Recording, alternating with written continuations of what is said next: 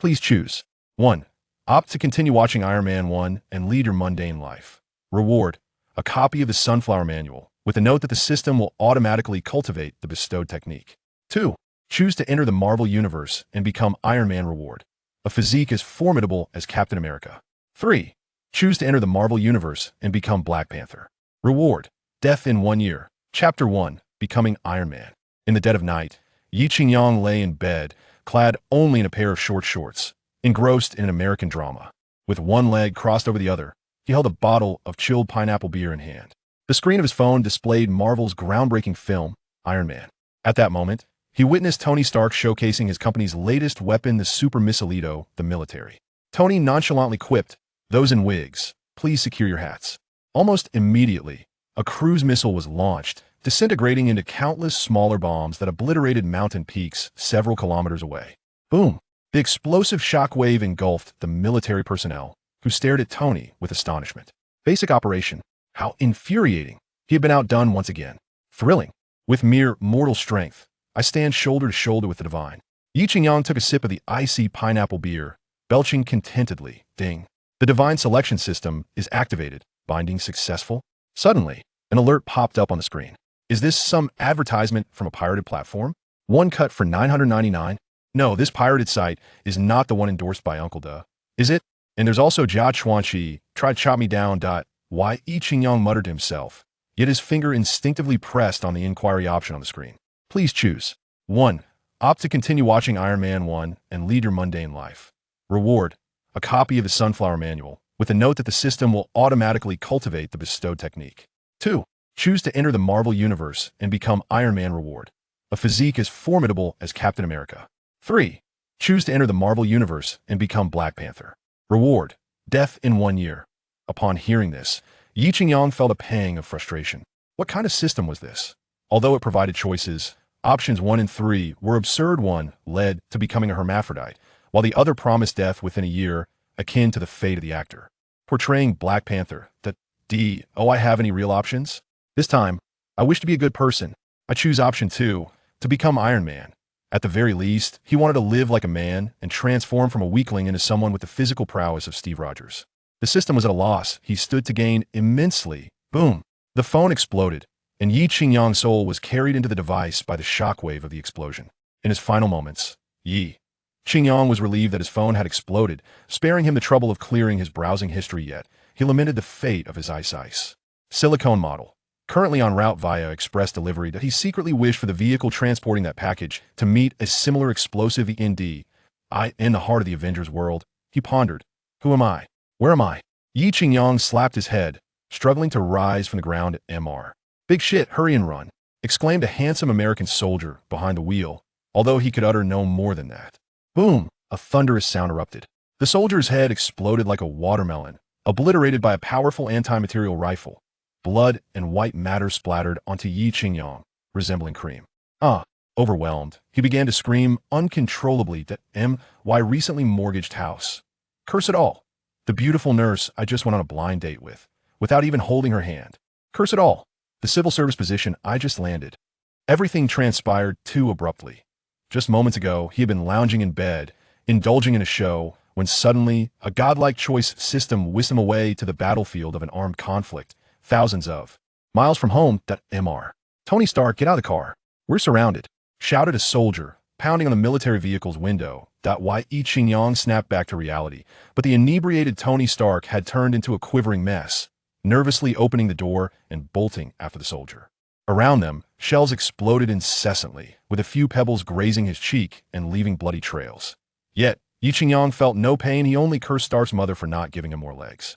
Suddenly, he recalled that if Stark continued to flee, he would be obliterated by a Stark Industries shell, leading to the infamous heart replacement incident. He had no desire to endure the daily perils of palladium poisoning. After all, while equipment is valuable, life is priceless, and he wished to live for many more years. However, if he didn't run, he would soon be captured by armed militants and forced to create weapons for them, ultimately risking his own life like the scientist Ethan and A. Desperate escape, but he didn't believe he could invent the Mark I armor like the engineering genius Stark. Without that armor, even 10 Ethans would be of no use. Ding! A dilemma has been detected for the host. Please make a choice. Option 1. Continue fleeing, driving the host bus at full speed. Reward: being blown sky-high by Stark's missile. Option 2. Wait patiently for the armed militants to find Stark. Reward: an AK-47 with unlimited ammunition. Option 3. Surrender voluntarily to the armed organizations. Personnel and enter their stronghold. Reward: a set of Mark II armor to be distributed upon entry into the stronghold. Must I even deliver it? I, Tony Stark, a proud citizen of this great nation, am resolute in my convictions. Neither poverty nor oppression shall sway me. Even in the face of the enemy's brutal torture, I would never betray my ancestry. Thus, I choose to surrender to the armed organization. Ha! How delightful. Unarmed, Yi Qingyang removed his white shirt and brandished a wooden stick, beginning to wave it about. Stop! Stop! I surrender! I surrender! Yi Qingyang shouted with all his might, fearful that the hostile armed personnel might not hear him. When the gunfire and explosions ceased, Yi Qingyang realized that his ears had fallen into silence, his mind buzzing with the aftermath. That a group of armed members, clad in traditional attire and with heads wrapped like zongzi, encircled him, brandishing AK-47s and pointing at the bare-chested Yi Qingyang. Damn it, what's so funny? Never seen a handsome man before? Yi Qingyang muttered a curse under his breath, though his expression remained submissive. I am Tony Stark. Instantly, the armed personnel erupted in cheers. Their mission was to capture the heir of Stark Industries. Tony Starpoint, one of the armed members, spoke rapidly into a walkie-talkie, disregarding Yi Qingyang's protests, and placed a black hood over his head. Chapter 2. The Steel Hellfire arrives. After several hours of tumultuous travel, Yi Qingyang was brought back to the stronghold of the armed organization.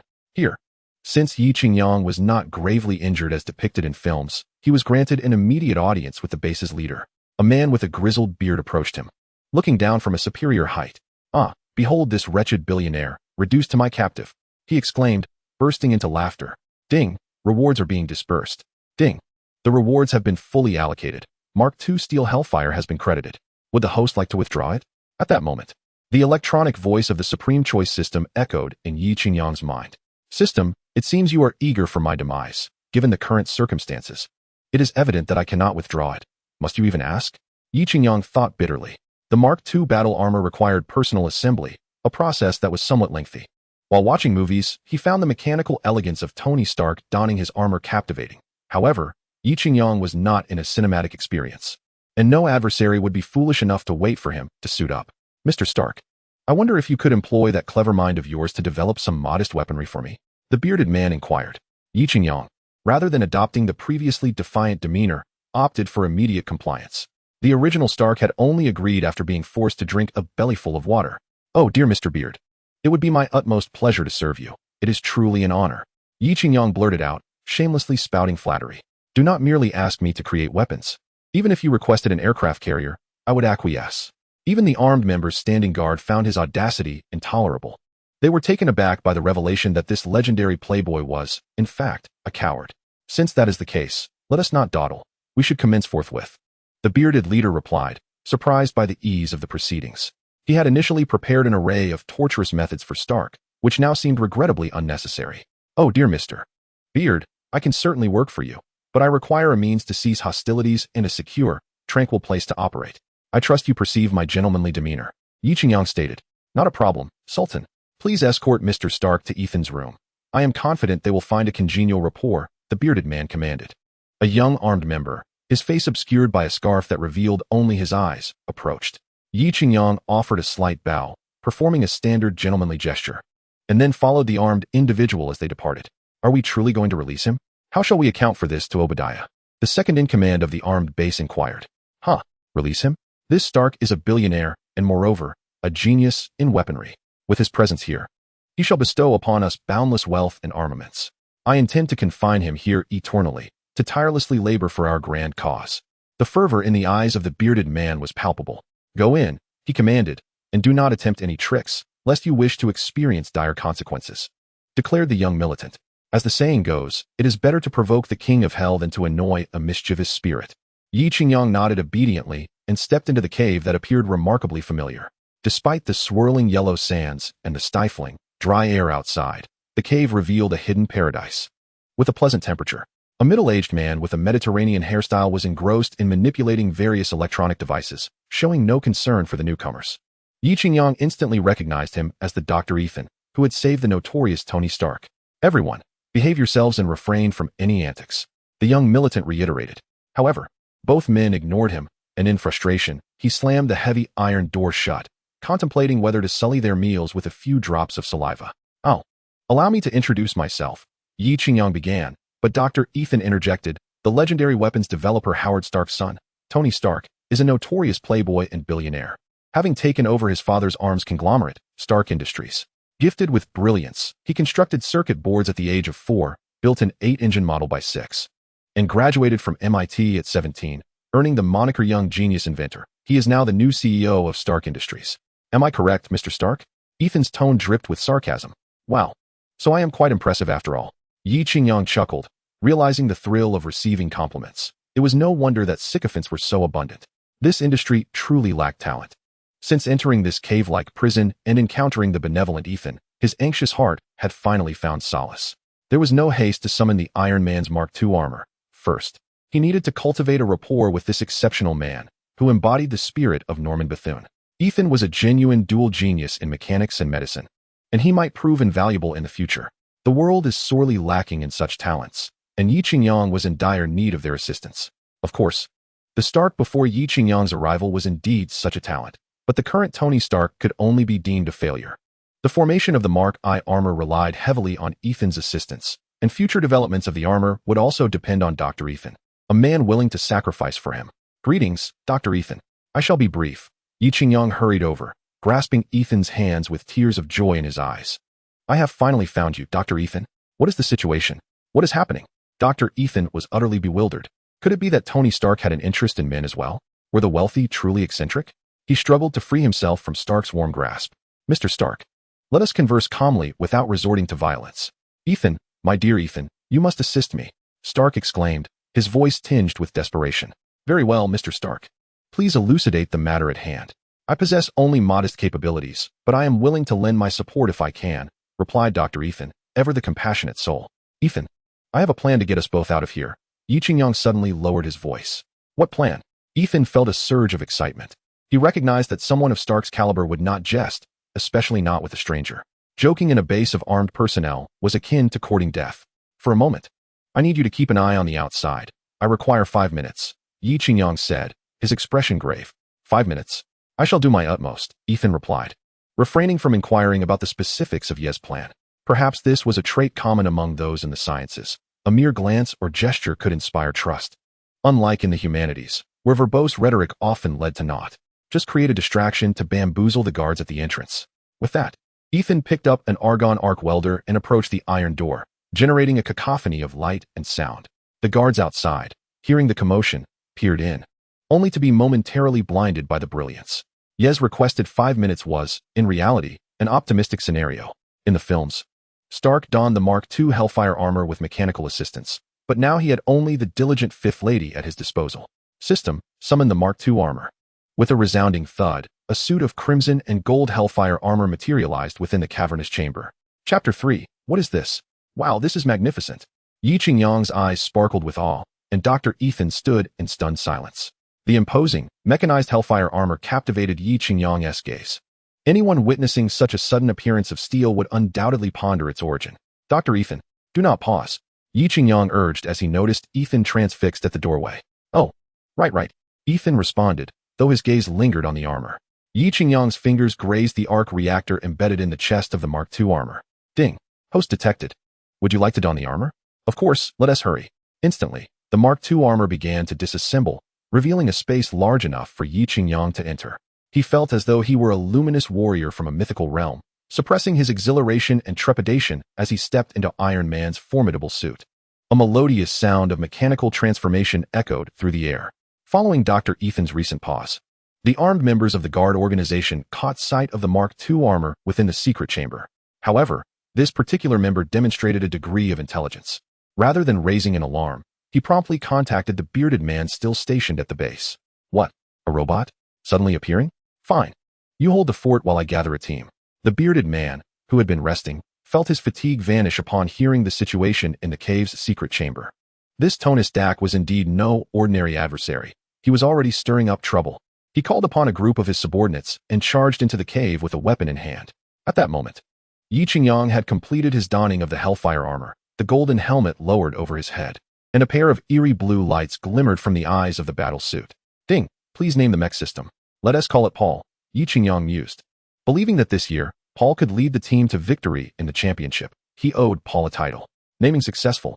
With a resounding crash, the massive iron door was flung open from the outside, causing debris to cascade down from the cave walls. What on earth is this? The armed personnel rushing in wore expressions of utter bewilderment. Before they could react, Yi Qingyang issued the command to attack. Paul, execute precision strikes. Faced with these ruthless assailants, Yi Qingyang refrained from attempting to redeem them, understanding that such intervention was a divine matter. His duty was simply to escort them to meet their maker. From his shoulders, a series of small launchers emerged, and in an instant, a volley of bullets extinguished the lives of the invading armed personnel. Blood blossomed. The speed was so swift that the armed members could hardly comprehend what had transpired. Dr. Ethan, stay here. I will take you out shortly. Yi Qingyang was not in a rush to lead Dr. Ethan into danger. He was clad in the invulnerable Hellfire armor, while Ethan was merely flesh and blood. Should a stray bullet take out the esteemed scientist he was tasked to protect, it would be a considerable loss. Yi Qingyang surged out of the cave, and at once, a sea of dark gun barrels was aimed at him. I don't care what you are. Get out of that hulking metal shell immediately. The bearded man, upon seeing the Hellfire armor, was instantly captivated. This must be one of Tony Stark's hidden weapons. It was astonishingly impressive. Could it be intended for him? Every man harbors the heart of a would-be Iron Man. Listen up, you folks in the middle of nowhere. You are surrounded. If you lay down your arms, I will only eliminate the ringleader, allowing the rest of you to reform and become my subordinates. Yi Qingyang observed the bewildered armed personnel, feeling a twinge of sorrow for them. They were not inherently members of an armed organization. They had simply been born into the wrong circumstances. Amidst the uproar of laughter from those around him, they regarded him with the patronizing gaze typically reserved for children with disabilities. Unyielding, Paul executed Yi Qingyang's orders with unrelenting precision. As Yi Qingyang beheld the screen before him, blood splattered and dismembered limbs strewn across the ground. A wave of nausea washed over him. Yet, he compelled himself to continue watching, knowing that he would have to endure even more of such brutal warfare in the future. This was a battle between humans and extraterrestrials, and even between humans and deities. In a mere 5 seconds, the entire military base fell silent, resembling a graveyard. Paul's calculations were infallible. Yi Qingyang's command left no one alive. It was time to notify the American troops to come and collect the bodies. A quick glance at the Hellfire armor revealed that it still had 80% of its energy. This flawed system didn't seem to know how to randomly bestow a few arc reactors. Consequently, he would have to practice frugality, and upon returning, he would insist that old Ethan construct 100 or so for him. Stowing away the Hellfire armor, Yi Qingyang retrieved a satellite phone from the beard-clad corpse and dialed the number for the U.S. military base in Central World. Hello, dinner's ready. Come down to Mississippi. After notifying the American forces, he could no longer tolerate the heavy stench of blood and hurried back to deepen his bond with old Ethan. Mr. Big Shit, how did you escape? Who killed those armed personnel? Inquired a stationed officer. Oh, Captain, I'm not sure. I was holed up in the cave with Dr. Ethan. And when I emerged, this was the situation. Big Shit shrugged, gazing at the vast desert landscape outside the helicopter.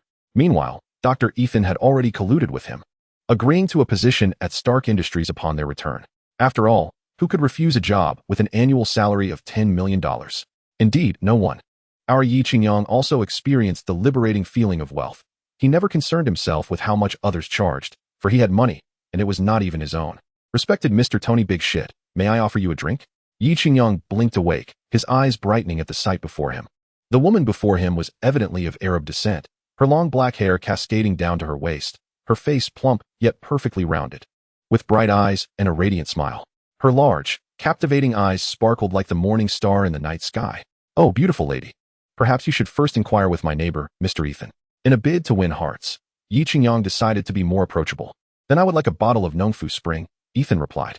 The beauty before them was indeed stunning, even breathtaking. However, Ethan was a married man and a devout believer, unwilling to act in a manner unfaithful to his wife. Hey, why do you always ask them? We deserve service too. A bothersome voice chimed in from the back. The Boeing 747 in question is a commercial aircraft. Initially, the military intended to provide Yi Qingyang with a private jet. However, upon learning he would have to wait 2 days, Yi Qingyang, unable to endure the arid atmosphere for even a moment longer, was driven by a deeper longing to return to the United States and inhale the fabled air of freedom, curious to discover if it truly possessed the sweetness described by a woman from a past life. Moreover, his personal secretary, Pepper Potts, was on the verge of becoming a stone of longing. In Chapter 4, the first encounter with the Green Goblin, it is fortunate that Tony Stark, despite his notorious womanizing, had never laid a hand on Pepper, who remained loyal. Could this be one of the perks of being a time traveler? A delightful companion bestowed upon me at the outset? The mere thought of her stunning visage and admirable physique ignited within Yi Qingyang an overwhelming force yearning to break free. Thus, he made a decision that defied his ancestors. He would experience a commercial flight, something he had never done before, simply to embrace life. This marked the first time for both Tony Stark and Yi Qingyang. Before his reincarnation, Yi Qingyang, a mere commoner, had never set foot on an airplane. When he overheard someone speaking behind him, he paid no mind. Had it been Tony Stark, he would have likely summoned the chief engineer to remove the intruders. Yet, as a model citizen of the great Han nation, Yi Qingyang naturally refrained from such actions. Though he inhabited Tony Stark's body, his mind had yet to fully adapt to the role of a flamboyant playboy and billionaire. Nevertheless, this was merely a matter of time, once wealth was attained. The world as pleasures would inevitably be unveiled. Just a moment, Mr. Osborn. A flight attendant approached gracefully, kneeling slightly, and inquired softly, "What service may I provide you?" "Esteemed Mr. Osborn?" Upon hearing that familiar name, Yi Qingyang instinctively turned to look. There stood a gaunt figure, with a face that bore the mark of poverty, none other than Norman Osborn, the notorious Green Goblin from the Spider-Man cinematic universe. Norman Osborn, the Green Goblin, is a supervillain from Marvel Comics, an arch-nemesis of Spider-Man, and the chairman of Oscorp, as well as the father of Harry Osborn, a friend of Spider-Man. Through the use of a performance-enhancing serum developed by his own company, he acquired superhuman abilities.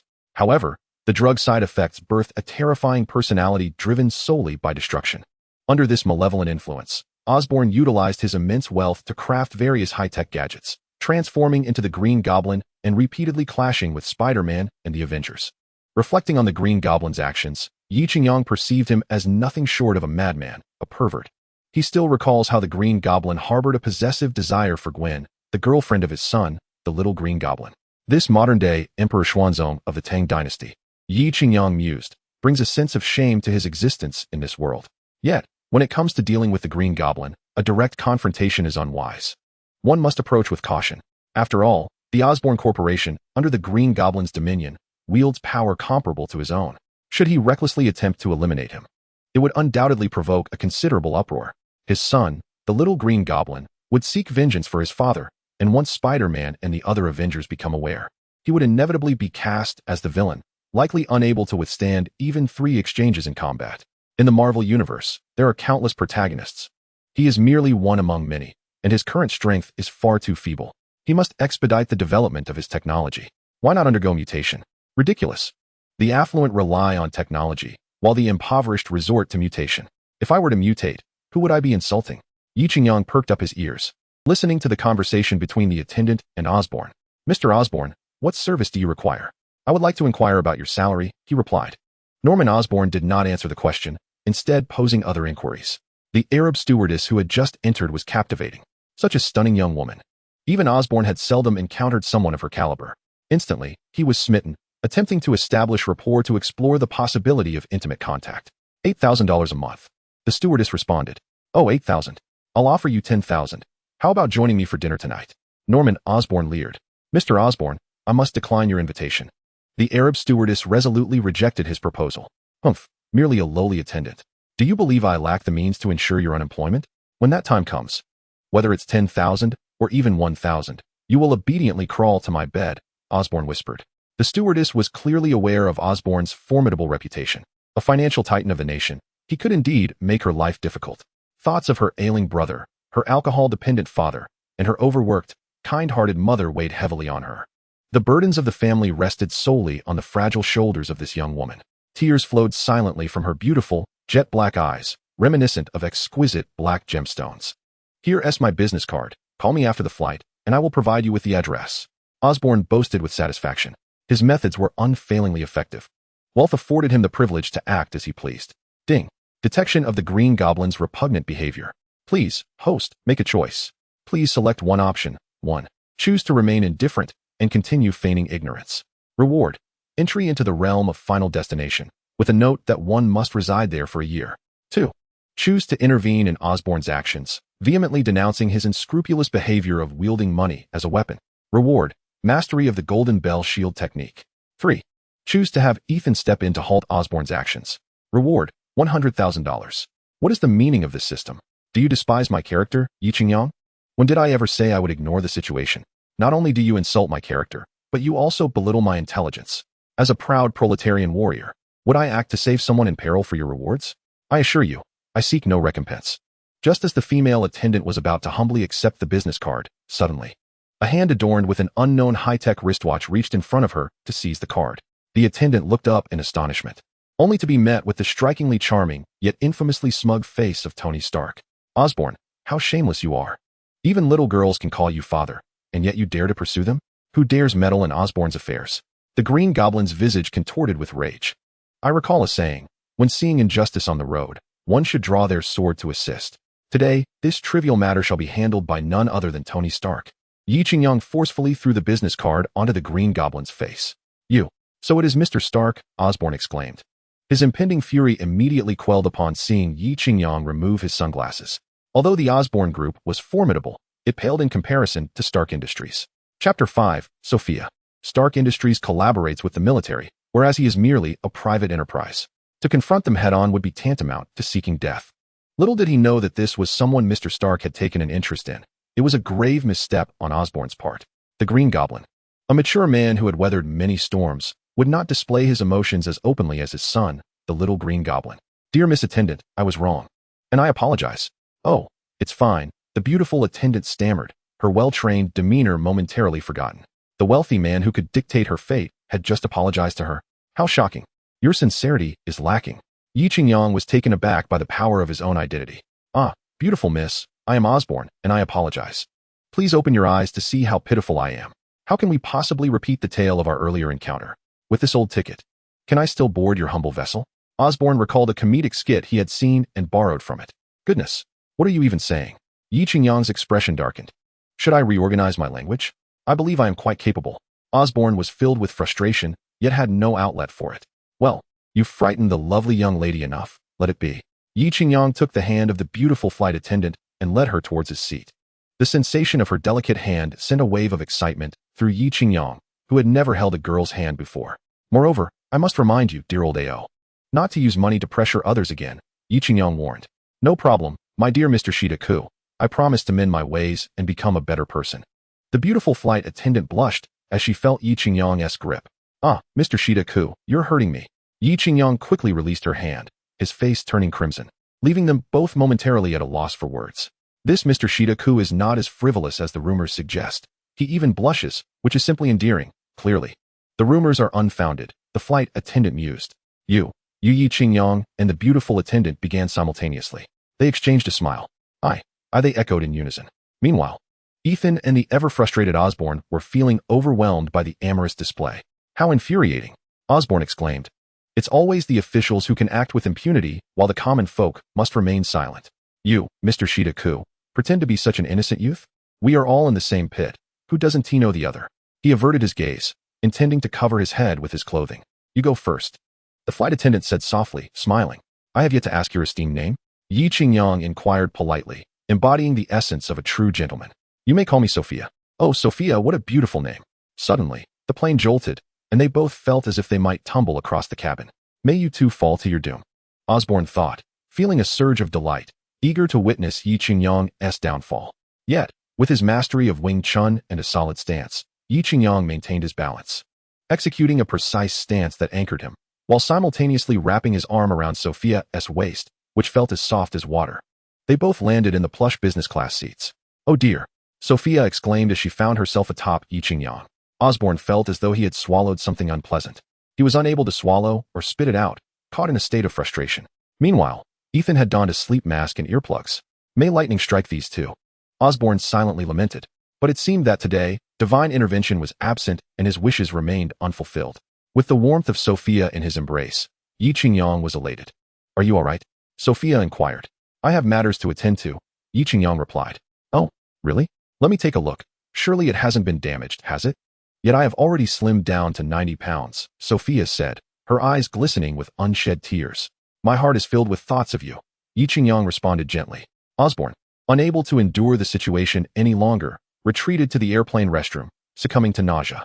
Cheesy pickup lines can be utterly lethal. Meanwhile, Sophia was overjoyed, as if she had encountered the true love of her life. Can you guess my zodiac sign? Yi Qingyang inquired. Libra? I was tailored just for you, he declared, embodying the charm of a dashing young man, armed with a repertoire of corny lines. How annoying. Sophia had never encountered such blatant declarations of affection. Her heart felt as though it might melt. Do you know what time it is? Yi Qingyang tightened his grip. Sophia glanced at her watch. It was 9 o'clock. Wrong. It is the beginning of our happiness. Meanwhile, Osborne in the restroom continued to heave. After 2 hours of flight, Osborne was on the brink of collapse, nearly expelling bile. By the time the crew found him, poor Mr. Osborne was frothing at the mouth. Dear Sophia, when will you return? Yi Qingyang and Sophia embraced tightly. Whenever you need me, I shall be there, Sophia replied, her heart stirred.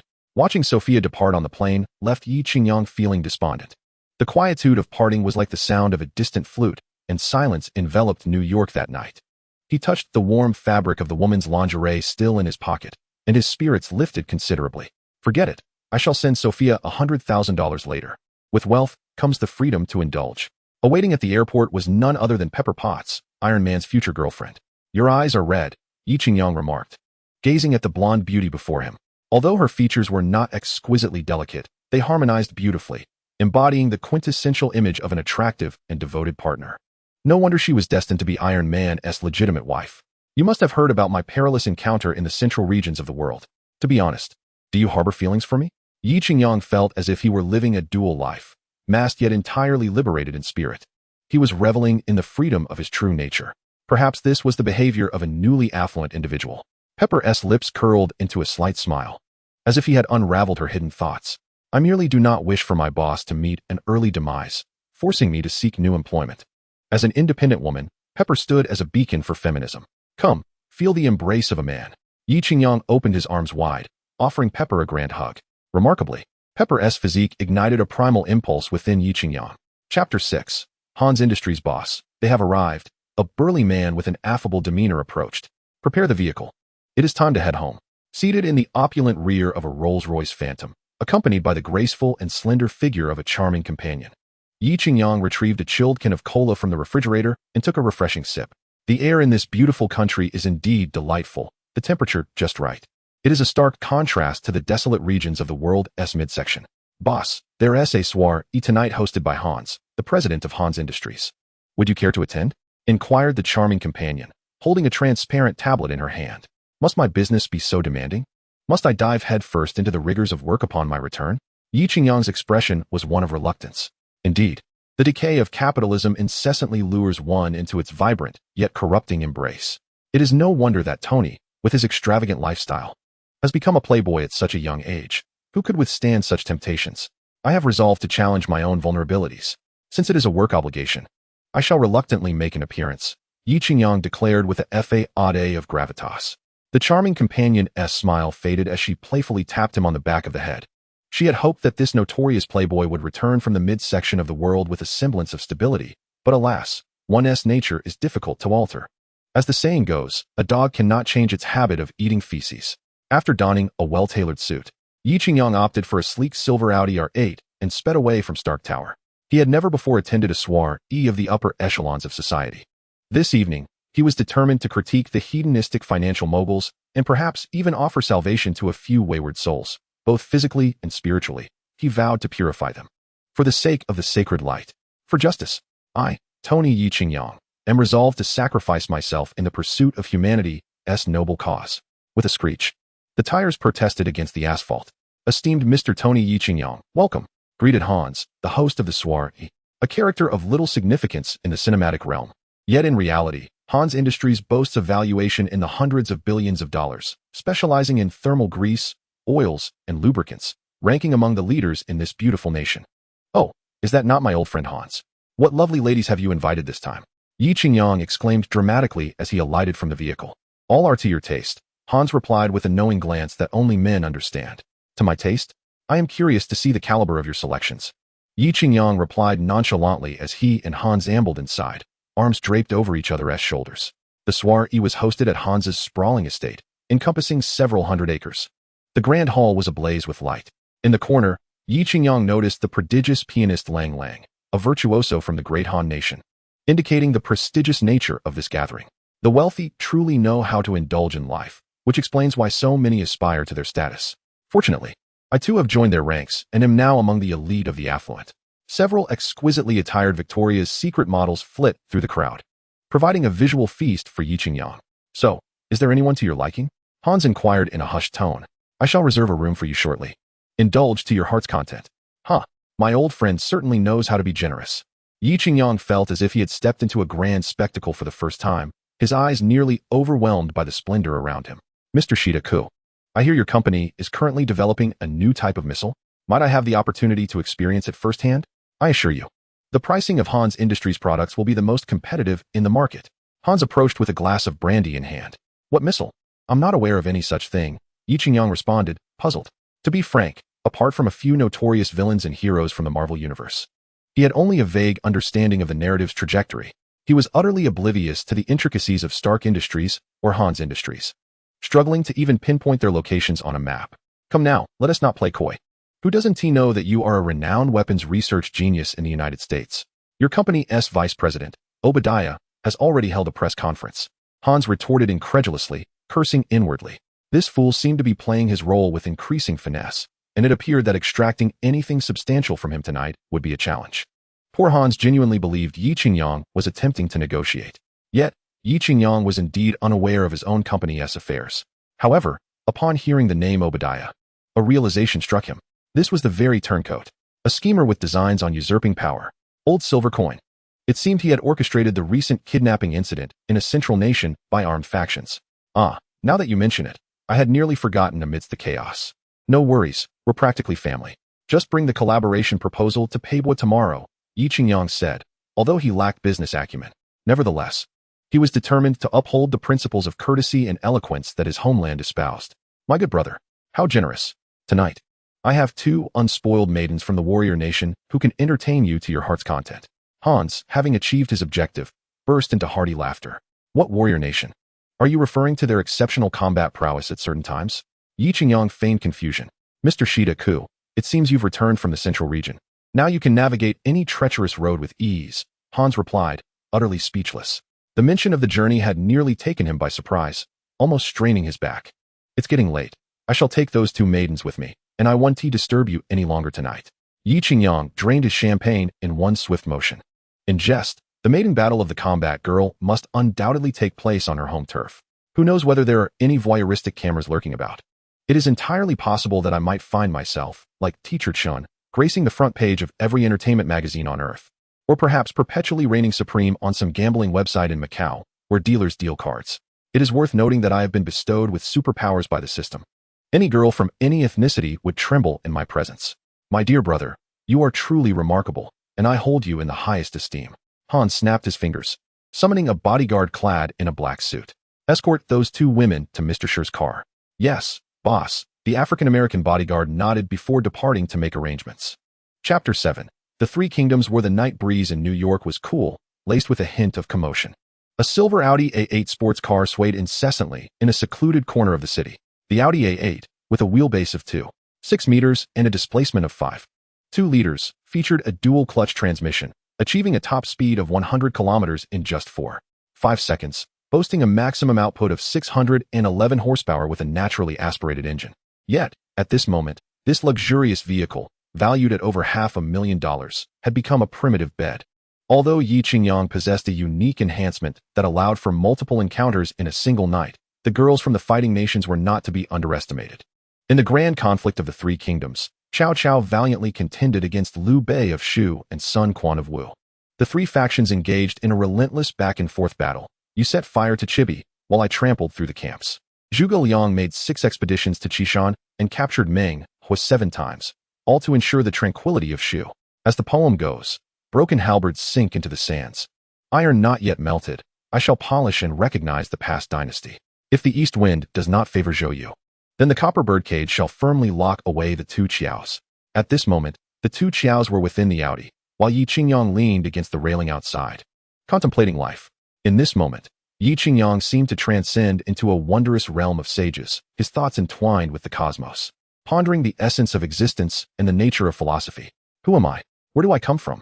Where am I going? Suddenly, 5 African-American gentlemen swaggered over. their gait unsteady, perhaps the result of intoxication or the inhalation of some unidentifiable substance. Yi Qingyang remained silent. Conversing with these gentlemen felt less gratifying than engaging with the gorillas at a zoo. At least the gorillas would express gratitude after receiving a banana. "You white pig! How dare you ignore us, the 5 tigers of Brooklyn?" the leading gentleman exclaimed, his voice brimming with indignation. "The 5 tigers of Brooklyn? Have you undergone any training?" Yi Qingyang, finding himself with nothing to do, decided to entertain himself by conversing with these gentlemen, treating it as a free spectacle. "May I inquire how you gentlemen prefer to be addressed?"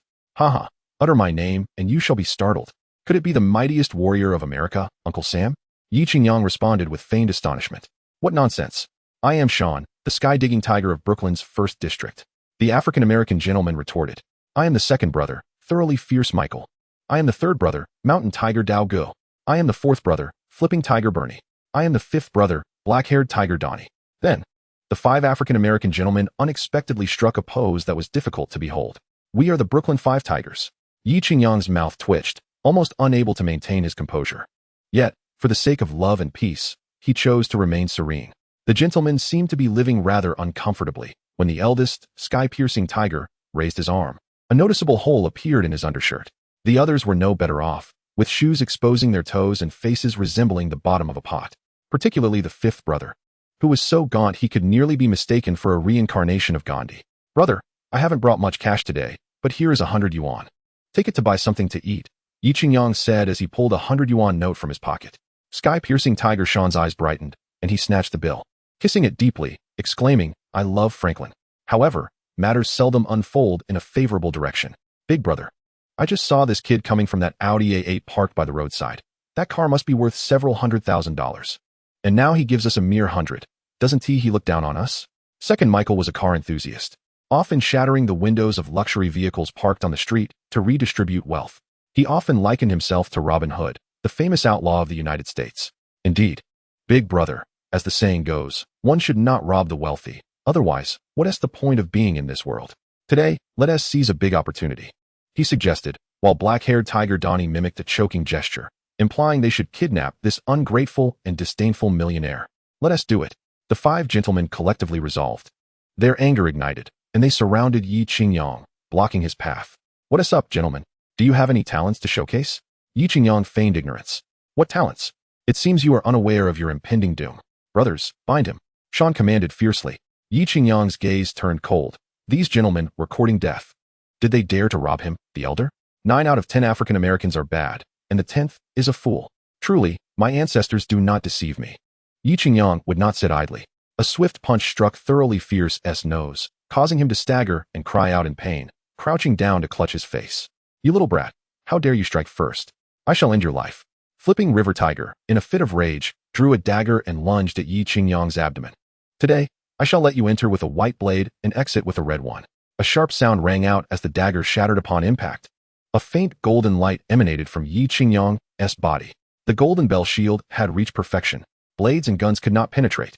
Yi Qingyang felt as though his abdomen had been lightly stung by a mosquito. Looking down, he found a bewildered African man staring at the broken dagger in his hand. "How audacious of you to attempt to stab me." With a swift maneuver, Yi Qingyang seized the opportunity. A faint sound echoed as he plunged the fractured dagger into the abdomen of the formidable Sean, the Diamondback.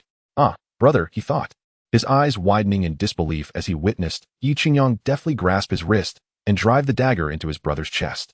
The brother's fist froze midair, eyes filled with incredulity, unable to fathom that he would meet his end at the hands of a comrade. It seemed that the fate foretold days prior was indeed accurate. "Stop! Cease this at once," commanded the black-haired tiger, Donnie, as he clutched a tattered ethnic girl.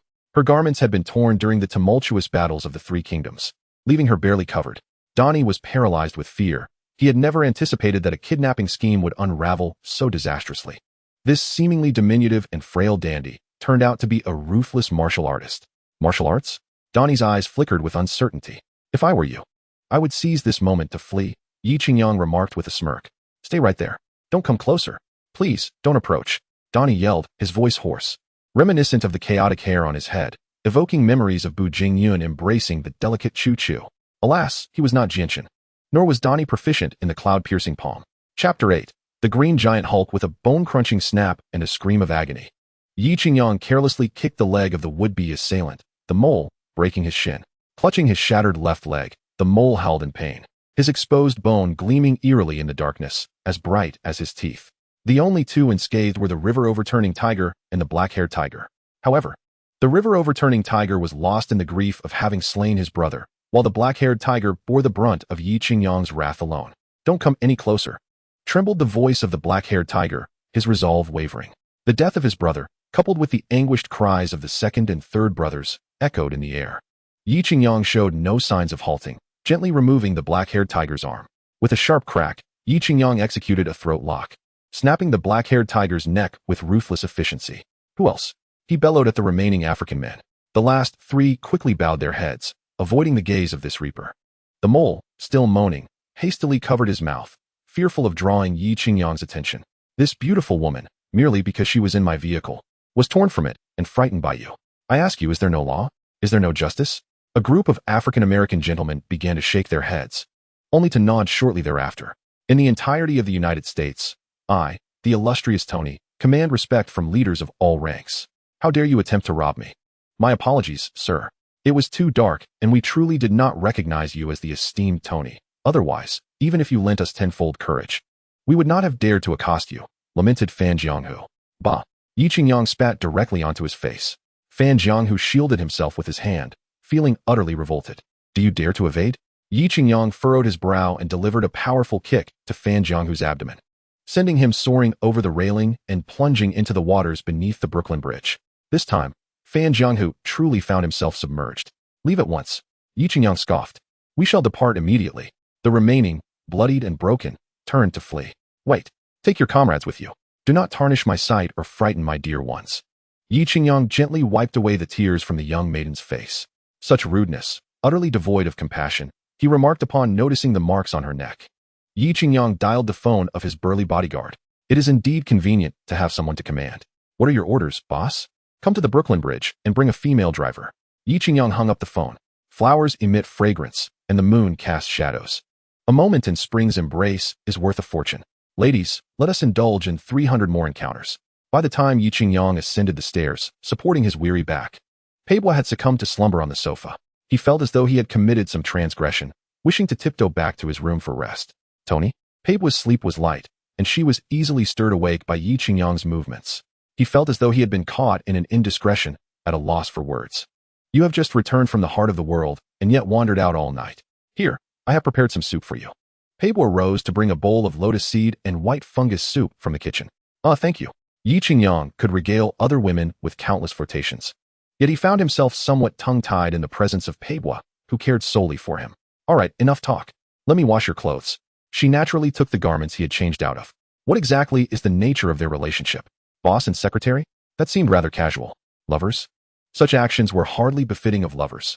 Who among them would wash one's undergarments? A couple? Not quite, as they had yet to breach that fragile barrier. "Peibo, where will you be staying tonight?" Yi Qingyang inquired after finishing the lotus soup. "I have my room here. You should rest first." Peibo busied herself washing the clothes and tidying up the bowl Yi Qingyang had used. She cared for me with such tenderness. Yet my desires were solely for her physical form. I was not the wealthy figure she might have imagined. How could I possibly repay the kindness of such a beauty? Yi Qingyang lay on the bed, his eyes wide open. After 2 intense battles in a single day, he felt no trace of fatigue. "Jarvis." Yi Qingyang tentatively spoke. "Hello, I am here." "Open the starry sky." Suddenly, the night sky over New York appeared before him. However, thick clouds obscured the heavens, rendering the stars invisible. "Who claims that the air in the United States is pristine? Step forward and see if I want to take you down." Yi Qingyang exclaimed bitterly. "Shut down. Time for sleep." "Understood, Jarvis will shut down." "Oh, come on. Is it even permissible to disturb one's sleep at this hour? Who is howling outside in the dead of night? Is there no sense of public decency?" Yi Qingyang felt the glass on the wall vibrating. "Jarvis, pull up the external surveillance. Let's see what is happening." On the projection screen in the bedroom, a muscular green figure was battling a creature resembling Godzilla through the streets of New York. "My goodness, is that not my future friend, Dr. Banner? And the other must be the infamous abomination from the movie." As Yi Qingyang witnessed the 2 colossal figures wreaking havoc, he realized they were headed towards his Stark Industries building. While they may engage in their antics, they should not dare to involve his home. Unlike the original character, he was not affluent enough to take such risks lightly. Now he regarded the corporation once owned by that character as his own. Any aggression towards it would be tantamount to a threat to his life. Jarvis, prepare the Hellfire armor. A suit of Mark II Hellfire armor emerged from the wall, and Yi Qingyang approached it. The mechanical arms swiftly assisted him in donning the armor, completing the process in less than a minute, truly efficient and convenient. Indeed, no luxurious abode could compare to the comfort of one's own diamond nest. The intelligent system developed by that character proved its worth. Are you heading out? Pepper Potts, clad in a simple silk slip dress, ascended the stairs and was unable to resist inquiring upon seeing Yi Qingyang fully armed. It's nothing serious. I just want to take a look. I promise not to engage in any fighting. Yi Qingyang replied gently. Oh, I know you too well. If you could stay still. Even pigs could climb trees, Pepper remarked, her hand brushing against the red and gold armor, concerned for his safety. Chapter 9. Armor Failure Rest Assured. Yi Qingyang softly brushed Pepper's delicate face before the steel mask descended, a blue glow flickering. Paul, let us go? Flames erupted from his feet as the armored figure soared towards the battlefield 5 kilometers away. At that moment, the Hulk and Abomination were locked in a fierce struggle. Engaged in close combat, their bare upper bodies glistening with sweat and dirt, a scene not suitable for all ages. General Ross, the father of the Hulk, had dispatched a formidable contingent of American soldiers to eliminate the Abomination. Yet, their efforts proved futile against the Abomination's defenses, resulting in numerous friendly fire incidents that inadvertently struck the Hulk. Ross, known for his ruthlessness, had issued a directive that allowed for no mistakes, ordering indiscriminate attacks on both the Hulk and the Abomination. The Hulk, having been injected with an antibody serum, was visibly fatigued and found himself outmatched by the Abomination, who relentlessly pummeled him into submission. Fortunately, the Hulk's rugged exterior and resilience afforded him some protection. Had it been any other Avenger, they would have been reduced to mere fragments. The destructive power wielded by both the Hulk and the Abomination was astonishing. A single punch or kick could obliterate the reinforced concrete on either side of the street. Brooklyn appeared as if it had been ravaged by a bulldozer, leaving onlookers to believe they had stumbled upon a battleground in the heart of the world. What was that? Through his binoculars, General Ross spotted a figure clad in the formidable Hellfire armor.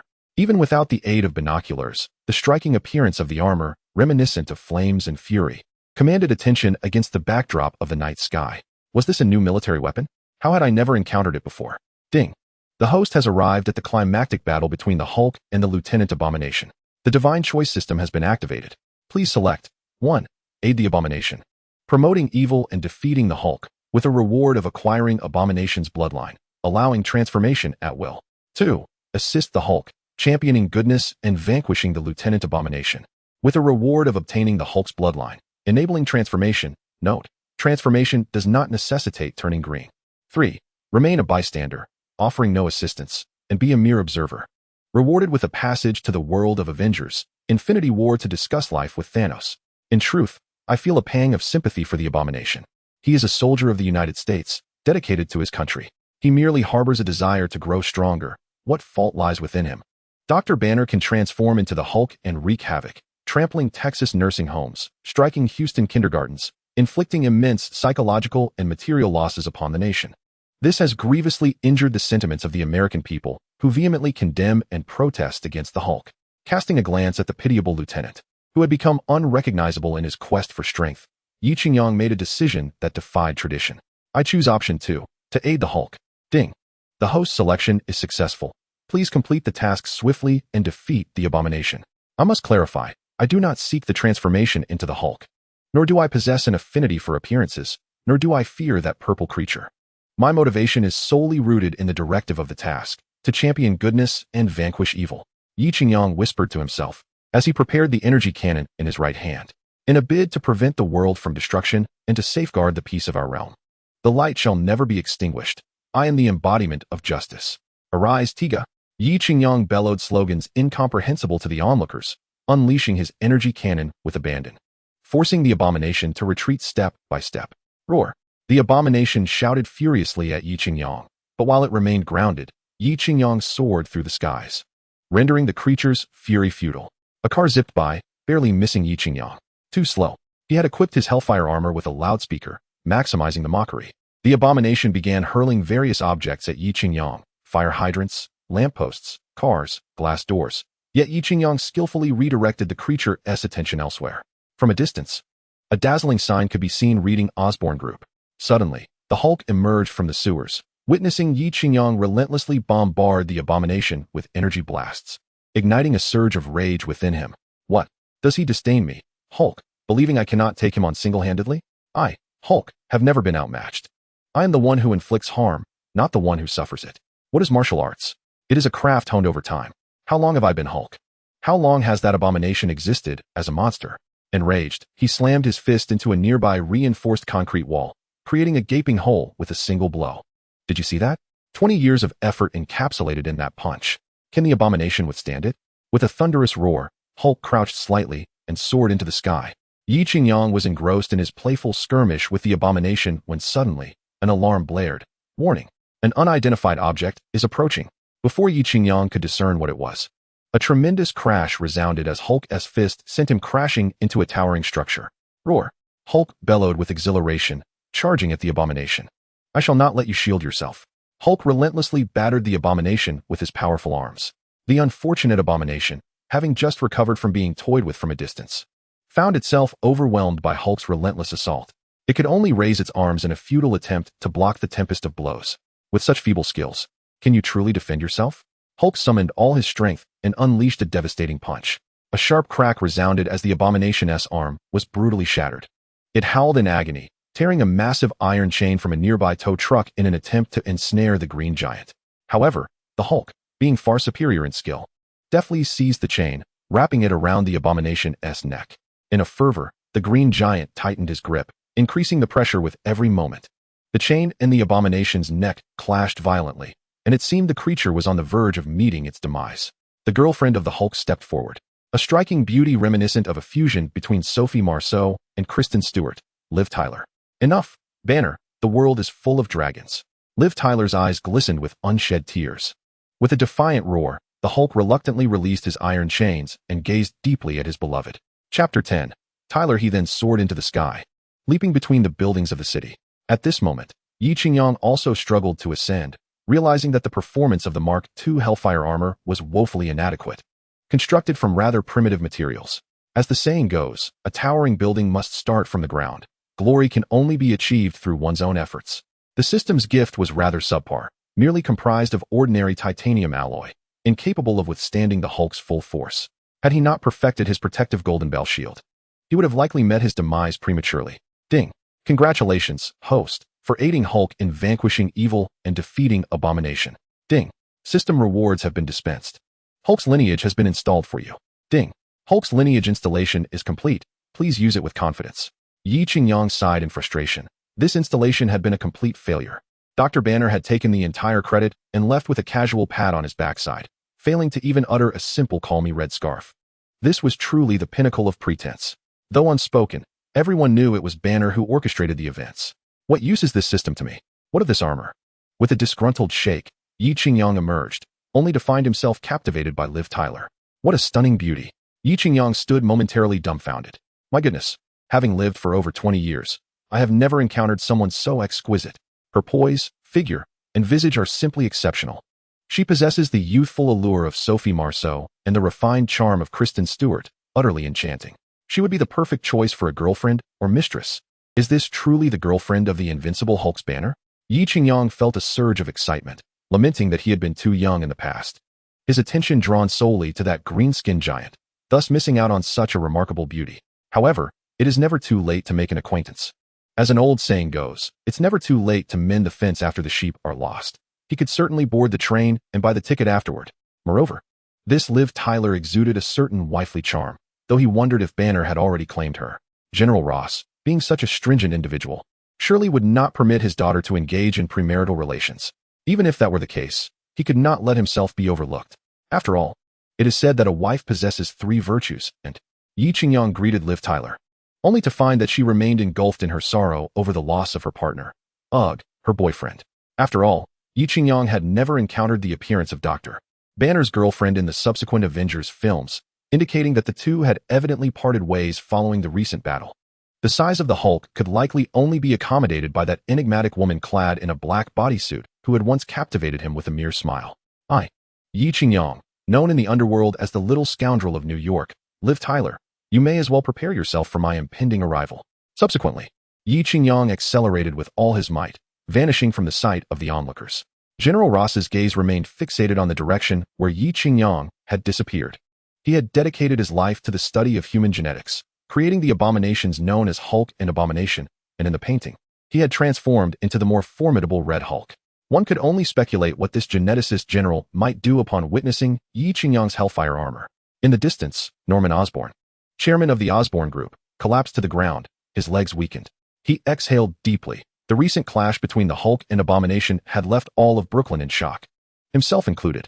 Initially, their battle trajectory was directed towards Stark Industries, with the jubilant Green Goblin uncorking a bottle of champagne, eager for a spectacular show.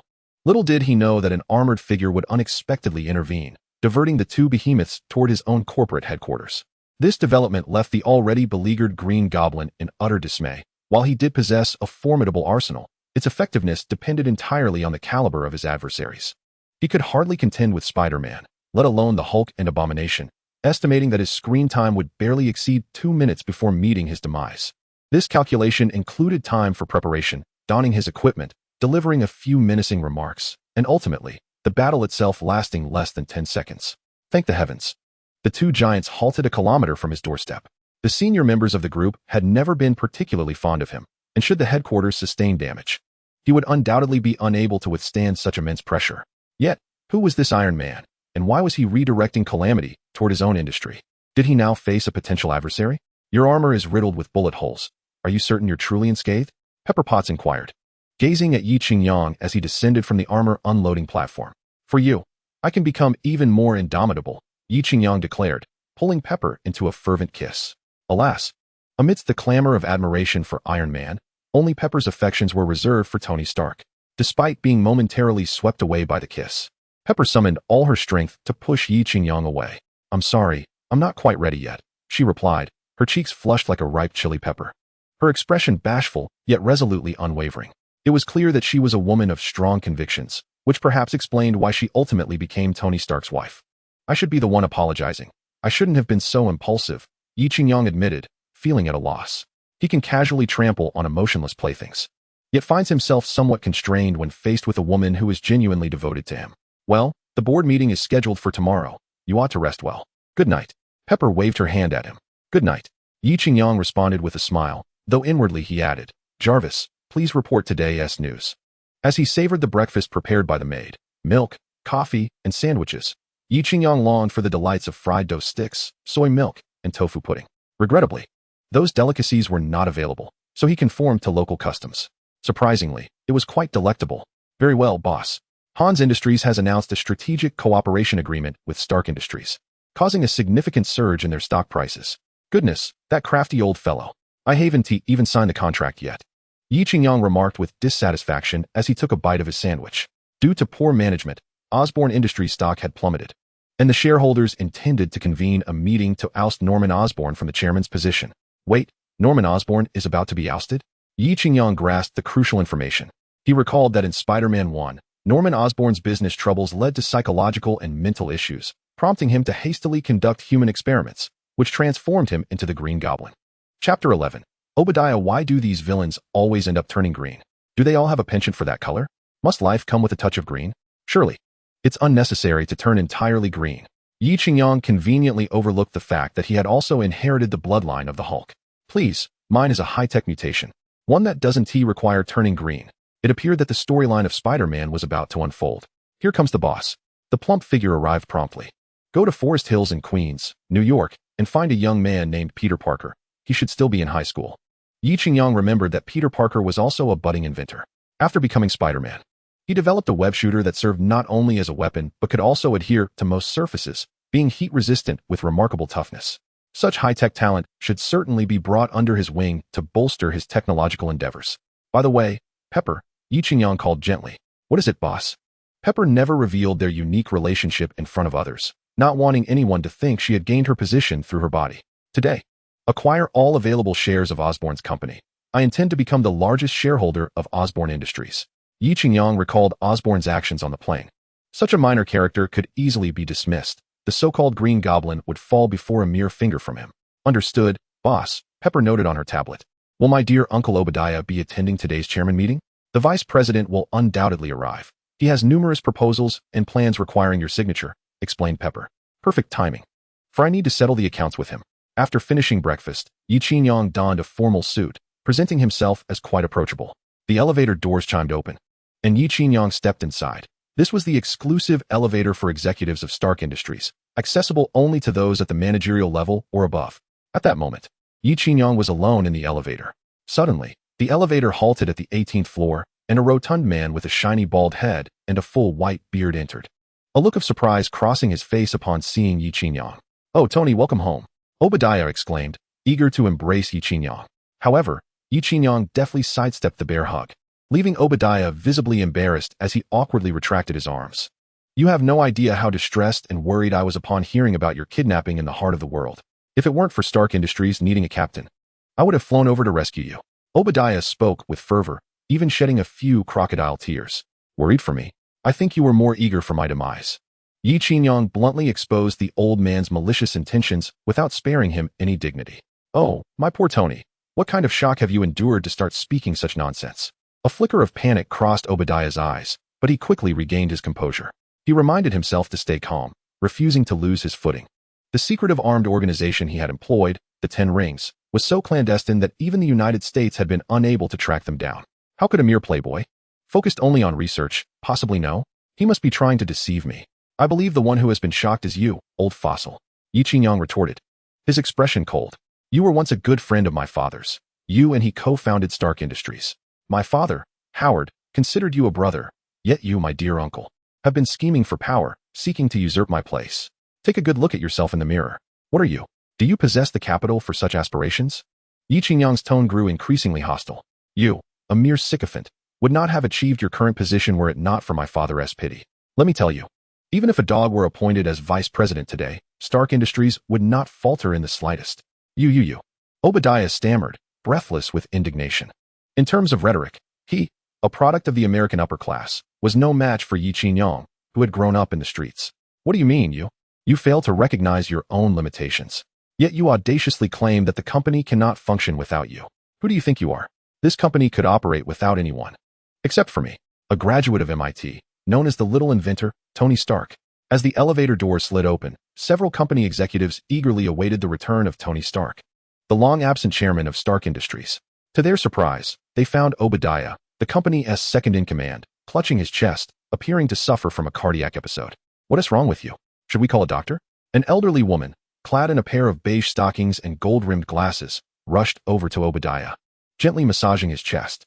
"Goodness, is she the paramour of that bald old man?" Yi Qingyang thought, aghast at the scandalous display in broad daylight. It seemed clear that a rectification movement was imminent at Stark Industries, aiming to enhance the company's ethos by drawing on the advanced theoretical experiences of ancient Eastern civilizations, thereby integrating theory with practice. "Good day, Chairman," greeted a cadre of youthful executives, all handpicked by Stark. Most were high-caliber talents from prestigious institutions like Yale, Harvard, and MIT, alongside many overseas scholars from the Great Han Nation. It was said that these individuals had been cultivated at considerable expense by the 2 top universities of their homeland, often referred to as the talent reservoir of the United States. Among them were several strikingly beautiful women from the Great Han Nation, particularly a stunning lady with long, straight black hair, impeccably dressed in a fitted white blazer and a pencil skirt that accentuated her long, slender legs, clad in Givenchy pearl-colored stockings. Yi Qingyang was captivated, though he remained perplexed. "Hello, comrades." He waved to the new generation of talent. "Good day, Chairman. Thank you for your hard work in serving Stark Industries." He observed the promising new faces and mused that such high-caliber talent was precisely what the new century demanded, while lamenting the obsolescence of Obadiah and his old guard. Chapter 12. Shao Rongyu all day long. They neglected the pursuit of innovative equipment and the acquisition of core technologies, instead scheming to oust Stark Industries' emblematic figurehead. What were they thinking? Were they devoid of intellect? If they dismissed him, who would spearhead the company's technological advancements? Such a lack of foresight. Thus, Obadiah and his cohort not only failed to keep pace with the times, but ought to be eliminated from the company as well. Enough standing around. Hurry to the conference room to prepare for the meeting.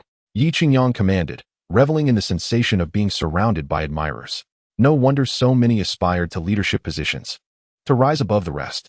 "My dear uncle, if you're unwell, seek medical attention immediately. It's unwise to endure such discomfort. The company will not reward you for your suffering." "I do not endorse working while ill. he remarked, glancing at the now coughing Obadiah seated to his left. Chairman, the vice president may not have made notable contributions, but he has certainly toiled tirelessly. During your absence, he has devoted himself wholeheartedly to the company, the elderly woman lamented. Stop. What are you saying? Is my company a charitable organization? Did I employ you to hear your grievances? Yi Qingyang interjected, dismissing her lengthy complaints with a wave of his hand. Consider the plight of Sada and the fortunes of Clinton. If you wish to compare miseries, I could send you to the Central World for a month, or perhaps to Africa to experience primitive life alongside the local community. The elderly woman fell silent, no longer daring to speak. We are all veterans of this company, having fought alongside your father, Howard. Now that you have secured your position, you begin to marginalize us, treating long-standing employees with disdain. That is quite unjust. An elderly man with a graying beard stood up in indignation, nearly poking Yi Qingyang in the face with his finger. Who are you? Yi Qingyang scoffed, casting a disdainful glance at him. I am. Before the man could finish, Yi Qingyang waved his hand, signaling for him to cease. I have no interest in your grievances. I control 70% of the company's shares. I call the shots here. If any of you wish to leave, simply tell me. Do not presume to lecture me on seniority. I assure you, I am not swayed by such tactics. Yi Qingyang's temper flared as he smashed a delicate glass cup onto the floor, startling everyone present. A company is akin to society, marked by competition and factions. However, a leader must maintain composure, demonstrating strength and authority. A leader devoid of temperament is certainly not a good one, yet one who can only express anger is merely incompetent. The elderly man rebuked by Yi Qingyang was visibly shaken, having never experienced such humiliation, especially in front of so many witnesses. This is utterly rude. How can you lack such basic civility? Observing his subordinates becoming increasingly agitated, Obadiah realized that if he did not intervene, morale would surely crumble. Yes, I may lack civility, but that is far better than your bald-headed scheming to usurp power. My father taught me that even a dog, when offered a morsel, knows to wag its tail in gratitude. You, however, are nothing but an ungrateful wretch, a bald, portly wolf. Yi Qingyang replied with a smirk. I cannot compete with you in this argument. I shall not hold it against you. I believe Tony has taken a turn for the worse, perhaps influenced by armed factions in the Central World. The Tony of today is not the same as before. Obadiah seemed to have found an opening, launching into a tirade. Indeed, it must be so. Yi Qingyang shook his head, unimpressed. What? When you cannot reason, do you resort to sophistry? How dare you question my identity? Do you believe yourself to be Huang Xiling? I am certainly not Zhang Matzi.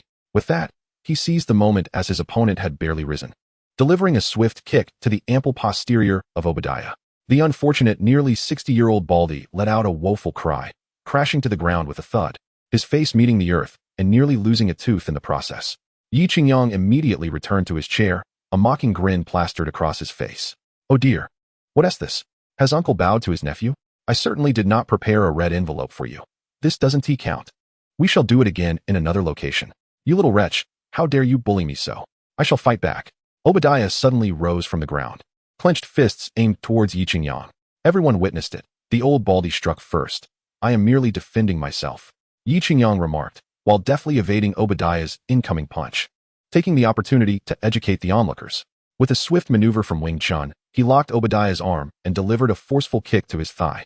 A resounding crack echoed, causing the male employees present to instinctively clamp their legs together, while the female staff felt a chilling breeze between theirs.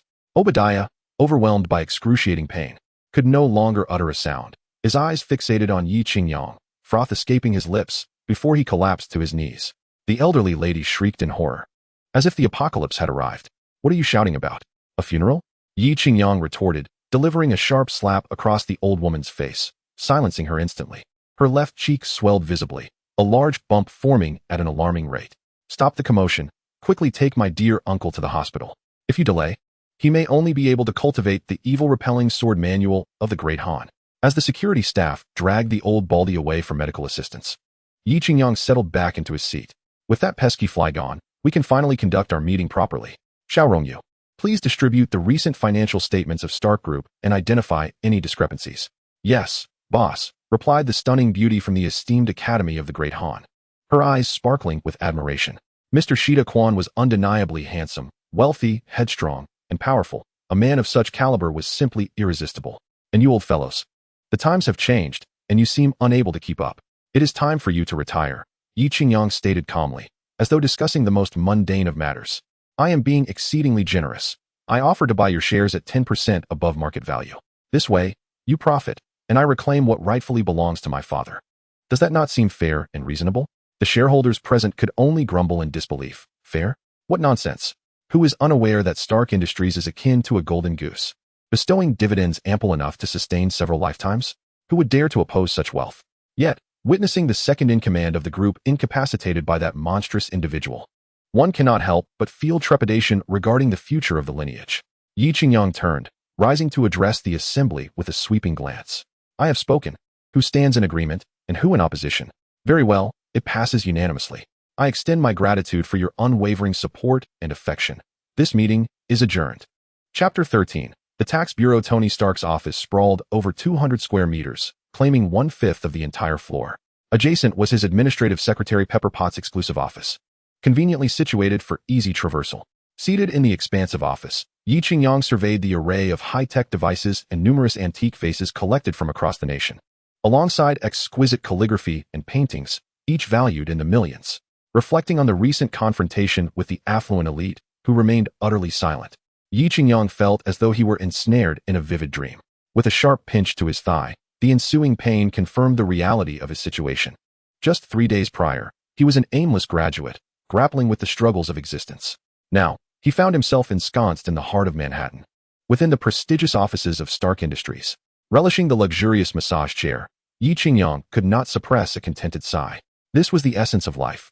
Let the world end. Let the demons and dark elves retreat. One must first ensure a full belly before facing execution.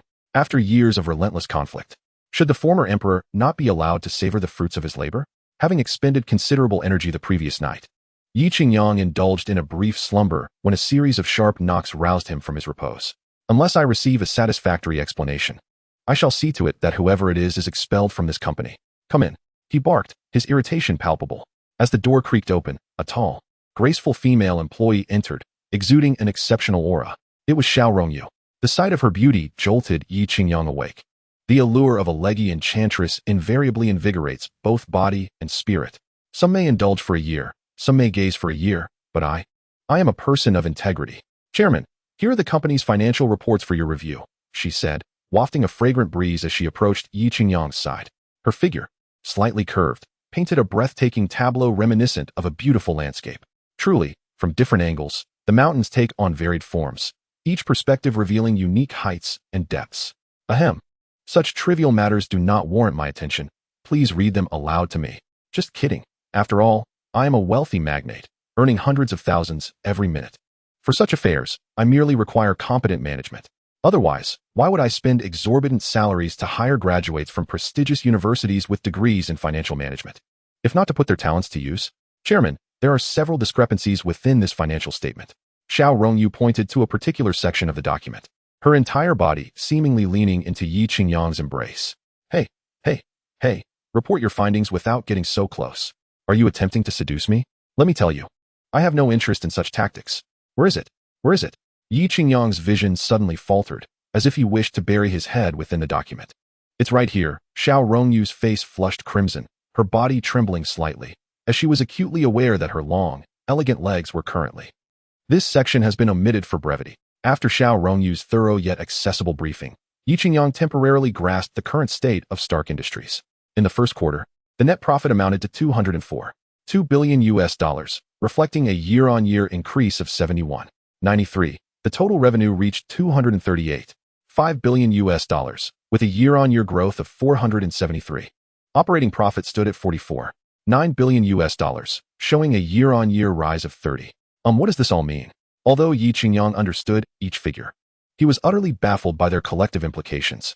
He was merely a liberal arts graduate, and a rather mediocre one at that. Otherwise, he would not still be seeking employment at home post-graduation. You mentioned civil service exams? Those are far simpler than the college entrance examination. All right, spare me the numbers. Just hearing them makes my head spin, Yi Qingyang said impatiently. During his school days, he had always detested mathematics, feeling utterly inadequate whenever faced with it. Xiao Rongyu, panting slightly, wiped the sweat from her brow, stating, "This is highly irregular. Our company's performance last quarter was subpar, yet the financial report fails to reflect this. It is evident that someone has exploited a loophole within the company's system. Now I understand. I need not sift through all this data. It is apparent that someone has been falsifying accounts, and no one has yet discovered it? Yi Qingyang mused. Moreover, this individual wields considerable power and influence. If we cannot swiftly identify this mastermind, I fear. Yi Qingyang nodded. No worries, Xiao Yu, please continue. With their relationship deepening. He confidently called her by her nickname. Xiao Rongyu, brimming with joy, responded, Chairman, the tax authorities of the United States are renowned worldwide. They are a formidable government agency. If our company is suspected of tax evasion and falls under their scrutiny, it could spell disaster. Remarkable, isn't it? Yi Qingyang exclaimed, invigorated by the revelation. He was unaware of the stringent measures employed by the Internal Revenue Service in the United States. To put it succinctly, in America, one should never entertain the notion of tax evasion. Once one attempts to evade taxes, the IRS possesses the capacity to uncover the deception. After all, there are approximately 40,000 auditors, constituting around 35% of its workforce. This agency is notoriously regarded as the most formidable in the nation, wielding power that even surpasses that of the national security defense sector. Informally, Americans advise, never cross the tax authorities, a warning far from exaggeration. Xiao Rongyu spoke with gravity, recalling how her professor emphasized during her master's studies in finance that upon arrival in the United States, one must never contemplate falsifying accounts or evading taxes, for such actions would lead to dire consequences. Is this tax authority even more formidable than the Department of Strategic Defense and Logistics? Yi Qingyang muttered to himself. Ah, boss. What did you say?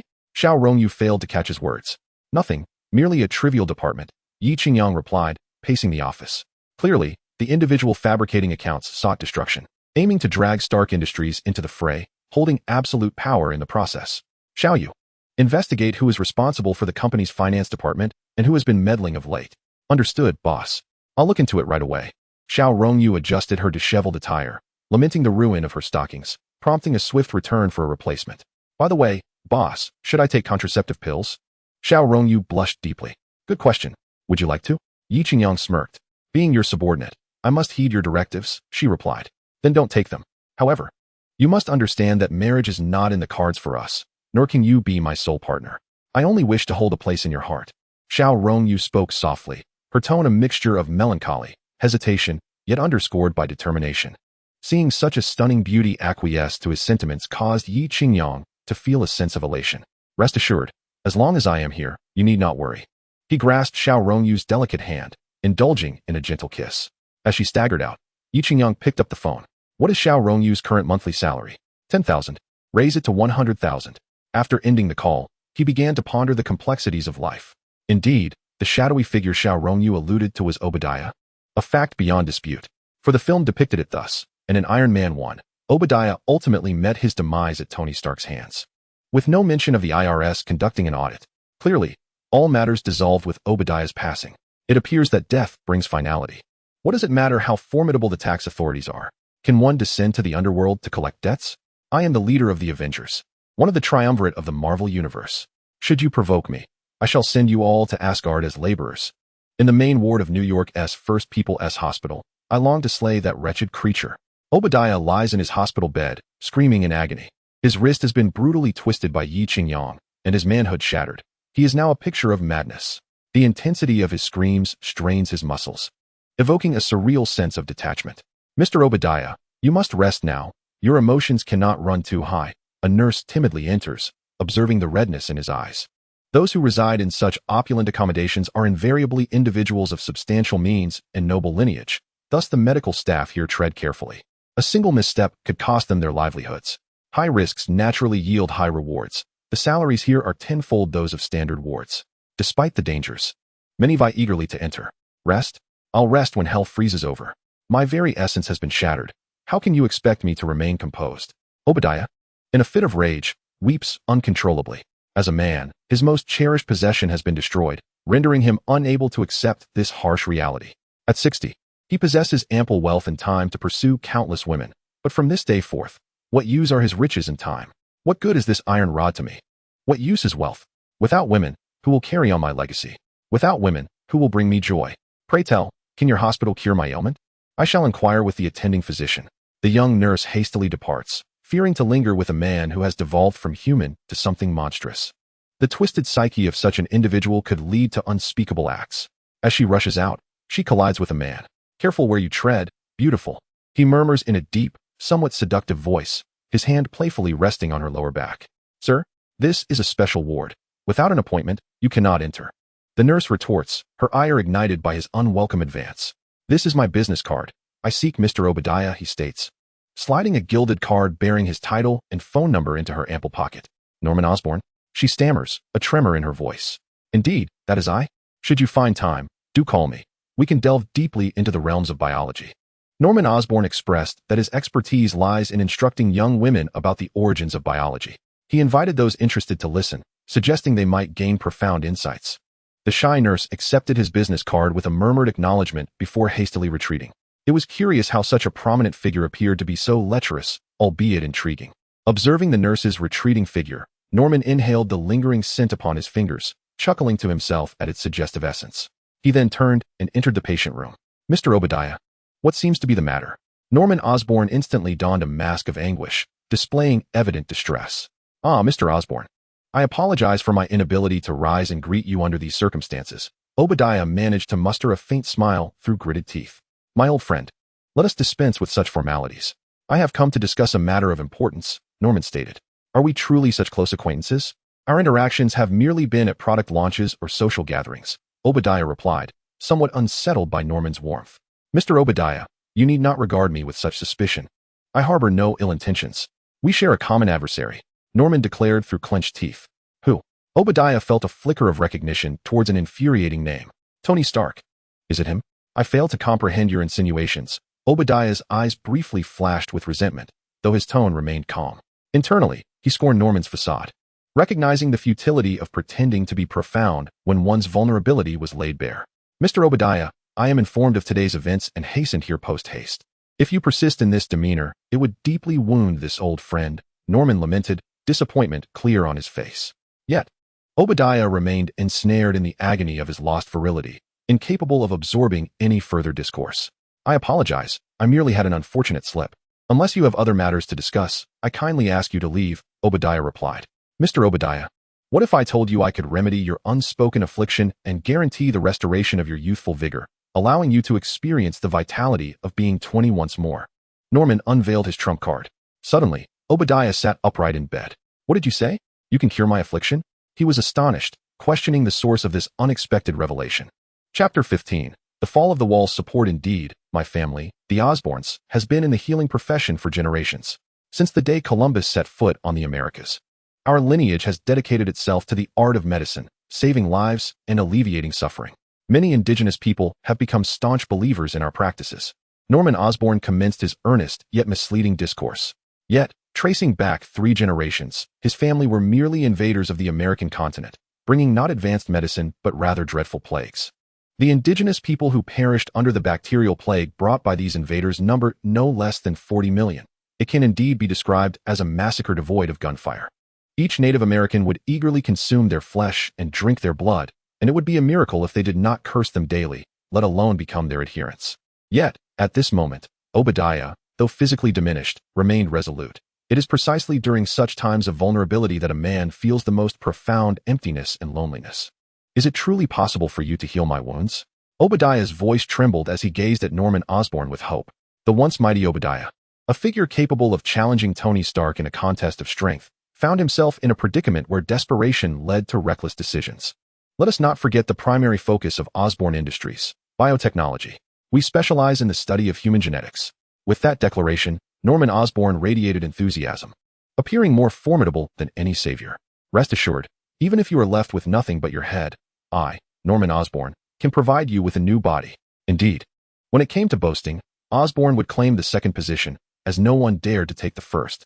He boasted without the need for preparation. "Oh, divine healer, I implore you to save this lost soul adrift in the mortal realm." Obadiah wept, truly heart-wrenching, eliciting tears from those who listened. "Mr. Obadiah," Norman began, "as the saying goes, a healer possesses a compassionate heart. My family, the Osborns, could never bear to witness a distinguished entrepreneur like you suffer. It is our lifelong pursuit to ensure that the common folk do not have to run errands unnecessarily and that they receive safe and satisfactory medication." At that moment, Norman Osborn appeared as a 6-winged angel, illuminated by the radiance of his own self-importance. Well said, truly moving, exemplary, as expected of the chairman of Osborn Industries. A true role model for us all. A nurse who had just departed returned with a throng of doctors, and upon hearing Norman's grandiloquence, applause erupted. Let us remain discreet. Such matters should never be recorded or disseminated as news. I dread the notions of fame and fortune. Norman accepted the accolades with a sense of satisfaction. Mr. Osborne, we are here to conduct rounds. Could you please excuse yourself, as this concerns the patient's privacy? A black doctor approached. Excuse me? Are your eyes blind?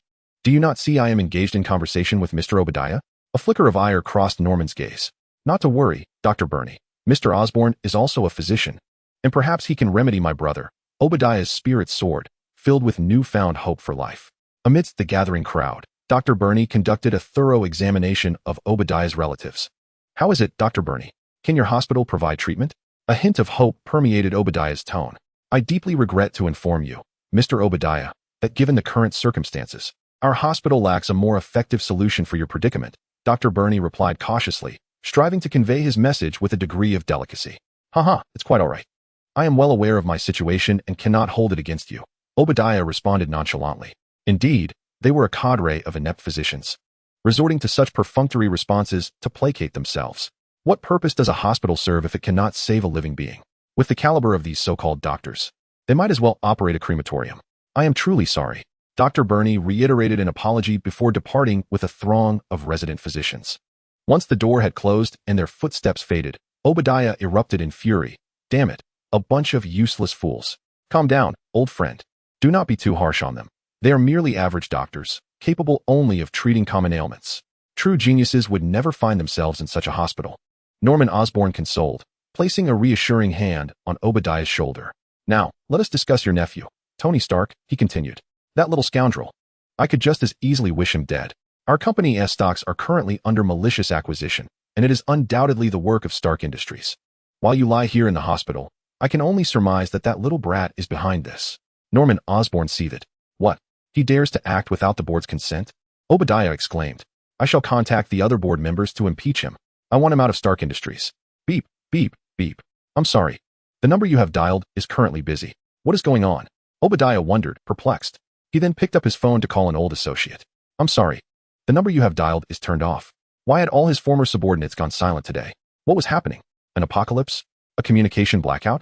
After several attempts, he finally reached a secretary he typically disregarded. Vice Chairman, all the company veterans have been bought off by Tony Stark and have retired to live out their days. Also, please stop calling me. I do not wish to be misunderstood by the chairman. Beep. The line went dead. With a sense of disbelief akin to a thunderclap, Obadiah exclaimed. How could this happen? What transpired in just one day to turn the tides of the company? And those loyal employees who vowed to stand by me have all betrayed me? With a furious throw, Obadiah hurled his brand new smartphone, which shattered into a multitude of useless electronic fragments. Beside him, Norman Osborne hurriedly inquired about the unfolding events. That wretched creature dared to acquire the shares of the company's other personnel while I was away. What? Norman Osborne's face was a mask of disbelief. So soon? Did no one raise any objections? This is the United States of America, a bastion of democracy. Chapter 16. Mary Jane, he must have employed illicit means. I shall report this to the authorities. I will notify the government and accuse him of tax evasion. I will bring him to his knees. Obadiah shouted hoarsely. Do you have any trump cards left? Norman Osborne's once fiery thirst for vengeance had begun to cool. The bald man before him seemed to have lost his value. Do you think I have become worthless? Obadiah muttered, a hint of madness creeping into his tone. Not at all. You have managed Stark Industries for so many years. Surely you possess some insights. Would you be amenable to sharing any inside information? Norman Osborne replied with a smile. Throughout Stark Industries, aside from the leadership, all personnel are mine. He is but a lone soldier. How can he contend with me? Obadiah straightened his posture. Moreover, I hold 10% of Stark Industries shares. As long as I refuse to sell, who can expel me from Stark Industries? If he shows no mercy, he cannot expect it in return. Anger me, and none shall find peace. Experience speaks volumes. With your words, I find reassurance. When might we arrange for your treatment? Norman Osborne inquired cautiously. Immediately, at once. I can no longer endure the wretched stench of formaldehyde in this hospital. Obadiah bellowed. Very well, I will arrange it right away. Norman Osborne made a call. It is all set. Please proceed. Boss, I have located the young man you asked me to find, Peter Parker. He is currently attending community college. What are your further instructions? Report to him in Yi Qingyang's office. Has he demonstrated any extraordinary abilities, perhaps in combat? Boss, your foresight is uncanny. Peter Parker was previously a timid individual, often bullied by a football player at his school. Recently, however, he inexplicably delivered a thorough beating to that very bully in public. Continuing, he added, additionally, this young man has recently been participating in underground boxing matches, emerging victorious each time. This is quite peculiar. While underground fights lack technical finesse, his frail physique continues to triumph, which is truly astonishing. It seems this young spider has acquired the powers of Spider-Man. Soon he will inevitably clash with the Green Goblin. Yi Qingyang silently reflected on the plot of Spider-Man. It all began with a young spider embarking on a competition where he encountered a boxer. This boxer, in a twist of fate, robbed the promoter of the boxing match who had failed to pay him. Spider-Man, in an act of chivalry, gave way to him, only for this boxer to inadvertently take the life of Spider-Man's uncle. This tragedy plunged Spider-Man into profound guilt, a burden he carried well into his university years. Meanwhile, his enchanting neighbor, Mary Jane, had already ventured into the world as a singer. Peter Parker, the alter ego of Spider-Man, chose not to exploit his extraordinary abilities for personal gain, instead opting to live as an unsung hero. This choice bewildered Yi Qingyang, who questioned how one could aspire to save others while struggling to sustain oneself. In the words of the ancients, a person must first secure their own well-being before extending a hand to others. This timeless wisdom, revered by countless predecessors, was evidently beyond Peter Parker's grasp. After all, his uncle was a man of modest means, whose life experience revolved around surviving poverty, leaving little room for aspirations of wealth for his progeny. Ascending the social ladder is not a mere matter of rhetoric. It requires innovation and deviation from the norm. Consider the likes of the Green Goblin and Iron Man. Though they inherited wealth from their fathers, they still excelled in work, love, and technology. It appears that this little spider is in dire need of his own salvation. For the mere fact that he possesses superpowers yet refrains from wrongdoing elevates him above 99% of the world's populace. Alas, such individuals likely belong only to the realm of cinema. Upon introspection, Yi Qingyang conceded his own limitations, resigning himself to embrace and applaud heroes like Spider-Man and Superman. He pondered the establishment of a scholarship fund for students who, despite financial hardships, possessed a penchant for creativity and invention. After some contemplation, he deemed $1,000 per month an appropriate amount, wary of overextending given his unfamiliarity with the local cost of living. In the vibrant neighborhood of Queens, New York, Peter Parker wrestled with thoughts on how to win the affection of the captivating Mary Jane. Lying in his cramped room, he gazed out the window at her home across the street. Mary Jane had always been stunning, possessing an undeniable allure. In stark contrast, Peter was the quintessential American nerd, adept only in minor inventions, while remaining utterly clueless in areas such as sports and literature. How could a boy of such disposition hope to attract a worldly woman accustomed to life's grand experiences? Suddenly, a blaring horn echoed from the street below. With newfound agility bestowed by his spider-like abilities, Peter leapt to the window, witnessing his beloved Mary Jane departing in a sports car with an unknown companion. To pursue wealth, one must first pave the way, and to win the heart of a lady, having a car is essential. Peter Parker could no longer endure the torment within, prompting him to scour the advertisements in the Daily Planet. Join the underground boxing match in Queens, New York. The champion stands to win a prize of $3,000. This was precisely what he needed. Peter Parker had charted his course to earn some money and began crafting his first suit of armor by hand. Extra, extra. The freshest news from New York is here. Take a look. For just $1, you can't go wrong. $1 one tea to deceive you. The Hulk battles Abomination in Brooklyn. A mysterious Iron Man descends, suspected to be an extraterrestrial. A homeless child, clutching a stack of newspapers, was peddling them on the street. Hey kid, give me a copy. Yi Qingyang, driving a sleek silver Mercedes-Benz sports car, rolled down his window. All right, sir, the newspaper boy replied, handing over a paper. Here you go, keep the change as a tip. Yi Qingyang extracted a $100 bill and handed it to him. Thank you, sir. I appreciate your generosity. Wishing you health and longevity, the boy exclaimed, bowing deeply at the sight of the exquisite Franklin portrait on the bill. This photography is impressive. It perfectly captures my elegance, charm, and might. Yi Qingyang marveled at his own image on the newspaper, resplendent in his Hellfire armor, with a small arc reactor gleaming prominently on his chest. Chapter 17. Ross, this guy is truly dashing. He turned to the grotesque images of the Hulk and Abomination, where blood and mud mingled as the two titans engaged in a fierce brawl. Thank goodness I won't end up like that. Yi Qingyang sighed in relief. He had made the front page of the Daily Planet, and the ordinary citizens of the United States were now aware of his existence. Not to mention the various hidden factions, most notably the renowned S.H.I.E.L.D., humorously dubbed the Strategic Homeland Intervention, Enforcement, and Logistics Division. I wonder if that one-eyed Director Fury has realized that Iron Man is me. I can hardly contain my eagerness to engage with the many titans of Marvel. Although the Marvel Universe is perilous, the thrill of battling humans is exhilarating, and the joy of contending with the heavens is equally intoxicating. And I, Tony Yiching-yang, hereby declare my intent to engage in a fierce duel with the titans of Marvel. Jarvis, please obtain General Ross's contact information. I wish to discuss the lifelong affairs of his daughter. Yiching-yang spoke into his earpiece. Certainly, sir. I am now connecting you to General Ross's line. Beep, beep, beep. Hello, this is General Ross. Who am I speaking to? At that moment, Ross was in a military research lab, continuously injecting serum into the body of Abomination. Though his demeanor was cold and merciless, he could not afford to squander his most prized asset, the formidable soldier, Mr. Blonsky, who was far more valuable than his cheap son-in-law. In General Ross's words, I detest waste. Trash is merely treasure misplaced. Dr. Banner, how long until we can restore him to human form? Ross inquired, having summoned Dr. Blue, who was researching the serum for Banner. The soldier possesses a rather unique physique, enhanced further by the extensive administration of gamma serum.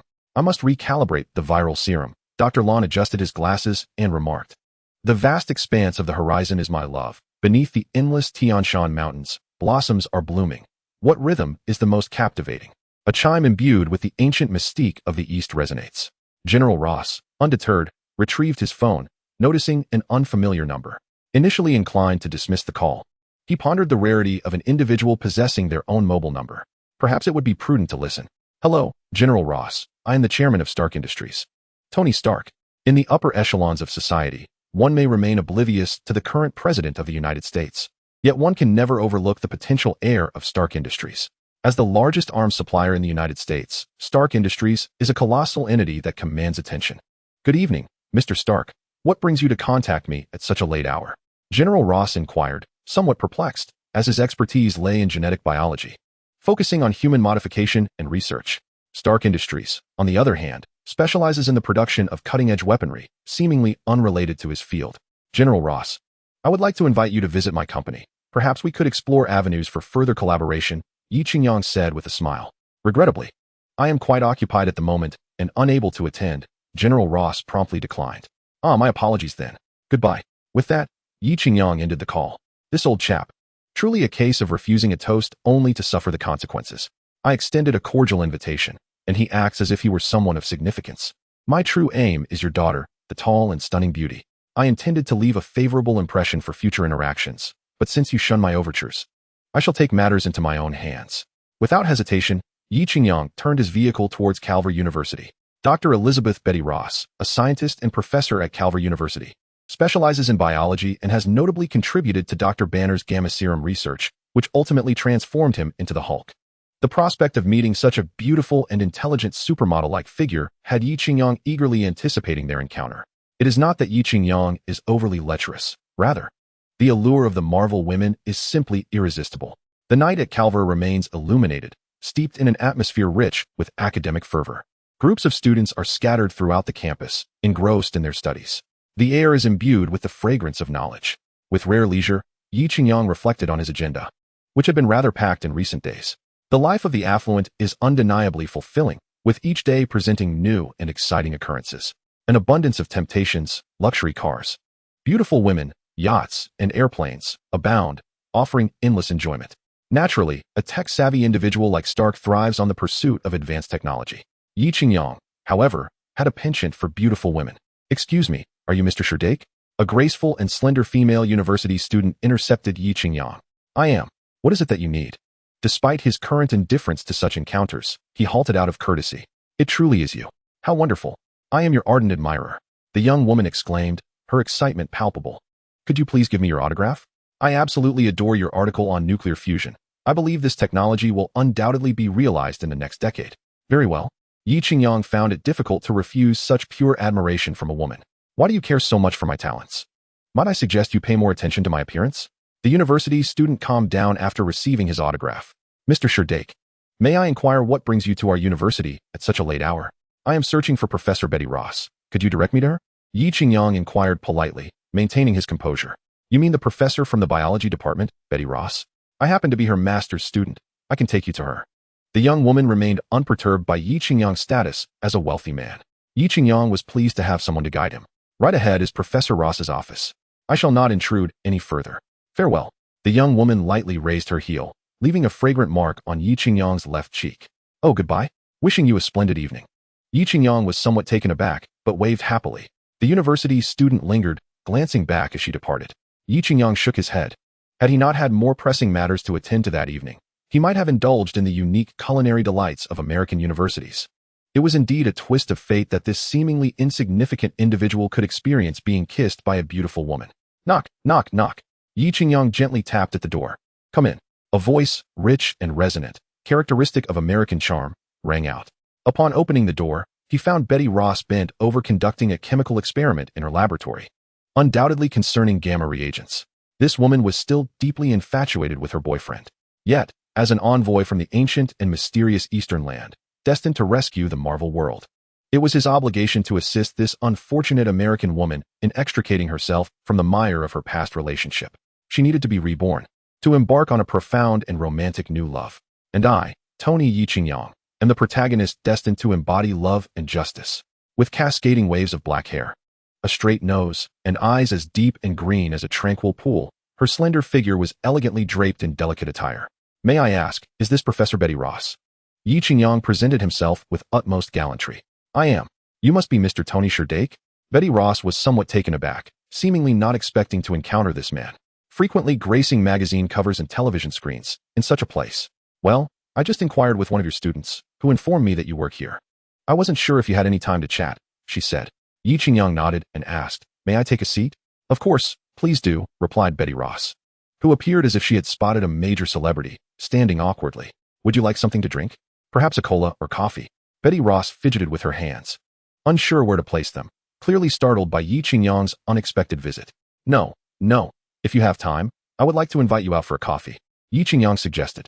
All right, but I know of a nearby CAF. It's not very large, but the flavor is delightful. Betty Ross hesitated, but considering Yi Qingyang's sudden appearance, she pondered that there might be something significant to discuss.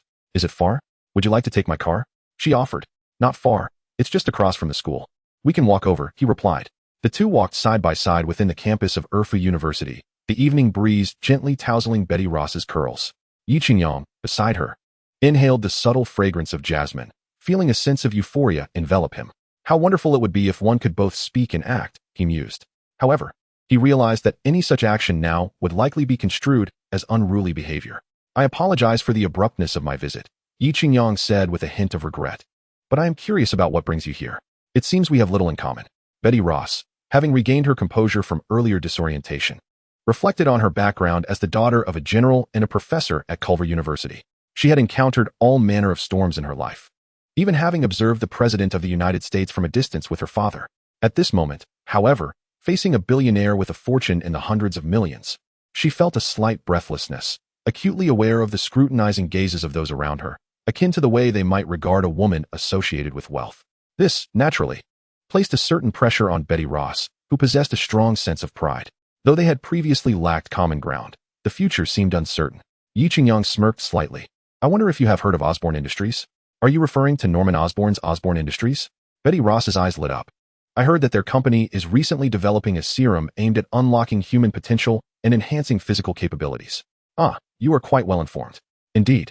This was the company where I completed my internship. Osborne Industries is relatively advanced in the fields of bioengineering and human genetic engineering, Betty Ross reminisced. However, the company's owner, Norman Osborn, can be rather bothersome, often summoning me to his office to discuss hair styling techniques. What? Norman Osborn used to discuss hair styling with his intended girlfriend? Yi Qingyang hesitated, uncertain whether to voice his thoughts.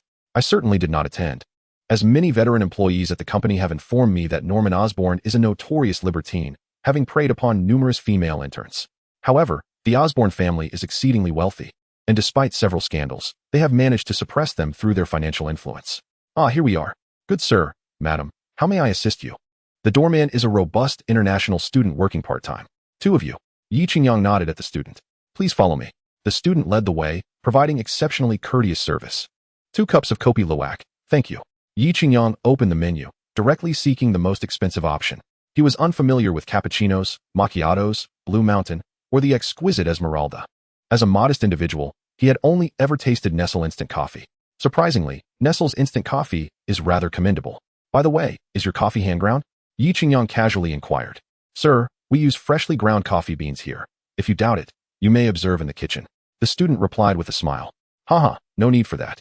Everything seems splendid. Yi Qingyang chuckled heartily. Sir, madam, please hold on. Your coffee will arrive shortly. There's no rush. Good coffee requires a patient grind.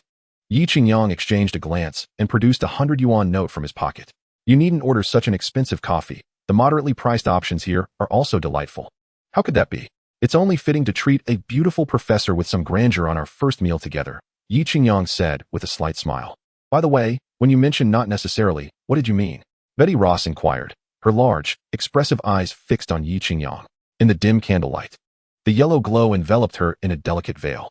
Sir, it is rather impolite to gaze so intently at a lady, you know, Betty Ross teased.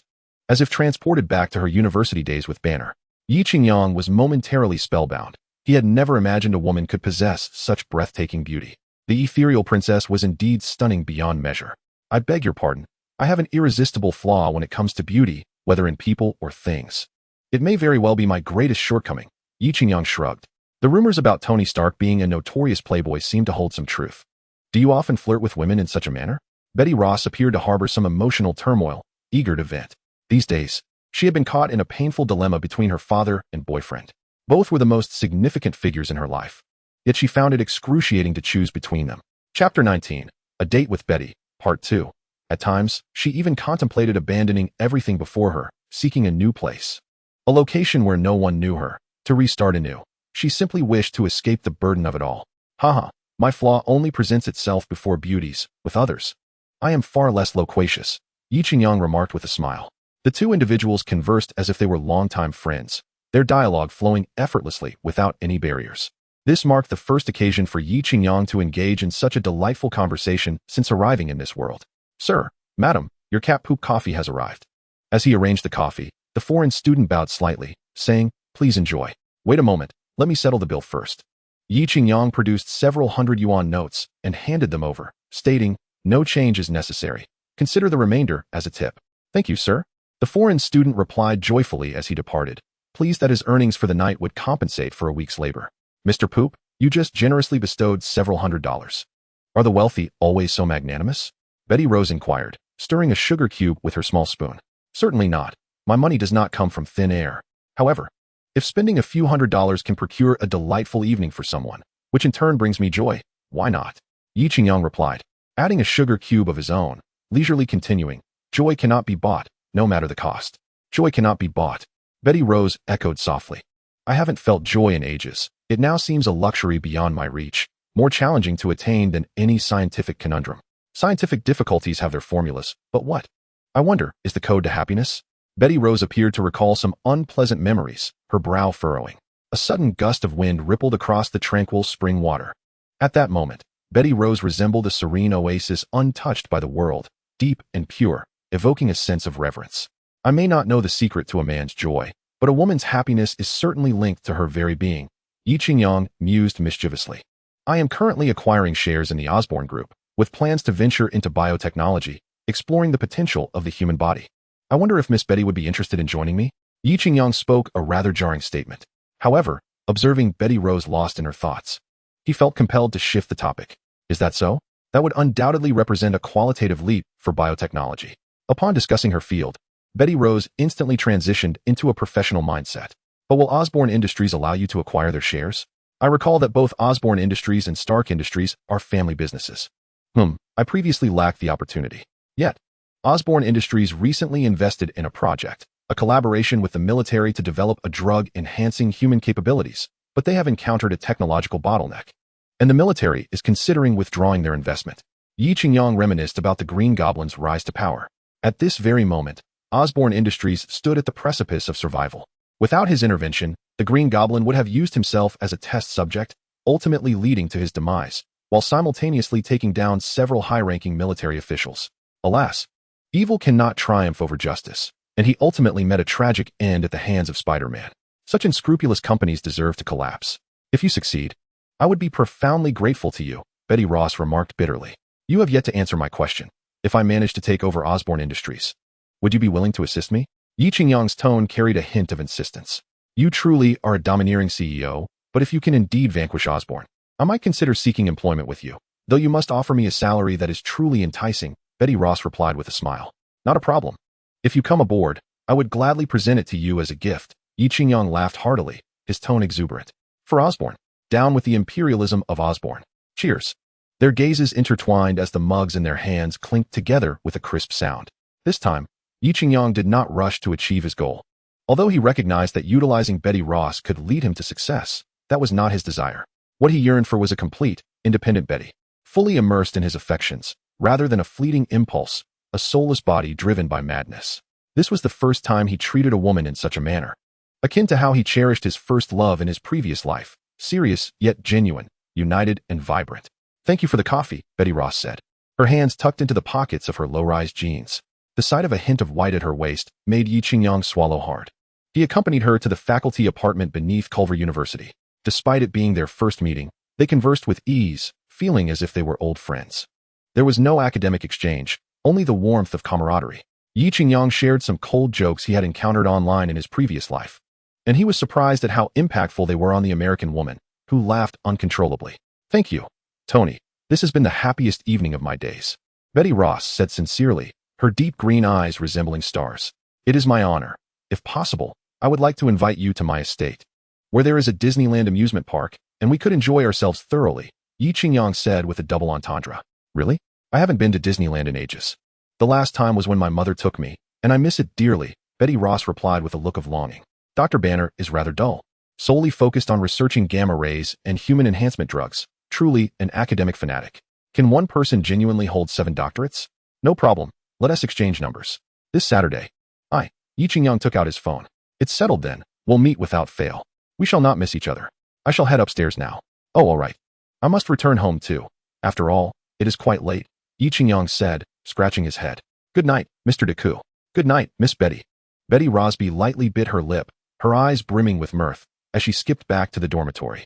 Meanwhile, Yi Qingyang felt as though he had just won the world championship, leaping 3 feet in the air, invigorating himself. What a perfect evening it was, wasn't it? Osborn Tower. The laboratory was ablaze with light, where Norman Osborn was diligently experimenting with machinery, while his assistant, Dr. Buck, added a green-hued human enhancement agent to the testing apparatus. Subsequently, a mist of the enhancement agent appeared within the glass container designated for Obadiah, rendering its contents indistinct and shrouded in a green haze. Chapter 20. Dr. Strom Norman. I implore you, the enhancement agent is not yet mature. The data indicates we cannot proceed with human trials, Dr. Strom, clad in a gray lab coat, with his Mediterranean hairstyle, pleaded. This is my final request. We cannot proceed like this. Norman Osborn, engrossed in his work, retorted, do not be so timid. Experimentation inherently carries risks. Haven't you heard the ancient adage, the bolder the man, the greater the harvest? We have been excessively cautious in the past. Dr. Strom pursued him. Then allow me to arrange for another medical professional and a volunteer. I am confident that if you grant me just 2 more weeks, Norman Osborn impatiently interrupted. 2 weeks? A decade is too long. We must seize the moment. In 2 weeks, the military will withdraw funding, and the board will not spare me. I have invested my entire fortune in this project, as you are well aware. If I cannot produce a successful experimental drug in 3 days, I shall be ousted by the board. Norman cast a glance at the experimental subject, the mouse named Obadiah, within the glass container. Moreover, we now have a free test subject, Doctor. Please, hand me the pyridostigmine. What do you need pyridostigmine for? Dr. Strom questioned, somewhat perplexed. Yet he turned to retrieve a small vial resembling a glucose bottle from the cabinet containing the agent. It can catalyze a reaction once the enhancement agent is vaporized and enters the bloodstream. Norman Osborn handed the vial to Obadiah. Norman, are you certain this is safe? Obadiah expressed his uncertainty. Human evolution has spanned 40,000 years, and our infinite potential remains largely untapped. The human enhancement agent we are developing can significantly amplify active cells, regenerate severed limbs, and enhance human capabilities. At that point, humanity will ascend to the pinnacle of the natural world. Moreover, Mr. Obadiah, you currently have no alternative, do you? Norman Osborn's gaunt face radiated excitement. Very well, I shall trust you this once. Obadiah gritted his teeth and downed the liquid from the vial in one gulp. Cough. It resembles the scent of stale urine from a woman, Obadiah remarked, somewhat disgusted. Please lie on this apparatus. Norman Osborn pressed a button, and a metallic frame containing 2 arm prosthetics opened up. This did not appear to be a pleasant place. Obadiah gazed at the apparatus that resembled a slaughtering table. Norman Osborn explained that this was a genetic modification process, which, naturally, would entail some side effects.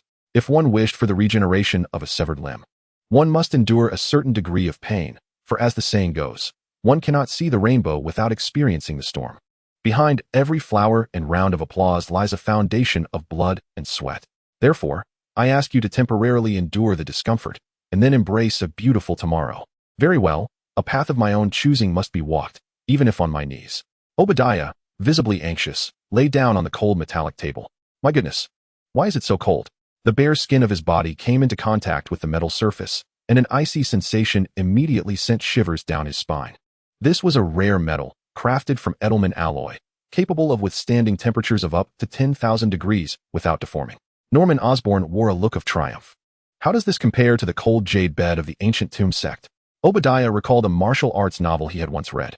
Norman Osborn appeared perplexed. Never mind. Let us begin. Click, click, click.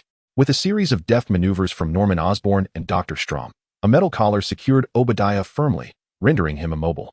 I think being a transgender might not be so bad after all. Can I still back out? Obadiah said pitifully. I'm afraid not, Norman Osborn replied coldly. Subsequently, the apparatus was placed into a massive glass chamber. Dr. Strom glanced at Norman Osborn, who nodded in affirmation. A metallic electronic sound echoed. With a hissing noise, green smoke began to fill the glass container. At this moment, only Obadiah's eyes could move, and as he inhaled the first wisp of green smoke, he was instantly engulfed in a daze, as if he were transported to a vast prairie. There, he was running freely under the setting sun, reliving his lost youth. Norman Osborn and Dr. Strom anxiously monitored the display screen beside them, which exhibited Obadiah's physiological data. A three-dimensional representation of Obadiah's body appeared on the computer screen. Muscle dimensions were increasing, and cellular activity was continuously enhancing. Even his severed fifth limb was gradually regenerating. Dr. Strom's expression was one of exhilaration. To witness the birth of a substance capable of changing the world was an unparalleled sense of accomplishment and fulfillment. The allure of science. I believe we should uncork a bottle of champagne to celebrate. Norman Osborn exclaimed joyously. He seemed to envision General Sockham, who had mocked him just days prior, now begging for mercy, imploring him to bestow this groundbreaking invention that could potentially revolutionize human society. He suddenly leaped to become the most sought-after scientist and inventor in the world. Names like Tony Stark, Einstein, and Hawking were overshadowed by his brilliance. His Osborn Industries was destined to surpass Stark Industries, emerging as the greatest family enterprise in the United States. Suddenly, a series of red lights flashed, and numerous testing instruments began to blare alarmingly. What was happening? Osborn was abruptly pulled from his daydream, his face contorted with anger. There's a malfunction. Doctor! Strom exclaimed in a panic. The green mist within the container gradually dissipated, revealing Obadiah's corpulent form, a sight most repulsive. At that moment, Obadiah convulsed violently on the metal apparatus, as if electrified. Quick, shut down the instruments. Norman Osborn shouted. Oh yes, right away. In a flurry of frantic movements, Dr. Strom finally managed to halt the flow of the green gas and initiated the recovery process. A stark red line appeared on the heart rate monitor. Is he dead? Norman Osborn gasped, his heart racing. Obadiah could perish anywhere, but not in his laboratory. If that were to happen, not only would he be held accountable, but the entire Osborn Industries would be insufficient to compensate. Quick, administer CPR and artificial respiration. Norman Osborn shoved Dr. Strom with urgency. I want Obadiah alive, not dead. If he sustains even the slightest harm, the entire laboratory and Osborn Industries shall pay with his life. Norman shouted. Yes, yes, Doctor. Strom quickly opened the glass container's lid, disregarding the remaining green mist. He leaned in, opening his mouth wide to breathe life into Obadiah. Alas, Obadiah's first kiss was thus forfeited. Obadiah's eyelids shot open, and the heart rate monitor began to spike, rapidly reaching 200 beats per minute. The collar that restrained him was removed by Dr. Strom, and Obadiah's eyes widened, revealing two glazed orbs that fixated intently on Dr. Strom. You're awake. Norman Osborn and Dr. Strom exclaimed in unison, their voices brimming with excitement. However, at that moment, Obadiah disregarded their words. His inner desires had been magnified exponentially by the human enhancement serum. Once, his aspirations were merely to remedy his personal woes and indulge in the company of women. Now, fully restored and in peak physical condition, he felt as though he had reverted to his 18-year-old self. Not to mention, the serum had augmented his physical prowess to 8 times that of an average human. I want women. I want release. I want to unleash my desires. At this moment, Obadiah's eyes glimmered with a sinister light as he fixated malevolently on Norman Osborn and Dr. Strang. "Obadiah, what are you planning?" Dr. Strang exclaimed in terror. "I intend to take you down." With a sudden pounce, Obadiah tackled Dr. Strang to the ground, overwhelming him with sheer force, rendering him utterly defenseless. A cry of despair escaped Dr. Strang as he felt his dignity as a man slip away. How could this happen? No, I must flee quickly. I shall wait until the effects wear off. Sensing the impending danger, Norman Osborn turned to escape. Bang! Norman Osborn seemed to collide with an impenetrable wall, crashing back with great force. "Stay away, don't come near," he screamed, his voice more anguished than before.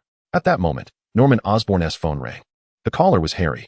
"The haunting melody of the flowers wither, the ground is strewn with wounds. Your smile has faded, flowers bloom while hearts break," echoed in the laboratory throughout the night. Meanwhile, in the underground boxing arena of Queens, New York, the atmosphere was electric with excitement. The bonesaw, the bonesaw, the bonesaw. Peter Parker ascended to the elevated spectator area, gazing down at a sea of heads. It was a cacophony of drums and firecrackers, with red banners waving amidst the throngs of people, nearly pushing Peter beneath the tables. At the heart of the crowd was a square boxing ring, approximately 20 square meters in size. A muscular man in overalls hoisted a formidable figure clad in camouflage, executing a powerful move reminiscent of Liu Zixin felling a willow tree. The impact reverberated through the arena, and Peter could almost feel the violent tremors of the ring. The muscular fighter ascended the corner of the ring, leaping high into the air. With a resounding crack, the muscular man's aerial guillotine crushed the throat of the camouflage giant, securing his victory. Bloodshed, violence, thrills. The New York spectators went wild, with several exuberant women tossing their clothing into the fray. 1, 2, 3. It's over. The referee in black and white stripes proclaimed loudly. The muscular fighter raised his arms in triumph, basking in the adulation of the crowd. "Ladies and gentlemen, let us give a round of applause for Bonesaw McGregor." The crowd erupted in cheers, with a few apparent fans of Bonesaw brandishing props resembling silver saws. The prize for this bout was $3,000. "Who dares to challenge Bonesaw for 3 minutes in the mall?" the glimmering host shouted excitedly. The muscular fighter rested in one corner of the ring, while 4 stunning blondes clad in minimal attire began to massage his muscles. Peter Parker pursed his lips and walked towards the registration desk.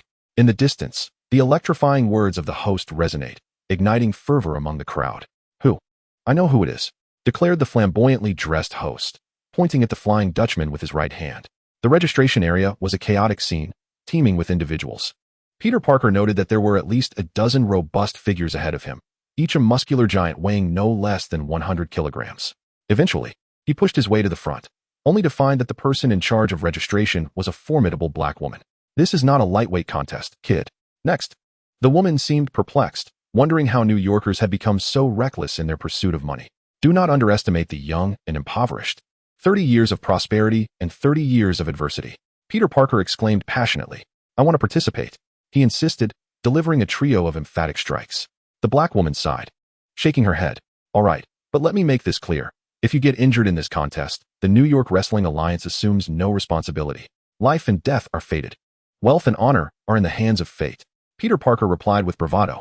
"Are you volunteering for this?" The woman rolled her eyes. "Indeed I am." "Very well. You are hereby deemed a madman." She registered Peter Parker's name. "Off you go, may God bless you." Next, Peter Parker received his number with exhilaration and awaited his turn backstage. Meanwhile, the Flying Dutchman was hurled from the ring by a muscle-bound competitor. With a resounding crash, the Flying Dutchman shattered a sturdy wooden table outside the ring. One could easily surmise that bones were broken. Victory. The Bonesaw. The disparity in strength was glaring. The subsequent challengers either met their doom or suffered grievous injuries. The audience's enthusiasm reached a fever pitch. The flamboyant host bellowed. "Would you like to see something even more thrilling?" "Yes." The crowd responded, but before they could finish, the microphone was seized by the muscle-bound competitor. "The Bonesaw is ready." The host took the microphone back, announcing, "The next victim, please step forward. If he lasts 3 minutes in the cage, a prize of $3,000 will be awarded." He retreated until his back collided with the large screen beside the ring. Chapter 22. Victory, what is your name? The sunglasses-wearing host inquired, gazing at Peter Parker, who was poised to enter the arena. "I am the human spider," Peter Parker shouted confidently. The host lowered his sunglasses, staring incredulously at Peter Parker. "Is that the best name you could come up with?" "Yes," Peter Parker replied, a hint of pride in his voice. "Uft. What a dreadful choice." With that, the host adjusted his sunglasses and stepped into the spotlight. A prize of 3,000 will be awarded to the terrifying, lethal, extraordinary Spider-Man. The elegantly attired host's voice rose with enthusiasm as he pointed towards Peter Parker, who was stationed in the waiting area. As the curtain lifted, a figure donned in a red mask, revealing only a pair of innocent eyes, emerged clad in a long-sleeved sweatshirt adorned with a spider motif and a pair of rather drab trousers, complete with leather gloves. Peter Parker stood exposed beneath the searing spotlight. He turned to the host and exclaimed, "What did you say? I am a human spider. I don't care what you call yourself. Hurry up and get on stage," came the curt reply. "No, he misnamed me," Peter protested, but was hastily shoved forward onto the stage. A multitude of spectators observed with a mix of bemusement and ridicule as the slender figure, barely standing at 6 feet, shuffled awkwardly onto the platform. Dressed in a rather outlandish outfit of red and blue, the audience erupted in a cacophony of jeers. "Get off, you little runt," shouted a group of burly men, mockingly gesturing thumbs down. "The bone-cutting gang will have their way with you. You'd best have brought your mother along," they taunted. "The bone-cutting gang will tear you in two. You'll need a shoulder to cry on." For blonde, curvaceous women looked on with disdain. Suddenly, a large bucket of popcorn was hurled from the crowd, landing squarely on Peter's head, followed by a deluge of debris raining down upon him. A loud Latina shouted, "I'm going to rip off all 8 of your legs." "Oh my God," Peter gasped as he noticed a group of paramedics escorting a burly man wearing a bull's head mask out of the arena. "Who is he?" Peter wondered.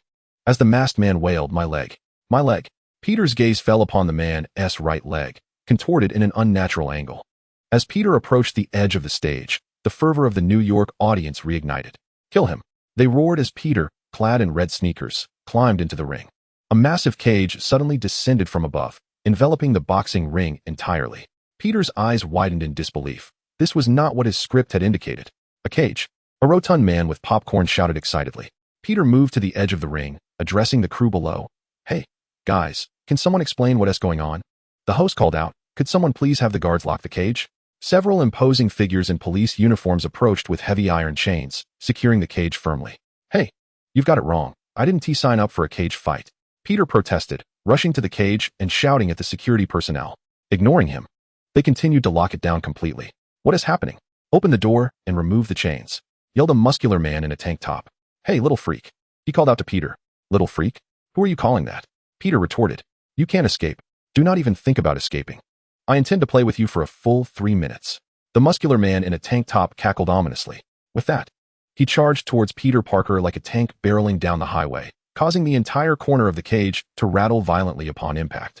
Just as the muscular man was about to make contact with Peter Parker, the agile spider leapt gracefully, soaring over 2 meters high to perch upon the railing of the iron cage. Dazed from the collision, the muscular man looked up at Peter Parker and bellowed, "What are you doing up there?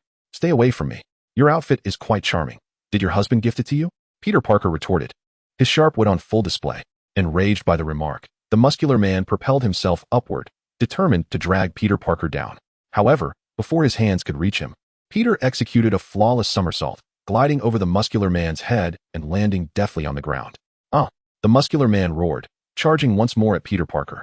With a swift motion, Peter Parker unleashed webs from his wrists, anchoring them to the top of the cage. Frustrated by repeated humiliation, the muscular man seized a folding chair from the hands of a female spectator at ringside. Peter Parker, still basking in his triumph, was caught off guard as the chair came crashing down upon his head. With a resounding crack, Peter was knocked to the ground. The muscular man swung the folding chair again, striking Peter Parker's back with a brutal thud. Groaning in pain, Peter struggled to rise. But the muscular man continued his relentless assault from behind. A Latina woman in the crowd excitedly shouted, "Crush that spider." Suddenly, she trembled, beads of sweat cascading down her legs. The entire audience of New Yorkers erupted in a chant, "Bonesaw, bonesaw, bonesaw." Seeing Peter Parker helplessly writhing on the ground, the muscular man seized one of Peter's legs and swung him against the iron post of the cage with brutal force. "Oh, yes, harder." Several American women cheered enthusiastically.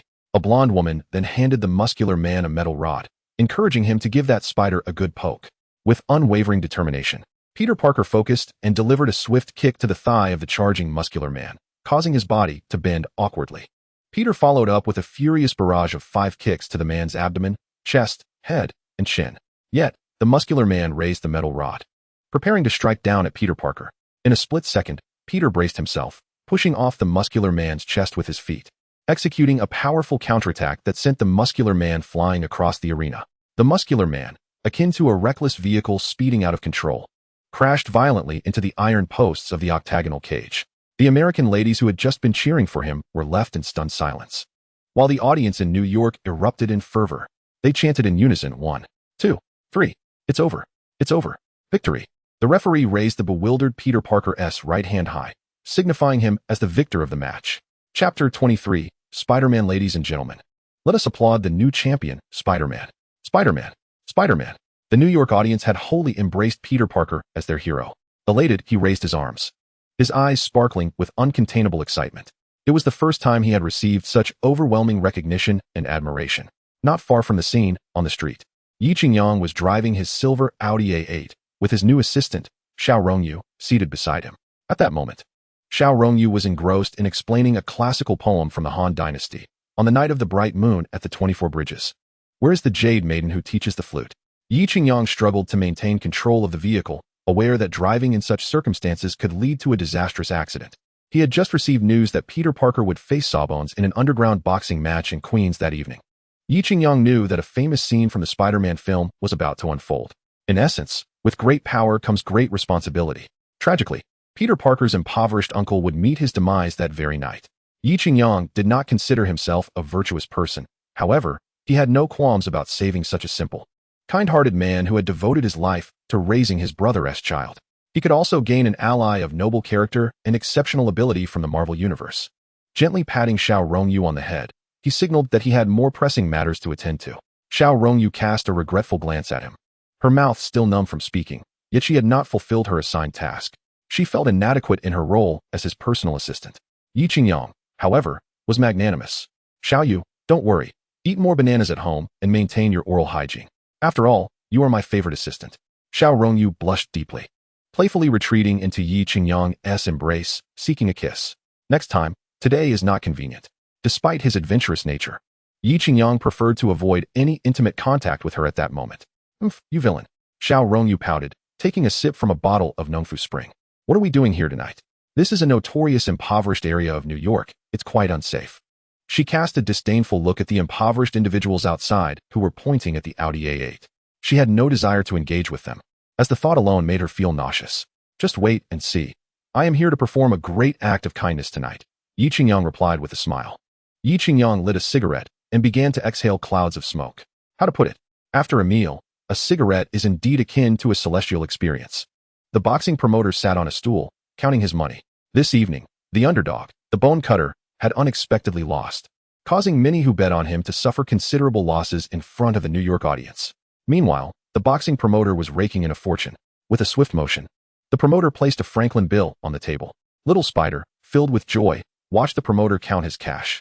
Take your money and scram, the promoter said, continuing his counting with a Cuban cigar clenched in his mouth. Why is there only $100? Little Spider frowned at the $100 bill in his hand. The advertisement said there was 3,000. Peter Parker glared at the boxing promoter, dissatisfied. Take another good look, you foolish insect, the promoter retorted. You could have won $3,000 if you had fought for a full 3 minutes, but you only fought for 2, so the money is gone. Be grateful for that $100. I need 3,000, Peter Parker exclaimed, looking at the promoter. The promoter halted his counting, slamming a fist on the pile of cash on the table. That's not my problem. There's no money. It was Peter Parker's first encounter with the harsh realities of society. He was seething with anger, but could only suppress it within. He turned angrily to leave when a golden-haired man with a bag entered. Peter Parker assumed he was an employee and didn't even bother to glance at him. All a bunch of swindlers. Damn that boss. May you get hit by a car tonight. May you find no seasoning for your instant noodles. May you run out of toilet paper. May every phone call be a scam.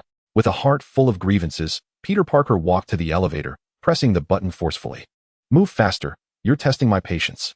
A roar came from the promoter's office. Peter Parker suddenly turned around and, through a thick layer of frosted glass, saw a figure raise something high and then bring it down with great force. A piercing scream from the promoter echoed. Ding! The elevator doors opened. Yet Peter Parker hesitated to head home. He wanted to see what was happening. The door to the promoter's office burst open, and the golden-haired man, clutching a cloth bag, sprinted towards him with a silver handgun in his right hand. Someone's robbing us. Stop him!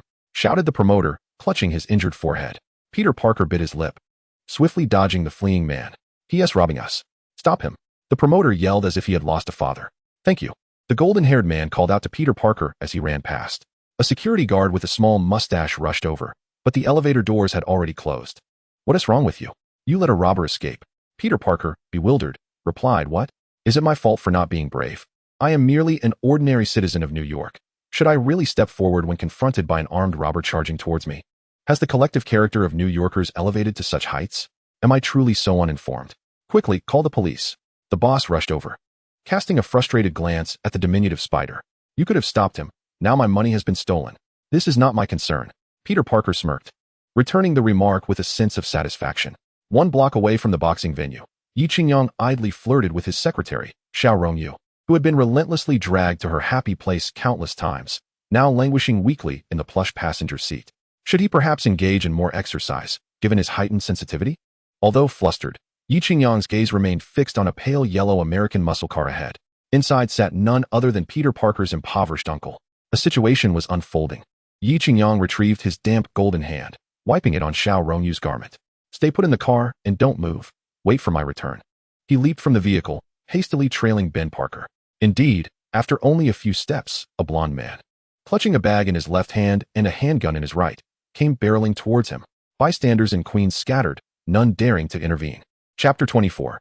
Oliver, due to his advanced age, Ben Parker failed to discern the identity of the approaching figure. Get out of the way, the blond man bellowed. Upon seeing the gun in the man's hand, Ben suddenly felt that his 9 years of self-funded American education might finally serve a purpose. From a young age, his teachers had instilled in him the importance of being a good person. Ben, remember, with great power comes great responsibility. Teacher, what constitutes power? He had once asked, intrigued. Power is a broad term, encompassing wealth, influence, status, and skills, all of which can be regarded as forms of your capability. Then what is my power? Little Ben had inquired. Perhaps it is the lack of wealth. Though we may be poor, we must possess dignity in our poverty. Old man, get out of my way.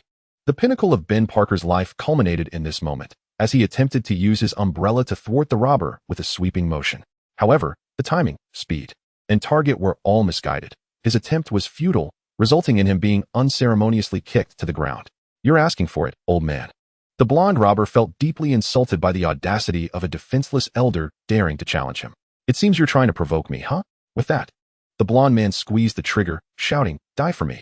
The bullet erupted from the chamber, whistling through the air with a searing intensity. Was it truly to be Ben Parker's last day? In that fleeting moment, the old man pondered a multitude of thoughts. The most precious possession of a person is life. Each individual is granted but one. A life should be spent in such a manner that, when one reflects upon the past, they have not yet fully comprehended the essence of how steel is forged. A figure suddenly obstructed his path. Ding. The host is in imminent danger. Ding. The supreme selection system is initiated. Please choose. 1. Opt not to prevent the blonde man from killing Uncle Ben. Reward, Spider-Man lineage. 2. Choose to thwart the blonde from killing Uncle Ben. Reward, an enhancement to the host's charm attribute. Note, increases the host's ability to attract women. 3. Decide to slay Uncle Ben oneself. Reward, the loyalty of the blonde man. Note, the blonde man shall never betray. Time rewound to the previous second, and Yi Qingyang witnessed the blonde man draw a pistol. Should he save this elderly gentleman? To save or not to save? Yi Qingyang found himself in a quandary. Subsequently, the system's choices provided clarity, although all 3 options were enticing, except for the third, which offered loyalty that seemed unnecessary. What is this blonde man, a rare talent? Or does the system perceive in him the potential to become the underground king of New York? In truth, I am hidden beneath layers of identity. Women are as easily summoned as they are dismissed. Does the system not grasp that an abundance of women can be a burden as well? No, let us try again. Let the pain intensify. I choose option 2, to save the enchanting girl. Ding. All onlookers stared in astonishment at Yi Qingyang, who now held a gleaming bullet between his right index and middle fingers. Huh. In the realm of martial prowess, nothing is impervious, only swiftness prevails. New York is populous. Behold the Dragon King. Yi Qingyang smirked, urging the stunned crowd. Don't just stand there, call the police.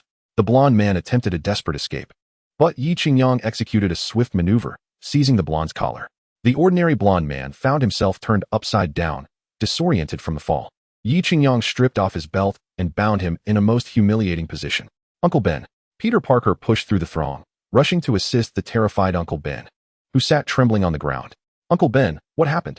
Peter, you finally arrived. Uncle Ben sighed with relief, the recent brush with death nearly triggering his hypertension. Thanks to this gentleman, I narrowly escaped being sent to meet my maker by that blonde man. Uncle Ben patted his chest.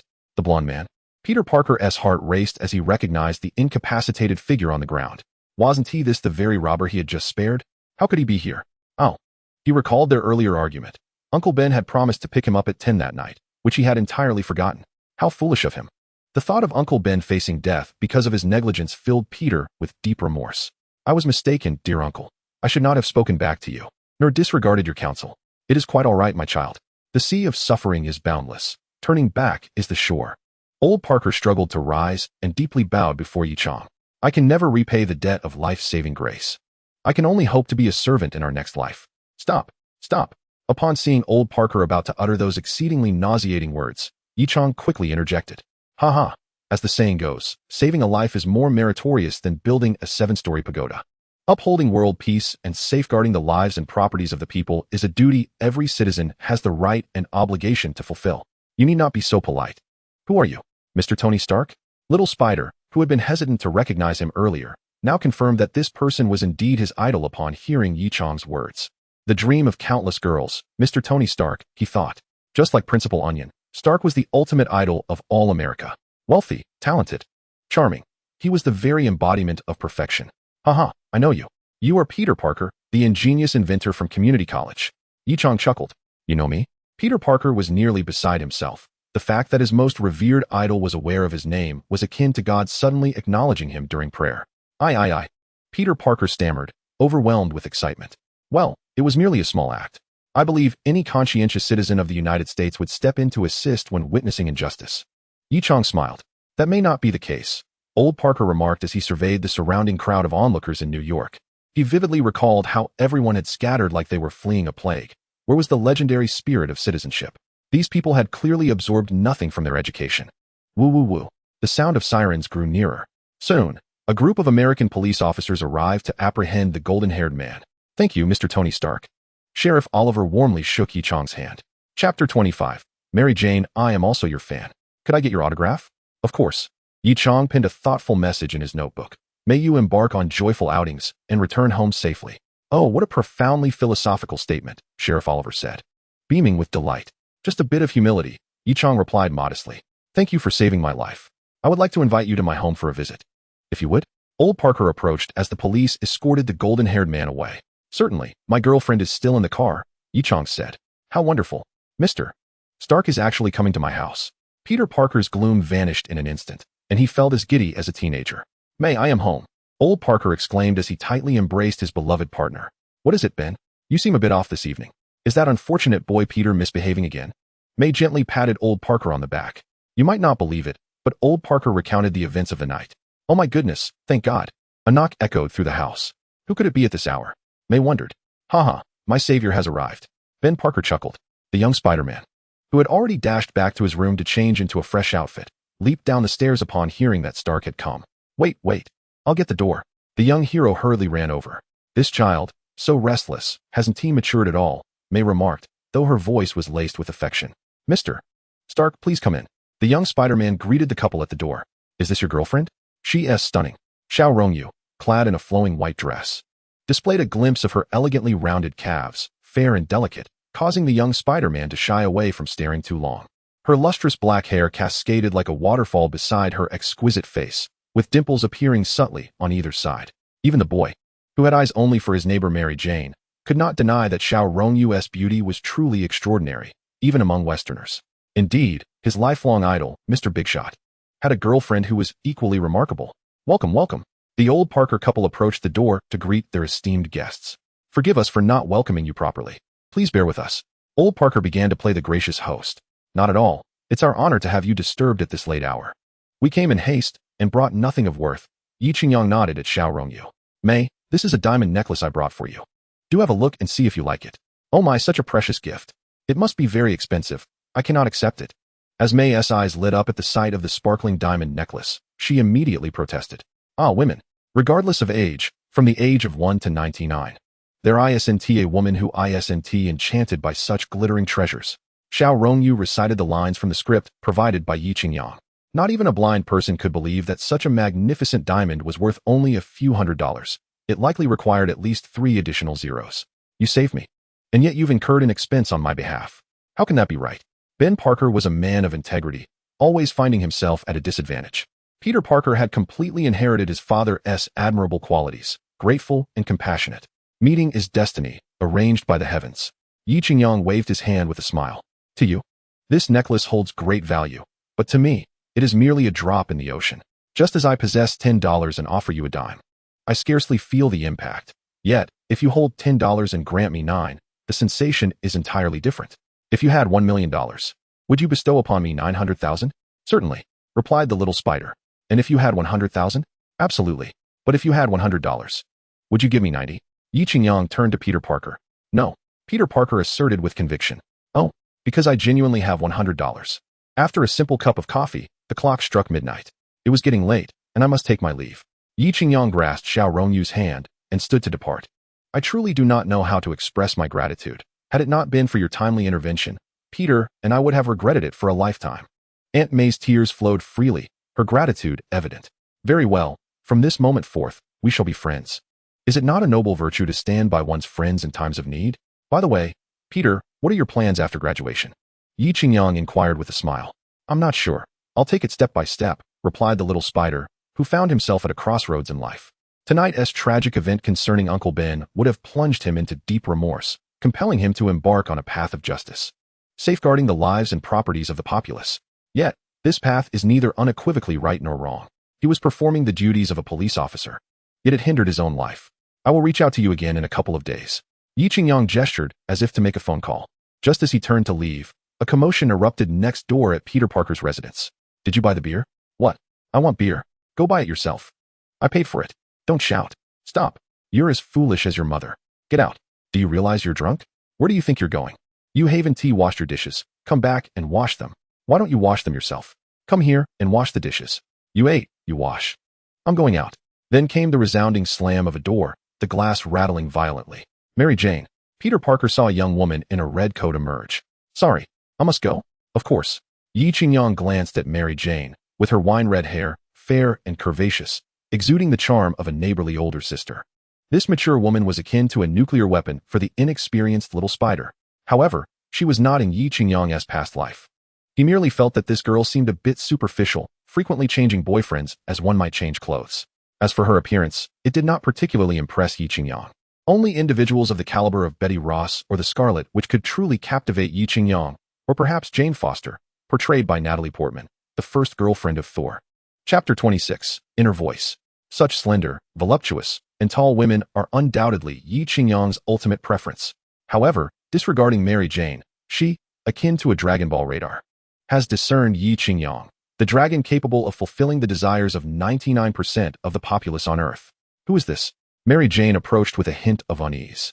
In the presence of such opulent attire and extraordinary demeanor, unmistakably indicative of a super-affluent man, especially accompanied by a companion of exquisite beauty and noble grace. These upper-class individuals epitomize the ultimate aspiration for Mary Jane. She yearns to become a major star, to ascend to high society. Hence, the modest Peter Parker fails to capture her attention. But once the young Spider-Man acquires superpowers, Mary Jane begins to regard him with newfound interest, subtly flirting. The film naturally suggests to the audience that Mary Jane cannot recognize Spider-Man, clad in his suit, as Peter Parker. This is a ruse. Do you think you are Superman? Just donning a pair of glasses won't render you unrecognizable. Your voice remains unchanged, your stature unaltered, your physique the same, and your mannerisms intact. Merely wearing a skin-tight suit with a mask does not disguise you from the girl of your dreams. Wrong, wrong, wrong. Even if you were reduced to ashes, your goddess would eternally recognize you. Thus, when Peter Parker first revealed himself to rescue Mary Jane, he was indeed recognized. It was merely Peter Parker deceiving himself. Unwilling to acknowledge the truth, he fancied that his innocence, kindness, and simplicity had won over his goddess, triumphing over the likes of Osborn's heir, Harry. What a farcical notion. Even in television dramas, one must be an extraterrestrial, handsome, and endowed with superpowers for the female lead to forsake the wealthy. Handsome second lead for you, not because of those trivial qualities, which truly do not enhance one's appeal.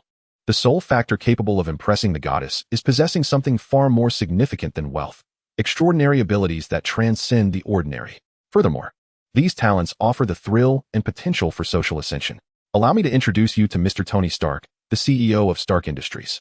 Peter Parker proudly proclaimed. Is it really you, Mr. Stark?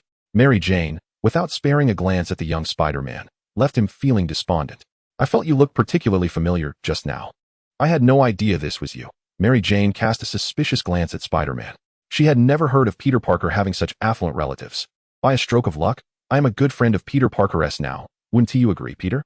Yi Qingyang said, draping an arm over the young Spider-Man's shoulder.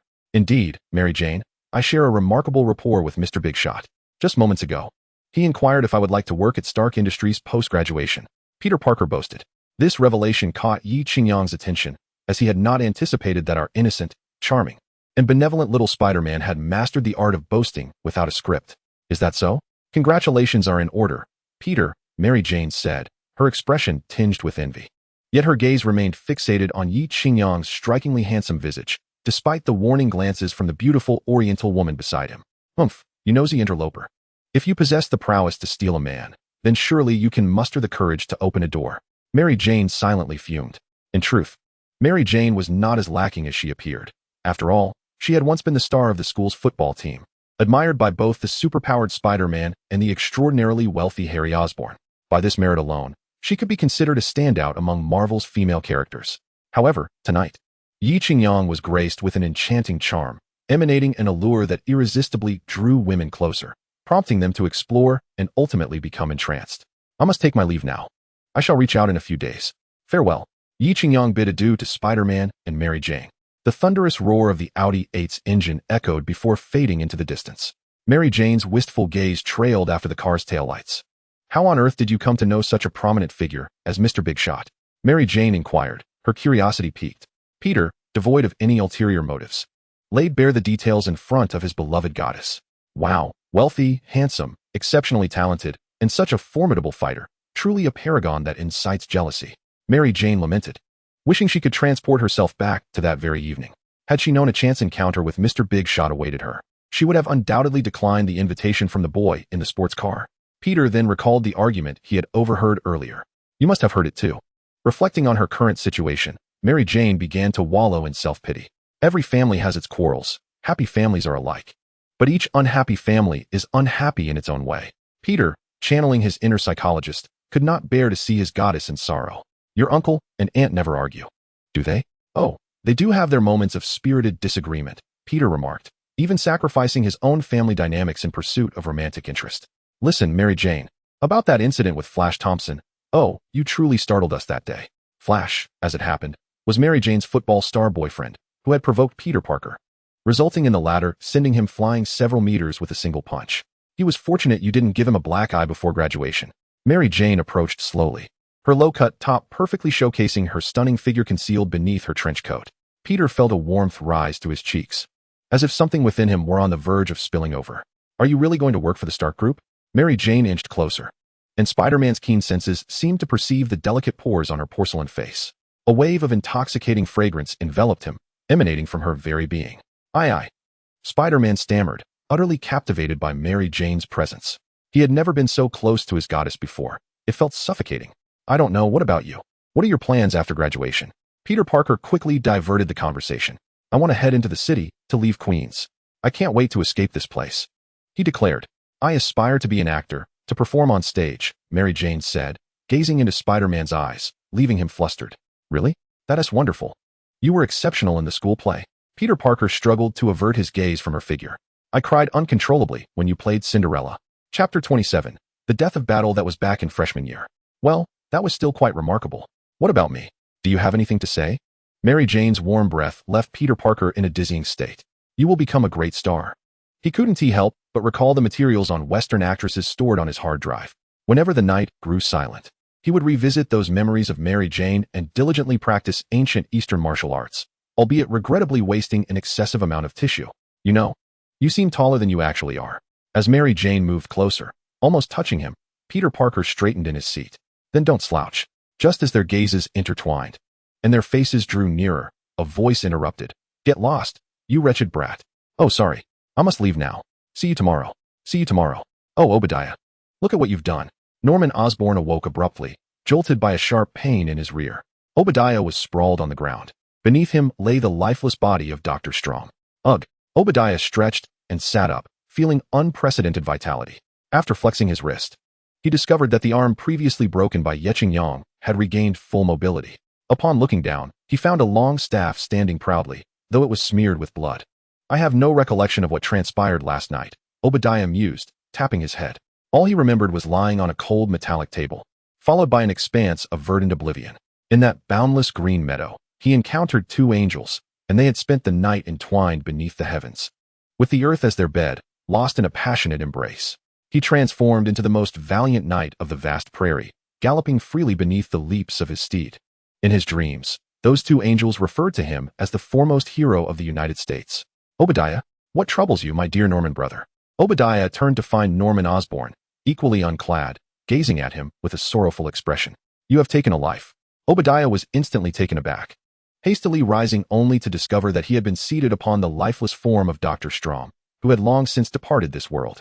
What on earth is happening? Human enhancement agents do not merely augment physical abilities. They amplify one's desires, and it was under the compulsion of such desires that you committed this beastly act. Norman Osborn was filled with profound regret. How foolish I was. Truly, I should never have brought you here. Had you not come, my esteemed assistant Dr. Strom would not have perished. Had Dr. Strom lived, my research on human enhancement agents could have continued, completely eliminating this peril. Well, Mr. Norman, what is done is done. At this moment, Obadiah regained his masculine vigor, speaking with renewed resolve. We must forget the past, shed our burdens, and unite our vision for the future. Let us not forget who is responsible for today's calamity. It is that wretched Tony Stark. Norman Osborn, feeling a sharp pain in his rear, gritted his teeth and responded, Indeed. The root of all this misfortune is that accursed little wretch Tony Stark. I shall make him wish for death. Obadiah's face twisted with malice. The pain I endure today shall be repaid tenfold. Norman Osborn cast a sorrowful glance at the unblinking Dr. Strom. Rest easy, old friend. I shall ensure he meets you soon, and then you can personally exact your vengeance upon him. What are your plans next? I will eliminate all who oppose me within Stark Industries. I shall reclaim important positions for my subordinates, and at that moment, I will strike down Tony Stark and successfully seize control of Stark Industries. Obadiah admired his newfound strength. Stark Industries was meant to be mine, and I shall rename it. It shall be called the Obadiah Group. When shall we act? Today? Downstairs, someone is seeking you. Xia Rong Yu, today adorned in a sky-blue professional outfit, perfectly accentuated her slender legs. Oh, who is it? Yi Qingyang was engrossed in his phone, perusing the news for noteworthy events around the globe. It is Dr. Ethan, back from vacation. Quickly, let him come up. Qingyang rejoiced at the news. This was a crucial researcher for his arc reactor, and he would rely on this old friend to resolve his energy dilemma. After all, he was merely an imposter Stark. In the Marvel Universe, there are few capable of creating an arc reactor, a select handful indeed. One is the late Howard Stark, the architect of the blueprints. The other, his partner, Anton Vanek. And then there is myself, a mere waste, who can be disregarded. Finally, there is the charming assistant, Dr. Ethan. Anton Vanek is not worthy of consideration. Since being ousted from Stark Industries by his own father, he has become my adversary. Can one truly expect their foe to assist in scientific endeavors? Would you dare to utilize the inventions they produce? This is indeed a fault of my late father, for the research was originally a joint endeavor. Yet, Anton Vanek sought to commercialize their work, resulting in his expulsion. He received nothing in return, leaving with merely the clothes on his back. I recall that Anton Vanek ultimately succumbed to poverty and illness in the frigid expanse of Russia. If his son, Ivan, does not harbor resentment towards me, that would truly be a miracle. I can only surmise that Ivan and his family would not hesitate to seek my demise. Presently, my sole reliance rests upon Ethan. Soon, the office door swung open, revealing Ethan, sporting a Mediterranean hairstyle and framed by a pair of black-rimmed glasses. Welcome back, my old friend, I exclaimed, enveloping him in a warm embrace. How have you fared at home? Has the absence only intensified the sparks of passion with your sister-in-law? Do not mention it, Ethan replied, his expression betraying bitterness. My homeland has been ravaged by the United States, leaving many in my town of Migula teetering on the brink of survival. For them, living has become a nightmare, and I am powerless to alter their fate.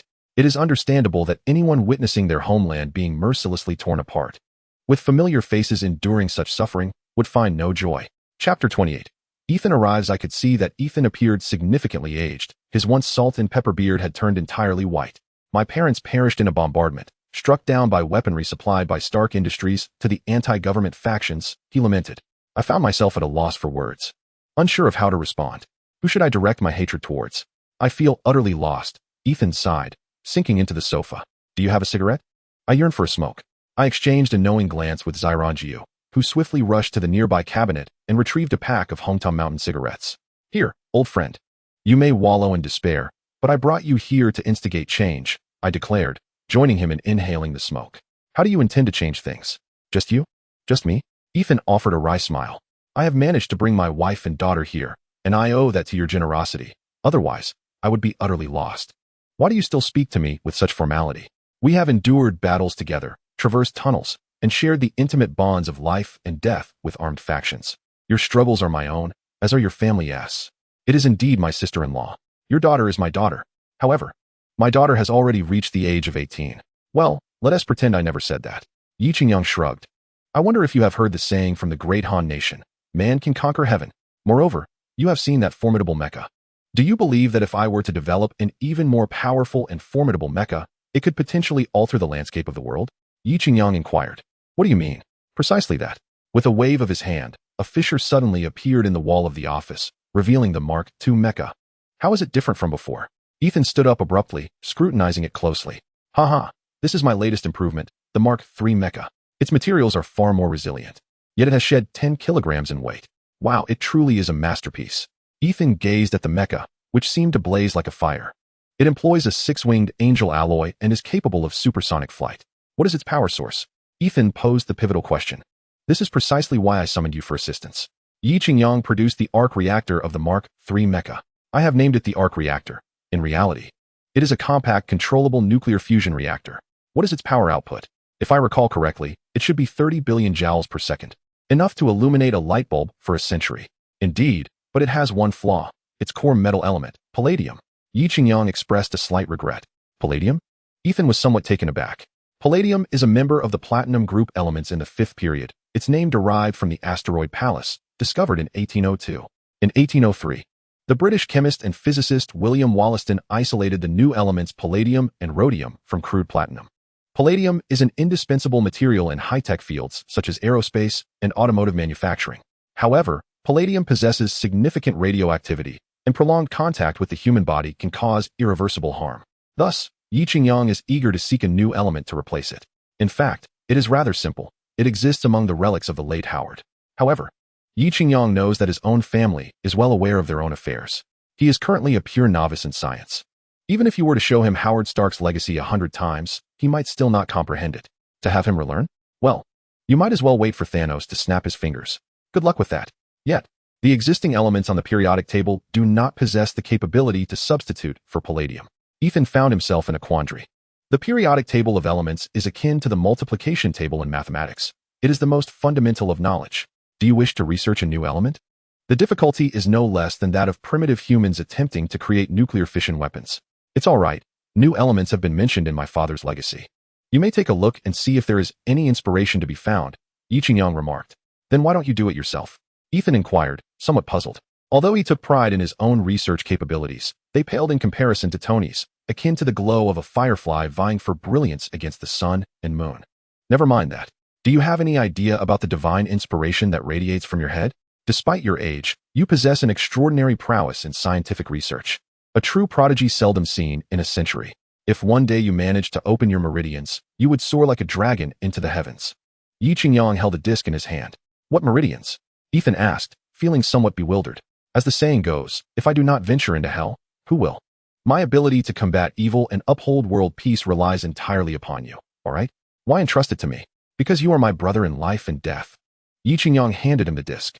This contains the scientific legacy left by my father. It is a treasure beyond price. I see a connection between us, so I shall not charge you for this knowledge. Really? Ethan's hands trembled slightly. Of course it's true. When have I ever jested with you? Yi Qingyang waved his hand. What is it, boss? Xiao Rongyu hurried over. Clear out my best house in Manhattan for brother Ethan's family. I want him to have no worries. By the way, Ethan, is your daughter still in school? She's in high school this year. Here is her photo. Yi Qingyang quickly took it and was immediately captivated. This is your daughter. The photograph depicted a girl resembling the French singer Élise E, with delicate features, short hair, and a pure smile. Ethan, from the moment I laid eyes on your daughter's photo, I made my decision. I am determined to be your friend. Not even Jesus could stop me. We must arrange for my niece to attend the best high school in New York. Xiaoyu, please find out which is the best high school in New York. Yes, it's located in Manhattan, ranked third among all high schools in the United States, the pinnacle of New York's educational institutions. However, I fear the tuition for such an esteemed school may pose a challenge for Ethan. As a parent, who wouldn't want their child to receive the finest education? This holds true across ages and cultures. Ethan, that is where you are mistaken. How can we discuss money in our relationship? That would be detrimental to our friendship. Moreover, I have already stated that your daughter is like my own, right? As her uncle, I will certainly support her wholeheartedly. The Ethan family is destined to produce another great scientist. Chapter 29, The Green Goblin Strikes. But my daughter has no interest in mathematics, physics, biology, or chemistry, Ethan lamented, wishing for his daughter to follow in his footsteps, yet she was uninterested. Oh, is that so? What does she enjoy? Yi Qingyang inquired. Dance, especially classical dance. Yi Qingyang's eyes lit up. Dance is indeed a splendid art.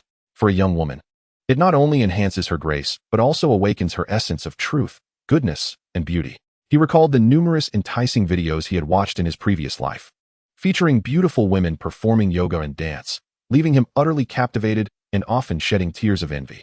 To have a girlfriend skilled in dance is akin to possessing the entire world of postures, unlocking every conceivable and inconceivable pose. However, such a treasure comes at a cost. Ethan felt somewhat awkward. He had yet to contribute anything while others were already investing their time and resources. He resolved to work diligently to repay Sheeta's kindness. All right, Xiaoyu, please take brother Ethan to the laboratory and expedite the development of the new elements, Yi Qingyang instructed. At the exploration of the 6th aerospace testing site, General Sockham was welcomed to witness the inaugural test flight of the latest humanoid exoskeleton from their exploration company. I eagerly anticipate your performance, he remarked, flanked by a cadre of senior officers as they entered the bunker. The firepower of the flight suit is formidable. If it truly performs as you claim, I shall sign the contract immediately, General Sockham declared. Are you confident about this test? Absolutely. Lieutenant Kutiz is an elite pilot, came the reply. Sockham's expression hardened at the mention of Osborne. Forget about him. I've long found that clown intolerable. I would relish the prospect of the Osborne group shutting down. Despite his numerous hints for favors, Norman Osborne remained oblivious to his intentions, even sending a plethora of Texas-style fried chicken as a misguided gift. Does he think such trivial offerings can test the mettle of American officials? Which official would falter under such a trivial trial? Pre-flight checks complete. Takeoff. Lieutenant Kutiz announced into his headset. Suddenly, the aircraft's underside emitted a plume of white smoke as it ascended slowly. At that moment, a panicked voice crackled through the headset. Warning of an unidentified object rapidly approaching. What is that? Lieutenant Kutiz's gaze sharpened as a green light in the distance caused a chill in his heart. In an instant, a missile streaked across the night sky, followed by a deafening explosion as Kutiz's aircraft erupted into a fireball. Wow, what a beautiful fireworks display. A demon wearing a goblin mask maneuvered a glider, weaving through the air before hurling a small spherical device that accurately struck the bunker where General Sockham and his entourage were concealed. Another explosion ensued, engulfing them in flames, leaving no time for a scream as they were reduced to ashes. Die, all of you die. The malevolence within Norman Osborne, tortured by Abadiah, surged forth. As he too had injected himself with a human performance-enhancing serum, the green demon was born. Should I take the liberty to tidy up Tony's mess as well? A one-time solution, perhaps? Norman Osborne gazed at the towering Stark Industries in Manhattan's commercial district. Damn it, let's do this. He accelerated his vehicle, racing towards Stark Industries. Meanwhile, within the offices of Stark Industries, Pepper Potts was diligently immersed in company documents. Yi Qingyang felt utterly lost in corporate management, rather than feigning understanding. It was far more prudent to entrust the task to professionals. The cadre of finance graduates he had employed from prestigious universities were not merely idle hands. Pepper herself was supported by 4 capable assistants. No matter how demanding the workload, he would not burden his designated sweetheart. What on earth is that? Exclaimed a male assistant. What are you talking about? Pepper raised her head, equally astonished. Quick, alert the security personnel. At Carlf University, Yi Qingyang was scanning his surroundings, his eyes darting about. There were indeed numerous attractive young women from New York University, all hailing from high society, exuding an air of elite sophistication. American girls, in comparison to their counterparts from the Han Nation, were far more liberated and progressive, yet they retained the innocence and naivety characteristic of students. Once they graduated and entered the workforce, they would adopt the demeanor of career women, their speech and actions imbued with a touch of reality. Thus, university girls were both fashionable and vivacious, and the best part was that they still believed in the purity of love. Along his journey, several beautiful women cast flirtatious glances at Yi Qingyang, but he politely declined their advances. This blonde, blue-eyed American girl, with her freckled face, was certainly not his type. Nonetheless, her voluptuous figure piqued his interest, and occasionally, when he encountered cheerleaders clad in yoga pants or athletic leggings, he couldn't resist saluting them with a playful gesture. Settle down. You've been quite busy lately. Nearly turning pale under Xiao Rongyu's scrutiny, Yi Qingyang muttered with a fierce glare at his golden staff. Hello, where are you, beautiful? Yi Qingyang dialed Betty Ross's number. I'm at the library studying. What is up? What? Can't I call you without a reason? Are you in the shower? Yi Qingyang recalled an internet meme from his previous life. Are you there? Are you awake? Are you hungry? Have you eaten? Drink more hot water. Sorry. I was just in the shower and didn't see your call. No problem. I didn't have anything urgent to discuss. Good night. I'm off to bed. Good night. Where are you? You haven't arrived yet, have you? Guess correctly. What is my reward? Hee. Shall I come pick you up? No need. Just stay put in the library and wait for me. Yi Qingyang hung up the phone and turned towards the library. Karl's library was significantly quieter than outside, albeit slightly stifling. However, the air was suffused with the faint aroma of books, a scent that once captivated Yi Qingyang, who cherished the subtle humor embodied within their pages. As reading often provided a serene respite, a glance around the vast library revealed Betty Ross seated at a table by the window, a delicate cup of water placed before her. He approached her slowly, careful not to disturb her deep immersion in her studies. At that moment, Betty radiated an aura of intellect, particularly in her focused demeanor, which enchanted Yi Qingyang. This evoked memories of a girl from his high school days, who often occupied the library with her studies. From the very first glimpse of that girl, Yi Qingyang felt as if his entire world had been filled with her presence. Her gentle smile, especially when she looked up, was akin to the delicate blush of a water lily, shyly resisting the cool breeze. Because of her, Yi Qingyang experienced an unprecedented fervor for learning throughout his high school years. He made it a habit to visit the library during evening study sessions, though whether he was engrossed in his books or merely gazing at her was evident in his final examination results. That girl typically occupied a fixed spot, and Yi Qingyang would choose a position diagonally opposite or behind her. Each evening, he would find himself lost in thought, captivated by her graceful figure and striking beauty. He admired her long, lustrous black hair and the elegant swan-like curve of her neck that occasionally peeked from beneath her uniform. Yet at that time, Yi Qingyang was merely an ordinary high school student, with average academic performance and athletic abilities. A model child in the eyes of teachers and parents, never engaging in fights or disputes. He dared not gaze directly at her, content instead to steal glances or observe the slender silhouette wrapped in her school uniform from behind. Though it was silent admiration, it brought him a profound sense of fulfillment. Time has since turned back, and Yi Qingyang is no longer that inconspicuous boy. Now he shines brightly, effortlessly attracting a multitude of exquisite women eager to be in his company. Hey, why are you daydreaming? Betty Ross waved her fair fingers before him. Oh, just reminiscing about the past, Yi Qingyang replied, snapping back to reality as he admired Betty's exquisite visage. What book are you reading? It's just some biology texts. Betty Ross stretched, her alluring curves becoming evident. What time is it? She inquired, rubbing her tired eyes. It's nearly 9. You should be getting ready for bed soon. Yi Qingyang remarked, unable to resist the allure of her luscious lips, which reminded him of Xiao Rongyu. Perhaps it was the stuffiness of the library or the rising heat within him, but he pointed to the cup of water before Betty and asked, Could I have a sip? I'm parched. Betty Ross merely smiled in silence, rolling her eyes playfully. Yi Qingyang unceremoniously picked up the glass, noticing a vivid crimson lip print on the rim. Sweet. After finishing the water, he returned the glass to Betty Ross. I sense you are teasing me, she remarked, her tone brimming with allure. It seems we are mutually attracted, Yi Qingyang said, suddenly leaning closer. After a moment of silence, Betty Ross's eyes appeared to glisten with rising emotions. Yi Qingyang licked his lips. What brand of lipstick do you use? It has a delightful aroma. Just as he was about to inquire about the possibility of deeper engagement that evening, his phone rang. Who is so inconsiderate? Unaware that I am engaged in humanity's most noble pursuit of ensuring our lineage? He thought. Without a compelling reason, I shall certainly reprimand her. Hello? This is urgent. Come back quickly. Little Pepper has been captured by a goblin in costume. Yi Qingyang sprang to his feet, startling Betty Ross. What's wrong, Tony? Nothing. I might have to leave early tonight. We'll reschedule. Without waiting for Betty Ross's response, Yi Qingyang abruptly leapt from the second-floor window. Hey, that's a considerable height.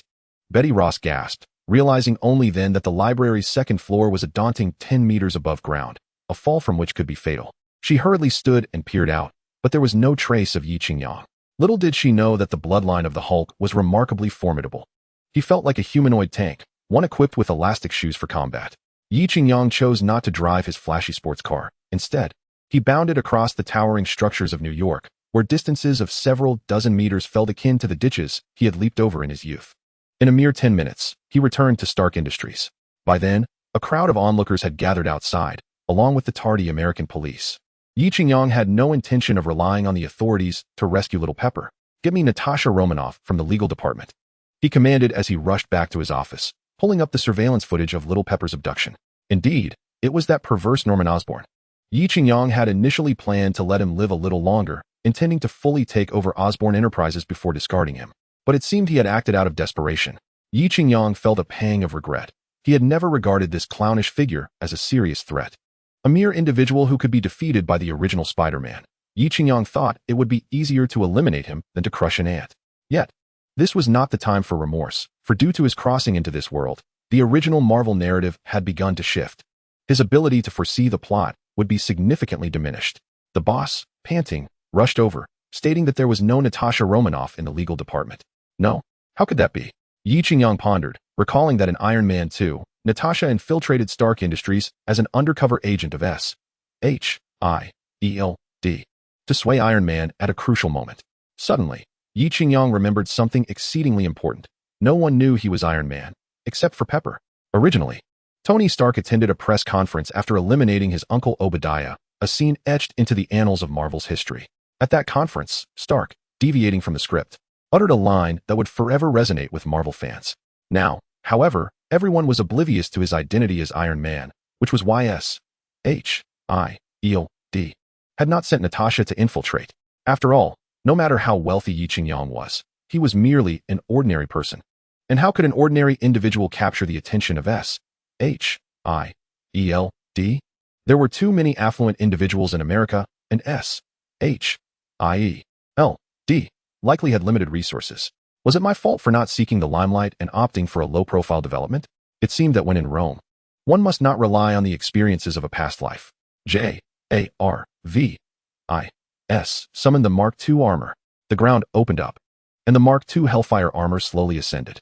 As he donned the armor, Yi Qingyang continuously issued commands. Chapter 31. A total lick. He had no time to waste. Piloting the Hellfire armor, he soared into the skies above downtown New York. With each passing second spent searching for Pepper, her safety diminished. Yi Qingyang could not guarantee that the deranged Norman Osborn would exhibit restraint as he did in the original narrative. Paul, retrieve all surveillance footage across New York to locate Pepper. Searching for you now, came the response. Ding.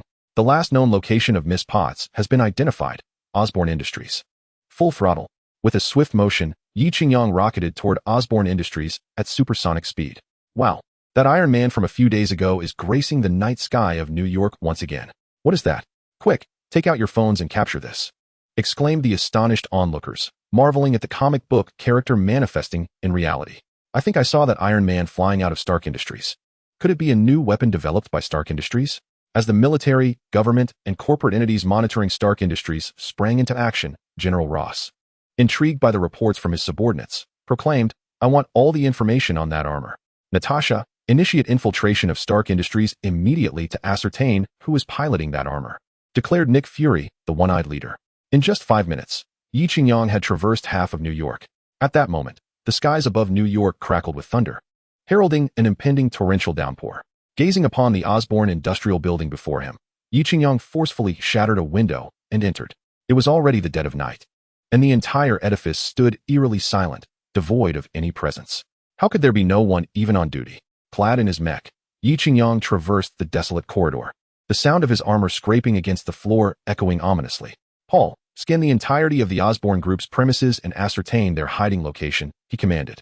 Understood, Master. Initiating scan now, came the reply. A blue three-dimensional schematic materialized instantaneously before Yi Qingyang's eyes. To his astonishment, they were concealed underground. No wonder he had been unable to locate them. Cursing under his breath, he kicked the elevator doors open and descended rapidly. With a resounding crash, the heavy elevator doors were blasted apart, revealing a scene that made his blood boil.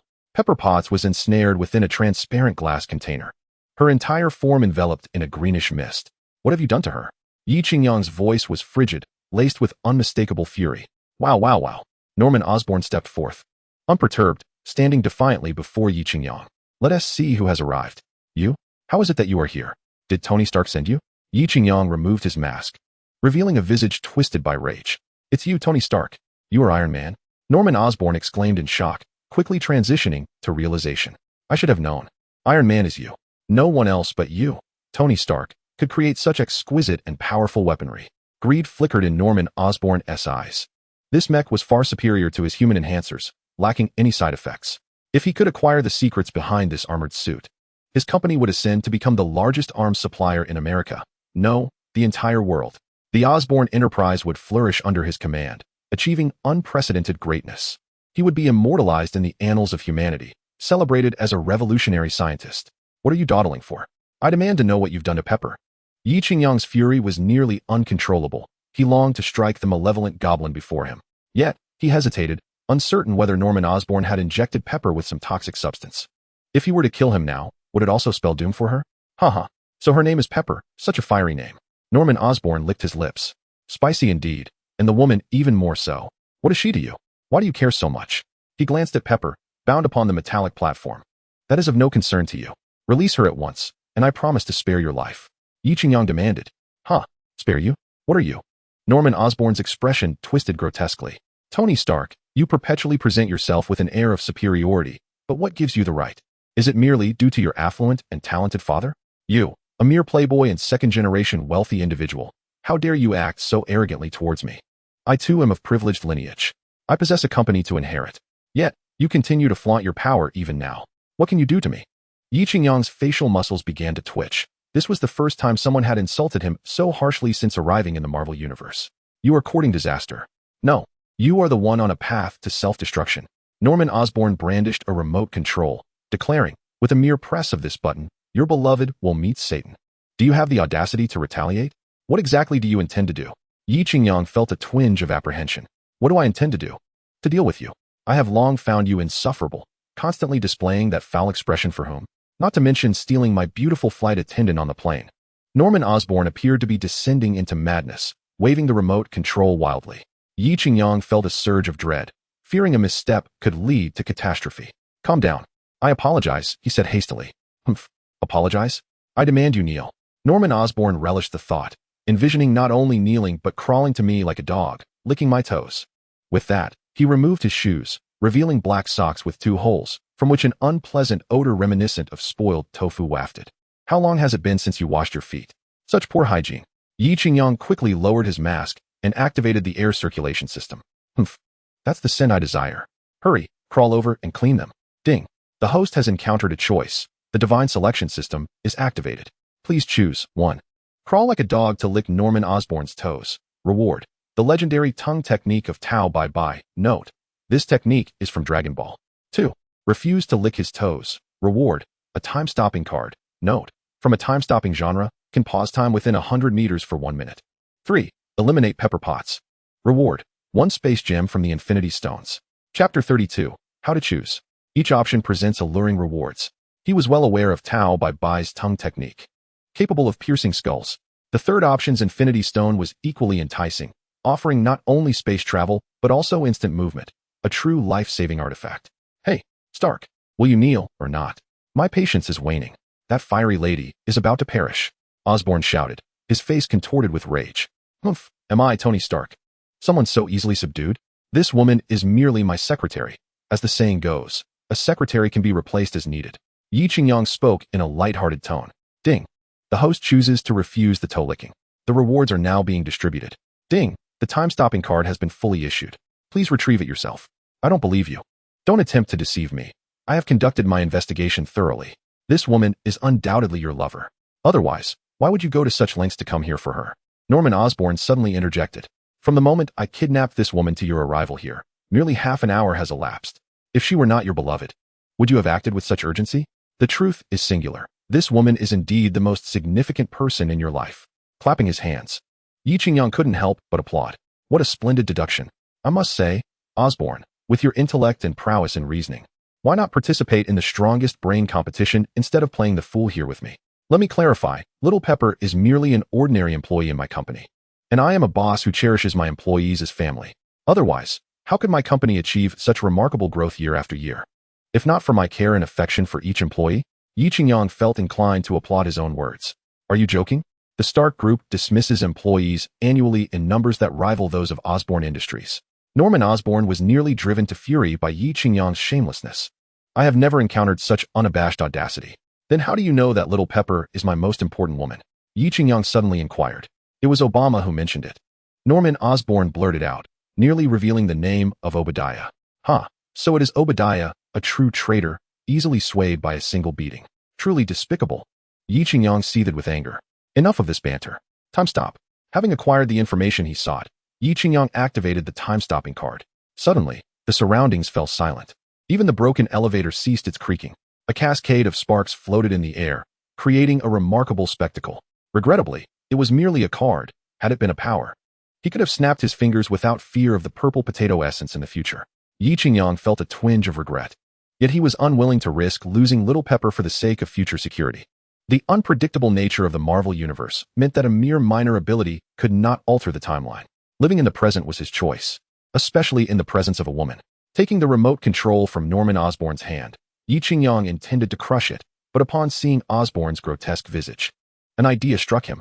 He swiftly swapped the positions of Norman Osborn and Little Pepper. Paul, scan Miss Pepper's body, he commanded. Ding, scanning complete. Miss Pepper's vital signs are normal, and she is in excellent health. Impossible. Scan her again. That psychopath has locked her in that container, surrounded by so much green mist. How could she possibly be unharmed? Yi Qingyang harbored suspicions that perhaps the machine had malfunctioned. A soft chime indicated that Miss Pepper's various health indicators were normal. Well, after all, a machine is merely a machine, not yet evolved to the level of artificial intelligence from the era of the Avengers. As the minute passed, everything around returned to its usual state. However, the fiery Pepper did not awaken. What have you done to me? Norman Osborn screamed in panic as he found himself restrained on the cold metallic apparatus. No matter how hard he racked his brain, he could not comprehend how he had so swiftly transitioned from being in control to becoming the victim. Was the world moving too fast? Was he growing old? Or was this merely a dream? Yet, the chilling metal served as a stark reminder that this was undoubtedly reality. You dare to ask what would happen if I pressed this button? Yi Qingyang took on a dominant role, dragging a chair to sit before Osborn. Stop joking around. Let me down. I was just playing with you. Norman Osborn's face dripped with cold sweat. That button controlled a high-voltage current capable of incinerating a person in an instant. Am I joking? Are we that familiar? Yi Qingyang's tone turned icy as he pressed the button. Bang! Norman Osborn began to scream in a frenzy. Yet the current did not surge. What is happening? He opened his eyes to see a fully armed Obadiah standing where Yi Qingyang had once sat. Ah, reinforcements. Yi Qingyang donned his mask and turned to face Obadiah. So it was you, this traitorous wretch. How dare you engage in such underhanded tactics? Yi Qingyang felt a surge of anger. You hypocrite. You accuse me of lacking honor. Yet what of yourself? Obadiah retorted, seething with indignation. After dedicating over 30 years of diligent service at Stark Industries, I may not have accolades, but I certainly have endured hardships. Yet, you, a mere child, have the audacity to assault me.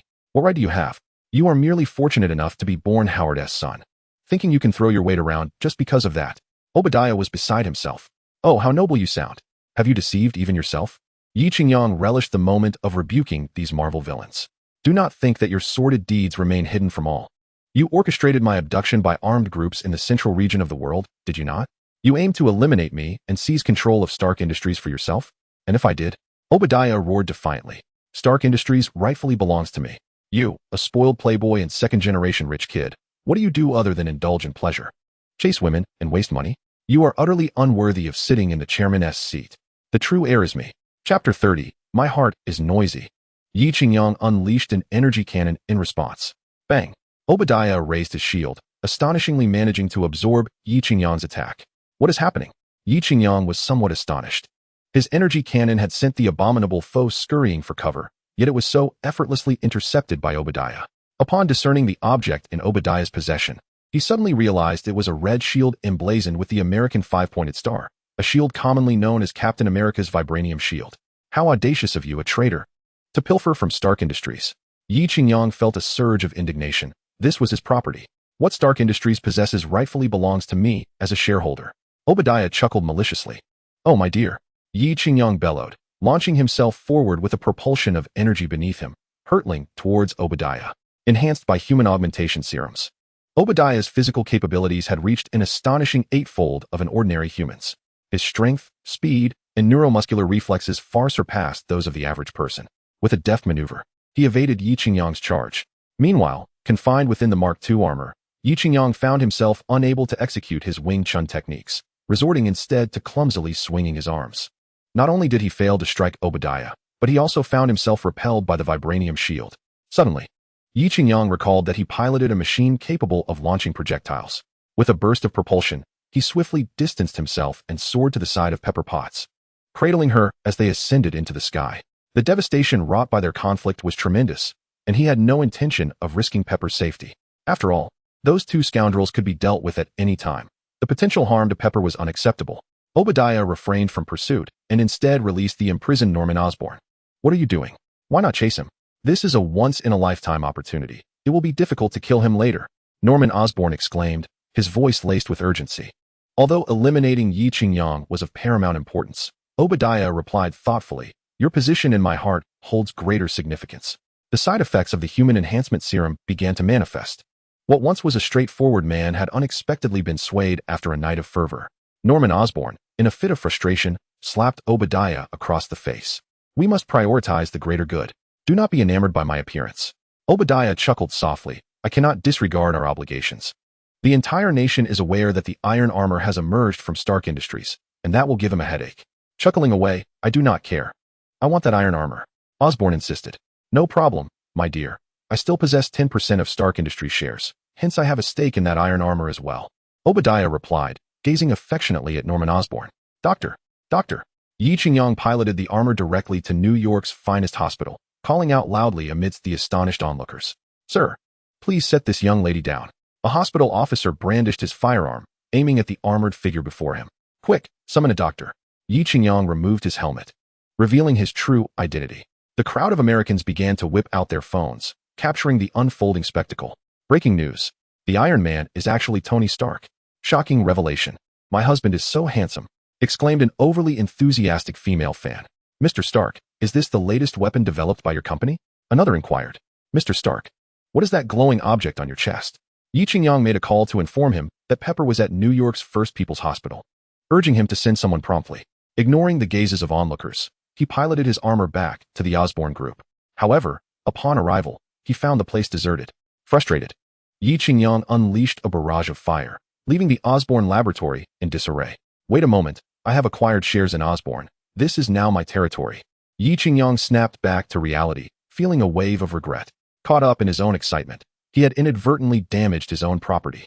Shaking his head, he reminded himself that he had always been adept at dismantling things. It was merely a matter of expenditure. "I have plenty of money." After returning the armor home, Yi Qingyang drove to New York's First People's Hospital. Pepper was still unconscious, but the doctor assured him that she was merely in a temporary coma due to external trauma and that there was no immediate danger to her life. "Doctor, is she all right?" Yi Qingyang asked, concerned, not wanting to be the cause of any trouble. "Mr. Stark, your girlfriend is still in perfect condition." "That is a relief." He sighed, grateful that his beloved was unharmed. Having drifted in New York for a decade, he sometimes reminisced about the past, wondering how things had changed and how the sky connected them. Suddenly, he received a call from an unfamiliar number and decided to answer. "Hello, Tony, it's Rhodey," came the voice on the other end. "All right, I understand," Yi Qingyang quickly responded before hanging up. The caller was none other than his close friend, Colonel Rhodes, who had learned of his Iron Man identity and was urging him to keep it a secret. Yi Qingyang felt a twitch at the corner of his mouth, reflecting that he had flown around New York that evening. It would be hard for anyone not to notice. Moreover, the doctors, nurses, and patients at the hospital had likely figured out who he was. Even terminally ill patients and those in wheelchairs were trying to catch a glimpse of him. So what was the point of secrecy? He suspected that social media platforms were already flooded with videos of him. "As long as it's not a compromising video of me, I don't mind," he mused. After all, the future Avengers would need to confront the invasion of the Chitauri, and this would only elevate his profile further. However, Rod revealed a crucial piece of information. The American military seeks to lay claim to his steel armor. This, Yi Qingyang would never consent to. Although he resides in America, his heart has always belonged to the Han Dynasty, and the blood coursing through his veins resonates with the voice of China. No matter his physical location, it cannot alter his unwavering and devoted spirit. He has no regrets in embracing the essence of China in this lifetime, and in the next. He hopes to be reborn amidst the rich tapestry of his homeland. Gazing at the unconscious Pepper on the hospital bed, Yi Qingyang felt an urge to retaliate against the indemnities of the Boxer Rebellion. Chapter 34. Coulson, he was determined to take tangible actions against the formidable American forces. Yet, at this moment, with Pepper still in a coma, Yi Qingyang, no matter how beastly, could not bear to act against a woman devoid of awareness. At least he would wait until she awoke. Perhaps then, he could stage a captivating night shift in the hospital. Everyone had received the official statement from Stark Industries regarding last night's incident. According to unverified reports, a prototype robot malfunctioned, resulting in significant damage to the Osborne Industrial Building. Fortunately, while perusing the newspaper in hand, Yi Qingyang noticed a television anchor reporting on Today's headline news. As he read the words on the paper, he realized he had not managed to stay hidden for long, as he was finally discovered by the American populace. Indeed, handsome individuals shine like fireflies in the dark, glowing wherever they go. Yi Qingyang flamboyantly tossed his hair, earning an eye roll from Pepper, who was sitting on the hospital bed, eating an orange. "Hello. Is this Miss Pepper's room?" A man with an aquiline nose and a receding hairline entered, dressed in a suit. "Coulson?" Yi Qingyang immediately recognized this senior agent of S.H.I.E.L.D. "Oh, Mr. Stark, do you know me?" Coulson appeared bewildered. "Haha, I was just joking, and surprisingly, I hit the mark," Yi Qingyang chuckled. "I am here as a government official to address this unexpected incident." Coulson politely extended his hand. "Welcome," Yi Qingyang reciprocated. "This is your alibi." Coulson handed over a small note. Yi Qingyang took it and read, "I was on a yacht in Avalon Harbor all night. This is the speech we have drafted for you." Just read it as is. "We also have testimonies from 50 guests," Coulson stated. "In truth, it would have been more believable to say that my little assistant, Miss Pepper, and I had a night of romance." But before he could finish, a segment of orange was shoved into his mouth. "You have no shame. I still have some dignity," Pepper retorted. We cannot fabricate anything. Just read as instructed." Coulson replied. "Why are there no mentions of Obadiah and Norman Osborn?" Yi Qingyang flipped through several sheets, yet found no reference to Obadiah's name. "Well, we have handled that. Publicly, we claim he is on vacation." Coulson paused. "You know, the safety of small private jets is notoriously poor. But he is not dead yet. Surely he will return for revenge. How should we explain this?" Yi Qingyang argued persuasively. "This is not my first encounter with such matters. As long as you adhere to the official statement, everything will be fine. You have only 90 seconds. With that, Coulson turned to leave. Pepper nudged Yi Qingyang with her hand, and he looked at her with curiosity. Pepper, in a huff, descended from the bed, saying, "Agent Coulson, I wish to express my profound gratitude for all the assistance you have provided." Coulson smiled. "It is our duty. We will collaborate again in the future." "You belong to the Strategic Law Enforcement Military Supplies Department," Pepper recalled diligently. "It's abbreviated as SHIELD," Coulson interjected. "All right," Pepper chuckled awkwardly. Coulson then departed. Pepper, regaining her composure, turned to Yi Qingyang and said, "Now it's your turn to take the stage. Perform admirably." "Humph, what's so difficult about faking it? I don't even believe I am the Iron Man." Yi Qingyang frowned at the mention of Iron Man. Could not the American people come up with a better name? "If it were up to me, I would be called Iron Knight." "You are certainly not Iron Knight." Pepper began dressing. "I am Yi Qingyang," he replied, captivated. Observing a beauty change her attire could indeed elevate one's spirits, even if Pepper was still clad in rather concealing undergarments. "If the public knew I was Iron Man, and had a girlfriend who knows my secrets like you would undoubtedly become the enemy of every girl in America." Yi Qingyang watched as Pepper delicately pulled stockings over her legs. Boasting. Pepper adjusted the creases in her stockings. "Need help? I have been dressing dolls since childhood." Yi Qingyang approached to closely examine the brand of the stockings. No need." Pepper did not spare him even a glance, but added, "However, I could use assistance with my shoes." "At your service." Yi Qingyang eagerly produced a pair of high heels and cradled Pepper's feet. "Stop it, that tickles." After 10 minutes, Yi Qingyang finally managed to adorn Pepper's feet with the beautiful heels. "They're all wet," Pepper exclaimed, feeling the dampness beneath her soles. "No worries, they will dry soon. Do you not know that friction generates heat?" Yi Qingyang took her hand, and they made their way outside the hospital. Meanwhile, Mr. Tony Stark has prepared a statement, but will not answer any questions. "Thank you." Spokesperson Rhodes stood at the podium during the press conference. Yi Qingyang, clad in a suit, approached the podium. It has been a while since I last saw you all, so I shall read from the script." Laughter erupted from the reporters below. A tall, blonde reporter crossed her legs and gazed at Yi Qingyang with interest, who, entranced by her long legs, couldn't help but flirtatiously glance at her. The blonde reporter responded with a playful kiss. "Some speculate that I was personally involved in the incident that transpired last night with the monster. My apologies, Mr. Daka." The blonde reporter raised her hand. "Do you truly believe we would easily accept that a bodyguard donned in armor appeared precisely at the right moment?" The gaze of the male reporters in the vicinity instantaneously shifted to the blonde, particularly the two male journalists behind her, who gulped as they beheld her alluring silhouette. I understand your point, Yi Qingyang interjected, smiling as he spoke. There is nothing wrong with questioning the official narrative. However, it is unwise to make baseless assumptions. Labeling me as some sort of superhero. The blonde reporter quickly retorted, I never claimed you were a superhero. No? Well, that is a relief. If that were the case, it would be utterly absurd, preposterous indeed. Yi Qingyang began to feel anxious, as he needed to realign Marvel's timeline. I am not cut out to be a hero. It is evident that I possess numerous character flaws and have committed many wrongdoings, which reflect poorly on me. As a novice, Yi Qingyang felt a twinge of nervousness standing before a crowd of hundreds at the press conference. Chapter 35, I am Iron Man. Just read from the script. Rhodey whispered discreetly. All right, Yi Qingyang nodded. In truth, I am Iron Man. Are you serious? You claim to be Iron Man? The journalists in attendance erupted in chaos, all rising to their feet. Mr. Daka, how could you admit that again? How did you create that suit of armor? Why did you blow up Osborne Industries? What were the two monsters you battled that night? Mr. Daka, please answer our inquiries. Yi Qingyang exhaled deeply, finally articulating his thoughts. It felt exhilarating. Extra. Iron Man is Tony Daka. Breaking news. Tony Daka is indeed Iron Man. What? Someone bring me today's newspaper. This is outrageous. How can all the accolades belong to him alone? Wealthy, talented, exceptionally handsome, and now he is the formidable Iron Man. How can one individual be so perfect? Humph. That is my husband. You ought not to be envious. You foul-mouthed woman, what did you say? He is my husband. Two African-American women engaged in a brawl on the streets of New York, while onlookers eagerly extracted their phones to capture the moment for social media. Meanwhile, Yi Qingyang was driving a sleek black Lamborghini on his way to the office. He had no intention of letting Obadiah and Norman Osborn, those conspiratorial fiends, off the hook for daring to threaten his loved ones. He would ensure they regretted ever stepping foot in this world. The blonde reporter casually draped a blanket over her shoulders and sauntered through Yi Qingyang's seaside villa, seemingly assuming the role of the lady of the house. Approaching an electronic door, she attempted to gain entry. Sorry, you do not have permission. The blonde beauty was taken aback. It was Jarvis, overseeing the entire house.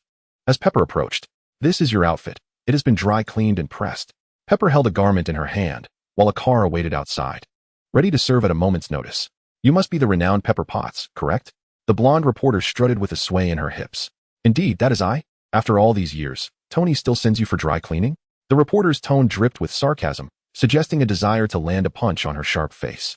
Pepper, dressed in professional attire, tilted her head and replied, Mr. Stark assigns me tasks, and I fulfill them, including occasionally sweeping the trash out. Any issues with that? Humph. Utterly nonsensical. The blonde reporter snatched the clothing from her grasp and stormed away. At Stark Industries' laboratory, Ethan adjusted his glasses. Tony, after tirelessly working day and night, I have successfully tackled the technical difficulties of the Mark III portable exosuit. Production can commence immediately. However, I have yet to locate the emerging element you mentioned as a substitute for palladium. That's already impressive. There's no rush regarding the new element. I will figure something out. Tony replied, Have you found that legal department woman named Natasha Romanoff I asked you to locate? Boss, you truly are astute. She just started yesterday. Then hasten to bring her to my office. Tony exclaimed, his excitement palpable. Ethan, you continue to develop the Mark III exosuit. With a burst of energy, Tony dashed out, thrilled at the prospect of soon leading the Avengers. Reflecting on watching Iron Man 2, he had always admired Scarlett Johansson's explosive figure and extraordinary aura, especially that blend of innocence and allure. Now, possessing the bloodline of the Hulk, he thought, a captivating glance was no longer Bruce Banner's exclusive privilege. He could wield it as well. Approaching the office door, Tony slowed his pace, adjusted his tie, and then stepped inside. Before him stood Natasha, her back turned, her silhouette reminiscent of a ripe peach, ready to burst. She wore a delicate white knit professional blouse, as light as a gossamer. Upon hearing the door open, Natasha gracefully turned, her features radiant, her deep-set eyes mesmerizing, her snow-white skin dazzling Tony to the point of momentary blindness. What stood out even more was her exquisite, curvaceous figure. Her long, slender legs seemed perfect. Any addition would seem excessive. Any subtraction would appear truncated. Hello, Mr. Stark. I am Natasha from the legal department. How may I assist you? Natasha spoke, her lips parting slightly, the distance between them merely a meter, the intoxicating scent of her perfume penetrating Tony's senses. Oh, the fragrance of a woman, St. Lawrence rose perfume, he mused inwardly, acknowledging that the title of Marvel's most beautiful woman was well-deserved. Should I address you as Natasha or as the S.H.I.E.L.D. Agent Black Widow? Yi Qingyang playfully leaned close to her ear and whispered. The previously composed Natasha's expression abruptly changed, her pupils slightly widening. I can't understand what you're saying. Upon witnessing her feigned ignorance, Yi Qingyang couldn't help but chuckle. The pressure exerted by Natasha's stunning beauty and unique aura momentarily lifting. Stop pretending. Quickly call Nick Fury. I have matters to discuss with him. Yi Qingyang wasted no time in getting to the point. How did you know I'm a S-H-I-E-L-D agent? Your intelligence department shouldn't be that formidable, especially since I just joined yesterday. You couldn't possibly know me.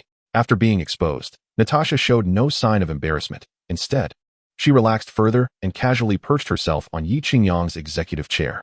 Hey, that's my seat. Yi Qingyang feigned dissatisfaction. Would you prefer I sit on your lap? Or should I allow you to sit in mine? Natasha's alluring tongue peeked out slightly, resembling a dangerous Medusa. I see no necessity for that.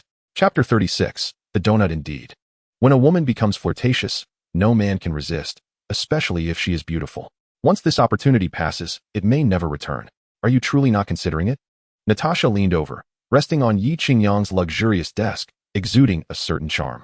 Yi Qingyang couldn't help but marvel at the innate talents of Western women. I prefer not to embarrass myself. You should hurry and call Fury. I know he has something for me. TSK, a man with desires yet lacking courage. The legendary playboy actually has a day of reform, a rare occurrence indeed. Natasha put away her allure and dialed Fury's number. Hello, Chief. I've been discovered. He wishes to meet with you. Natasha glanced at Yi Qingyang. All right, I will relay the message. The director wants you to go to the donut shop. He is waiting for you there. Why can't he come here? Why the need for such mystery? Yi Qingyang complained. These fictional, mysterious organizations always act shadily, fearful that others might know of their special status. Every rendezvous location is either a roadside diner or a secret tunnel or basement.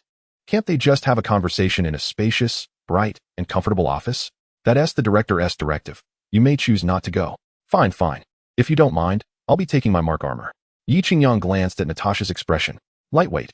After all, the whole world knows you're Iron Man now. Natasha rolled her eyes. Yi Qingyang reclined atop Randy's donut shop, savoring the chocolate donut he had just purchased, basking in the warm breeze as he gazed at the setting sun. In the distance, mountains loomed like an ocean. The dying sun stained the sky blood red. Sir, please come down from the roof of the donut shop. Nick Fury called out from the entrance. Yi Qingyang removed his sunglasses and glanced at him. Me? Are you speaking to me? If there's no one else on the roof, I suppose I must be addressing you. All right, all right. Yi Qingyang flipped over and descended from the rooftop. I wish to join your superhero boy group, he stated, gazing at Fury across from him. Haha, haven't you always been a lone wolf? How did that turn out? Fury took a sip of his coffee. How did it turn out? Yi Qingyang hesitated, finding it difficult to articulate. With everyone having fled, what more could he say? Apologies, I seem to have caused a misunderstanding. Should I focus on your eye patch or your eyes? I am uncertain whether you are flesh and blood or merely an apparition. I am indeed real. The most genuine person you have ever encountered, Fury replied, extending his hand to inspect Yi Qingyang's neck. What are you doing? Speaking is one thing, but keep your hands to yourself. I am, after all, a straight man. Yi Qingyang swatted away the hand of the one-eyed man. Where are the staff? There is a complete lack of service here. I might not leave a tip. At that moment, a figure clad in a form-fitting black outfit, with curves that captivated the eye, approached. As Natasha passed by Yi Qingyang, a fragrant breeze followed in her wake. I have cleared the surrounding area, but you two should not linger too long. Wow, look who has arrived. My diligent employee, the esteemed agent Natasha Romanoff, Yi Qingyang remarked with a grin. Tony, I assume you are already acquainted with her, Fury said, extending a hand that clumsily landed on Natasha's shoulder. I am merely curious. How did you know Natasha was an S-H-I-E-L-D agent? And how did you ascertain that I am the director of S-H-I-E-L-D? These are trivial matters. What about the legacy left to me by my father, Howard? Yi Qingyang interrupted Fury's inquiry, his gaze fixated on the exquisitely featured Natasha. Seated across from him were two individuals, one a bald man with a brutish demeanor and a missing eye, the other a beauty radiating charm. Naturally, Yi Qingyang found himself more drawn to the latter.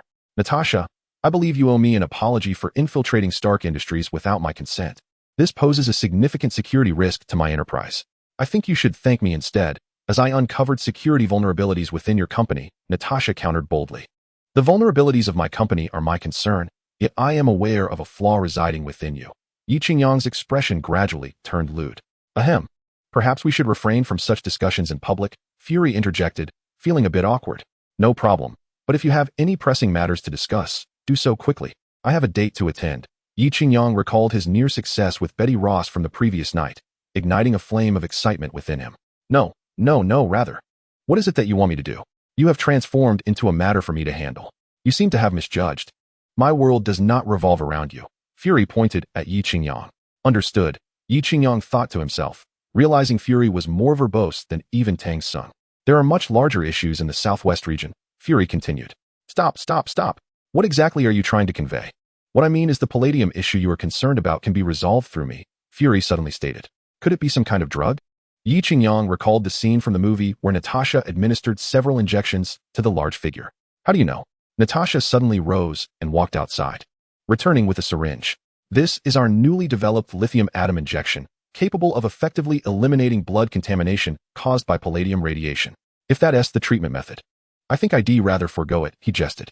After all, I possess the lineage of the Hulk. Not even the most potent gamma rays can harm me. A mere palladium radiation would feel like a mere tickle. Yet, Yi Qingyang remembered that in Iron Man 2, the large figure synthesized a new element that provided a faster and more enduring energy source, which was precisely what he required. It was akin to the choice between an electric vehicle with a range of 150 kilometers and one boasting a range of 1,000 kilometers. The decision was clear. Are you certain? This is the best solution we could devise, the Cyclops remarked. Do you realize that the glowing object on the chest of the mech you pilot is based on incomplete technology? He elaborated. That one. I know. There's a larger version in the company, Yi Qingyang thought to himself, secretly scoffing, as this was a gift from the system. No, you don't understand. This is merely a small fraction of what your father envisioned. He intended to initiate a global energy revolution that would leave all competitors in the dust. His aspirations were grander. Compared to a nuclear reactor, this would be no larger than a size 7 battery, the Cyclops proclaimed passionately, with an air of authority. Yi Qingyang pondered for a moment. Was it only him? Anton Vanek must have been involved as well, right? Chapter 37. The Cyclops' fury was astonished. You know Anton Vanek too? Yi Qingyang chuckled softly, choosing not to respond. Would he also divulge the secrets of the Buddha's palm to him? Fury did not press further. Continuing, Anton Vanek is like the flip side of a coin. He believed it to be a lucrative path. When your father discovered this, he exiled him. Upon his return to Moscow, the Soviets found him unable to produce results and relegated him to Siberia, and that remains his fate to this day. Yi Qingyang felt a slight stirring within him. What psychological transformations might an ambitious scientist undergo after such experiences? Perhaps he harbored thoughts of world destruction. This is not conducive to a child's development, Fury remarked, taking a sip of coffee. His son, Ivan Anton Vanek, should be around your age, but their circumstances are worlds apart. Yi Qingyang found himself at a loss for words. The image of the dual whip wielder, Ivan, flashed in his mind, causing him a headache. This was the consequence of the previous generation's actions, yet it was the next generation that had to bear the burden. Two individuals, initially strangers, now found themselves entwined by the grudges of their forebears, seeds of hatred sown through no fault of their own. I can only strive to spare his life. Yi Qingyang murmured. What did you say? Fury inquired. It is of no consequence. I merely wish for you to understand my rather inexpensive father better than I do. Yi Qingyang reclined tactically, and indeed, he was one of the founding members of S.H.I.E.L.D. Nick Fury had just dropped a significant bombshell, hoping to glean some insight from Yi Qingyang's expression. Regrettably, Yi Qingyang remained utterly unfazed. How absurd. A mere S.H.I.E.L.D. would daunt me? Do you presume yourself an editor of astonishment? Your tactics are exceedingly outdated. Once I develop a new element, these issues will be effortlessly resolved. Yi Qingyang disdainfully curled his lip. You should hasten to retrieve the box containing my father's bequest. That is the matter of utmost importance. The one-eyed dragon scrutinized Yi Qingyang for some time before responding. Since you are so confident, I shall refrain from further discourse. You will accompany me to a location shortly, where you shall receive the box. Additionally, could you inform me of the whereabouts of Norman Osborn and Obadiah? Yi Qingyang set down his mug, speaking with palpable resentment. According to intelligence provided by our operatives, a small, unregistered private plane stealthily departed for the southern regions of America last night, the one-eyed dragon remarked. The South? Is it not as Trump described, the place where a wall is to be erected along America's borders to keep those individuals at bay? Yi Qingyang expressed his frustration. The nation known as Mexico is indeed blessed with natural resources, yet the indigenous populace leaves much to be desired. Geographically situated in North America, it shares a northern border with the United States, is adjacent to Guatemala and Belize to the southeast, while the Pacific Ocean and the Gulf of California lie to the west, and the Gulf of Mexico and the Caribbean Sea to the east. It is a region historically rife with piracy. Economically, It ranks 13th in the world, a considerable strength. However, its notoriety stems not from its economy, but rather from its chaotic governance. Undoubtedly, Mexico is among the most perilous places on Earth, plagued by warlords and drug lords, with the government often subjugated by armed drug organizations. To locate individuals in such an environment is akin to searching for a needle in a haystack. It seems unlikely that these two scoundrels will be found in the near future, the one-eyed dragon chuckled, relishing Yi Qingyang's predicament. Fury, observing Yi Qingyang's discomfort, felt a sense of satisfaction. Natasha, present him with the box, Fury commanded. Disappointed by the lack of desired results, he stood to depart. I have a Defense Department briefing at 2:30 this afternoon. I must take my leave. We shall see, Yi Qingyang thought as he obtained the box he desired, departing without further ado. Now is not the most opportune moment to establish the Avengers. None of the members possess a semblance of normalcy. Captain America, the epitome of absolute justice. Thor, the wayward deity. Bruce Banner, who cannot control himself. Hawkeye, who barely registers. Black Widow, aged beyond her years. And finally, the debonair billionaire. A paragon of charm and intellect, the embodiment of morality and love, Tony Stark. Behold, there is not a single individual of sound mind among them. To unite them would be an insurmountable task, achievable only in the face of a formidable external threat. Perhaps this embodies one of humanity's finest traits, the propensity for insularity. Therefore, it is prudent to postpone the formation of small factions and instead prioritize the enhancement of one's own capabilities. Ethan, my dear friend, I have brought you the materials. Do examine them at your leisure. With a casual toss, Yi Qingyang presented the box to Ethan, who exhibited little interest or time for the relics left behind by his late father. Ah, splendid. The Mark III portable armor has been completed. Would you care to test it? Ethan opened the box, revealing several discs and a snippet of newspaper. Is that so? Hurry, let us see. Yi Qingyang felt an impatient eagerness for these grand contraptions. The pursuit of armor warrants further investigation. After all, did we not witness how, in the climactic battle of the Avengers, even the mightiest could contend with Thanos, clad in armor and wielding the Infinity Gauntlet? This underscores the fact that both superhuman abilities and technology can attain extraordinary levels of prowess. Peter, bring forth that silver case. Peter? Yi Qingyang inquired with curiosity. The assistant you sought for me recently, Peter Parker.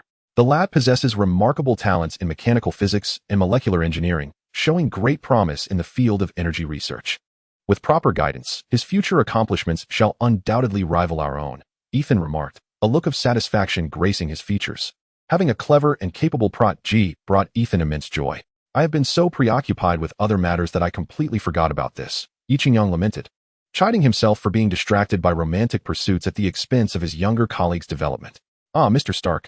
Young Spider-Man entered, his demeanor bright and full of vitality. He was now the esteemed assistant to Dr. Ethan at Stark Industries, attracting the attention of numerous female colleagues, a stark contrast to Peter Parker's childhood crush on Mary Jane. Not to mention, the substantial monthly stipend of nearly $10,000 alleviated his financial worries, allowing him to focus wholeheartedly on his research. You speak of heroism and aiding those in distress. Do not jest. It is only when one's own needs are met that one can ponder such ideals. Chapter 38, Mark III. I cannot fathom which affluent character in the Marvel Universe prowls the streets at midnight wearing a mask to apprehend thieves. Surely, the wealthier one becomes, the more inclined they are to don a mask and wander the night, creating chaos in the otherwise quaint cities of Gotham and Metropolis, where law and order seem to have faltered.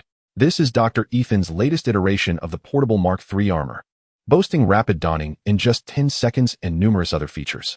Yi Qingyang received the briefcase, noting its surprisingly lightweight design, weighing less than 20 kilograms. We have employed cutting-edge molecular technology, significantly reducing the weight of the original titanium alloy. Peter Parker has played a significant role in this achievement. Ethan cast a glance at the fully equipped Yi Qingyang, assessing the fit of the armor. This mech features an automatic resizing function, adapting seamlessly to the wearer's physique. Remarkably lightweight, it grants unparalleled agility at the joints compared to previous models. Yi Qingyang executed several Wing Chun movements, such as the single-word clamp and the Sun character punch. Though he couldn't claim mastery, this was a significant improvement over the Mark II combat armor provided by the system. Yi Qingyang valued its portability. He envisioned all his women donning a set, vastly enhancing their safety. The incident involving Little Pepper must never occur again. Excellent work, Ethan and Peter. I intend to double your salaries, Yi Qingyang declared, content to remove the armor, reverting it to a compact suitcase. I am immensely grateful to you, Mr. Scheidegg. May the Almighty bless you, the ecstatic Spider-Man babbled, realizing that with this newfound wealth, he could assist Harry Osborn, whose company had collapsed due to his father's abandonment. By the way, Peter, how is your relationship with Mary Jane progressing? Yi Qingyang inquired, a hint of curiosity in his tone. It's going well. We've had dinner several times, Peter replied. That's not what I meant. Have you managed to hit a home run? Home run? No. Mary Jane is like a goddess to me. I cannot disrespect her like that. She said she wants to wait until marriage. Peter's face flushed with embarrassment. Waiting until marriage? That's just a common tactic women use. You're dating, not conducting a business deal. There's no need to be so formal. The more rules you follow, the more disdain you earn from women. Yi Qingyang began to impart his unique wisdom, though he hadn't had the opportunity to practice such advice in the past. Recent outings with Betty Ross had proven its effectiveness. Do you know when a woman is most receptive? I don't know, Peter answered candidly. You really baffle me. Work is not everything. You must first resolve your personal matters to concentrate fully on your work. Isn't that right, Ethan? Yi Qingyang turned to find Ethan lost in thought, staring at a piece of cut newspaper. What are you looking at? Yi Qingyang inquired, leaning in. The yellowed newspaper featured a young Russian man, with the headline proclaiming, Soviet scientist defects. Yi Qingyang recognized it as Anton Nikiforov, father of the famed Lightning 5 whip, Ivan. Yes, my former doctoral advisor mentioned him, stating he was one of the greatest physicists in the Soviet Union, Ethan remarked, a sense of nostalgia in his voice. What a pity he lived in such turbulent times. Had he devoted himself to research, his achievements would have been remarkable. Yi Qingyang shrugged, indifferent to the tales of yore. These are the videotapes left by your father. Won't you watch them together? Dr. Ethan asked. I apologize, but I have no interest in antiquities. You and Peter can delve into that, while I shall explore the means of ensuring the continuation of humanity. Yi Qingyang picked up the portable marked suitcase, stating, I shall take this with me. Not an issue. We have several spare ones. Feel free to indulge. She retorted, rolling her eyes, as if to suggest she were a spendthrift. Suddenly, a message pinged on Yi Qingyang's phone. Are you there? It was Betty Ross. You think, therefore I am. Yi Qingyang replied instantly. Is there something on your mind? I'm feeling rather down. Could you come over for a chat? Yi Qingyang glanced at the clock. It was nearly midnight. Staying up late and waking early is not a commendable habit. We should cultivate a more disciplined routine. Without hesitation, she replied, of course. Where are you? At the school playground. Initially planning to seek out Xiao Rongyu, Yi Qingyang redirected her course towards CAF University. Upon arriving at the playground, she spotted a figure seated on the bleachers. It was Betty Ross. With a delicate visage lightly adorned with makeup, her pink lipstick appeared quite alluring. A sheer black stocking hinted at her fair skin, and traces of tears seemed to linger on her face. Observing the empty wine bottles at her feet, Yi Qingyang mused inwardly. How can this girl drink so much? I didn't expect you to come, Betty remarked, surprised at Yi Qingyang's presence. We are good friends. When a friend is in distress, one must offer support, Yi Qingyang declared boldly, taking a seat beside her. Perhaps feeling a chill, Betty instinctively leaned closer. And Yi Qingyang felt a warmth enveloping half of her body, stirring a flutter of emotions within her. Pouting, Betty asked, Did you come to see me merely out of friendship? Despite the late hour, the playground remained bustling with couples, prompting Yi Qingyang to reflect on the boundless energy of the American people. No wonder the gentlemen of color favored nocturnal adventures. Would you like to smoke? Yi Qingyang inquired, producing a pack of Tianshan Snow Lotus. No, but I enjoy watching you smoke, Betty replied, her eyes glazed. Just as Yi Qingyang was about to ignite the lighter, Betty snatched it away. Allow me to assist you. The flickering flame illuminated Betty's sparkling eyes, casting an enchanting glow in the midnight hour. Leaning in, Yi Qingyang could feel Betty's breath brushing against his face, a tantalizing mix of fragrance and alcohol that captivated him. Here you go, Betty offered a half-full bottle of wine. Yi Qingyang accepted without hesitation. As long as it wasn't tea white liquor, he could manage. Taking a hearty swig, the icy wine mingled with the taste of Betty's lipstick, combined with the chill of a New York night. Haha, delightful. Yi Qingyang laughed exuberantly. Such is life. What more could one desire? Betty Ross gazed admiringly at the man beside her, whose carefree and unrestrained demeanor evoked a sense of envy. Chapter 39. Sensing with Intention. Her former boyfriend, Bruce Banner, was solely engrossed in scientific pursuits, devoid of any amusement, while her current partner, a psychiatrist with a handsome income, adhered strictly to convention. Yet, it was Yi Qingyang, the notorious libertine loathed by many, who proved to be the most captivating. It is often said that scoundrels are undesirable. But which woman does not harbor a fondness for them? Only those with assets can truly be deemed rogues. The rest are merely labeled as honest men. Betty downed the remaining wine in her glass, wiping her lips carelessly, inadvertently smearing her lipstick. She found herself leaning against Yi Qingyang, her gaze becoming hazy, the atmosphere harmonious. Suddenly, he remarked, You didn't summon me in the dead of night merely for a drink, did you? Betty straightened abruptly, his words a damper on her indulgent desires, reminding her of unwelcome thoughts. Do you understand that a woman, especially an adult one, always needs a man by her side? She queried. What is wrong with that? Men and women are inherently interdependent. Otherwise, why would God have taken a rib from Adam to create Eve? Yi Qingyang flicked the ash from his cigarette nonchalantly. Yet, the one I adore cannot be near me, and I cannot bring myself to deceitfully inform the one who loves me that I do not reciprocate his feelings. Betty reached for another bottle of wine. Are you referring to Bruce and your current boyfriend? Yi Qingyang inquired, his teeth clenched around the cigarette, but his gaze distant and contemplative. Yes, I cannot let go of the past, and I do not wish to reject the present. Do you look down upon me? Betty asked, her eyes fixed on Yi Qingyang. He shook his head, turning to meet her gaze. Everyone harbors one or two individuals in their hearts. Some can feign indifference, while others lack the skill to disguise it. I believe you belong to the latter. Betty lifted her chin, declaring, I knew you would understand. Yi Qingyang smiled slightly. And why do you say that? Do you think I don't follow the news? Your girlfriends never last more than a week, and your roguish charm is undeniable. Any woman would be drawn to you. And what of you? Have you been captivated by me? Yi Qingyang exhaled a smoke ring, the azure haze enveloping Betty's cheek, disintegrating into countless fragments of allure. From the moment I messaged you, you must have known, hadn't you? Betty chuckled. I had intended to focus on my studies, pursuing research, leading a tranquil life with my current girlfriend, marrying, and having children. Yet, you barged in. I am indeed a scoundrel. Are you certain of that? Yi Qingyang extinguished his cigarette on the steps. I am aware of your notorious reputation. Yet can you not understand that Betty Ross has grasped his hand?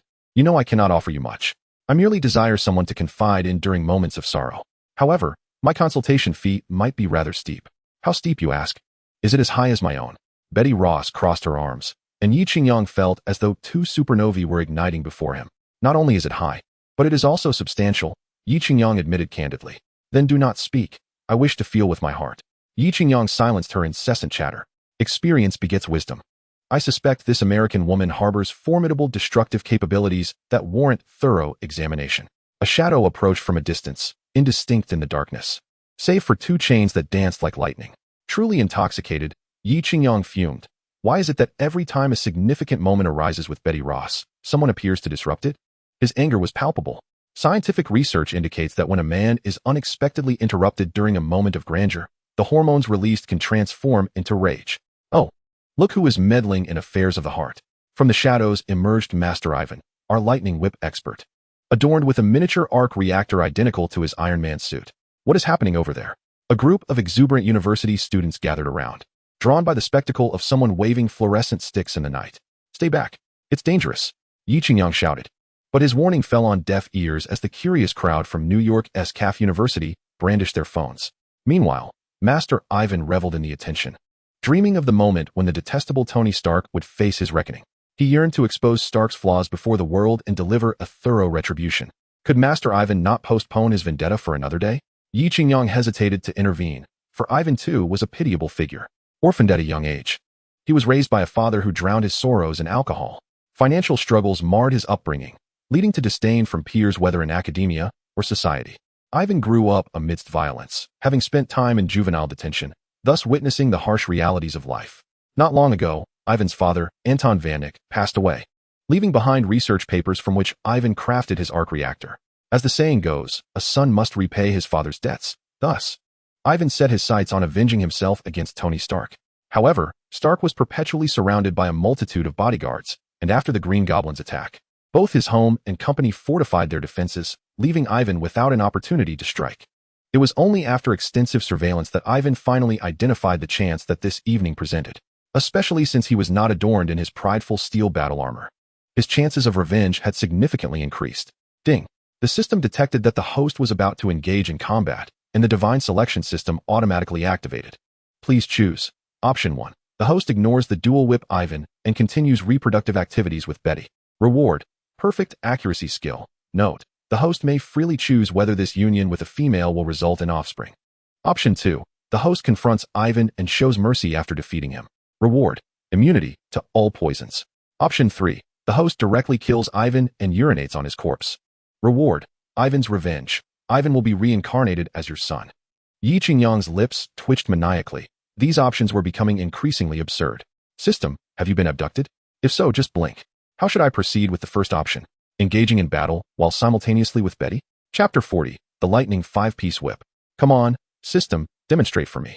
The antics of Bing Bing and Emperor Tang had already been outrageous. Now I must perform live? The second option was akin to unleashing a tiger back into the mountains, a behavior he loathed. The third option was nothing short of a curse. How long must this cycle of vengeance persist? In this life, you seek revenge, and then you want to reincarnate to haunt me? If he truly became my son, what a predicament, neither striking nor refraining, a modern-day Oedipus scenario. System, you are ruthless. I choose option 2.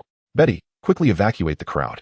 Yi Qingyang retrieved the Mark III briefcase from the side, undergoing a flamboyant transformation. He was the first to strike, launching an energy cannon towards Ivan. Students, hurry and run. This place is dangerous, Betty Ross shouted. However, the onlookers from Carl University could hardly care about a mere teacher when they saw Yi Qingyang transform into Iron Man. Their phones were already set up for live streaming. Dear friends, do you know who is behind me? That's right, our old friend, Iron Man Tony Stark. The family members typed their desired content on the screen, and I shall live stream for you with my life on the line. Come on, Houstonians, let us see those fire rockets. Family, give a shout out to Brother Hans, our #1 supporter. Seeing that her attempts to dissuade the crowd were futile, Betty could only watch anxiously as Yi Qingyang battled the dual whip Ivan. Ivan, a man of few words but fierce actions, shattered the energy cannon Yi Qingyang shot with a lightning whip. Such a flashy maneuver drew gasps from the spectators. Who is this person? They wondered. Zoom in a bit. Hans, the magnate of Hans Industries, feverishly typed in the live chat. If you capture that Master S chest emblem, I'll send you a carnival gift. Alright, just watch. The live broadcast revealed a reckless young man of African descent charging forward with abandon. Startled, Yi Qingyang, who was engaged in a remote assault, found himself in imminent danger as Ivan's lightning whip threatened to strike him. Flames erupted beneath Yi Qingyang's feet as he braced himself against Ivan's frenzied blow with his back. I was careless. I didn't evade. The control screen before Yi Qingyang flickered erratically, evidently disrupted by Ivan's energy attack. The reckless young man, abandoning his phone, scrambled away while calling for his mother. Ivan, you may seek vengeance against me, but could you not adhere to some martial ethics? Do not harm innocent bystanders. They are merely ordinary people. Is it truly necessary to resort to lethal force? Yi Qingyang shouted at Ivan. Huh, they're just Americans. Their demise is even preferable. A twisted satisfaction gleamed in Ivan's eyes. Why should he endure a life in the desolate Siberian wilderness, subject to bitter cold? Why should these citizens of the United States enjoy such favorable welfare? Why? I demand that the heavens no longer obscure my vision. I desire a land where my heart cannot be buried. I wish for all beings to comprehend my intentions, to obliterate America and Germany. With a flurry of movements, Ivan continued his assault, unleashing his lightning whip in a rapid succession of 5 strikes aimed at Yi Qingyang. Had he not reacted swiftly, his battle armor would have been rendered utterly tattered. Is that the legendary lightning 5 strikes? Yi Qingyang marveled, realizing that Master Ma's words had indeed held truth. Ivan, I do not wish to kill you. I hope you can reconsider. Yi Qingyang swiftly evaded another strike from Ivan's whip. Humph, there is no need for your pretense of kindness. Let me tell you, I am not to be trifled with. Make sure you exert your full strength on this final blow. Ivan retorted, his whip dancing in the air like a dragon. Yi Qingyang's energy cannon proved ineffective against him. With a toothpick clenched in his mouth, Ivan's expression was menacing. Die.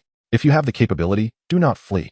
The whip lashed against the railing, instantly severing the iron. Striking the concrete floor, it created a charred crater. Should it strike a person, the consequences would be dire. A bystander was struck by a steel pipe flung by Ivan's whip, piercing through his chest and embedding him firmly in the ground. The crowd, still unaware of the tragedy, erupted in applause.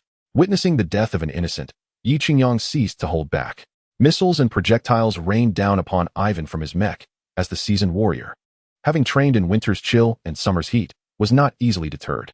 With his whip skillfully maneuvered, he advanced rather than retreated, clearly intent on engaging Yi Qingyang in close combat. His equipment was designed after witnessing the fierce battle between Yi Qingyang and the Hulk, meticulously crafted by Zhengguo, utilizing an arc reactor that shares a lineage with Yi Qingyang's battle armor as its core. The materials chosen were a novel element even more resilient than titanium alloy. At this moment, he advanced relentlessly, granting Yi Qingyang no respite. Seeing no way to evade, Yi Qingyang instinctively raised his right arm in defense, only to find Ivan's long whip ensnaring his limb in an instant, yanking him forcefully from the air. Warning! Warning! Energy levels plummeting, battery below 19. Astonishingly, it could siphon energy from the battle armor. Yi Qingyang was taken aback. Ivan truly inherited Anton Vanek's legacy. having ingeniously modified the lightning whip to harness and redirect energy, a technique reminiscent of the star absorption method in martial arts novels. Determined, Yi Qingyang seized his evasions, gripping the whip tightly with both hands, and spun his body to close the distance with Ethan. The Hulk's lineage and the Golden Bell shield activated simultaneously. Yet Yi Qingyang still felt the strain. The Golden Bell shield could withstand slashes and strikes, but it offered no defense against electric shocks. It felt akin to being relentlessly jolted by a small electric igniter, a sensation both exhilarating and excruciating. You shall perish. Yi Qingyang, disregarding any notions of rewards, exerted a tremendous force, propelling Ivan a dozen meters away to the stands. The impact was thunderous as Ivan collided violently with the concrete steps, blood spewing from his mouth. His arms hanging limply, clearly gravely injured. Yi Qingyang approached and forcefully removed the small arc reactor from Ivan's chest. It is over. With a powerful grip, he aimed to crush it. Suddenly, the arc reactor erupted with a deafening blast, sending Yi Qingyang hurtling backward. Even with the Hulk's resilience, he felt a constricting pressure in his chest. Chapter 41. Love is a light, damn it, Tony.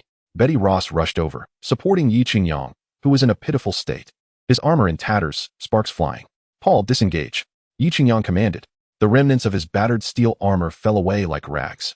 He weakly buried his head in Betty's chest, seeking solace. Are you all right? Damn it. Betty exclaimed anxiously. If you don't let go, I might suffocate. Yi Qingyang inhaled deeply, savoring the fragrance of the world's pinnacle. I shall check on that, Master Ivan. With a determined leap, he reluctantly extricated himself from Betty's embrace. Where is he? Yi Qingyang surveyed the empty stands, bewildered. I don't know.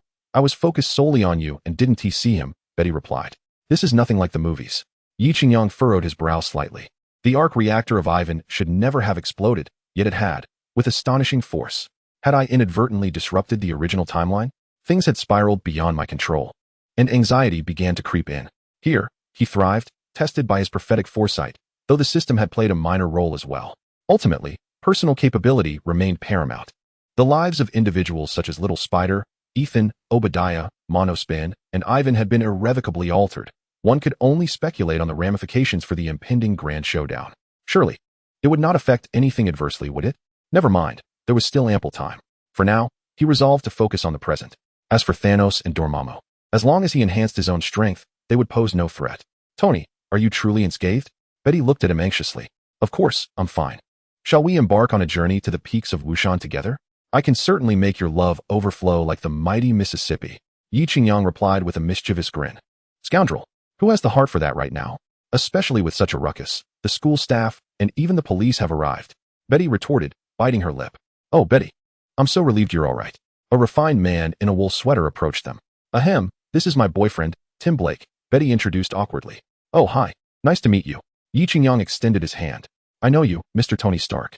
It's a pleasure to finally meet you, Blake said, shaking his hand with both of his, bowing respectfully. You know me? I believe the entire nation is familiar with you, the illustrious Iron Man. Yi Qingyang replied with a smile, relishing the sensation of being recognized and admired wherever he went.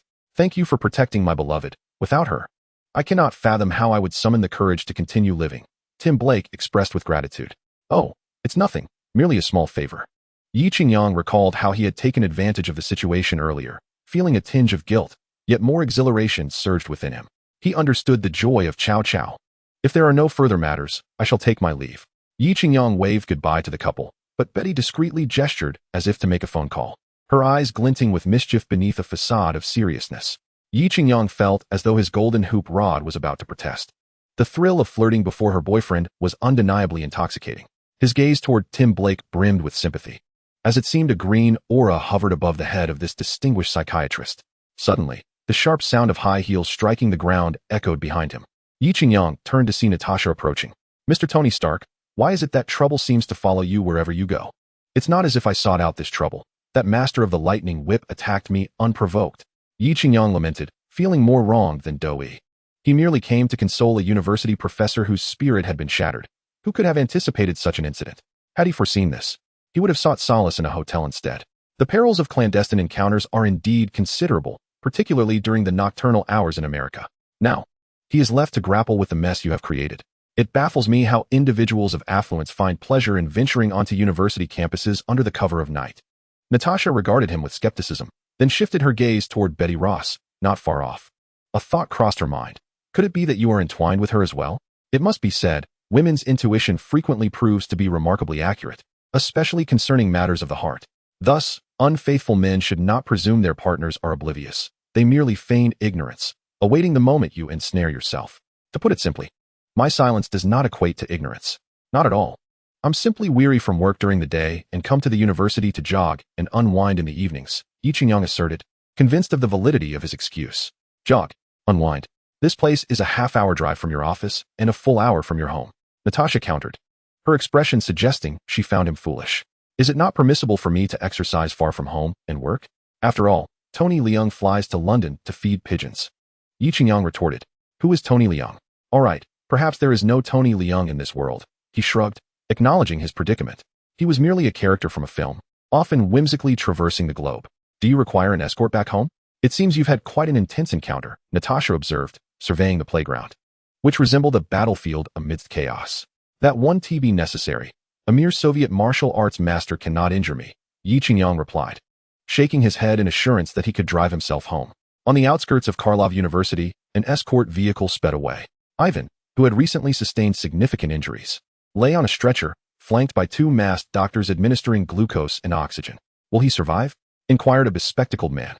Rest assured, boss, this fellow possesses remarkable physical resilience. He has merely fractured a few ribs. With some recuperation, he will be just fine, a doctor reassured. That's good to hear. We cannot afford any mishaps with someone like him. The future of Han's Industries depends on him, the bespectacled man expressed, relief washing over his features. He had stumbled upon such a treasure by casually watching a live broadcast, not regretting the significant investment he had made. Poor Master Ivan, at that moment, was in a daze, feeling as if he had plummeted into an endless abyss. Faster, drive faster. Let us return to Han's group, the bespectacled man urged. Understood, boss. Chapter 42. I want a little bird before long. The vehicle arrived at a large factory belonging to Han's Industries in the district. This is our workplace. A small haven for cunning endeavors, he remarked. Hans incessantly introduced himself to the recently awakened Ivan, who, poor Master Ivan, was still recovering from severe injuries and yearned to escape. Yet, the bodyguards surrounding him were all formidable and imposing figures. First, release my friend's handcuffs. Hans instructed the burly guards on either side. Forgive me, I am your ardent admirer, and I do not wish for you to harbor a negative impression. Observing the guards' crude actions, Hans implored, do not treat him thus. He is a human being, not a beast. Very well, you may leave, he addressed the guards. He is quite dangerous. One of the bodyguards retorted. Leave now. We shall be fine. Hans waved dismissively. Are you certain? It will be fine. Who are you? Ivan stood resolutely, gritting his teeth against the agonizing pain coursing through his body. I am Justin Hans, and I wish to engage in a business venture with you. Please, have a seat. He exhibited no airs of grandeur, warmly shaking Ivan's hand. Ivan remained impassive, perceiving these detestable Americans as nothing but unmitigated villains, capitalists, and leeches. In the center of the factory lay a dining table adorned with exquisite delicacies. Ivan slowly took a seat. Despite having 3 broken ribs, he maintained his composure, incessantly gnawing at a toothpick. Please eat. What culinary delights do we have today, Jack? Hans inquired of a nearby bodyguard. A corpulent man clad in a tailored black suit approached, carrying a large platter topped with a golden dome concealing salmon in sauce. The rotund Jack placed the platter before Ivan and lifted the dome, revealing only a slender fish, no thicker than a finger. Haha, is it not exquisite? We have everything you desire, Hans chuckled, gesturing towards the grand goblet before him. I have a penchant for desserts, especially this Italian delicacy airlifted from old gold. Organic ice cream. How I adore sweets. Ivan continued to sit expressionless, casting a cold gaze in Hans's direction. Oh, it seems you too harbor a desire to eliminate Tony the Terrible. When I witnessed you confronting him on the playground, you stood before him like an avenging angel. Everyone in the live stream thought you were astonishing. Hans recounted passionately. You wish for me to convey a message. I know you are aware that I shall listen. Hence, I cannot allow the police to apprehend you, wasting your talents. However, I would like to offer a suggestion. Do not rush to eliminate him. My thought is that, were I in your position, I would strive to stifle his accomplishments instead. We have many avenues to explore. The only difference is that I possess resources.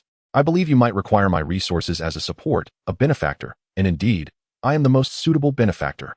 A smirk crept across Ivan's lips, his voice resonating as if emanating straight from his chest, his gleaming gold tooth catching the light.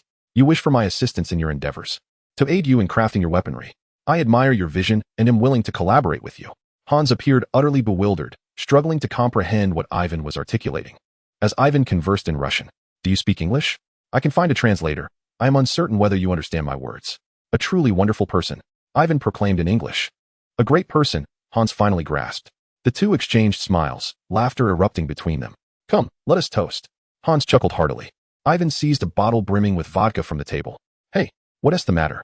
Hans queried, somewhat perplexed. "I want my little bird," Ivan declared. "A little bird? You desire a bird?" Hans responded with uncertainty. "I want my little bird," Ivan reiterated. "I can provide you with 10 birds," Hans remarked. "I want my little bird," Ivan, with a stoic expression, insisted. "Nothing is impossible. Are you referring to your little bird in Russia?" Hans pondered whether Ivan might be deranged. "I want my little bird," was Ivan's unwavering refrain. "Damn your little bird. If you say that once more, I swear I'll end you." Hans erupted in frustration. Finally, Ivan fell silent. "You can work quietly here. Your needs will be taken care of.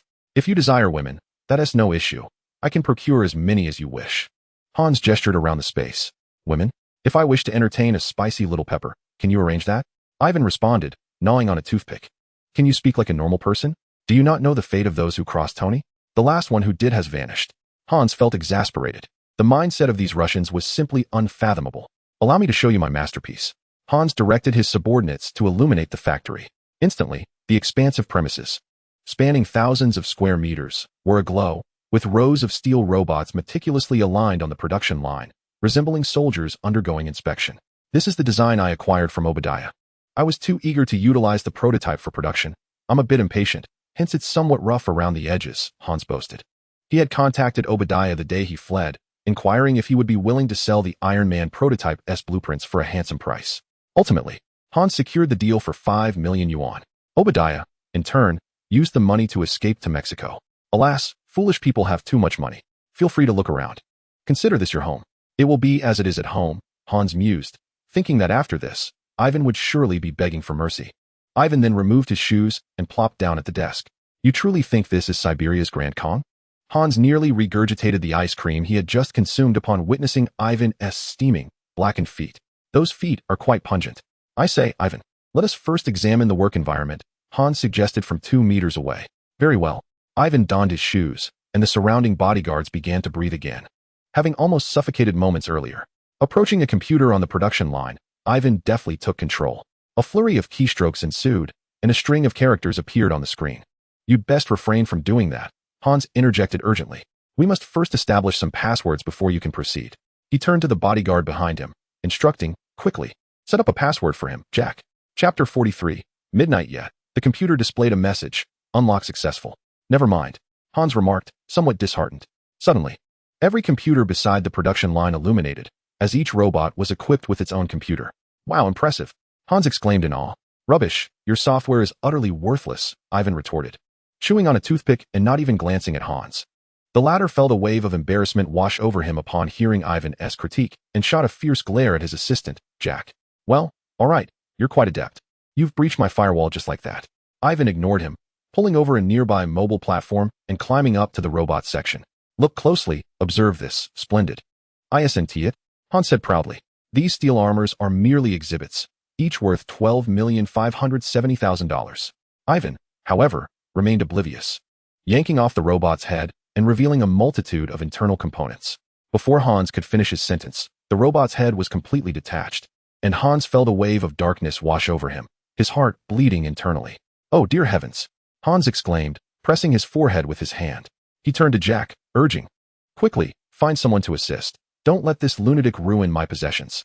"What do you intend to do with them?" Ivan carelessly shoved the robot's head back, causing Hans' heart to flutter anxiously. "In the long term, I aspire to secure a 25-year contract with the U.S. Department of Defense. I want Iron Man to appear antiquated. I intend to create a grand spectacle at the expo, defecating in Tony's front yard." Hans gazed at Ivan, descending from the platform. "Do you understand?" "Absolutely, I can manage that," Ivan replied, his voluminous hair framing a cheerful smile. "Really?" Upon hearing Ivan's words, the recent chaos seemed less daunting. "Fantastic. I like it. I knew he would be our savior. I have a hunch." "Indeed, boss, you are remarkably astute." Jack chimed in. "Give me a week, and I will retrofit all these mechanical armors," Ivan declared to Hans. "I must be mistaken. Did you just say 1 week?" Hans's eyes widened in disbelief. His highly paid scientist had stated that even with the arc reactor from Iron Man, Activating these armors would require extensive data comparisons, estimating a minimum of 6 months. You're not deceiving me, are you? You must understand that deceiving me could have severe consequences. Hans retracted his smile, his tone turning serious. I assure you, if I cannot make these battle suits operational within a week, you may hand me over to the American authorities or Tony Stark. Ivan declared resolutely. Haha, I knew it. The speed of genius cannot be measured by the standards of ordinary individuals. Hans laughed heartily. However, before that, you should find a few doctors to mend my ribs, Ivan said, biting on a toothpick, feeling the dampness on his back, even his underwear soaked through. And also, find me some clean clothes. No problem, Jack. For the coming week, you will stay here, ensuring everything is arranged for Ivan. If anything goes awry, I will hold you accountable, Hans instructed. Rest assured, boss, leave it to me. I guarantee it will be accomplished. Jack saluted with a somewhat imperfect military gesture. As Yi Qingyang drove away, he felt an uncontrollable fire ignited by Betty Ross. He dialed Xiao Rongyu's number. Hello? Xiao Rongyu was clearly asleep, her voice hazy. Xiaoyu. It's me, Tony. Ah, boss, why are you calling me so late? The long night stretches endlessly, and sleep eludes me. Would you mind if I came over for a drink? Yi Qingyang's lips curled into a slight smile. Having wealth is advantageous. One can always find a confidant to share their troubles at any time or place. Of course, I don't mind. What would you like to drink? I'll prepare it for you. The blanket slipped, revealing Xiao Rongyu's delicate waist. What I desire is already with you. No need for preparation. How annoying. Let me wash my face first. I just woke up groggy. I'll come out smelling delightful. Yi Qingyang hung up the phone, focusing on driving. Outside, light rain began to fall, gathering strength for a storm. As the saying goes, the golden monkey wields a 1,000-pound staff, and the jade sky stretches clear for miles. Yi Qingyang could only sigh. Sometimes, possessing extraordinary physical prowess is not such a blessing. Just like Bruce Banner from The Incredible Hulk. He couldn't even share a tender moment with his girlfriend, forced to lament his single status. Upon arriving at the apartment building where Xiao Rongyu resided, he noticed a girl in pajamas shivering in the cold. Yi Qingyang felt a pang of concern. Seeing Xiao Rongyu brought him joy. Yet he still wore a slight expression of reproach. Why did you come down? What if you encountered a stranger? Humph, this is a high-end community. Only residents can enter. No outsiders allowed, Xiao Rongyu whispered, pouting slightly in a display of grievance upon hearing his reprimand. Ah, still daring to sulk. Yi Qingyang reached out, gently pinching her smooth, tender cheek. Xiao Rongyu, puffing her cheeks in irritation, did not shy away, but gazed silently at Yi Qingyang, feeling the softness of her skin. He couldn't help but apply a bit more pressure, playfully causing her to pout, then pressed his lips against hers. Aware that a veil of mist enveloped the peach blossoms around Xiao Rongyu, Yi Qingyang finally released his grip. Is it cold? Yes, a bit. Why didn't you mention it sooner? It's not cold anymore. Feeling the warmth radiating from Yi Qingyang, Xiao Rongyu's heart raced uncontrollably. The aura of a domineering CEO indeed instilled a sense of submission within her. You mustn't be so foolish in the future. Just stay home and wait for me, all right? Yi Qingyang stated, gazing deeply into her eyes. Somehow, a surge of emotions welled up from the depths of Xiao Rongyu's heart. Her nose tinged with a bittersweet sensation as tears streamed down her cheeks. In an impulsive moment, she opened her arms and embraced Yi Qingyang tightly. It's been so long since anyone has cared for me like this. Since arriving in America for her studies, the resilient and competitive Xiao Rongyu had lived in solitude. Coming from a modest background, she had worked in restaurants, delivered takeout, handed out flyers, endured cold meals, and faced unwelcome advances. Yet here, in a foreign land, no one was there to champion her cause, and the police often harbored biases against individuals of Asian descent. Reporting incidents felt futile, as they would hardly take her seriously. At times, she longed to abandon everything and return to her small hometown, but she could not bear the thought. After years of arduous study and relentless striving, she felt a deep-seated unwillingness to surrender. It was only upon entering the prestigious Shida Group that she encountered the true essence of an elite company among the world's top 500 and met the formidable CEO, Tony Shida. She perceived him as a benefactor, a harbinger of good fortune, for he was undeniably remarkable, handsome, wealthy, talented, and even a superhero like Iron Man. Flawlessly perfect. If one were to pinpoint a shortcoming, it might be his height, as in America, being under 6 feet often rendered one second-rate. Yet, with her high heels, Xiao Rongyu stood at 168 centimeters, and she would gladly play the role of his mistress for someone like him. It was only this evening that Xiao Rongyu felt she was more than just an outlet for his emotions. He genuinely cared for her well-being. I feel so happy. All right, my clothes are soaked. Yi Qingyang gently patted her back, the resilient texture igniting his affection. You should get down. You're going to crush me. I want tea. Xiao Rongyu, seizing the rare opportunity to act coy, tightened her embrace. Grateful for her athletic physique akin to Captain America, she mused that otherwise Stark's frail form might struggle to hold her. Once inside Xiao Rongyu's room, she dismounted from Yi Qingyang and found a pair of men's slippers. Bending down to help him put them on, showing no disdain for his tired feet. As she knelt before him, her back arched gracefully, culminating in a pronounced curve. Would you like to take a shower? Xiao Rongyu held Yi Qingyang's foul sock, preparing to wash it in the bathroom. The fire within Yi Qingyang intensified, compelling him to stride over and embrace Xiao Rongyu from behind. What are you doing? Xiao Rongyu stiffened momentarily before relaxing, her body melting into his arms like cotton candy. Let's take a shower, shall we? Would you like something to eat first? EQ, Yi Qingyang murmured, playfully nibbling on her earlobe. Instantly, his demeanor softened as he mumbled. The curtains are still drawn. Her subsequent words were silenced by his kiss, leaving her unable to speak further. The autumn mornings in New York were particularly frigid. Yet Xiao Rongyu's bedroom radiated warmth akin to spring. What are you up to? Startled by Yi Qingyang, Xiao Rongyu hastily dressed. The tempestuous night had left her weary, and now, Yi Qingyang was bursting with vigor, seemingly eager to rekindle their connection. Morning exercise is beneficial for both body and mind, he exclaimed, resembling a cunning wolf attempting to ensnare Little Red Riding Hood. However, the once naive girl had learned her lesson and was no longer easily deceived. I can't handle this. I have to go to work. I'm the boss. I grant you a day off. Yi Qingyang replied cheerfully as he rose to prepare breakfast. While Xiao Rongyu visited the restroom, she felt as though she were floating, her legs weak and unsteady, as if she were walking on clouds. Honestly, you shouldn't be so relentless just because I seem easy to bully, she chided. Her cheeks flushed as she gazed at the poached egg and sandwich Yi Qingyang brought to her. Isn't it because you're simply too enticing? I can't help myself.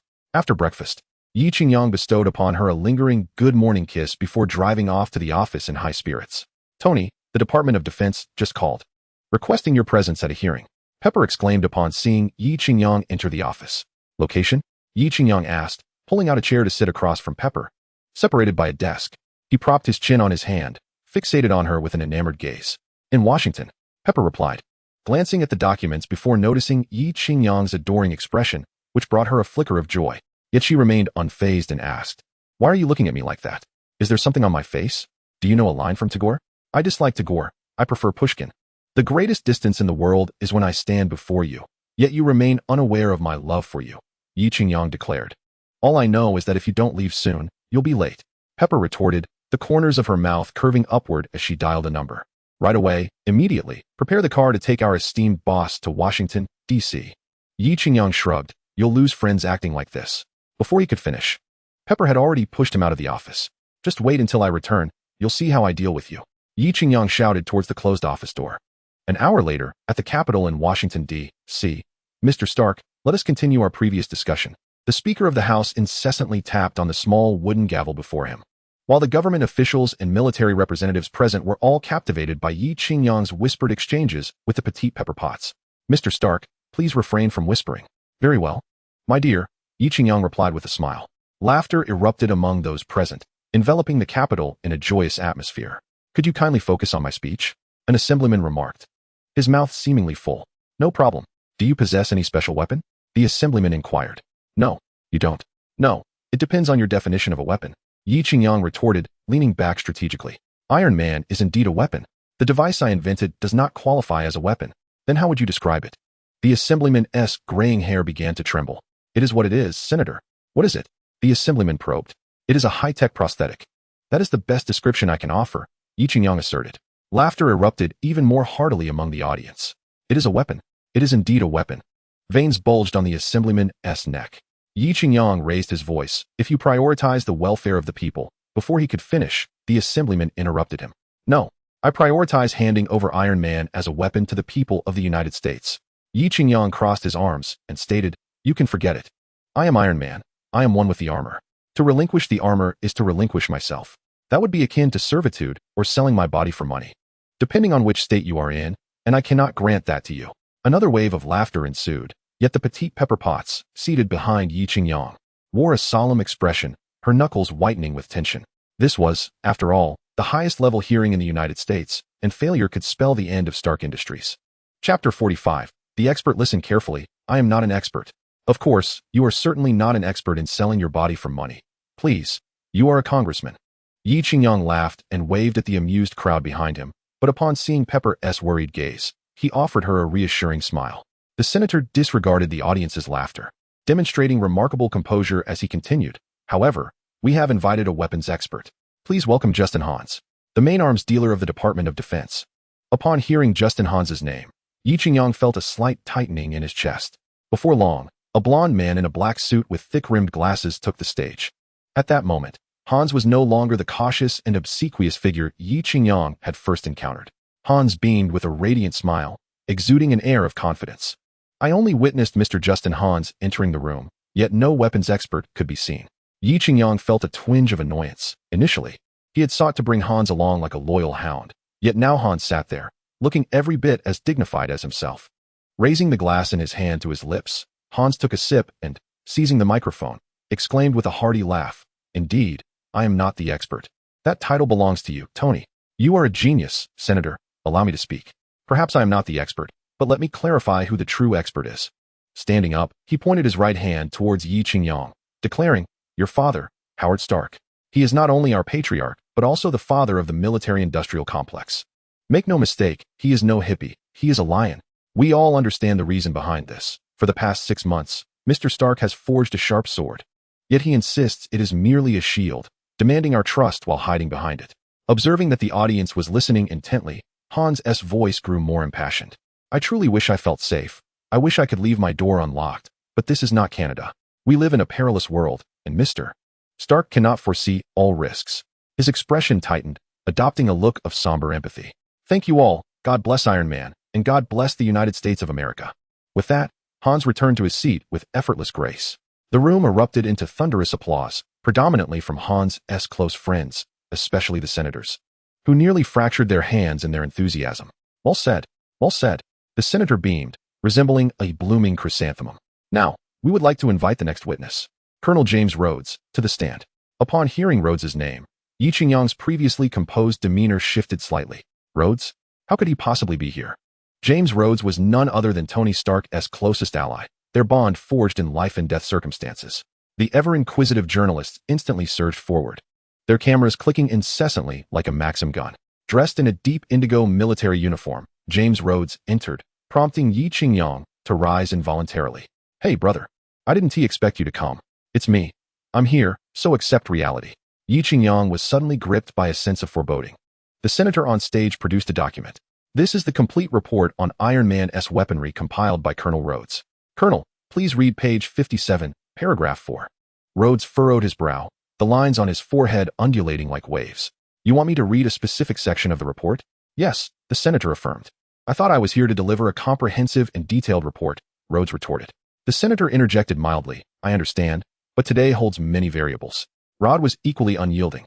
"You know, merely reciting that paragraph does not encapsulate my complete perspective." "I understand. Colonel, please read that paragraph," the senator said, somewhat impatiently. "Very well," Rod shrugged. He retrieved the report, turned to page 57, and, somewhat hesitantly, read, "Iron Man does not belong to any government entity, thus posing a potential threat to national security and interests. However, my conclusion is that the benefits of Iron Man far outweigh the drawbacks." The senator interrupted him just in time, exclaiming, "Enough, enough, enough." Clearly exasperated, he attempted to halt the discourse. Yet, Colonel Rod, undeterred, continued. "This is precisely why we are interested in having Mr. Big Shot integrated into the military command system." Yi Qingyang, with keen interest, interjected, "I shall not join any military system, but I could consider the position of Secretary of Defense, with fewer responsibilities." Laughter erupted, but Hans, observing Yi Qingyang's eloquence, pondered if he should also make a statement. Before he could speak, the senator declared, "I would like to play the video from your report." Rod placed his water cup down heavily, asserting, "I believe it is not yet time to reveal these videos to the public." However, the senator had already instructed the staff to project the footage onto the large screen. The video displayed what were essentially counterfeit suits of Iron Man armor, verified by our allies, which are currently likely operational. Yi Qingyang recognized that the main event of the day had arrived. Indeed, these congressional members had come prepared, having procured replicas from other nations, akin to stealing the true technology for Iron Man armor from him. They were playing an astute game, but how could he counteract this? How could he demonstrate that the core technology of Iron Man could not possibly be grasped by other nations? "Tony?" Pepper's voice called from behind. Yi Qingyang felt a hard object being handed to him. Upon inspection, it was a transparent tablet resembling a smartphone. Bewildered, he wondered if they expected him to relax by playing a game at such a moment. Pepper gestured towards the tablet, and then towards the large screen on the wall. Suddenly enlightened, Yi Qingyang quickly accessed the footage of those nation's Iron Man armor trials on the tablet. Indeed, it was high-tech produced by Big Shot Industries. Instantly commandeering the large screen, a commotion ensued among the attendees, as they were left bewildered by the turn of events. I have taken control of your screen. I require it. Yi Qingyang tapped a few commands on the tablet. What is happening? The senator, who had been engrossed in the earlier footage, sat up straight. Please direct your attention to the screen, Yi Qingyang proclaimed loudly. The scene on the grand screen immediately captivated the audience's attention. A crudely constructed robot stumbled and fell to the ground with a loud thud, its machine guns firing wildly, causing several uniformed soldiers to collapse. Chapter 46. You cannot grasp this. This is the North Pickle Nation, Yi Qingyang explained. Some members of Congress and military representatives seated at the back had already risen to their feet. Can we turn it off? Quickly, turn it off. The prominent-nosed congressman on stage appeared flustered. This was not in accordance with the script he had prepared. Come, look at Elong, Yi Qingyang gestured. The robot on the screen was darting about, creating a spectacle akin to a festive fireworks display. Hans, no longer composed, dashed to the front of the screen, frantically searching for the switch, but the more he hurried, the less he could find it. The robot's chaotic antics amused the onlookers. Is there no serious threat? Is that just an Hans? Yi Qingyang's expression was serious, but he could scarcely suppress his laughter as Hans's figure appeared on the screen. Astonishingly, he and the military of the United States were also experimenting with robots, albeit with results that were no better than those of the North Pickle Nation. Justin, you're on television, pay attention. Hans commanded the robot to turn left and right, but before he could finish, the robot spun around and half its body flew off. Hans was now in a state of utter dismay. He had never experienced such humiliation in front of so many people. He was a man who valued his dignity. Yet today, Yi Qingyang had ruthlessly trampled upon his pride, laying it bare for all to see. In a moment of desperation, Hans yanked the power cord with all his might. The screen went dark with a pop, and the world fell silent. He lowered his head and trudged back to his seat, a mere 2 meters away, yet it felt as if he had traversed 2 centuries. At that moment, he wished he had a bomb to obliterate everyone present. This was a painfully awkward scene of public humiliation. Yi Qingyang continued unabated. Most countries would require 5 to 10 years, but I estimate that Hans Industries will need at least 20. He relished the opportunity to kick someone when they were down. Allow me to say, the test pilot did not perish. Hans was still struggling in his final moments, yet no one in attendance cared to listen to him anymore. Only those who succeed have the right to speak. As for the failures, excuse me, who are you? A congressman stood up, his tone grave as he addressed Yi Qingyang. Child, heed my advice. The depths of this matter are too profound for you to grasp. Yi Qingyang was immediately moved to tears, nodding in acknowledgement. Thank you for your concern, Congressman, but it's all right. As a man, one must bear the weight oneself. What do you mean by that? The congressman inquired. I can prevent nuclear war, Yi Qingyang replied nonchalantly. Iron Man is exceedingly useful. We are safe, the United States is secure, and most importantly, what? No matter how deep the water here is, I can navigate it. Do you desire my products? Dream on. Yi Qingyang raised a grand middle finger towards the congressman. However, I can assist you with a monumental task. I alone can maintain world peace. Oh, everyone present rose to their feet. Who does not relish the spectacle of individual heroism? Especially the great United States. The senator could no longer contain himself and bellowed. Yi Qingyang blew a kiss to the senator and took Pepper by the hand. Striding towards the exit, Pepper, delicate and dainty, followed closely behind, while Yi Qingyang exuded the demeanor of a triumphant general returning from battle. In the spring breeze, the galloping horse swiftly traverses, witnessing the blossoms of Chang'an in a single day. How infuriating. Chapter 47. Maria, a priceless glass cup was hurled to the floor by Hans in his office. This Tony Stark is truly intolerable. Just because I reached a minor collaboration with Congress, he is consumed by jealousy. At that moment, Hans had lost the elegance he displayed earlier in the Capitol. He resembled the furious Hulk. A pen holder? Smash. A monitor? Smash. The precious blue and white porcelain? Perhaps it is best to let that be. Standing beside him, his timid subordinate Jack dared not utter a word. In Hans's wrath, anyone who approached would meet their demise. And he wished to survive a few more days while extracting some funds from this foolishly wealthy boss. This Tony Stark dares to insult me so. How dare this wretch? Recently, having immersed himself in the ancient tomes of the Han dynasty, Hans adopted a more literary tone. What is that Ivan from the Russian nation up to these days? After a bout of destruction, Hans felt considerably relieved. He had been engrossed in robotics, tinkering with some crystalline components. As you know, Boss, I excel in dealing blows. But I am truly inept at scientific endeavors. Useless, achieving nothing but causing trouble. I spend so much hiring you. And you cannot even utilize your spare time to study and advance. All you do is smoke, drink, and style your hair. The nightclubs of New York are nearly burnt out from your frequent visits. Hans exclaimed in frustration. Hey, boss, you truly understand me. However, my loyalty to you shines like the sun and moon. For you, I would traverse mountains of blades and seas of fire. I would brave any peril. Jack's face was alight with flattery. All right, I know you are loyal. Now, go summon Maria. Hans adjusted his tie and plopped down into the boss's chair. Understood, boss. Seeing Hans's mood improve, Jack felt his flattery was not in vain. This foolish boss of mine is surprisingly easy to please. Maria, a recent addition to the company, attracted a swarm of admirers upon her arrival due to her stunning beauty and alluring figure. Jack is also among them, and because he is Hans's confidant, he usually flirts with Maria, leaving this divorced young woman feeling rather hesitant to respond. Upon seeing Jack approach, Maria's heart tightened. The bruises on her fair skin from yesterday's encounter still lingered. She was genuinely intimidated by this rough character. Your boss has summoned you, Jack stated as he positioned himself beside Maria, looking down at her neckline that could not conceal her ample curves. Oh, all right, I shall go immediately.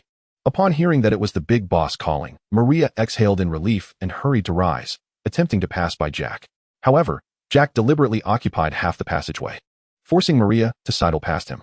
Come now, Maria, don't be so shy. I'm hardly a ferocious beast.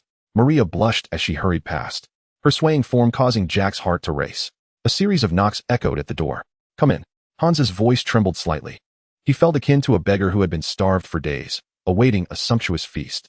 Boss, you called for me. Maria entered. Close the door. Hans nodded at her. With a click, the office door was locked.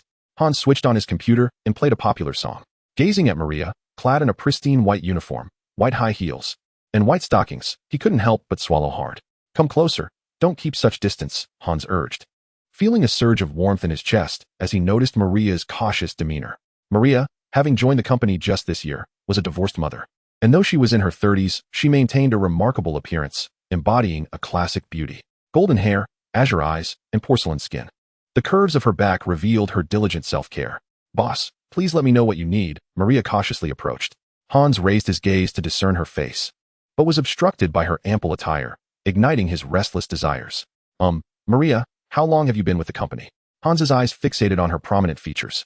2 months. Maria replied, her posture upright, her long legs, at least 90 centimeters in length, tightly pressed together, accentuated by her form-fitting pencil skirt that showcased her voluptuous figure. Hans couldn't help but wonder how resilient it would be to sit upon. Are you adapting well to the work here? Yes. Everyone at the company has been very kind to me, allowing me time to return home and care for my child. Maria smiled. Is your child still nursing? Hans inquired with some surprise. While he was aware of her divorce and motherhood, he hadn't realized the child was still an infant. Yes, she is just a year old. I believe breastfeeding is best. A blissful smile illuminated Maria's face as she thought of her child. The burden of raising a child alone can indeed be overwhelming, cannot it? At this moment, Hans's mind is filled with the image of Maria nursing her child, and he feels not a shred of shame for the profound maternal love she embodies. Who could argue otherwise? Suddenly, a sorrowful thought crosses Maria's mind, and a hint of melancholy clouds her enchanting features. Allow me to care for you. I can provide the finest conditions for your child's optimal growth. Unable to suppress his feelings any longer, Hans rises and embraces Maria. Startled, Maria finds herself at a loss, facing workplace harassment for the first time and unsure how to respond. Mr. Hans, please, do not do this. Do not move your hands. I am but a withered flower, utterly unworthy of you. Hans, with reddened eyes, pays no heed to Maria's pleas. A singular thought occupies his mind. A purple lace fabric catches his eye, and his first impression is of its considerable expanse. What a waste of national resources. Such shameful extravagance is a disgrace for all women in America. This is a gross misallocation of the world's resources. As a passionate advocate for environmental conservation, Hans feels compelled to denounce such lavish wastefulness. To discern the essence behind appearances, one must trace back to the root causes and eradicate these pernicious trends. Maria, under her boss's penetrating gaze, feels increasingly disconcerted, her face suddenly flushed with embarrassment. A conservative woman, she has known only one man, her ex-husband, and had he not betrayed her, perhaps they would have spent their lives together. Yet, she cannot forgive him. That would be a betrayal of marriage and a desecration of love. The fact that her once guarded body has now been seen by her boss, albeit partially, strikes a significant blow to her traditional values. "Please, sir, do not look at me," Maria pleads, her voice trembling, but Hans remains unmoved, his gaze fixed and unwavering. Having seen large things, he had never encountered anything quite like this. "Now, I command you to come to me." Hans observes Maria, who appears as a frightened doe, and his urgency dissipates. "No, I will not comply," Maria responds firmly. "Then I shall terminate your employment, and you will find no position in any company in New York." Hans gazes at Maria, who is clad in mere scraps of fabric, with a bemused expression. Maria finds herself at a loss for words. The thought of leaving this place fills her with dread. As a woman without any particular skills, she can only manage low-level clerical work, compounded by the fact that she has an infant to care for. Those who have raised children understand that expenses such as formula, diapers, and medical bills can be exorbitant. Tears of humiliation stream down Maria's face. Chapter 48. The arrival of the bird. "If you agree to be my lover, I will raise your monthly salary to $5,000. Hans initially intended to propose $10,000, but the words were swallowed back just in time. Upon hearing the figure of $5,000, Maria felt a jolt within her, as her current salary was merely $3,000 a month, barely sufficient to cover her and her daughter's expenses. The costs of her monthly yoga classes and her daughter's daycare constituted a significant portion of her expenditures. She was a woman of refinement, unwilling to allow the quality of her life to diminish. 8,000. Maria gritted her teeth, stating a new figure. "Deal." Hans erupted into laughter. Maria lowered her arms, which she had crossed over her chest, and turned her head aside, unable to meet Hans's fiery gaze. "What are you waiting for? Come here." Hans patted his thigh.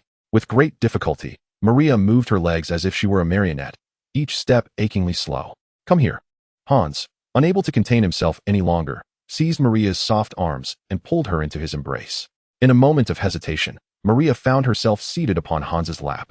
The little caterpillar of desire within Hans ceased its restless wriggling as he inhaled the delightful fragrance emanating from Maria's body, his gaze lingering on her exposed porcelain collarbone and the alluring, radiant skin that took his breath away with its mere elasticity. With a mischievous grin, Hans grasped Maria's delicate waist, parting her long, graceful legs to position her face-to-face upon him, teasingly inquiring, "Madam, do you enjoy this?" In that intimate gaze, Maria was left clad only in a form-fitting professional skirt, and due to the parted legs, Hans caught glimpses of some indescribable scenery. Text omitted for brevity. "Jack, prepare the car for the secret base." It was not until the city lights illuminated the night that Hans staggered out of the company's entrance. "Hey, Ivan, your package has arrived." Hans entered the secret factory alongside Jack, where Ivan was busy adjusting a computer while standing on a suspended ladder. "I brought something for you." As Ivan descended, Hans clapped his hands in anticipation. "Oh." Jack set down a box covered with cloth onto a workbench. With a flourish, Hans unveiled the fabric, revealing a remarkably rare white parrot within the cage, a creature he had smuggled in at the cost of $500,000, aimed at winning hearts and minds. "We found your bird, brother." Hans beamed with pride. Ivan, chewing on a toothpick, leaned in for a closer inspection before shaking his head in disappointment. "This is not my bird." Hans and Jack's smiles faltered, realizing they had unintentionally killed the mood. "What do you mean? This is the bird." Hans, noticing Jack's embarrassment, still managed to force a smile. "This is indeed the bird. I had to pull many strings to find it. It's a splendid creature, and exceedingly beautiful. I traveled a great distance from the land of the Russ." Ivan tapped the table and, with an impassive expression, remarked, "Brother, this is not my little bird." Hans felt that had it not been for his considerable composure, he would have certainly delivered a punch to Ivan's face, which resembled that of someone mourning a deceased relative.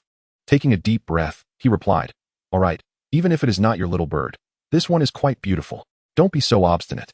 You must learn to let go." The white parrot continued to hop around in its cage, while Ivan, chewing on a toothpick, observed the creature with keen interest. In truth, he had no desire for a bird. He merely sought to tease this foolish fellow. To his surprise, he had inadvertently acquired a bird for himself. Hans, raising his head in disbelief, suddenly exclaimed, "Wait a moment. Jack, what is that?" Jack followed Hans's gaze, perplexed. "What is that? Is that not a helmet?" Hans, disregarding any further idle chatter with Ivan, leapt onto the suspended ladder, swiftly ascending to its peak. Before him lay an object that resembled an oversized mobile phone. Its original helmet form replaced by a flat, brick-like structure firmly embedded atop the mech's suit. With determination, Hans yanked the brick-like device from the mech's crown. "Ah, Ivan, what is this?" Slowly descending the ladder, he handed the flat instrument to Jack, who stood ready to assist him down. Jack quickly grasped the device with both hands. "Is this a helmet?" Hans inquired. "It does not appear to be," Jack replied, examining the oversized instrument from every angle. How on earth can one fit their head inside this? Hans directed his question to Ivan, who was intently observing the parrot. Jack, can your head fit in there? No, it definitely cannot. Jack shook his head, looking at the object, which was as thick as his arm. Fit your head in. I demand you to fit your head in. Hans felt a surge of frustration with no outlet. Ivan, Jack's head cannot fit. This is not a helmet. It is a small head. He rubbed his temples vigorously, feeling a sharp pain as if his head might explode. I need to fit a person inside. This suit of armor must be wearable. Do you understand? Hans nearly roared the last sentence. Ivan, the toothpick man, remained unfazed, engaged in a silent exchange with the parrot at the workbench. I am speaking to you. Respond to me. Ivan, how do I fit a living person inside? Hans, hands in pockets, projected an air of authority. Ivan nonchalantly remarked, I think unmanned operation might be preferable. What?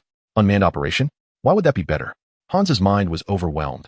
He was attempting to emulate Iron Man, not Musk. Because humans can err, while machines cannot. Ivan, with 2 fingers, extracted the toothpick he had been gnawing on and sniffed it. Ugh, trust me. Unmanned operation is the way to go. Even Ivan, accustomed to disarray, could not suppress a retch. The stench was overwhelming. Han paced back and forth, exclaiming, Ivan, you know I hold you in high regard, and I've even procured a little bird for you. Chapter 49. Ambition. Suddenly, Hans halted, recalling his initial promise to me. You assured me there would be no issues. It was you who said so. I have staked my entire fortune on these steel mechs. Now, I demand the armored suits. The government desires the same, akin to Iron Man. Do you comprehend? That is the product everyone requires. Only then will they be pleased. The toothpick man ambled over, shaking his head as he locked eyes with Hans, saying, Brother, do not be so obstinate. You must learn to let go. Hans was momentarily at a loss for words. Had he not just expressed this to Ivan? How adept he was at applying lessons learned. Mere verbal sparring is futile. I seek tangible results. As the adage goes, the efficacy of medicine is the true measure of its worth. These iron soldiers must achieve instant acclaim. Fuming, Hans departed. He feared that remaining any longer would bring on a heart attack. Those Russians were indeed no good. Once the Iron Mech exhibition concluded, he would ensure that Ivan paid dearly for this affront to his dignity. Ivan watched Hans's retreating figure and spat vehemently. Bah, what a piece of work. Acting all high and mighty before me, when he should take a moment to reflect on himself. With that intellect, he empty after a trip to the restroom. May he meet his end. Let us go, Jack. Hans commanded as he entered the car. Where to, boss? Jack inquired as he started the engine. To Brooklyn, 3rd Avenue. Hans replied, retrieving a bottle of 82 Sprite from the car's mini-fridge and gulping it down, releasing a contented belch, as if liberating all the pent-up frustration he had harbored from his encounter with Ivan. What is the purpose of this trip so late? Aren't we heading home? Jack queried, puzzled. Why the interrogation? Just drive. Hans retorted impatiently. His dear little Maria resided there, and as her employer, should he not be concerned about his employees' after-hours life? Isn't that a reflection of a true leader's character? My sweet Maria, I am on my way. Tony Stark, we have made a breakthrough with our new element. The voice of Dr. Ethan, an old friend, resonated through Yi Qingyang's phone. Since the conclusion of that congressional meeting, Qingyang had intensified funding and manpower towards the development of this new energy source, to the extent that even Spider-Man had not seen Mary Jane for over a week. Dr. Ethan and Spider-Man meticulously examined every document and disk left behind by Howard Stark, scrutinizing frame by frame until they unearthed critical insights. This task was originally intended for Tony Stark, yet his 230 IQ had been supplanted by Yi Qingyang's 250 IQ. Although the numerical value had increased, the quality had diminished. Gazing at the exquisitely delicate Xiao Rongyu beside him, Yi Qingyang gently extricated his arm from her tight embrace, the smooth and warm sensation evoking a sense of fondness within him. Not wishing to awaken the peacefully slumbering Xiao Rongyu, he donned his attire and bestowed a soft kiss upon her beautiful eyes. Pushing open the bedroom door, the crackling of fruitwood in the fireplace filled the air, rendering the entire living room as warm as spring. This was also the battlefield where he and Xiao Rongyu had engaged in their spirited contest the previous night. Everywhere, from the sofa to the dining table and the cashmere rug, bore the marks of their struggle. Yi Qingyang found himself increasingly enamored with this petite beauty from the great Han dynasty, whose heart was wholly devoted to him. Her tenderness, her resilience, and her artful flattery rekindled within him the essence of manhood. Quietly closing the door, Xiao Rongyu playfully opened her eyes, her lustrous gaze reflecting satisfaction, as if the tale of a domineering CEO falling in love had materialized in reality. Moreover, this CEO was a veritable fighter among roosters. Ethan, what have you discovered? Yi Qingyang eagerly pushed open the door to the research room. Tony, you're here. Come quick and take a look. Before Ethan, a virtual screen was displaying a film. Yi Qingyang greeted the little spider. "Hello, Mr. Big Poop." The little spider waved his hand excitedly, embodying a devoted fan. At that moment, Howard Stark stood before a sand table on the screen, clad in a white shirt, his lean face bearing a striking resemblance to Tony, making it evident to all that they were indeed related without the need for paternity tests. "Tony, you are still young and do not yet comprehend. So I shall capture this moment for you." Howard's voice resonated as he sat at the edge of the sand table, gazing gently into the distance. Yi Qingyang felt as though Howard's gaze transcended time and space, connecting directly with him through the grand screen. This sensation was peculiar. It was akin to reading a book where mere ink on paper could not speak, yet the characters, when woven together, created a dialogue across the void with the author. Thoughts and knowledge remain unchanged by the passage of time and space, encountering you in another dimension. Howard continued, "Thus, I shall capture this moment for you. Everything is crafted for you. One day you will understand that this signifies more than just human invention. It embodies my life's work, the key to the future." The camera zoomed in on every minute model on the sand table, skyscrapers, fountains, cars, creating the illusion that this miniature tableau was a living, breathing future city. "I am constrained by the technological limits of this era, but one day you will comprehend all of this. At that time, you will transform this world. My greatest creation will always be you." Yi Qingyang stared blankly at Howard on the screen, a myriad of words coalescing into a silent sigh at that moment. "Regrettably, I am not your son, yet I shall assume all that your son has left behind, guiding humanity through the tribulations of this vast and tumultuous universe." How poignant. Little Pepper unexpectedly appeared beside Yi Qing. "If you require it, my shoulder is available for your use." Yi Qing gently stroked his slightly itchy nose, then cast an impish glance at Little Pepper's ample professional attire, remarking, "What I truly need is not a shoulder, but the expansive embrace of Nico." Little Pepper rolled her eyes. "I find that previously my mind could contain a wealth of knowledge, but now it is filled only with thoughts of Nico and other distractions. Have you not heard? The sky is broader than the sea, and the heart of a woman is vaster still." Yi Qing whispered conspiratorially into Little Pepper's ear. She felt a warm breath flood into her ear, sending a tingling sensation throughout her being. Ahem. Ethan cleared his throat a few times, reminding Yi Qing to be mindful of their surroundings, especially with the young Peter Parker present. The youth, full of vigor, was particularly susceptible to provocation. Chapter 50. Peepo's Ethan, "It's quite touching, but are you showing me this to remind me of my exceptionally talented father?" Yi Qing inquired, somewhat perplexed. It was not Ethan who had returned the footage to the sand table interface. Jarvis enlarged the sand table in the film. In his quest to swiftly develop a new energy source, Yi Qing had lent his preliminary artificial intelligence, Jarvis, to Ethan. "Ah, the future city is stunning," Yi Qing remarked, at a loss for words upon viewing the sand table. "Jarvis, please create a digital model based on this sand table. I require an operable projection." Ethan disregarded Yi Qing and continued issuing commands. Beep, beep, beep. A wave of blue light enveloped them as Jarvis transmuted the entire sand table into a three-dimensional digital model. "Model from the 1974 Stark Industries Expo has been scanned," Jarvis announced in its mechanical voice. Ethan raised his hands, and a blue holographic screen materialized before them.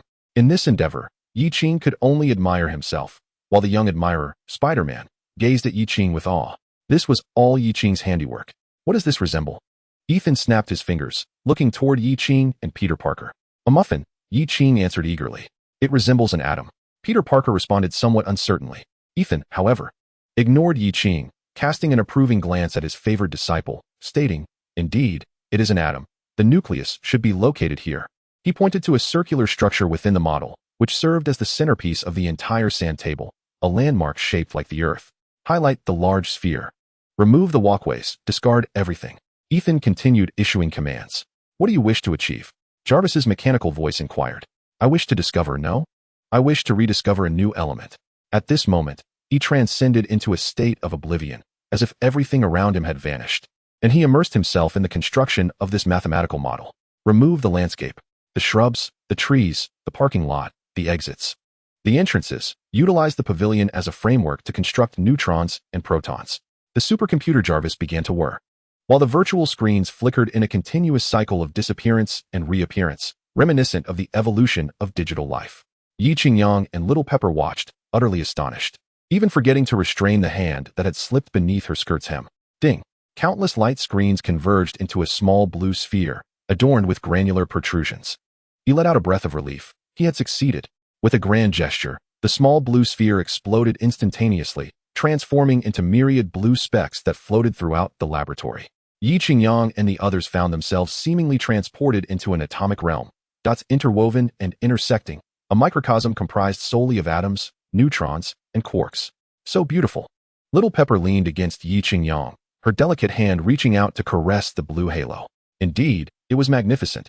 Yi Qingyang couldn't help but remark, though he meant it for Little Pepper, as the light shimmered and her eyes sparkled like stars.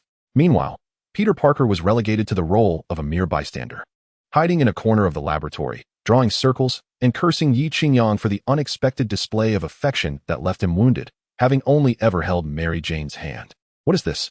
Yi Qingyang mused, gazing at the celestial spectacle. Yi's expression was one of exhilaration, his lips trembling slightly. This is new energy, a brand new element. It is the greatest legacy left by your father. Jarvis interjected, the newly discovered element should be able to replace palladium. Thanks, you old ghost of a father. Yi Qingyang silently lamented. Observing E and the little spiders still lost in the ocean of science, he took Little Pepper's hand and exited the laboratory. Thud. Leaning one hand against the office wall, Yi Qingyang gazed deeply into Little Pepper's eyes, their faces mere millimeters apart. Little Pepper felt his warm breath against her face, making it difficult for her to keep her eyes open. She sensed that if she did not act soon, she would surely fall into the jaws of a hungry tiger, devoured entirely. Her small hand pressed against Yi Qingyang's chest, which he seized, savoring the delicate, silky touch of her palm. As Yi Qingyang's face enlarged in her vision, he could distinctly feel her heartbeat and breath quickening. In the next instant, they both collapsed onto the spacious leather sofa in the office. Let go of me. Little Pepper lay back on the sofa, her exquisite face flushed, her blue eyes wide with surprise. Let go, let go? I will not release you. Yi Qingyang knelt upon her long, slender thigh, grasping both of Xiaojiao's hands firmly against either side of her head, panting heavily as he spoke. His gaze was fixated on the woman's already revealed, elegant form. The delicate skin, under Yi Qingyang's fervent stare, began to prick with tiny bumps. Unable to withstand the itch.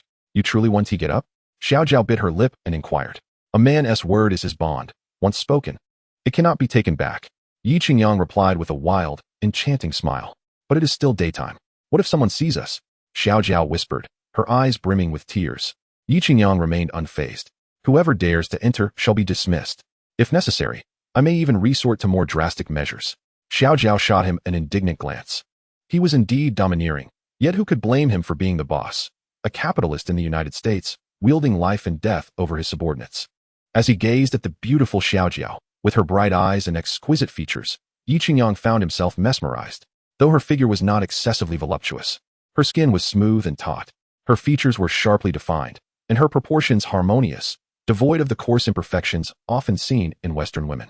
Particularly captivating were her long, delicate legs, clad in soft-hued stockings, which evoked a certain appetite for admiration, inevitably stirring the imagination. Tony, do you have something hidden in your pocket? It feels like it's poking me. Xiaojiao mused, puzzled, without dwelling too long on it. Could it be the rumored lighter, or perhaps the double happiness sausages Tony had purchased? Maybe it was a glow stick she had scanned for. She searched fervently through Yi Qingyang's pockets, determined to uncover the mystery. What is it that you truly like about me? Xiaojiao felt a flutter in her heart. Standing upright, challenging him with her gaze. What are you staring at? I'm standing at attention, she declared boldly. If you're not convinced, let us see if I can maintain this stance. Come, Tony, join me in standing at attention, head straight, body erect, legs together, and hands with fingers close to the seam of my pants. Chapter 51. Coulson's departure. Feeling her strength waning, Xiaojiao bit her tongue and suddenly pushed Yi Qingyang away. Without looking back, she dashed out of the office. Yi Qingyang watched her retreating, twisting figure, a bittersweet smile gracing his lips. Indeed, Xiaojiao possessed a unique spirit, unlike those who would swarm at a mere beckon like bees. The journey to win over Xiaojiao would be long, yet it thrilled him. That was a close call. He almost lost control. Xiaojiao splashed cold water on her flushed cheeks, pondering that if an egg were placed on her face at that moment, it would surely cook. How embarrassing. Gazing into the mirror and recalling the earlier mortifying scene, she murmured to herself. Subsequently, she retrieved a clean pair of panties from her small bag, pushed open the door to her office's private restroom, and stepped inside. When she emerged once more, the refreshing sensation returned. The previous dampness had been utterly uncomfortable. Her boss, Hans Industries, had sent an invitation regarding the unveiling of their new mech technology, with prominent political figures and military leaders from across America expected to attend. Just then, A vivacious figure in black stockings entered briskly, spicy pepper. Yi Qingyang scrutinized her from head to toe, sensing a subtle change from before. Unfazed, Spicy Pepper proceeded with her routine report. What a ridiculous unveiling. What could that old fool Hans possibly create? I would rather be vacationing in Hawaii. Yi Qingyang stretched languidly and rose from the sofa. You shall attend the event in my stead. It would be a courtesy to him. And do not forget to bring Natasha. I fear there may be unforeseen complications. Spicy Pepper blushed at the mention, quickly exiting the room. Yi Qingyang glanced down, feeling a wave of embarrassment. Sometimes, possessing too much capability can be a burden, such is the plight of a man. Just then, a sharply dressed man with a hooked nose, Carlson, entered the office. I hear you are attending the Hans Group's exhibition? He inquired. Yi Qingyang promptly returned to the sofa, crossing her legs. Hey, I am collaborating with you, still working for your S.H.I.E.L.D. How come it feels as though I am under house arrest? This is a gross invasion of my privacy. Yi Qingyang expressed her dissatisfaction. Were it not for the well-meaning Fury and Carlson before her, she would have uprooted S.H.I.E.L.D. long ago. Do not underestimate the power of Iron Man, the Hulk, or the likes of Wong. I could easily take on 10 Captain Americas without breaking a sweat. You are now our primary focus for protection. You represent not merely yourself, but also this nation and our future team. Carlson asserted. Fine, I acknowledge my importance. What is it that you require of me? Yi Qingyang remained skeptical that this senior agent of S.H.I.E.L.D.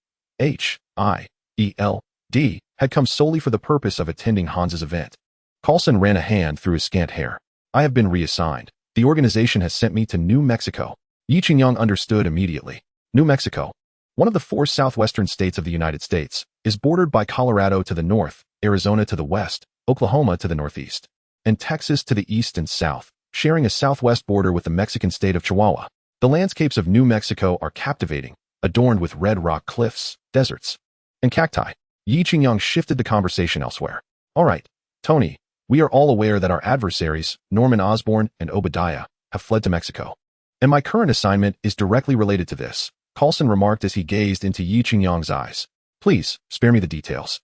Let this clandestine mission remain shrouded in mystery, Yi Qingyang replied, shaking his head and covering his ears with his hands. Wishing you the best of luck. Yi Qingyang extended his hand. Farewell. Thank you. Carlson turned to leave when Yi Qingyang suddenly called out.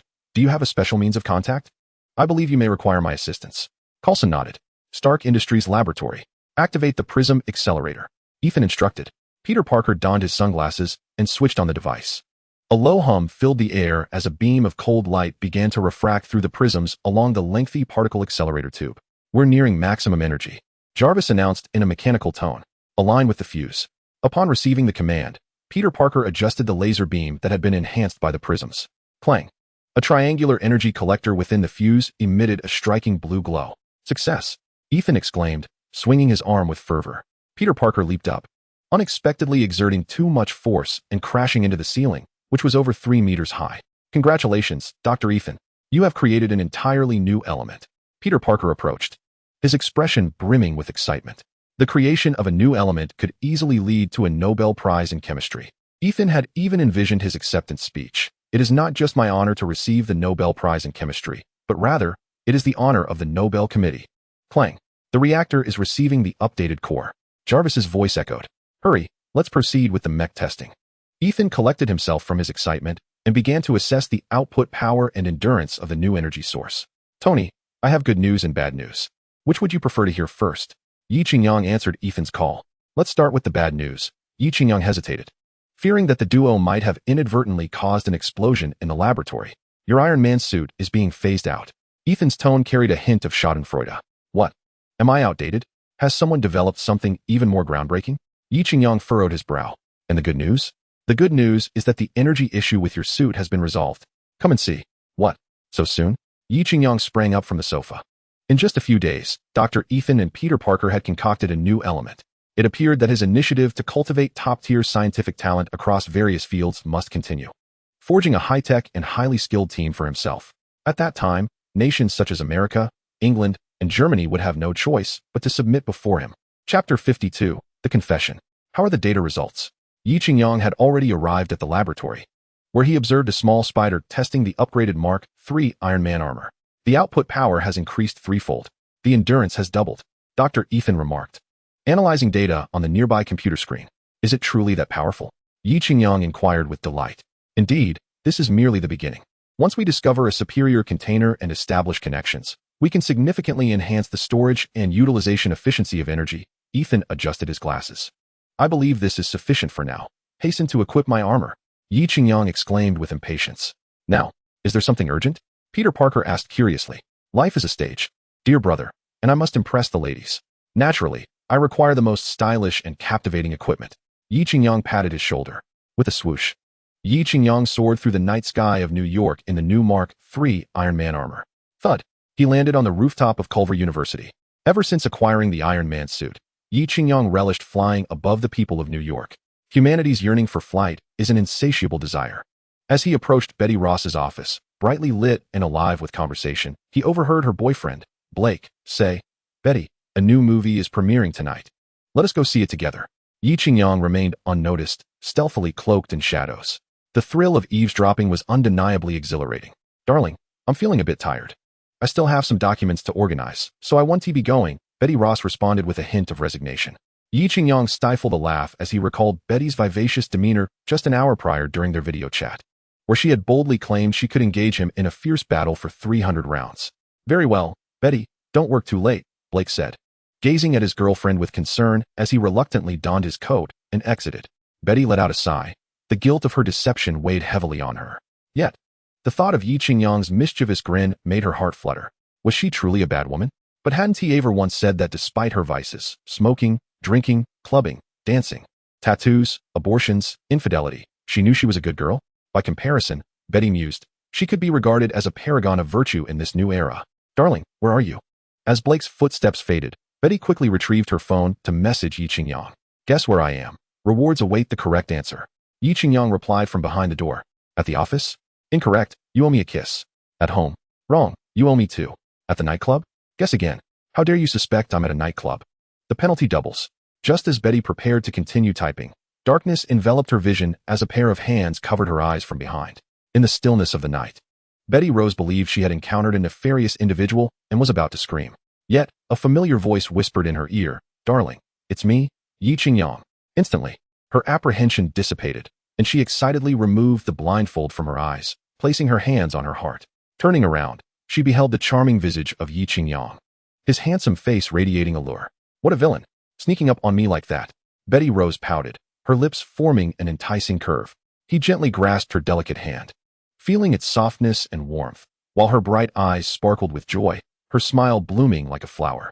Yi Qingyang buried his face deeply in her neck, inhaling the fragrance of jasmine perfume blended with an intoxicating warmth that emanated from her skin. I was wrong. I accept my punishment. Yi Qingyang's hands, which had rested on his chest, slid down to encircle her slender waist. With a gentle pressure, he lifted her onto his lap.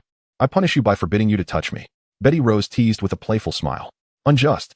It is not I who am touching you. It is you, the temptress, who is overwhelming me. Yi Qingyang exclaimed, raising his hands in mock defense. Humph, smooth-talking charmer, Betty Rose retorted, her tone mischievous. Am I not charming? You should know by now, Yi Qingyang replied, gazing at her luscious lips. Shall we go to your place or mine? What is this fixation you have? Must we always leap to such conclusions upon meeting? Can't we engage in a pleasant conversation first? Betty Rose playfully scolded. I merely wish to invite this lovely lady to my home theater for a romantic film. Is there anything wrong with that? Yi Qingyang's eyes were filled with innocence. Humph. If I refuse, you only tease me. At that moment, Betty Rose bore no semblance of a university professor, embodying instead a giddy young girl enraptured by love. Betty, it seems the wind is picking up outside. You should wear your windbreaker. Yi Qingyang picked up her coat from behind her and draped it over her. Are we not taking a car? Why wear a windbreaker? Betty Rose questioned, puzzled. Yi Qingyang led her to the rooftop of the school, pointing to a suitcase resting on the terrace. I did not drive, but I brought this. It is a suit of iron armor. Betty Rose rushed over, her hands caressing the mechanical suitcase as if it were a cherished toy. Would you like to soar above New York? Yi Qingyang asked, gazing into her eyes. With a shriek of excitement, Yi Qingyang lifted Betty Rose into the sky. Paul, activate the protective shield. Instantly, an invisible barrier enveloped them. And although the wind howled around them, Betty Rose, nestled in Yi Qingyang's embrace, felt no chill. This feature had been specially requested by Yi Qingyang from Ethan. As the flight speed of the iron armor reached an astonishing 6 Mach, with future velocities poised to increase even further.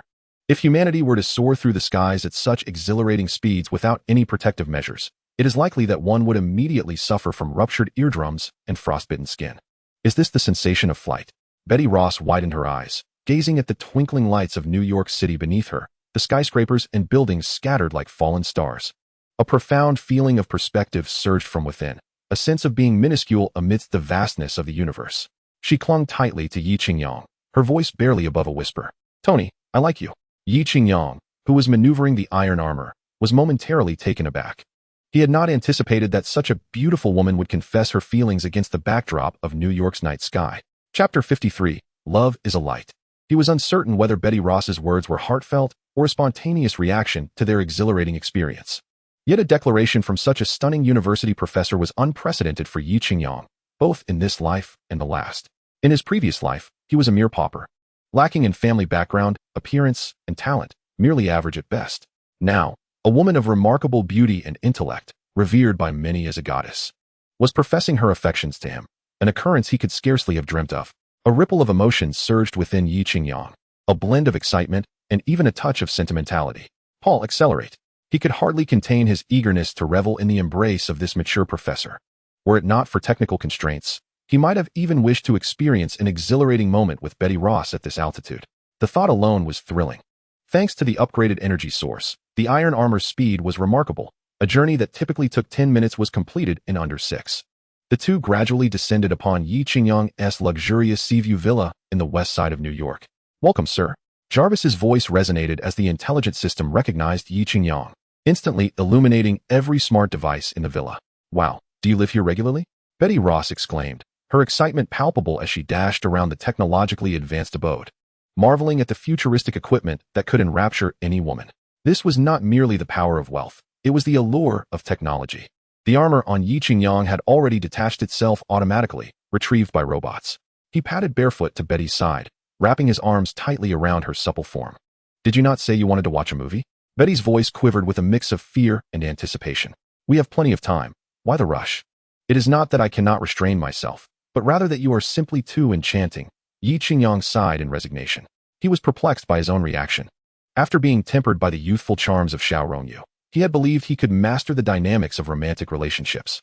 Yet, before Betty Ross, he found himself utterly undone. "Hasten to escort me to your home theater. It has been an eternity since I indulged in a film. My days are consumed by work and research," leaving me in a state of stagnation. As she beheld Betty Ross's voluptuous silhouette, fleeting visions of pristine whiteness danced through Yi Qingyang's mind. Shaking his head, Yi Qingyang quickened his pace to catch up. The film he selected was a newly released romantic feature, the most acclaimed film in America of 2011. While Betty was thoroughly engrossed, Yi Qingyang's thoughts wandered far from the cinematic experience. Reclining upon a waterbed, they were nestled closely together, shoulders touching, the gentle fragrance permeating the air enveloping Yi Qingyang's senses. Noticing Betty utterly immersed in the narrative, he extended his right hand, intertwining it with her left, which rested on her abdomen. Leaning his head, he whispered softly into her ear, "Do you truly enjoy watching films?" Perhaps accustomed to Yi Qingyang's tender caresses, Betty offered no resistance, instead grasping his hand firmly. Her body, seemingly sensing a chill, gradually leaned closer to him. Despite the room's automated climate control maintaining a comfortable 26 degrees Celsius, Yi Qingyang's lips brushed against the cool softness of her ear. Initially, he merely held her hand, allowing her to rest her head upon his shoulder. Once the film had progressed, he maneuvered behind her, embracing her slightly trembling form with a possessive grip. In the darkness, Betty Ross lifted her gaze, her enchanting eyes meeting Yi Qingyang's unwavering stare, igniting her heart with a sudden, intense flutter that felt as if it might cease altogether. A delicate blush crept up her cheeks as she quickly averted her eyes, unable to withstand the heat of his gaze. At that moment, the film depicted the protagonists rekindling their love after a prolonged separation, their passion igniting once more. "Ah, the beauty of their reunion surpasses all," Yi Qingyang mused, glancing down at Betty.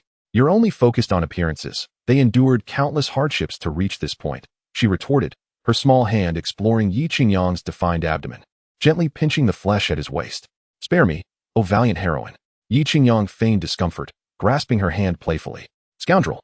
The narrative continued to unfold, yet the essence of love illuminated their path toward an enchanting future. Suddenly, Yi Qingyang reached for Betty's phone on the bedside table, noticing an incoming call from Blake. What on earth is Blake up to at this late hour?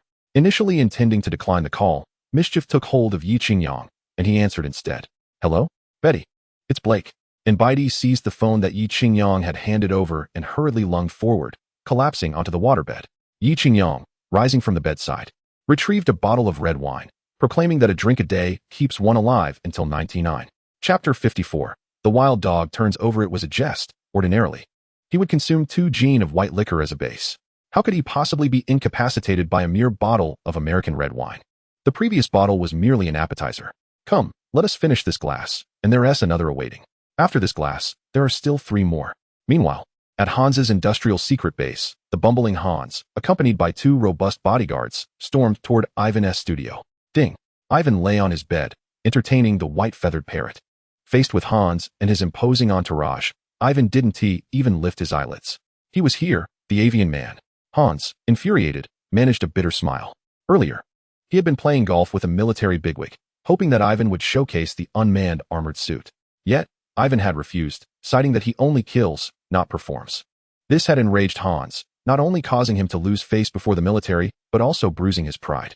A beggar-like Russian, merely knowledgeable in physics and chemistry, acted as if he were superior, disregarding Hans, a commercial titan. This was intolerable. You're starting to care for this bird, aren't you? Hans stood before Ivan, believing he had already descended to a level of humility.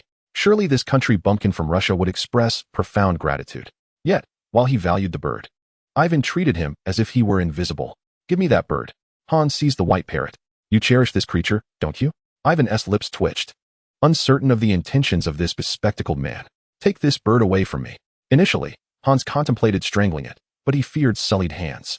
The parrot squawked in distress as the bodyguard clutched its neck, subsequently stuffing it into a burlap sack. Take away his 2 pillows. And his shoes. Take everything. Hans gazed down at Ivan. How does it feel to have your possessions taken? Displeased? Good, for I am equally displeased. The last sentence nearly erupted from Hans's mouth. He had tolerated this toothpick man for far too long, and Ivan's antics had eroded all of his patience. We had an agreement. I saved your life, provided you with sustenance and clothing, even allowed you to play with your bird. You were to grant me the iron armor. This was our pact. Yet you have failed to deliver. A man without trust cannot stand. This is a profound saying from the great Han nation. Hans paced, feeling like a grand fool. I cannot discern whether you are a genius or a charlatan. I simply do not know what you are. Ivan leaned against the wall, exuding an indifference akin to a pig unperturbed by boiling water. It was not yet time. I do not speak Russian, you wretched fool. Regardless, the energy dilemma had been resolved. He no longer needed to bow to the threats of that toothpick-like man. The elite scientists at Hans Industries had successfully deciphered the energy schematics left behind by Obadiah, and the compact arc reactor utilized by Iron Man was now in production. Hans Industries was poised to surpass both the British and Americans, ascending to become the paramount arms dealer, eclipsing Stark Industries. He yearned for all those who had once belittled him to kneel in submission, and tonight marked his triumphant return. I am off to the expo. Perhaps I might even charm a lady.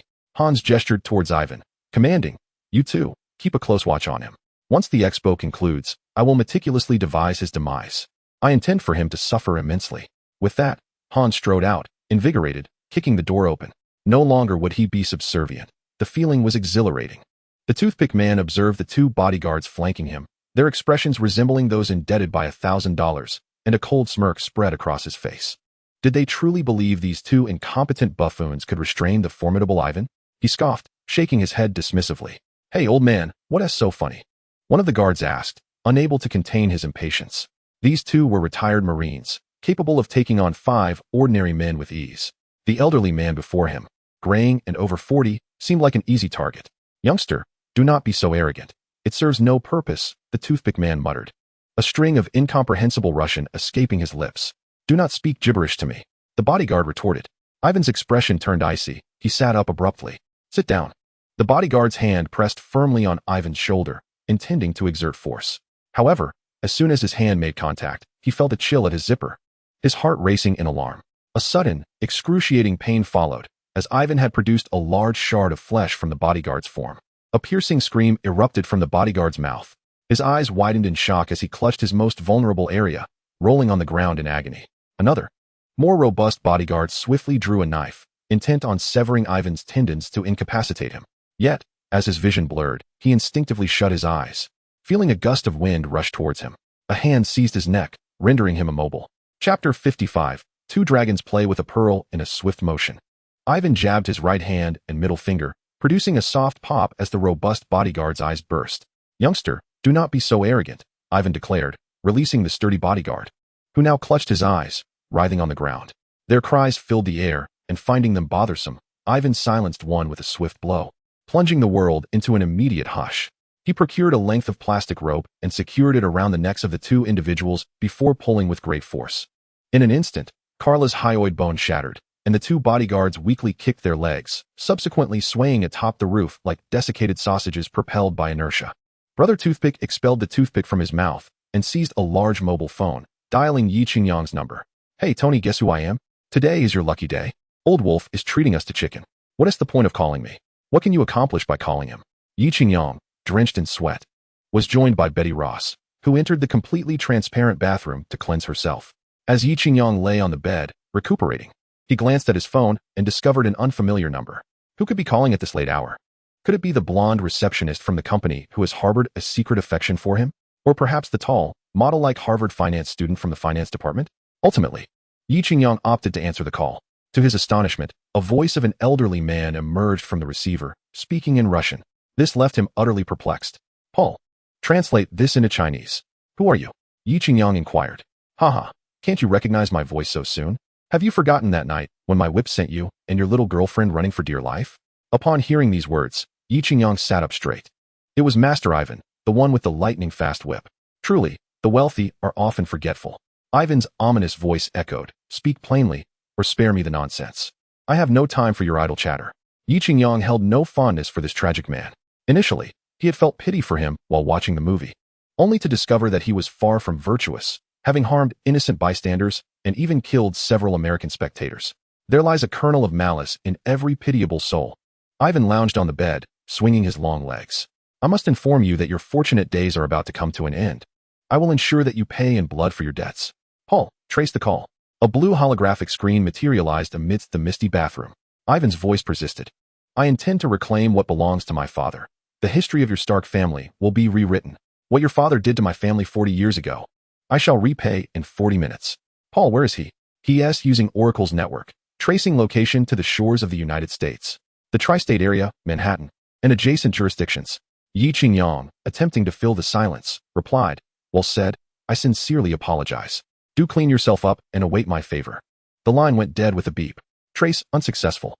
Yi Qingyang slammed his fist against the wall, creating a visible crack. Damn it. Recalling that Pepper and Natasha were attending Han's Industries product launch, an ominous feeling washed over him. "Paul, prepare the Iron Hellfire armor for me." A brilliant flash of fire surged skyward. Little Pepper and Natasha, adorned in form-fitting black dresses, showcased their enticing figures as they ascended the steps. Their long, elegant, and fair legs captured the attention of the surrounding gentlemen, one bald mogul nearly losing his composure over the mesmerizing sway of their curvaceous forms. As they settled into their seats, the grand screen emblazoned with the Hans Industrial logo illuminated and thunderous applause erupted. The product launch of Hans Industrial was officially underway. With the lively strains of blues music echoing, Hans made a stunning entrance, clad in a tailored suit, tapping his feet in a rhythmic dance. Little Pepper and Natasha exchanged puzzled glances, bewildered by Hans's theatrical display. "Thank you for your presence," he proclaimed, executing a stylish turn, followed by a playful shuffle reminiscent of Elvis, concluding his performance with a signature Michael Jackson pose. Hans boomed a question towards the audience. Yet the room fell into an eerie silence, as if swept by an autumn breeze. Oblivious to the awkwardness, Hans remained undeterred, as long as he felt no discomfort. No one could render him so. "Ladies and gentlemen, for a long time, our brave soldiers have faced peril in combat. Then came Iron Man, and we believed no one would perish again. Yet, he refuses to unveil his advanced technology, which is unjust and unreasonable. Fool." Little Pepper couldn't suppress a curse. "Why not share your wealth with everyone? The struggling masses of America are in dire need of assistance. Alas, what a pity. Nevertheless, that remains a magnificent invention, destined to grace headlines worldwide. But today, my friends, the newspapers are in for a dilemma. Their ink will run dry. Tomorrow's papers will be in high demand. Ladies and gentlemen, today I will present to you the United States military's new visage, Hans Iron Soldier." With Hans's thunderous shout, the stirring strains of the American march filled the air. Hundreds of iron soldiers ascended gracefully from the stage. "Behold, advancing towards me are the Army Iron Soldiers, a spirited battalion clad in camouflage. Witness their unwavering determination and steadfast presence." In this moment, Hans felt as though he stood atop the pinnacle of the world, the spotlight firmly upon him, a sensation surpassing even the joy derived from Maria. Next came the Navy Iron Soldiers. Look, they are like dragons emerging from the sea. Ethereal beings of the water. Observe their vigor and striking demeanor. Lastly, I present with great fanfare the Air Force Iron Soldiers and the combined Land-Sea Iron Soldiers. Remarkable, remarkable. Yet, all of them are merely hired extras by the Hans Group, earning a modest 40 for a day's meal. As the camera zoomed in, some audience members were seen shedding silent tears. Such extraordinary performances. Hans resolved to award them a perfect score of 100. I am honored to showcase these comprehensive threat response battle armors. This is the latest innovation from Hans Industrial. With these Iron Soldiers, our warriors need only to wield the remote control to wreak havoc. But what is that? Hans furrowed his brow as a distant shadow flickered with flames, resembling a meteor plummeting from the heavens. Chapter 56, The Glass Man. It is Iron Man. Simultaneously, hundreds of steel mechs on the field suddenly sprang to life. Their armaments instantly trained upon Yi Qingyang, who had landed on the stage. This is a serious predicament. Yi Qingyang glanced at the torrent of iron. That rascal Ivan, along with the foolish Hans, had indeed stirred up a commotion. Though Yi Qingyang recalled the purple sweet potato essence, Dormammu, and the Chitauri, the minutiae of these minor characters from Earth had unfortunately faded from his memory. After all, these were films he had watched several years prior. How could he remember every detail so vividly? For instance, he had no recollection of the stunning Betty Ross when watching The Incredible Hulk. Just like watching Ultraman, one might remember who Daegu is or who Gaia is. But do you recall the names of the Victory Squad members? Don't be ridiculous. The absence of Colonel Rhodes, who would have been present had he acquired the war machine, left Yi Qingyang to face the multitude alone. Iron Man. The journalists, initially thrilled by the sight of rows of iron mechs, became even more frenzied. The sound of camera flashes echoing like a Maxim machine gun. Why are you everywhere? Hans exclaimed, his expression darkening as he realized his spotlight was being stolen. Security! Security! Hans shouted towards the guards below. Shut up! Yi Qingyang forcefully sent Hans, who resembled a foolish clown, sprawling. Is that Ivan from Russia with you? Yi Qingyang crouched before the bloodied Hans. Humph! Do you think you are the only one with access to energy sources? Let me tell you, technology belongs to the world. You have no right to claim it as your own. Hans's defiant expression was earnest. He thought of the martyrs who carried explosive packs and of Desmond Doss, who fought valiantly on Hacksaw Ridge. I will ask you one last time. Where is Ivan? The energy beam in Yi Qingyang's hand began to coalesce, seemingly ready to unleash its fury at any moment. Yes, in New York, Hans divulged without reservation. Suddenly, an odd mechanical noise echoed, and the exhibit mechs activated, each revealing its formidable prowess. Hans stared in astonishment. How could these combat mechs be so advanced, able to initiate defense mode even after witnessing their master being struck? This is bad. Yi Qingyang noticed a small missile launching towards him, its target unmistakably himself. Warning, warning, you have been locked onto by weaponry. Please evacuate immediately. Paul's voice blared as alarms erupted around him. Glancing at the prone Hans, Yi Qingyang hoisted him up, narrowly evading this lethal strike. Upon witnessing the crater left by the explosion on the stage, Hans trembled in fear, contemplating an escape. Yet, ensnared by Yi Qingyang, he found himself without any point of leverage, forced to watch helplessly as countless steel soldiers unleashed a barrage of bullets towards him. Meanwhile, in the control room of the Hans Group, Toothpick Guy furiously tapped away at the keyboard, issuing commands to the steel soldiers. Tony, there are too many civilians here. Can we lure them away? Yi Qingyang turned to see Natasha, standing atop a stool and shouting down to him. From his vantage point, he could discern the two massive headlights glowing ominously in the darkness. Yi Qingyang nodded in response, and with a surge from his energy jet, he ascended into the air. Countless bullets pursued him, shattering the glass ceiling of the convention center. Fragments of glass rained down like hail, and a portly individual, caught off guard, was impaled by a shard, instantly becoming a grotesque figure of glass. Pepper Potts was in a state of panic, unsure of where to flee, surrounded by a throng of people. Moreover, Hans, in his ostentatious display, had directed all the lighting to the stage, leaving the area below shrouded in darkness, akin to a cinema devoid of illumination. In such chaos, the crowd resembled a swarm of headless flies, trampling over one another in their frantic escape. The elite, politicians, military representatives, capitalist tycoons, and socialites, shed their facades in their desperate desire to survive, revealing their primal instincts. A gentleman who had been seated beside Pepper, in a bid for escape, shoved her to the ground and attempted to trample over her. With a sharp crack, he cried out in agony, collapsing back, clutching his injured leg. Natasha, unyielding, delivered a sharp kick with her high heel, shattering his shin bone. Her duty was to protect Pepper, indifferent to the fates of others. Let us wait here for a moment. The flames of battle Shun-Ti reached the audience. Natasha assessed the situation, noting that the firepower was focused on Tony, clad in his iron Hellfire suit, which momentarily eased her mind. Suddenly, her eyes brightened as she spotted Hans, discarded by Yi Qingyang, struggling to rise from the ground and scurrying towards the backstage. Let us go. Our work begins, Natasha exclaimed, taking Pepper's hand and pursuing him. Toothpick Guy completed his programming commands and pressed enter. Deploy, he commanded. As hundreds of steel soldiers slowly took to the air, soaring like arrows set free, igniting towards Yi Qingyang's direction. With full throttle, Yi Qingyang sped past the towering structures surrounding Han's Industries, relentlessly pursued by over 100 steel soldiers, their missiles firing indiscriminately. Yet all narrowly evaded by Yi Qingyang's agile maneuvers.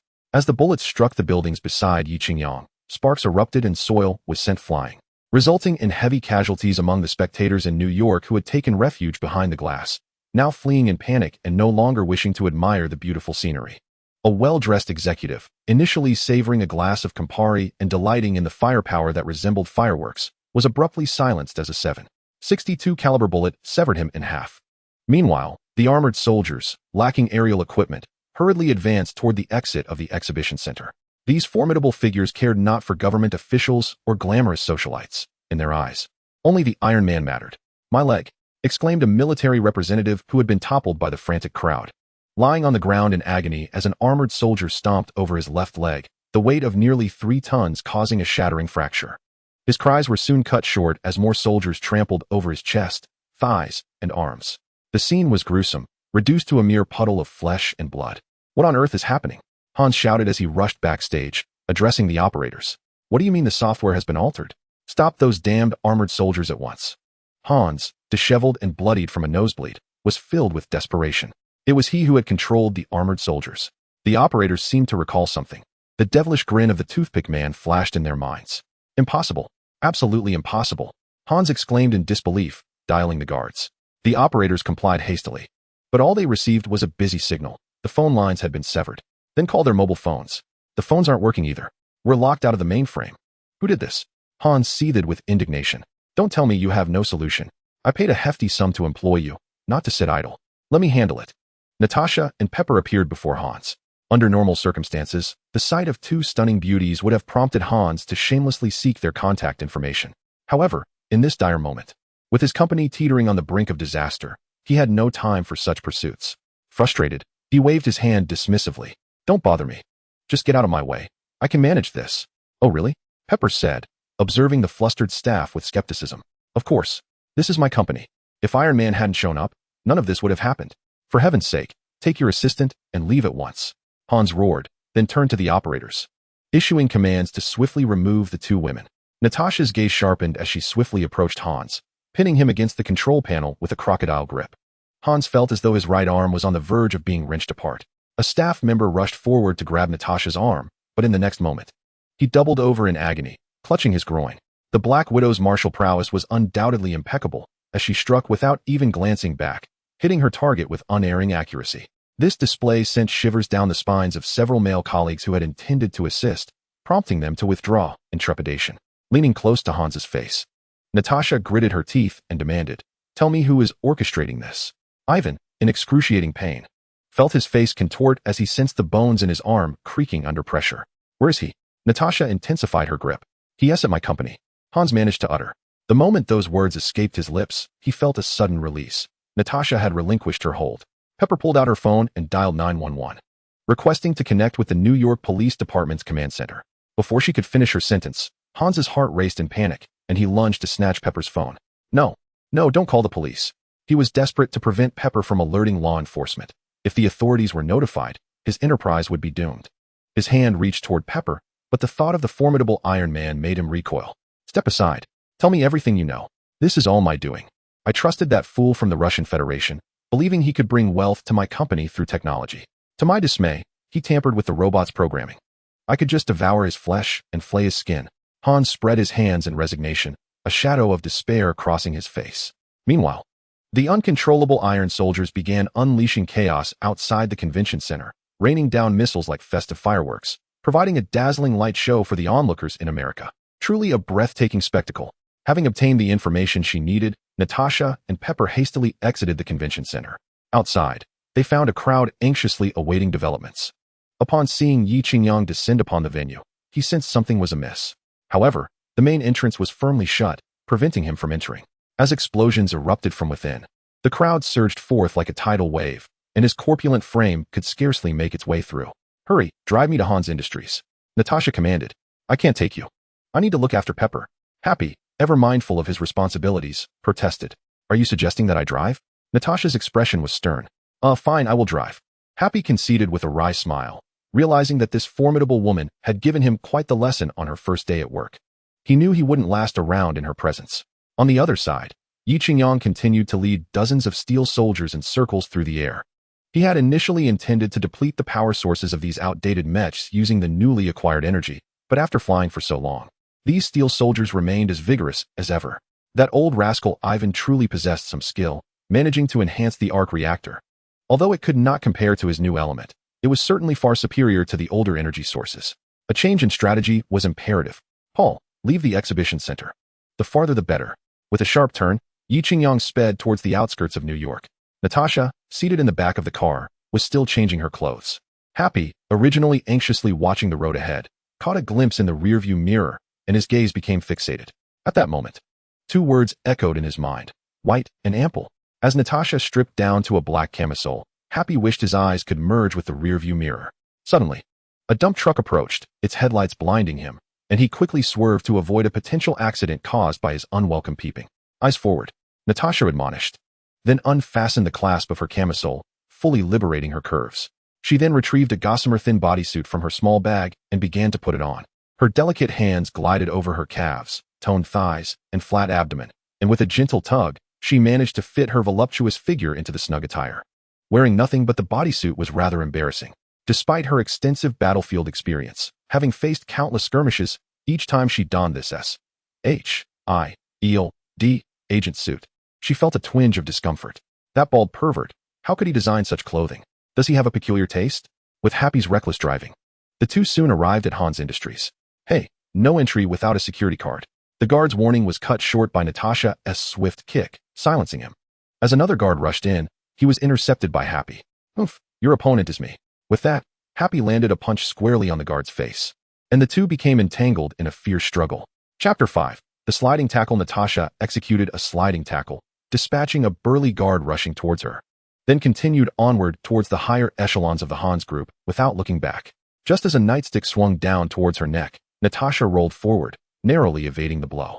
In a swift scorpion move, she struck the nightstick-wielding man right where it hurt, causing him to cry out in agony and collapse. Natasha dispatched 3 more men in quick succession, but just as she thought to catch her breath, 5 hulking figures armed with stun batons appeared around the corner. Seizing the nightstick from the fallen guard, she raised it and struck the first assailant charging at her squarely in the face. With a sharp crack, the burly man wielding an electric baton found his nasal bone shattered by a blow from a police baton, staggering backwards 3 or 4 meters and losing all combat capability. The remaining individuals, witnessing the ruthless ferocity of the woman in the tight-fitting attire, were taken aback and ceased to hold back, charging forward with a roar. Natasha swung the police baton once more, striking the wrist of one of the electric baton assailants, resulting in a sickening snap as his wrist broke. Seizing the opportunity, Natasha snatched the electric baton and thrust it into the assailant's rear end, delivering a powerful kick that drove the entire 30-centimeter-long baton deep into his body. The electric baton man convulsed violently, emitting a ghastly scream before collapsing to the ground. This gruesome spectacle momentarily halted the advance of the remaining 3 men, who were struck by the sheer brutality of the scene. Such merciless tactics were indeed rare. However, these security personnel were seasoned veterans from the battlefield, accustomed to bloodshed. Despite their trepidation, they charged forward with wild abandon. Natasha, unfazed, unleashed her fury once more, targeting the throat of one guard with her baton, resulting in a sickening crunch as his throat bone shattered. Clutching his neck in agony, he struggled to breathe. Only 2 remained. With a powerful push, Natasha executed a soaring leap, delivering a knee strike that connected with the chin of another electric baton man, causing blood to spray as his jaw fractured, rendering him unconscious. Would she continue? With a flourish, Natasha twirled the baton, her gaze icy as she regarded the last electric baton man. "No, please don't come any closer." He screamed desperately, glancing between Natasha and his own electric baton. In a moment of despair, he flicked the switch on his baton and plunged it into his neck. A crackling surge of electricity erupted as he convulsed and collapsed in the corridor, frothing at the mouth. A wise decision. Natasha stepped over him with purpose. The tight-fitting suit, having endured the vigorous conflict, had loosened at the zipper across her chest, yet its superb quality clung tightly to her form. Meanwhile, the struggle between Happy and the guard had reached a conclusion. Leveraging his superior physique, Happy triumphed by biting the guard's ear, though he bore the marks of battle. Blood streaming from his nose. Believing himself to be a vision of victory, he quickly turned to seek Natasha's admiring gaze, only to find the corridor strewn with the fallen guards, who continued to wail in distress, leaving no trace of Natasha in sight. Anxious for the safety of the stunning woman, he hurried after her, fearing even the slightest harm might befall her. In the control room, the slender figure of a woman in a tight suit, with voluptuous curves and cascading waves of hair, effortlessly dispatching 5 opponents astonished the onlooker. Such skill left him in awe. He would stand no chance against her. Yet, at that moment, it was crucial to eliminate Iron Man. This opportunity could not be squandered. Weighing the situation, the man known as Toothpick Guy, having briefly lifted himself, settled back down, his hands, seemingly unwashed since birth, relentlessly striking the keyboard. The computer program's commands executed, launching another 20 Iron Soldiers skyward. Joining the pursuit of Iron Man, Natasha forcefully kicked open the security door of the control room, only to find it devoid of life, save for the bodies of the 2 bodyguards who had been tethered to the ceiling by electric wires. He has escaped. Natasha swiftly approached the computer, her fingers dancing across the keyboard. The delicate touch of her fingers upon the mechanical keys left Happy momentarily dazzled. What are you doing? Natasha, her striking eyes fixed intently on the screen, continued her rapid typing. I am rebooting those Iron Soldiers. The red icons on the computer screen gradually returned to normal, prompting Natasha to exhale in relief. Reboot complete. At that moment, Yi Qingyang was deftly dodging and weaving, making the most of the agility afforded by his Mark III Iron Hellfire armor, having already dispatched no fewer than 10 Iron Soldiers. However, the relentless onslaught of additional soldiers kept him on his toes. Truly, even the fiercest tiger fears the pack, and a strong man can be intimidated by a woman. Sir, Miss Pepper's call. Paul's mechanical voice broke through. Answer it. Tony, I've located the operating system controlling those Iron Soldiers, but I'm locked out by the firewall. Pepper's voice rang out, and Yi Qingyang felt a sense of unease. Where's Natasha? Isn't she with you? Upon hearing the technical troubles, he felt a wave of frustration. He recalled Black Widow's proficiency with computers, which only added to his confusion. Natasha and Happy went to Hans Industries. It's just me here now, along with dear Mr. Hans. Pepper glanced at Hans, who stood in a daze nearby. Suddenly, Hans appeared to have an epiphany. His body jolted, and he shouted in Russian to the operator, "Quick! Try using Russian." The operator hastily input a series of Russian commands. Success! At that moment, Yi Qingyang found himself encircled by 10 Iron Soldiers, all escape routes blocked. One soldier charged at him, and he unleashed a flurry of punches. Yet, the speed of his commands fell short of his intentions, resulting in a fierce clash between 2 iron machines. Just then, the relentless soldiers, as if suddenly deprived of power, collapsed one by one, allowing Yi Qingyang to gradually rise from the ground. A whole group attacking just me. How dishonorable. Thank you, Agent Romanoff. Yi Qingyang's system connected to Natasha's computer, and the image of her enchanting azure eyes appeared before him. Wow, those alluring lips. How delightful it would be to be close to such beauty. Your new energy output is stronger, and your vital signs are perfectly normal. Natasha gazed upon the captivating visage of Yi Qingyang, her heart stirred. Chapter 59, Terrified Beyond Measure. The images of both Natasha and Little Pepper materialized before Yi Qingyang. Oh, I am so relieved that you are unharmed, Little Pepper exclaimed, tears of joy brimming in her eyes. Of course. Does a mere martial arts master from the Russian Federation think he can defeat me? Let him dream his grand dreams, Natasha replied, somewhat speechless. Can we save this discussion for our honeymoon? Just then, a rapidly moving red dot appeared on Natasha's computer screen, advancing ominously. Tony, there is an enemy approaching you. This one seems different, with a particularly high energy index, Natasha said, her alluring lips slightly pouting. Let me handle this before we discuss how to create the next generation, Yi Qingyang replied, glancing at Little Pepper. Be careful, don't get yourself hurt. Humph, I am the great Iron Man, Tony Stark. Yi Qingyang scanned his surroundings with vigilance.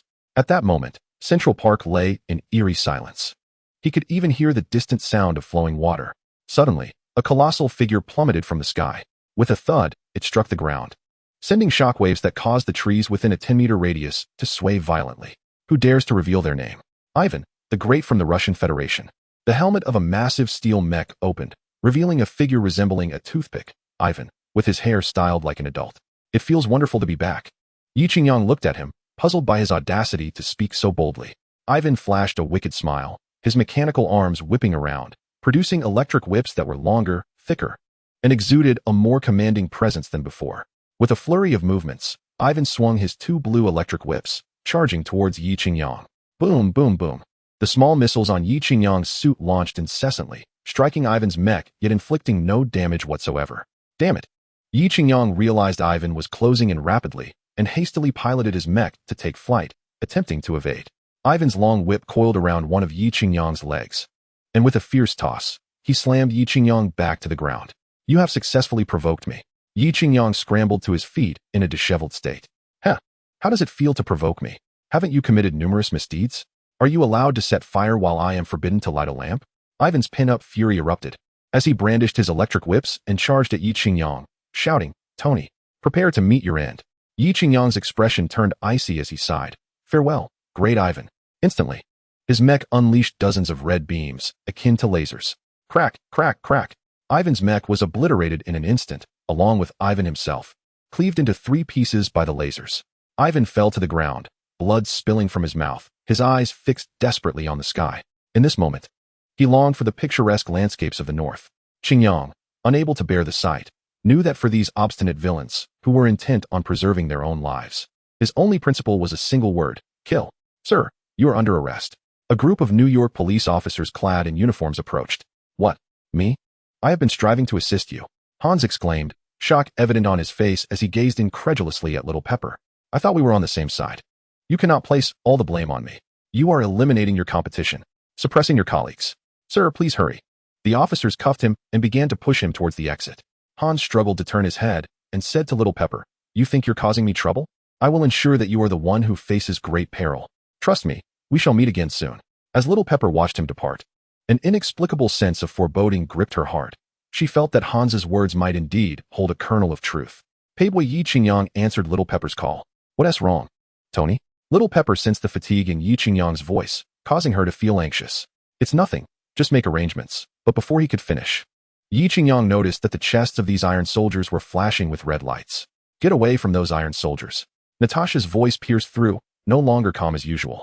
What is happening? These iron soldiers are rigged to self-destruct. They have been implanted with a self-destruction program. Yi Qingyang was taken aback, shooting into the sky towards Little Pepper's direction.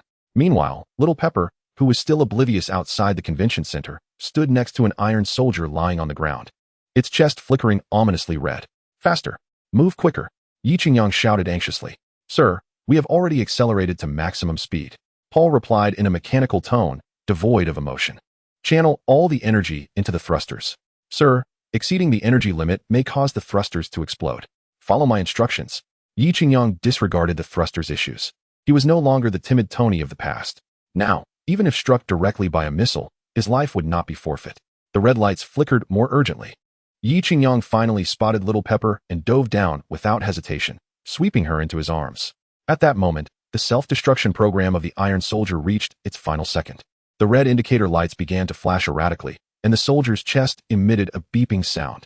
With a thunderous roar, an explosion erupted, sending a searing wave of heat that violently hurled Yi Qingyang away. Clutching Little Pepper, he was thrust backward by the force of the blast.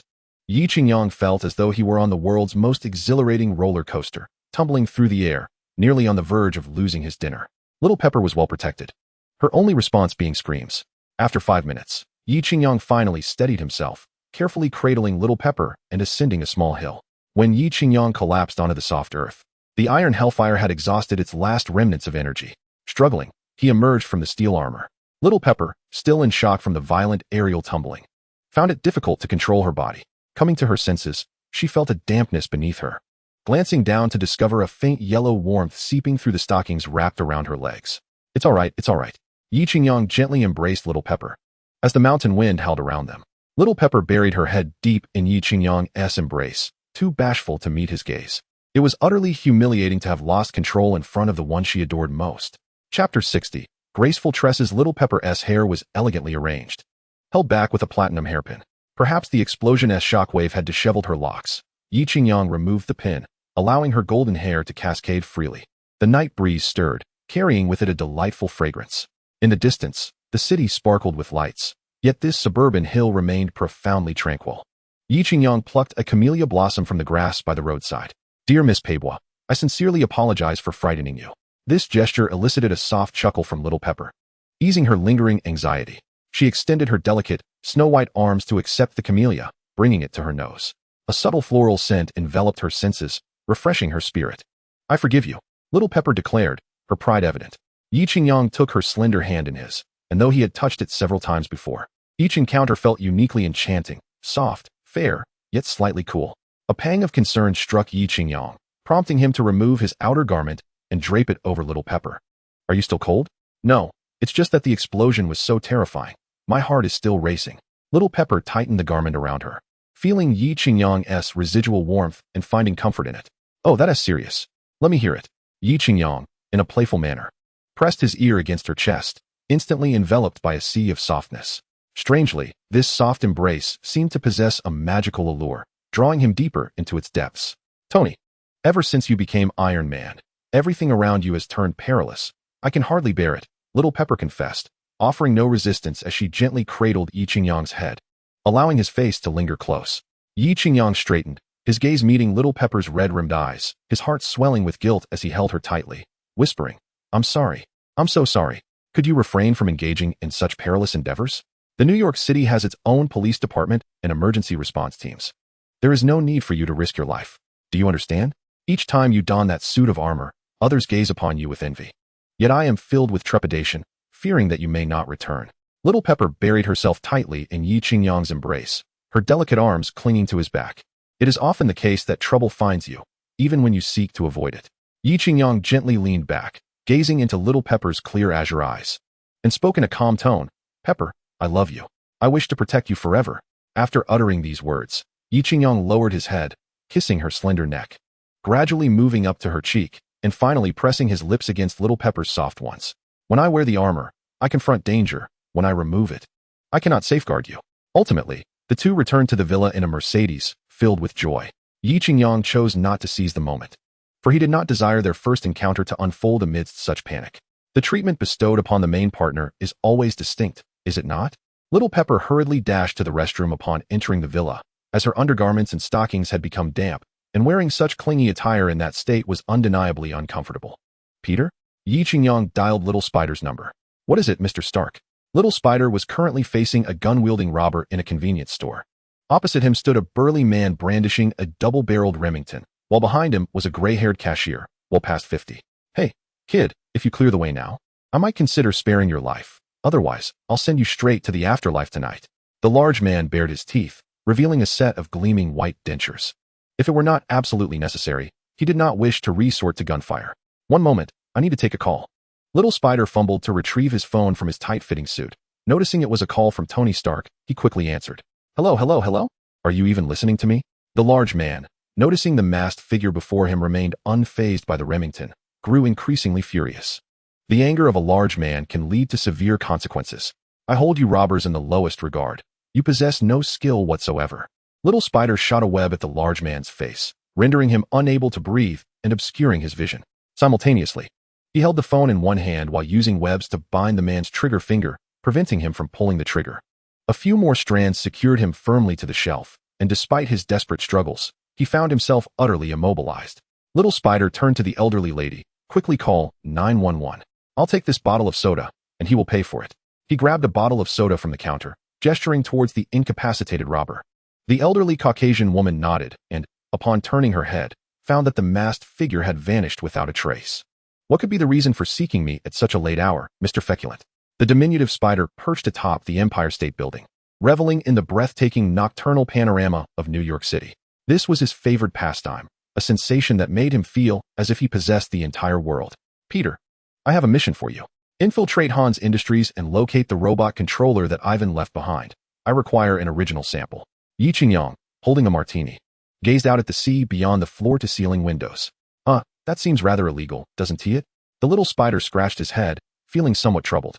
Peter, are you aware of the events taking place at the Han's Industries Expo tonight? I've heard some colleagues mention it. but I had other engagements and couldn't attend.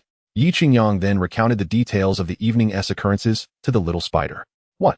Such a fortunate opportunity, and I wasn't notified. Peter Parker felt a surge of regret. He should not have missed the mech battle over a mere thief. Truly, he had sacrificed a watermelon to pick up a sesame seed. Mr. Feculent, please take me along next time. Absolutely, Spider-Man. Yi Qingyang boldly exclaimed his moniker. Huh, Mr. Feculent. How did you know I am Spider-Man? The little spider, convinced he had not behaved in any way that would betray his identity, was bewildered. Never mind how I know. I assure you. I mean you no harm, do I? Yi Qingyang smirked slightly. It was time to reap the rewards of his earlier investments. His thoughts drifted to how he had saved his Uncle Ben and gifted Aunt May a diamond necklace worth hundreds of thousands of dollars, along with providing a coveted job with a salary exceeding $10,000 a month. Chapter 61. The choice. This act of kindness was something the little spider felt he could never repay. After all, it's aimed at the villains. This is something I, Spider-Man, have done. With a triumphant cry, Peter Parker shot out his webbing and vanished into the steel jungle of New York. The sound of water in the bathroom gradually ceased. Tony, could you please fetch my clothes from my bedroom? The sultry voice of Pepper Potts wafted from the bathroom. At your service. Yi Qingyang recalled that he had never entered her room before and gently opened the door. The room was modest yet impeccably tidy, with the air infused with a subtle yet delightful fragrance that belonged to Pepper. It's the third drawer under the left wardrobe. Pepper, drying her damp hair with a towel, instructed. Yi Qingyang immediately pulled open the drawer, nearly losing his composure. The drawer was brimming with Pepper's garments. A delightful array of styles: white lace, black lace, high-waisted cotton, and even a few diminutive fabric pieces the size of a palm. Yi Qingyang held up a purple item, skeptical of how such a minuscule piece of fabric could possibly envelop her voluptuous form. Certainly, a woman's wardrobe must undoubtedly include shapeless trousers, a fact that leaves Yi Qingyang perplexed. Peibois, what material do you desire? As Yi Qingyang prepared to speak, a sudden thought crossed her mind, leading her to select a pair of strap pants adorned with minimal fabric and pearl embellishments. The bathroom door creaked open slightly, and as Yi Qingyang leaned in to glimpse the decor, she was met with a cloud of dust. Little Pepper, holding the pants in her hands, felt a flush of embarrassment. How could Tony be so infuriating, choosing the most revealing pair among so many options? Wrapping herself in a towel, Little Pepper emerged, her face ablaze. Fresh as a lotus flower emerging from the water, Little Pepper appeared immaculate and dewy after her shower, leaving Yi Qingyang momentarily entranced. I'm going to sleep now. You should rest early too. Sensing Yi Qingyang's intense gaze, Little Pepper hastily retreated to her room, closing the door behind her. Her heart racing. Perched on her soft bed, Little Pepper felt utterly fatigued and yearned for a restful slumber. Suddenly, the click of the door lock interrupted her tranquility. Instinctively tightening her bathrobe, she anxiously peered at the entrance. I've warmed a glass of milk for you. Drinking it before bed can alleviate fatigue. Yi Qingyang offered as he handed her the milk. Thank you, she replied, accepting it. Yet Yi Qingyang noticed her towel slipping slightly, revealing an expanse of flawless skin. Quite slender, yet surprisingly curvaceous. He remarked, aren't you leaving? Little Pepper averted her gaze, unnerved by the intensity of Yi Qingyang's eyes. As she attempted to move towards the door, he blocked her path and embraced her. Tony, let me go. I wish to discuss the Goldbach conjecture. Yi Qingyang, captivated by the softness in his arms, was reluctant to release her. Those matters can wait until tomorrow. That seems inappropriate. Science requires personal sacrifice and dedication. It's not merely a small step for us, but a giant leap for humanity.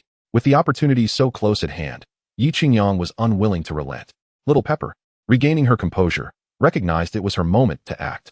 He gently pushed her onto the large bed in the room, her robe billowing, filling the space with an air of springtime.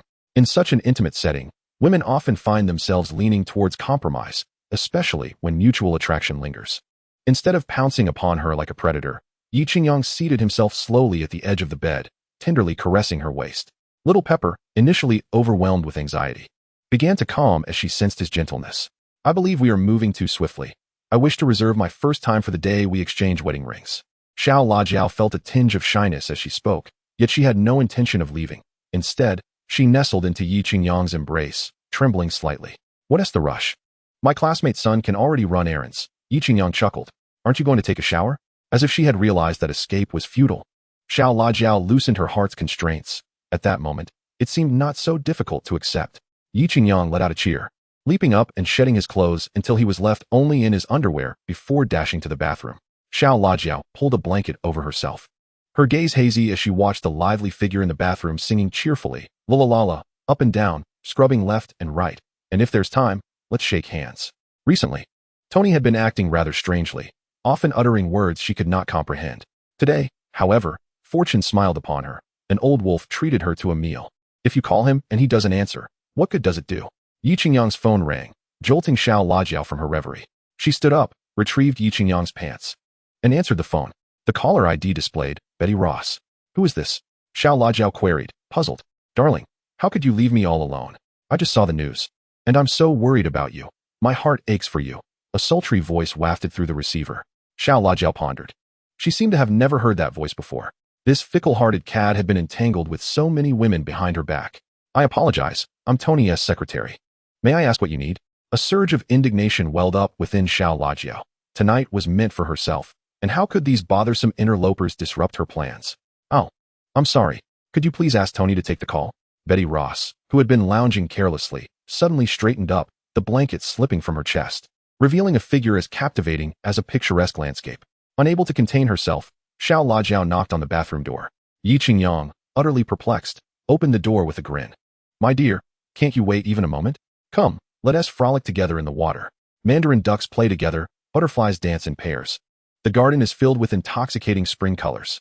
Before the song could finish, Xiao Lajiao had thrust the phone into his hands and hurriedly exited without a backward glance.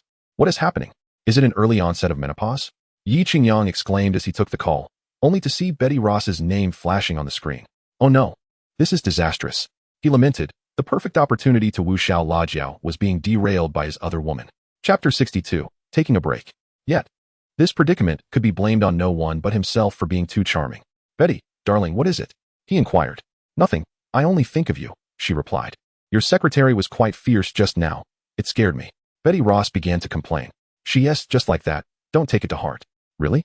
How could such a fierce woman exist beside my brother? Unlike me, who can only feel sympathy. In response, Yi Qingyang could only manage a dry laugh. With both women being his, it seemed politically incorrect to favor one over the other. Yes, you're absolutely right. I'm in the shower, so I'll hang up now. Without waiting for the clingy Betty to respond, Yi Qingyang hastily ended the call. After all, there was a stunning beauty awaiting his affection outside. He had no time to ponder life's philosophies with her. Once Yi Qingyang hurriedly rinsed off and dashed out, he found the room utterly empty. I even took off my clothes for this, he exclaimed, bewildered. Stepping out, he noticed the vast hall was devoid of little Pepper's presence. How strange. She had been there just moments ago. Suddenly, the roar of a sports car echoed from below, prompting Yi Qingyang to rush to the window, only to catch a glimpse of a red blur speeding away. Ying Long was left dumbfounded, struggling to comprehend Yi Qingyang's actions. He had merely intended to suppress Black Widow's arrogance, not to drive her away. Natasha, understanding immediately, hurried off in pursuit. Tony! Natasha grasped Yi Qingyang's arm, lamenting that the duck she had nearly caught had flown away. Yi Qingyang felt a wave of frustration. He understood that Betty must have said something to Little Pepper during their phone call, inciting her anger. That troublesome Betty would surely face a well-deserved reprimand. No, that would be too lenient. He would need to wield both carrot and stick to truly teach her a lesson. With a resigned sigh, Yi Qingyang returned to the bathroom. He rushed and scrubbed, pausing to reflect that perhaps he should grant himself a day off. The following morning, Yi Qingyang received an unwelcome call from the one-eyed Fury. Come on, it's Sunday. Can't a person enjoy a bit of rest? He protested. This concerns the survival of humanity. Do you not think we should discuss it? Fury replied. Yi Qingyang retorted. All I know is that last night, I was unable to contribute to the continuation of humanity, which may be the greatest loss in the history of human evolution. He glanced around at the empty space beside him, feeling a strange sense of unaccustomed solitude. Ever since he had crossed over into Tony Stark's life, he had never lacked for female companionship. All right, enough chit-chat. I've organized a meeting. The location is, he abruptly hung up, then prepared a simple breakfast of a fried egg and a bowl of century egg and lean pork congee. After all, a wealthy man couldn't start his day with caviar and tuna worth thousands of dollars per gram, could he? Feeling the loneliness that accompanied wealth, Yi Qingyang resolved to find himself a maid, one who wouldn't sulk and drive off in his sports car. Ideally, this maid would be a robust individual. Desiring to act upon his intentions, Yi Qingyang dialed the number of an old acquaintance from the Han Dynasty, a man surnamed Li. Speaking of this Li, one among the 4 Asian tigers, his reputation is well known. After all, half of Hong Kong's enterprises bear his name, earning him the moniker Li the Half City. Old Li, it's me. Do you have any suitable candidates to introduce? I have no particular demands, just that they possess fair skin and beauty, preferably not exceeding the age of 35. Education? Not a concern. The most crucial aspect is obedience. Please send me some photographs for selection. Upon concluding the call, Yi Qingyang felt assured. Old Li was reliable and promised to organize the photos by the next day. Subsequently, Yi Qingyang chose a modestly luxurious vehicle, an Audi Pikes Peak. When asked why he didn't opt for the Hellfire armor, he lamented, the nature of the wealthy. With a car at my disposal, I choose not to drive it. It's merely for amusement. That bald fellow asked me to arrive at 10, and now it's nearly noon. Where is he? He complained to Natasha, who sat across from him. I'm dealing with sums in the hundreds of thousands. I shouldn't be kept waiting. Hurry, call him and inform him that if he doesn't, he arrives soon. I shall take my leave. Yi Qingyang crossed his legs, musing that while beauty was captivating, it was essential to discern worth. To gaze but not to partake is akin to smearing feces on a delightful ice cream cone. Patience, the director is preoccupied with the debacle you caused last night. Natasha pouted, her luscious lips pursed, internally grumbling. If it weren't for your mess, would we at S-H-I-E-L-D be cleaning up after you? What is this? Yi Qingyang inquired, taking a document handed to him by the Black Widow. A preliminary report from the Avengers? A jolt coursed through him. The main event had arrived. So, you called me here early to ensnare me into your game? At that moment, a bald man clad in a black trench coat entered, the ever-charismatic Nick Fury. To be frank, I'd rather you not view that report. I'm uncertain of its relevance to you. As for this document, it is Agent Romanoff's assessment of you. Peruse it at your leisure. The one-eyed leader took a seat. Exuding confidence, Yi Qingyang opened the report, and the first page read, Character Analysis. Stark frequently exhibits impulsive behavior with tendencies towards self-destruction. He shrugged. That was my former self. Not who I am now. Besides, aren't we all human, susceptible to such tendencies? A typical narcissist? Yi Qingyang nodded, acknowledging the portrayal in the original narrative. Yet he excluded himself from that characterization. Recruitment assessment for the Avengers. Tony Stark is not recommended. You deem me unworthy? I find myself unimpressed by you as well. If that's the case, we have little to discuss, Yi Qingyang declared, tossing the report onto the table. Shall I take my leave then? Nick Fury was taken aback by Yi Qingyang's pride. A mere slight seemed to unsettle him. Though you may not be on our recruitment list, you could serve as a consultant. Yi Qingyang rose to his feet and extended his right hand. The bald man, under the impression that he had acquiesced, hastily reached out to clasp it. To his surprise, Yi Qingyang pressed his lips together and declared, I wish you success, but I shall take my leave. With that, he turned and departed without a trace of hesitation. What? Is it time for brute force when diplomacy fails? Yi Yang allowed Natasha's small hand to wander freely. Chapter 63. Revelation from the tactile sensations. He discerned that Natasha's hands were adorned with numerous calluses, particularly in the palm and the space between her thumb and index finger. Such calluses were the result of prolonged firearms practice. Why are you so impatient? Our director was merely jesting. Frankly, the Avengers cannot afford to lose you, Natasha pouted, shaking him vigorously. All right, if you keep shaking me, my arm might just snap. Yi Qingyang sighed in resignation, feigning reluctance as he returned to his previous seat. Speak. What is it you wish for me to do? However, let me make this clear. I will not partake in acts of murder, arson, robbery, or the harassment of young ladies. The one-eyed man rolled his eye in exasperation, silently regarding Yi Qingyang. It seems you have engaged in such activities yourself. I suspect there are moles within S-H-I-E-L-D, which is why I intend to leverage its resources to establish a new organization. Why share such a clandestine matter with me? Yi Qingyang remained unperturbed. Moles. Beyond a select few, the majority of S-H-I-E-L-D are Hydra operatives. I believe the names H-I-E-L-D does not befit you. Perhaps you should consider Hydra Bureau instead. Heard of Bureau? Natasha queried, perplexed by the origin of this appellation. The one-eyed man, however, was taken aback, realizing he had merely scratched the surface of a much deeper issue.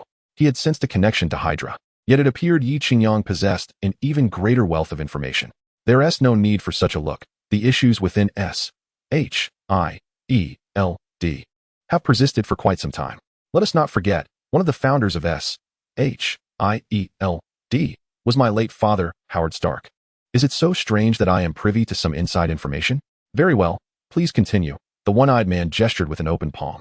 In ancient times, there existed a figure known as Red Skull. Red Skull? Natasha interrupted, her voice rising in astonishment. This name was a taboo within S-H-I-E-L-D, known only to a handful of core members. Hey, are you listening or not? If not, I shall take my leave, Yi Qingyang stated, displeased. It seems this Black Widow requires a lesson in respect. Sorry, please continue, Natasha replied, feeling somewhat embarrassed as she stuck out her tongue. Now, as for this Red Skull. He stood 8 feet tall, with a leopard-like head and piercing eyes, a lioness jaw, and a voice like thunder. Imposing as a galloping steed, the one-eyed man wore a look of utter confusion, as if questioning the very foundation of his understanding. Ahem, my apologies for the interruption. The Red Skull is one of the early affiliates of the Hydra organization, whose motto is to sever one head only for 2 to sprout in its place. Resonating with the mythological image of the Hydra, this is manifested through its seemingly endless minions. In modern contexts, the branches of Hydra are often referenced. Historically, it was once part of the Nazi German Empire during World War II, but later defected, and thus, it is merely a construct of the Red Skull, who has adhered to the Hydra ideology through the ages, rather than being a legitimate branch of Hydra itself. Yi Qingyang cleared his throat. Is your S-H-I-E-L-D budget so dire that you lack even a cup of plain water? Here it comes, Natasha exclaimed, hastily rising to pour a glass of lemonade. Speak quickly. Yi Qingyang nodded in satisfaction, pleased to see such eagerness. Last time, we discussed how the Red Skull established the modern Hydra organization. After the fall of the Nazi regime, Hydra infiltrated S-H-I-E-L-D, exploiting its banner to instigate panic and chaos, thereby reaping benefits from the war. Utilizing S-H-I-E-L-D. Natasha glanced at the solemn-faced Nick Fury, understanding that Yi Qingyang's words held weight. Indeed, the information I currently possess aligns with this narrative. And I have also uncovered a significant connection between your father's death and Hydra. Nick Fury had not intended to disclose this matter today, but upon witnessing Yi Qingyang's clear understanding of S-H-I-E-L-D's affairs, he chose to reveal the truth. I know my deceased father was killed by the Winter Soldier, who was brainwashed by Hydra. Yi Qingyang's face displayed sorrow, though he felt a sense of normalcy within. Winter Soldier? What is that? Natasha transformed into a curious child, feeling that her visit today was far from wasted. The entire world seemed to be turned on its head. Moreover, judging by her director's expression, it appeared that everything was indeed true. If expanded upon, this could take days and nights to unravel. And speaking of Hydra necessitates mentioning our elder brother, Captain Steve Rogers. Yi Qingyang sipped his lemonade, maintaining a calm demeanor. Nick Fury, unable to remain composed, was aware that Captain America's story was a core secret of S-H-I-E-L-D, known only to the directors of the agency throughout its history. I shall reveal another secret. Yi Qingyang beckoned, and Nick Fury and Natasha exchanged glances before leaning in closer. In truth, Captain America is not dead. What? Nick Fury abruptly stood, knocking his chair over. Are you serious? Where is he? He inquired, voicing the question that every S-H-I-E-L-D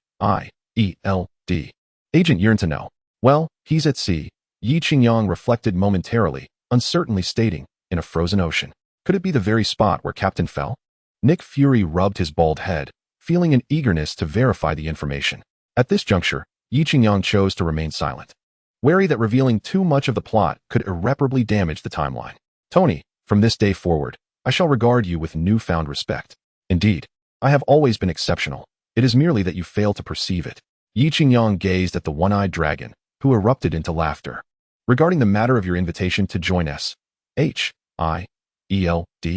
I have acquiesced, though the particulars require further deliberation. We shall await your finding of the captain to discuss all matters. With the affairs at hand concluded, Yi Qingyang prepared to take his leave. Suddenly, as if recalling something, he said, I would appreciate a small favor from you. The rescue operation yesterday has earned me a commendation from Washington, D.C., and I would like the congressman who pretended to be present to present the award to me. The one-eyed dragon, initially assuming it to be a matter of significance, listened intently, only to be rendered speechless upon hearing the triviality of the request. That Tony is indeed a petty man, harboring grudges, he thought. Natasha? Upon hearing Yi Qingyang's voice, the Black Widow looked up in confusion, still processing his earlier remarks regarding Hydra and Captain America. Are you free tonight? Would you be interested in dining together? Yi Qingyang gazed at the strikingly beautiful Black Widow, eager to engage in something meaningful. Chapter 64. Offering a form thank you. But I am unavailable. The Black Widow, having lived for over 70 years, discerned his intentions immediately and resolutely declined. Well then, I wish you the best in locating the captain soon. Yi Qingyang, experiencing his first failed invitation, awkwardly touched his ear before hastily departing. Upon leaving the secret base of S-H-I-E-L-D, Yi Qingyang found himself at a loss. Everything at the company was managed entirely by Pepper Potts. Betty Ross was still engaged in her classes, and Xiao Rongyu had now become Pepper's personal secretary. He was uncertain what enchantment Virginia Pepper had employed, but the two were now inseparable, leaving him with no opportunity. Where to go? At that moment, Yi Qingyang was engulfed in the troubles of the affluent. He possessed wealth and leisure, yet felt profoundly lonely. Suddenly, a thought struck him. He needed to check on the nanny he had requested that morning. After parking his car by a small grove, Yi Qingyang retrieved his phone to check his email. Inside, he found a document and a photograph sent by Old Li. Opening the document revealed that the woman's name was Wei Jinjin. To his surprise, the nanny was already 31 years old, which left him somewhat disheartened. As the saying goes, once a woman surpasses 30, she begins to decline. Regardless of who it may be, especially rural women, their skin often becomes roughened due to labor and exposure to the elements. Yet, that was not the most pressing concern. In the rural areas of the Great Han, women often acquire a certain boisterousness.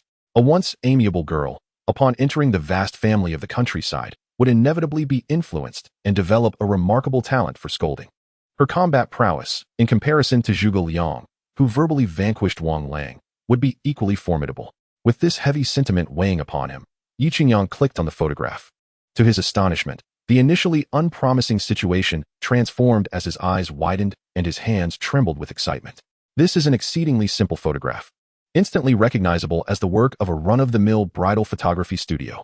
Nevertheless, the woman depicted in the image, dressed modestly and unadorned, is captivating enough to draw the attention of Yi Qingyang. With a face shaped like an egg, her complexion is fair, rivaling that of Westerners and exhibiting a delicate, hydrated quality. Her hair cascades naturally down her back, revealing a smooth, beautiful forehead. Her elegantly arched brows resemble ink strokes, while her striking, almond-shaped eyes sparkle with the essence of spring. Even through the screen, Yi Qingyang can sense their formidable allure. He finds himself wishing to immediately rectify the presence of such a bewitching beauty who could wreak havoc upon the world. What draws him further is her luscious lips, reminiscent of a renowned beauty. How could Old Li, of all people, have secured such a stunning woman? And how could such a lovely creature resign herself to the role of a mere maid? What man would allow such a beauty to serve others? The potential dangers she might encounter are concerning. Before Yi Qingyang can ponder these thoughts further, the phone suddenly rings. It is Li Banqing. Mr. Shidakwa. I have sent over the information. Please check it. I must say, Old Li, where on earth did you find such a remarkable treasure? Surely, it wasn't he through any unscrupulous means? Yi Qingyang replies, asserting his principles. He may have suddenly found wealth, but he cannot bring himself to ruin another's life or family. Otherwise, by the time the Righteous Women's Association hears of it, he would face their wrath. Rest assured, this woman's husband is deeply in debt due to gambling. With enemies closing in, he is a coward, willing to mortgage her off. My associates, astute as they are, could not allow such a jewel to fall into the hands of ruffians. They took the initiative to offer the man double the debt, provided he divorces her, necessitating her signature. Li Banqing speaks in a calm tone. Naturally, the man would prefer money over his wife, and the woman, disheartened, finds herself alone and helpless, burdened by a debt she could never repay. Not only would she not be able to accompany him, but even if he sought a beggar, she would be worth her weight in gold. Old Li, your methods are quite impressive, Yi Qingyang exclaims, realizing that the wealthy need not dirty their hands. Their subordinates will present the finest offerings. He reflects on how his own subordinates lack such cleverness. It appears that the prominent families truly know how to navigate these matters with finesse and depth. How do you find this woman? If she does not meet your standards, I can find you another. Li Banqing's tone is respectful. No, that would be too much trouble. I want her. I just don't know when I might indulge. Yi Qingyang's expression grows increasingly lascivious. Such a striking beauty, even in a photograph, is undeniably enticing. In person, she would be irresistible. A passport will need to be arranged. The latest it can be delivered to your home is by tomorrow. Li Banqing spoke with a hint of apology. Haha, it has indeed been quite swift. Yi Qingyang smiled lightly, acknowledging, after all, we are dealing with a living person. Even a parcel, sent via express delivery, requires a day. Let alone when it involves international borders. Then I shall not disturb you further. When time permits, let us sit down together, Li Banqing responded with a smile. Not at all. I have long admired you, especially your theories on shared expenses. I intend to venture into the American real estate market and would like to learn from you. Too kind, too kind. After exchanging pleasantries, they ended the call. Yi Qingyang glanced at himself before succumbing to the temptation of his phone. The beauty in the photograph wore a cheap round neck shirt. No, I must not look any longer. If I do, my inner Hulk might unleash, and without Bruce Banner's shorts, it would be prudent to remain composed. The allure of the beauty was not his immediate concern. He decided to visit the small spider's home to check on the task arranged the previous day. Shall you prepare a gift for me? I am going to visit an old friend. Yi Qingyang pondered for a moment, deciding against treating the small spider with the authority of a superior. As the saying goes, one must ensure the horse runs well by providing it with fodder, enabling it to gallop speedily and efficiently. As dusk descended, Yi Qingyang, accompanied by his assistant Xiao Rongyu, visited the small spider's family. Mr. Tony Stark? The door was opened by Ben Parker. Come in, quickly. Old partner, see who has arrived. Old Parker called out from inside. Oh, it's Tony Stark. You shouldn't have brought anything, Aunt May exclaimed, though her actions belied her words as she eagerly accepted the gift. Wow, is this a watch? Aunt May was indeed knowledgeable. The exquisite Model 702110001 mechanical watch boasted a diamond-encrusted platinum case, a sapphire crystal glass face, and a luxurious silver diamond-studded strap, with a total price exceeding $300,000. This is far too extravagant. Aunt May didn't need to check the price. This watch would never be valued below $200,000. Whether it is $300,000 or 3. It is merely a number to me. Yi Qingyang waved his hand dismissively. Is Peter back? Huh. He's upstairs tinkering with a small invention. I'll go fetch him. Ben Parker quickly replied. That's all right. Xiao you stay and chat with Uncle and Aunt May. I'll check on Peter. Of course, boss, Xiao Rongyu replied obediently. Aunt May, what are you cooking? Would you like me to assist you? Having just received a $300,000 gift, Aunt May was in a jubilant mood and exclaimed, Oh dear, you're our guests. How could I let you help this old woman? It's nothing. You are the boss's aunt, making you an elder. In our great Han culture, we have always cherished our elders and cared for the young. It would be a pleasure to learn about American cuisine from you. Perhaps I could even cook for the boss, Xiao Rongyu said warmly, linking her arm with Aunt May's. That sounds delightful. May Ann expressed a favorable impression towards the beautiful and poised young woman, subconsciously comparing her to Mary Jane. The conclusion drawn was that Mary Jane could only compete in terms of physique. In every other aspect, be it temperament, education, occupation, or appearance, she was utterly defeated. If her nephew could have such a girlfriend, how proud she would feel among the elderly community. However, observing her evident closeness with Tony, it seemed this wish was futile. Peter, are you there? Yi Qingyang knocked on Spider-Man's door, but no response came. It was needless to say that the young hero was likely off scaling walls and fighting for justice. Yi Qingyang took out his phone and dialed Spider-Man's number. Hello? Mr. Big Shot? Spider-Man's voice was somewhat frantic, clearly caught up in vigorous activity. Peter, I'm calling you home for dinner. We're having a grand turkey feast, a staple of American cuisine. Yi Qingyang was indifferent. For him, the food mattered little at this stage of his health. Not to mention, Peter's generous salary allowed him to contribute to Aunt May's household expenses. Uncle Ben, what are you up to now? Yi Qingyang casually inquired. Ah, Tony, I'm afraid you'll laugh at me. I've been out of work for quite some time now, and at my age, no one wants to hire me. Uncle Ben chuckled awkwardly. Don't worry, Uncle. Work can be found slowly, and I've grown up now, able to earn for the family. Spider-Man looked at his aging uncle, a pang of sorrow touching his heart. It's all right. I check job postings every day, and if all else fails, I'll volunteer. Yi Qingyang observed their affectionate rapport and smiled. Why not join my company? We happen to need someone responsible to manage the warehouse.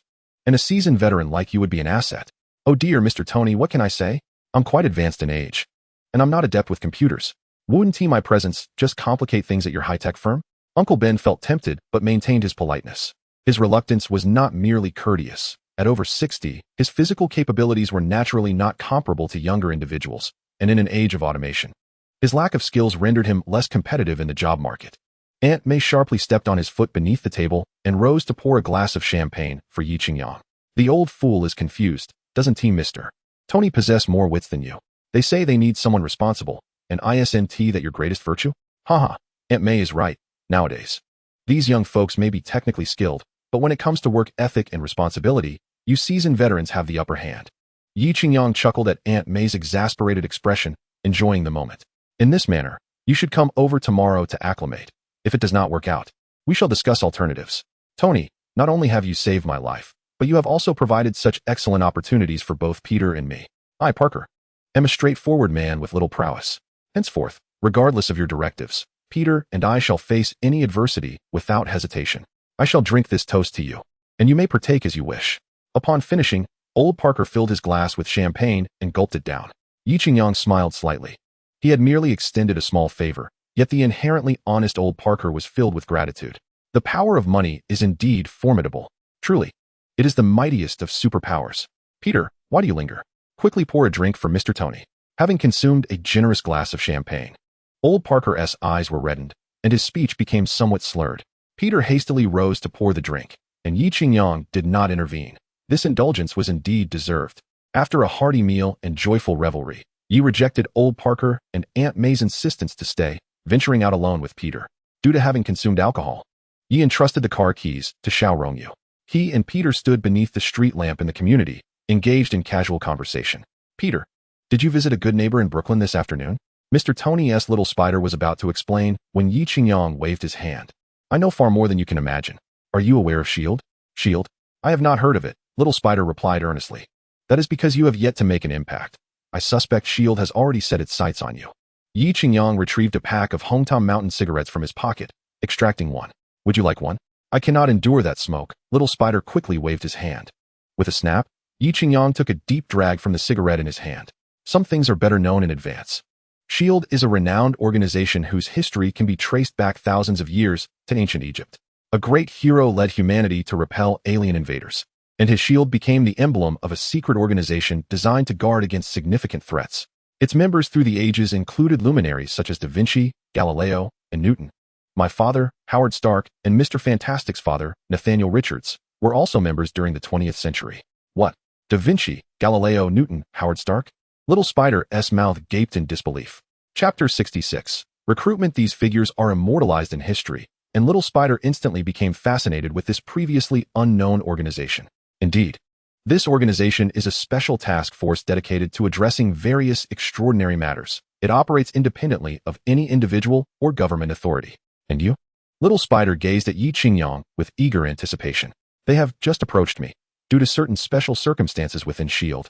Director Nick Fury wishes for me to establish an Avengers organization. Yi Qingyang exhaled a puff of smoke, his gaze deep and contemplative, as if envisioning the intense battles to come against formidable foes. And I? The young spider gazed at Yi Qingyang with admiration.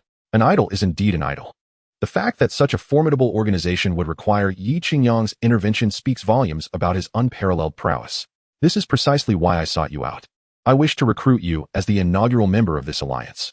Yi Qingyang flicked the ash from his cigarette. I'm in. Before Yi Qingyang could finish, the young spider leaped to his feet. However, this organization necessitates individuals with exceptional talents. Yi Qingyang remarked with a playful smile. I possess those talents. The young spider began to spin webs, performing aerial acrobatics. I can also do this. He lifted a hefty stone weighing 100 pounds. How about this? The young spider continuously leaped from the ground, reaching a height equivalent to 3 stories. And this? He leaped agilely, clinging to the wall. Observing the exuberant display of skills from the young spider, Yi Qingyang couldn't help but chuckle. Such youthful exuberance was indeed endearing, especially in someone he cherished deeply. All right, Peter. Our organization is not a circus. Possessing a few unique abilities alone does not warrant membership. Yi Qingyang's tone turned serious. Firstly, a member must exhibit 3 crucial qualities. What are they? The young spider inquired eagerly. The first, obedience to commands and adherence to directives. The second, unwavering compliance with the first command. And the third? If there are objections to official orders, one must unconditionally adhere to the second stipulation. Yi Qingyang articulated. Can you manage that? Absolutely, sir. The young spider had fully embraced his role. Now, I am assigning you your first task. Yi Qingyang declared earnestly. Remain vigilant. Within a week, secure the acquisition of margine. Yi Qingyang smirked. The young spider's expression fell. I guarantee the completion of the task. The young spider saluted. The following day, in Washington, D.C., at the venue of the award ceremony, the atmosphere was electric with the sounds of drums and firecrackers, the stars and stripes fluttering amidst the throngs of people. The crowd nearly compressed Yi Qingyang beneath the table. Such is the plight of a celebrity, especially one who is a wealthy super celebrity. The burden is even greater. Yi Qingyang, impeccably dressed in a suit, stood at the forefront of the crowd, observing the rotund congressman who had previously hurled insults at him during a congressional meeting. Today, it is my honor to present an award to Mr. Tony Stark. The congressman bore an expression akin to having consumed something distasteful, yet he dutifully read from his script. Undoubtedly, Mr. Tony Stark has made remarkable contributions during the recent Hans Industries incident, safeguarding the lives and properties of the American populace. Through his actions, he has demonstrated that only Stark Industries possesses the capability to wield the iron armor. The speech was lengthy, yet Yi Qingyang listened with rapt attention. This marks the first occasion he has attentively listened to a speech without succumbing to drowsiness. He reminisces about his experiences at the Great Han School or during corporate meetings, where he often found himself on the brink of slumber, subjected to the inane ramblings of so-called leaders who spoke nothing but drivel. The individuals on stage projected an air of authority while, behind the scenes, countless sordid deals transpired. Next on the agenda, we invite our esteemed Senator Lewis to present an award to the esteemed protector of the people, the superhero Iron Man, Mr. Tony Stark. Wow, he never anticipated such popularity. Yi Qingyang ascended the podium, brimming with enthusiasm, facing the military representatives, government officials, and delegates from various enterprises in New York and Washington. Additionally, a multitude of reporters from the Planet Daily and the Global Daily were present. Thank you, Mr. Stark, for your outstanding performance. This is truly well-deserved, the senator proclaimed, donning the medal around Yi Qingyang's neck before the captivated audience. Haha, it is my honor. Yi Qingyang's smile stretched from ear to ear. The sheer delight of being the object of envy while receiving applause from those who would rather see him fail was profoundly gratifying. Mr. Stark, would you like to say a few words? Yi Qingyang eagerly peered to identify the reporter who posed the question. To his surprise, it was the very beauty he had once shared an intimate encounter with. Their eyes locked, and the reporter playfully licked her lips, casting him a flirtatious glance. Indeed, the physical investment had yielded rewarding dividends. Just wait. Our bond will continue to flourish. Yes, let us hear from Mr. Stark. The journalists thrived on the unfolding drama. They yearned for American headlines filled with sensational news, as it guaranteed their newspaper sales, television exposure, and advertising revenue. The host glanced at the press spokesperson, seeking affirmation, which was granted, allowing him to breathe a sigh of relief. Now, we invite the renowned entrepreneur, Mr. Stark, to share his acceptance speech. As music played, Yi Qingyang stepped onto the stage with an upbeat gait, eliciting a resounding applause from the audience. Behold, this is popularity. This is prestige. This is the voice of the people. Yi Qingyang raised his hands to calm the fervent crowd. Today, the sun shines brightly. Today, the stars twinkle brilliantly. As a citizen of the United States of America, I have a dream. I dream that one day, this nation will rise up and truly embody the essence of its creed. We hold these truths to be self-evident, that all men are created equal. I dream that one day, in the borough of Queens in New York, the sons of former slaves will be able to sit alongside the sons of former slave owners, sharing bonds of brotherhood. I dream that even the United States, the self-proclaimed global police, will find tranquility and refrain from meddling in the affairs of others. I dream of a day when peace will prevail across the world. I dream of a day when the enterprises of our nation engage less in deceitful intrigues and embrace greater inclusivity, advancing hand in hand. I envision a day when the valleys rise and the mountains descend, transforming the rugged and winding paths into smooth thoroughfares, where divine light illuminates the world. Yi Qingyang's fervor was palpable, yet the audience remained utterly silent. Chapter 67. She had ceased her coughing. What was the situation? This playboy, a veritable purveyor of news, today recited the speech of Martin Luther King Jr., speaking of world peace. What a jest. You are, after all, the largest arms dealer. How can you preach to us about world harmony? And what of your claims regarding domestic entrepreneurs collaborating? Pray tell. How can others survive when you have brought down the titans, Osborne Industries and Hans Industries, one after another? If Hans and Norman Osborne were present, they would surely tear apart this shameless, self-aggrandizing narcissist. Ah, Mr. Big Shot, I heard that on that fateful night, your chief assistant, Ms. Peibois, was also in attendance and intervened in the illegal activities of Chairman Hans of Hans Industries. Can you confirm this? The blonde reporter thrust the microphone forward. My, how well informed. It seems the American Police Department is full of leaks. Yi Qingyang retrieved a pair of glasses from his pocket. My assistant is wholly devoted to the public good, tirelessly laboring. She merely wishes to remain an unsung hero, so please do not intrude upon her private life. The blonde beauty pressed on, recalling how Peibois had humiliated her that very morning. May I inquire about your relationship with Ms. Virginia Peibois? According to eyewitnesses, you whisked her away in your armored suit. That appears to be a personal matter, not suitable for disclosure. Yi Qingyang cleared his throat. Is there nothing else to inquire about? Perhaps the incident involving the robotic injuries at Hans Industries? Hello, I am a reporter from Global Daily. May I ask if Ms.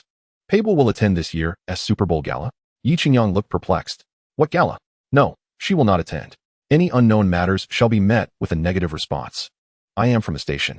May I ask if Ms. Peibois has plans to venture into Hollywood? A company's executive director, becoming an actress? Are you out of your mind? Yi Qingyang smiled. She will not go anywhere. She will remain in the company she loves deeply. I am a reporter from Playboy Daily. Will she continue to serve as the executive officer of Stark Industries? That is a redundant question. She will consistently fulfill her responsibilities. Will she marry you? Asked the cameraman. Indeed, Gossip is an innate human trait. No comment. Yi Qingyang's smile began to falter. I heard she was hospitalized recently. May I inquire which hospital? Asked an intern reporter. Yi Qingyang's smile had frozen. How much time had passed? Is this your first day as a journalist? She has already stopped coughing. Yi Qingyang waved her hand, signaling the end of today's inquiries. After the press conference, she settled into the back seat of an Audi Peak, driven by Happy. This press conference was truly an exhausting endeavor, more strenuous than a brawl. Yi Qingyang tugged at the tie around her neck, feeling as though she might suffocate. Hey, boss, this is the price of fame.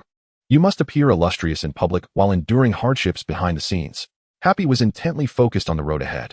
Oh, Happy, your eloquence has improved. You speak quite fluently. Yi Qingyang remarked as she pulled out her phone to check the news of the day. Well, it's merely a matter of being close to the learned and esteemed. Spending my days alongside you, a cultured and sophisticated leader, one inevitably picks up a phrase or two. Happy, I sense that your verbal prowess has been on the rise lately. Is there something you wish to request of me? Yi Qingyang, having honed her skills in the trenches, quickly caught on to the subtext. Boss, it's nothing significant.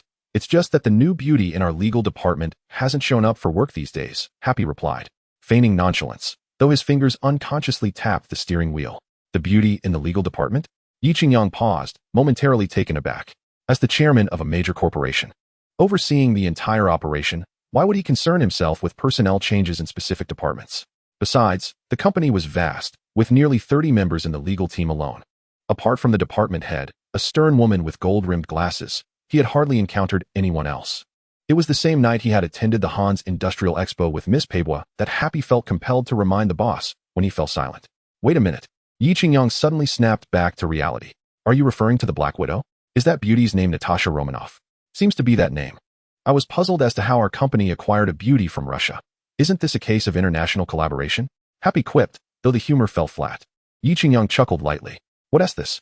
Have you taken a liking to her? Well, I wouldn't say liking. More like a mutual attraction, Happy said. A hint of embarrassment creeping in. A man should never lose face in front of another man, even if that man is his superior. TSK. Yi Qingyang silently scorned Happy. As if the ancient fox that is the Black Widow would have any mutual feelings. How preposterous. Even I, an exceptionally handsome and charming scion of wealth, have faced defeat. And you, a mere driver at my side, dare to aspire for such heights? Brother, it's not that I'm unwilling to assist, but your expectations are simply too lofty for me to fulfill. It seems she may have resigned due to an inability to adapt to the company's regulations. Indeed, Natasha was originally placed by Nick Fury, the one-eyed dragon, to monitor him. Now that monitoring has become contact, it is only natural for her to be assigned other tasks. Oh, is that so? I wonder if she left behind any methods for practice. Upon hearing this, Happy's enthusiasm immediately waned. Yi Qingyang subtly remarked, Happy. Her rank is far too elevated. Attempting to forcefully engage would be sheer folly. It is wiser to find a grounded individual to share life with. With the absence of engaging conversation, their journey accelerated, and they soon arrived in New York by afternoon. Upon disembarking, Yi Qingyang took it upon himself to arrange for his dedicated nanny. The sun had yet to set when he received word that she had been picked up and was currently waiting in the villa's hall.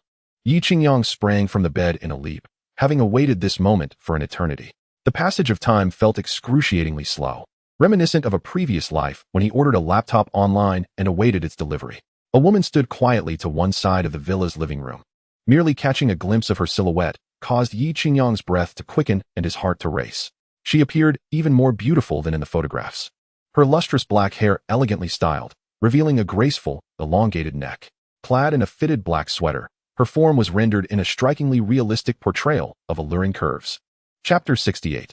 Kind consideration with a figure that was captivating and features that were exquisite. A hint of melancholy lingered in her brow, as if she were troubled by her own future and fate. Hearing footsteps approach from behind, Wei Jinjin promptly turned. Her two prominent assets were particularly eye-catching.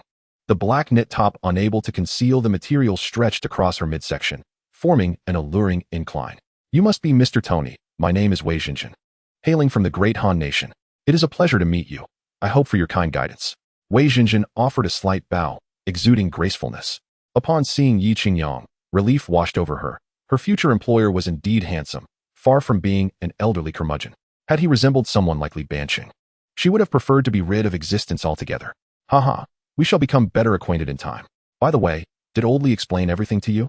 Though Yi Qingyang felt an inner surge of excitement, he maintained an exterior of calm. This exquisite dish required slow cooking to truly develop its flavor. What of your luggage? Noticing Wei Jinjin's empty hands, Yi Qingyang's curiosity was piqued. Mr. Li informed me that everything from the past has no bearing on my present, and indeed, I wish to forget those unworthy memories. Therefore, I discarded everything, save for the modest attire I wear now. Despite her delicate appearance, Wei Jinjin possessed a resilient spirit and was a woman of conviction. Your words suggest you are not uneducated, Yi Qingyang thought, pondering her subtle implications. I am a graduate from a prestigious university in China. After falling in love with my partner, I relocated to the southeastern coast, where life initially seemed blissful. However, he succumbed to the vice of gambling.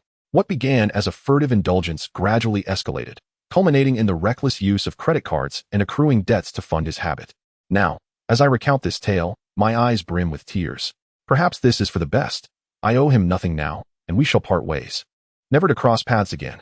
With a faint smile, I remarked, I apologize, boss, for sharing my misfortunes so liberally. It must be quite amusing to you. Yi Qingyang offered me a box of tissues. From now on, consider this place your home. Should any uncertainties arise, do not hesitate to voice them. This abode is equipped with automated technology. Your responsibilities will simply entail washing clothes, cooking, and tidying up. As he drew nearer, I caught a whiff of a delicate orchid fragrance, perhaps even a hint of his personal scent. Princess of Fragrance? I mused quietly. I responded obediently.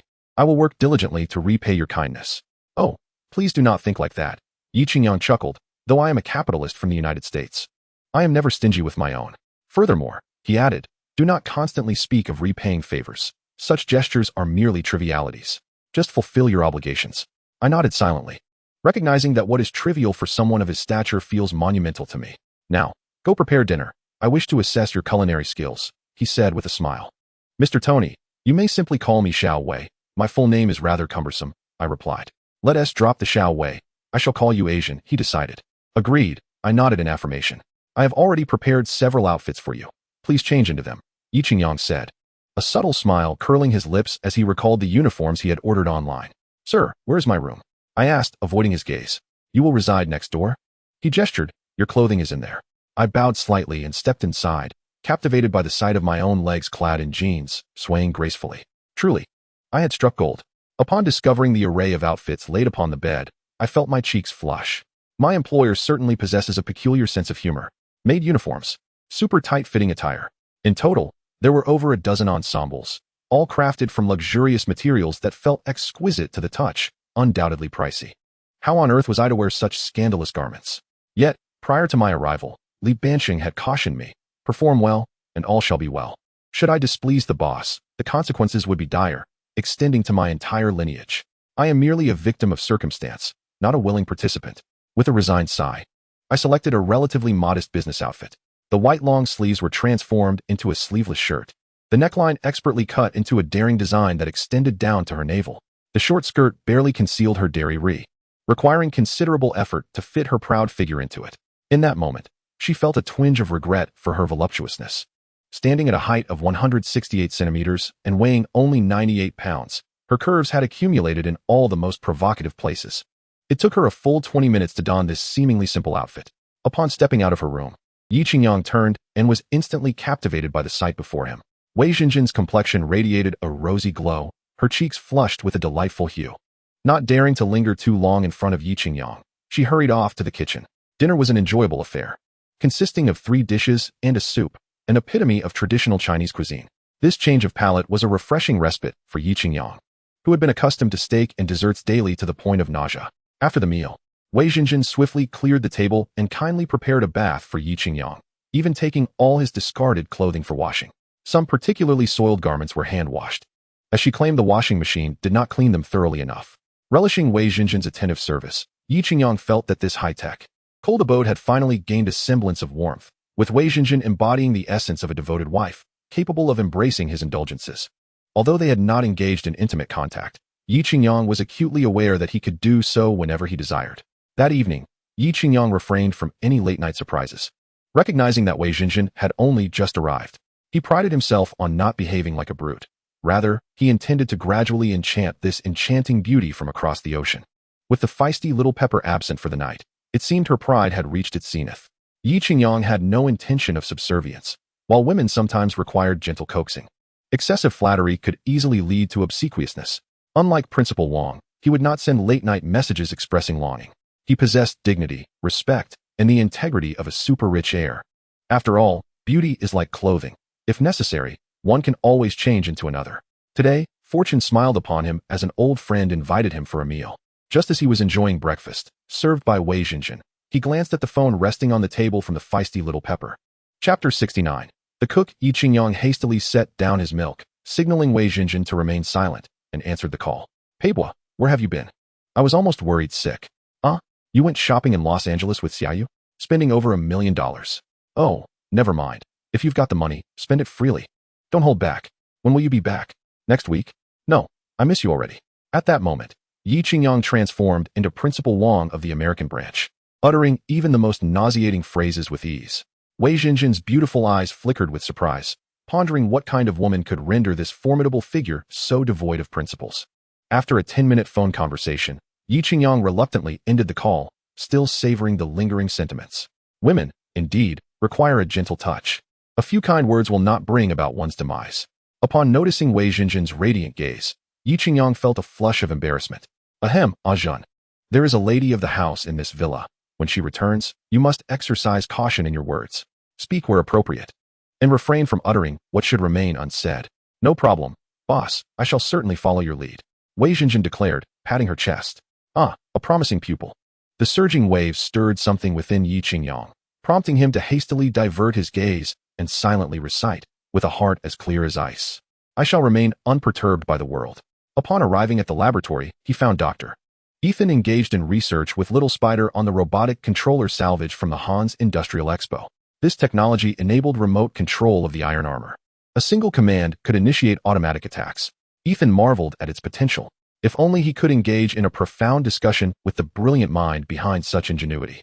Yi Qingyang pondered, yet feared that such aspirations would be dashed, for Master Ivan was obstinately set in his ways and had departed to meet his maker. What a pity. Dr. Ethan sighed. Is it feasible to replicate this on a grand scale? Yi Qingyang inquired. The controller is but one aspect. The true significance lies in the coding and programming that governs the machines, much like your intelligent butler, Jarvis, Ethan explained, shaking his head. Could Jarvis be utilized as a substitute? For the time being, that is impractical. Jarvis lacks the functional capabilities for combat. He serves more as a life assistant. Requiring human oversight, Ethan lamented. He is merely a mechanical engineer, not a supercomputer expert or a scholar of artificial intelligence. Upon hearing this, Yi Qingyang felt a sense of familiarity. Automated combat AI. It seemed reminiscent of Ultron, the catalyst for the second Avengers conflict, ultimately leading to the birth of Vision. Perhaps it is best to steer clear of such uncontrollable entities. One might find themselves ensnared in a cataclysmic purge, rendering their efforts futile. Since AI is not a viable option, simple remote control could suffice. At least it would spare lives, allowing those who are otherwise defenseless to partake in the fray. Yi Qingyang mused, envisioning the possibility of commanding a tidal wave of iron in the future. Though it may not rival his own iron armor, it could serve to combat lesser foes. As Yi Qingyang regained his focus and prepared to depart, he cast a glance at Peter Parker, who had remained silent nearby. Little Spider seems rather peculiar today, his attention scattered and punctuated by involuntary chuckles. Hey, Peter, have you lost your mind? Yi Qingyang waved his hand in front of him. Ethan, too, shrugged in exasperation. He has been like this for days. I suspect he has fallen into the quagmire of love. Marriage is often deemed the grave of love. And conversely, love can act as a stumbling block on the path of scientific inquiry. Mr. Stark, what did you say? Young Spider-Man was lost in the recollection of Mary Jane's lips, feeling a twinge of panic. What are you daydreaming about? Did you not hear Dr. Ethan's words? Yi Qingyang remarked, amused by the youth's evident impatience. I apologize, I was lost in thought. I assure you it won't happen again, the young hero said, a look of shame adorning his face. It was indeed inappropriate to lose focus during work, especially in front of one's superior and the boss. Not a problem. Just be more attentive next time, Yi Qingyang replied, casting a meaningful glance at Peter Parker. He recalled their conversation from that evening and mused. Could this foolish boy have actually succeeded? Had his words wielded such influence? Had he truly awakened a youth who had been plagued by insecurity for years? Perhaps he should consider starting a training program specifically for these young heroes still grappling with their worldviews and values. Speaking of young heroes, Yi Qingyang suddenly thought of Scarlet Witch and Quicksilver, who were currently struggling to make ends meet. He retrieved his phone and dialed Pepper Potts. You carry her fragrance. It is my olfactory senses that should not have indulged in her beauty. I shall cleanse all distractions and accompany you to slumber. As the phone rang, Pepper answered. Tony, are you looking for a pair of siblings? Their names are Wanda Maximoff and Pietro Maximoff. Very well, she said before hanging up, turning to her friend Xiao Rongyu. She declared, our holiday is over. Tony has assigned me the task of locating those children. Oh, I will accompany you, Xiao Rongyu replied, eager to leave the mundane life behind. It had been several days since she last saw Yi Qingyang, and she felt a profound emptiness within her. Almost a sense of yearning. Let us return to New York and begin arranging personnel, Pepper stated as she strode toward the door. Miss, do you still want your diamond? A persistent shop attendant called after her, having spent the morning attempting to persuade her. Yes, but I can gift it to you, Pepper replied, feeling her irritation dissipate after a few days of relaxation. That Tony fellow, he ought to have the decency to call and apologize. However, I heard from Happy that a charming little sprite has arrived at the villa, looking rather appealing. I must return quickly, otherwise those shameless youngsters may truly take me for granted. Happy, prepare my private jet. I shall return home tonight. That evening, Yi Qingyang returned to the villa early. No longer the one to linger at nightclubs, he felt an unusual urgency. With Pepper's imminent return, he pondered whether he should finally pursue Wei Jinjin tonight. After nurturing this interest for several days, it was indeed time to reap the fruits of his labor. The automatic identity recognition gate allowed Yi Qingyang to pass without hindrance. He wandered around the hall, but found no one. Upon reaching the second floor, he heard the clattering sounds of cooking emanating from the kitchen. Rushing in, he discovered Wei Jinjin, elegantly attired in a maid's outfit, slicing ham. Noticing Yi Qingyang's entrance, she quickly remarked, Boss, the smoke here is quite strong. Why don't you go watch some television? It'll be ready shortly. Yi Qingyang observed Wei Jinjin, who was enveloped in the aroma of cooking, and leaned in closer. Unable to restrain himself as he exclaimed, Ajahn, look over there. With a soft sound, Wei Jinjin turned her head to follow his gaze, inadvertently colliding her lips with Yi Qingyang's face, leaving a faint imprint. Ajahn, were you serious? Yi Qingyang feigned surprise, eliciting a bashful response from her. Oh, boss. You're truly mischievous. Wei Jinjin lowered her gaze, secretly harboring feelings for Yi Qingyang for quite some time. However, as he did not take the initiative, she, being a woman, felt the need to restrain herself, fearing it would lead to being looked down upon. Suddenly, a round of applause echoed, startling the two lost in their intimate moment. Yi Qingyang quickly turned around, only to be met with the bemused face of a blonde beauty, causing a flicker of unease in his heart. Wei Jinjin, upon seeing the cold expression of the newcomer, felt a rush of panic. It was evident from Yi Qingyang's demeanor that his genuine girlfriend had returned, and she, a mere supporting character, could easily find herself in dire straits. Would she end up as a victim of midnight mischief beneath the New York Bridge? Would she vanish without a trace? Or perhaps receive a bank card with the password being 6 once, along with a demand to leave the boss? In mere seconds, Wei Jinjin's mind concocted 605 potential endings, most of which were grim, with only one that she could accept. Yi Qingyang softly urged, hurry and finish cooking, before taking the petite hand of the blonde beauty and swiftly exiting. At that moment, Wei Jinjin lost her appetite for cooking and strained her ears to catch any sounds from outside. Yet, the soundproofing was too effective, leaving her unable to discern anything. Upon entering the blonde's room, she remained expressionless. Initially intending to surprise this stubborn figure, she found herself unexpectedly surprised instead. Life was indeed full of surprises. Ahem. I have no connection with this Ajahn. That was purely an accident, Yi Qingyang earnestly explained. Oh, an accident? The blonde teased, eyeing the lip mark on Yi Qingyang's left cheek. Really, if you'd like, I can have Ajahn come over to clarify. We are truly innocent. Oh dear. You've even called her by name so affectionately. No, there's nothing to it. I'm genuinely wronged. Yi Qingyang felt more wronged than Do-Yi herself. He had never even touched Wei Jinjin's delicate hand. Today, on a whim, he decided to engage in some mischief, only to find himself caught in the act. Perhaps it was time to consult a fortune teller, for his recent luck seemed rather dismal. Peibois, regardless of your thoughts, I assure you that there is nothing between Wei Jinjin and me. We each have our own rooms in the villa, keeping our lives separate. Speak your mind. But do not resort to accusations. Yi Qingyang was still desperately struggling, unwilling to let his lifelong reputation be tarnished like this. Unexpectedly, the previously composed little spicy Pepper's expression shifted dramatically. With 2 slender fingers, she began to massage his waist with considerable force. Despite possessing a physique akin to Captain America, Yi Qingyang could not help but feel the sting of pain. Hey, easy there, take it easy, he exclaimed. Little spicy Pepper bit her lip, her gaze unwaveringly fixed on him. Yi Qingyang attempted to evade her grasp, but seeing the glimmer of tears in her eyes softened his heart. He reached out, taking her chilly hands into his own. All right, don't be upset. If it will make you feel better, I'll dismiss Wei Jinjin tomorrow, sending her to the streets. He promised, trying to soothe her. Really? That sounds dreadful. Little Spicy Pepper's eyes widened in disbelief.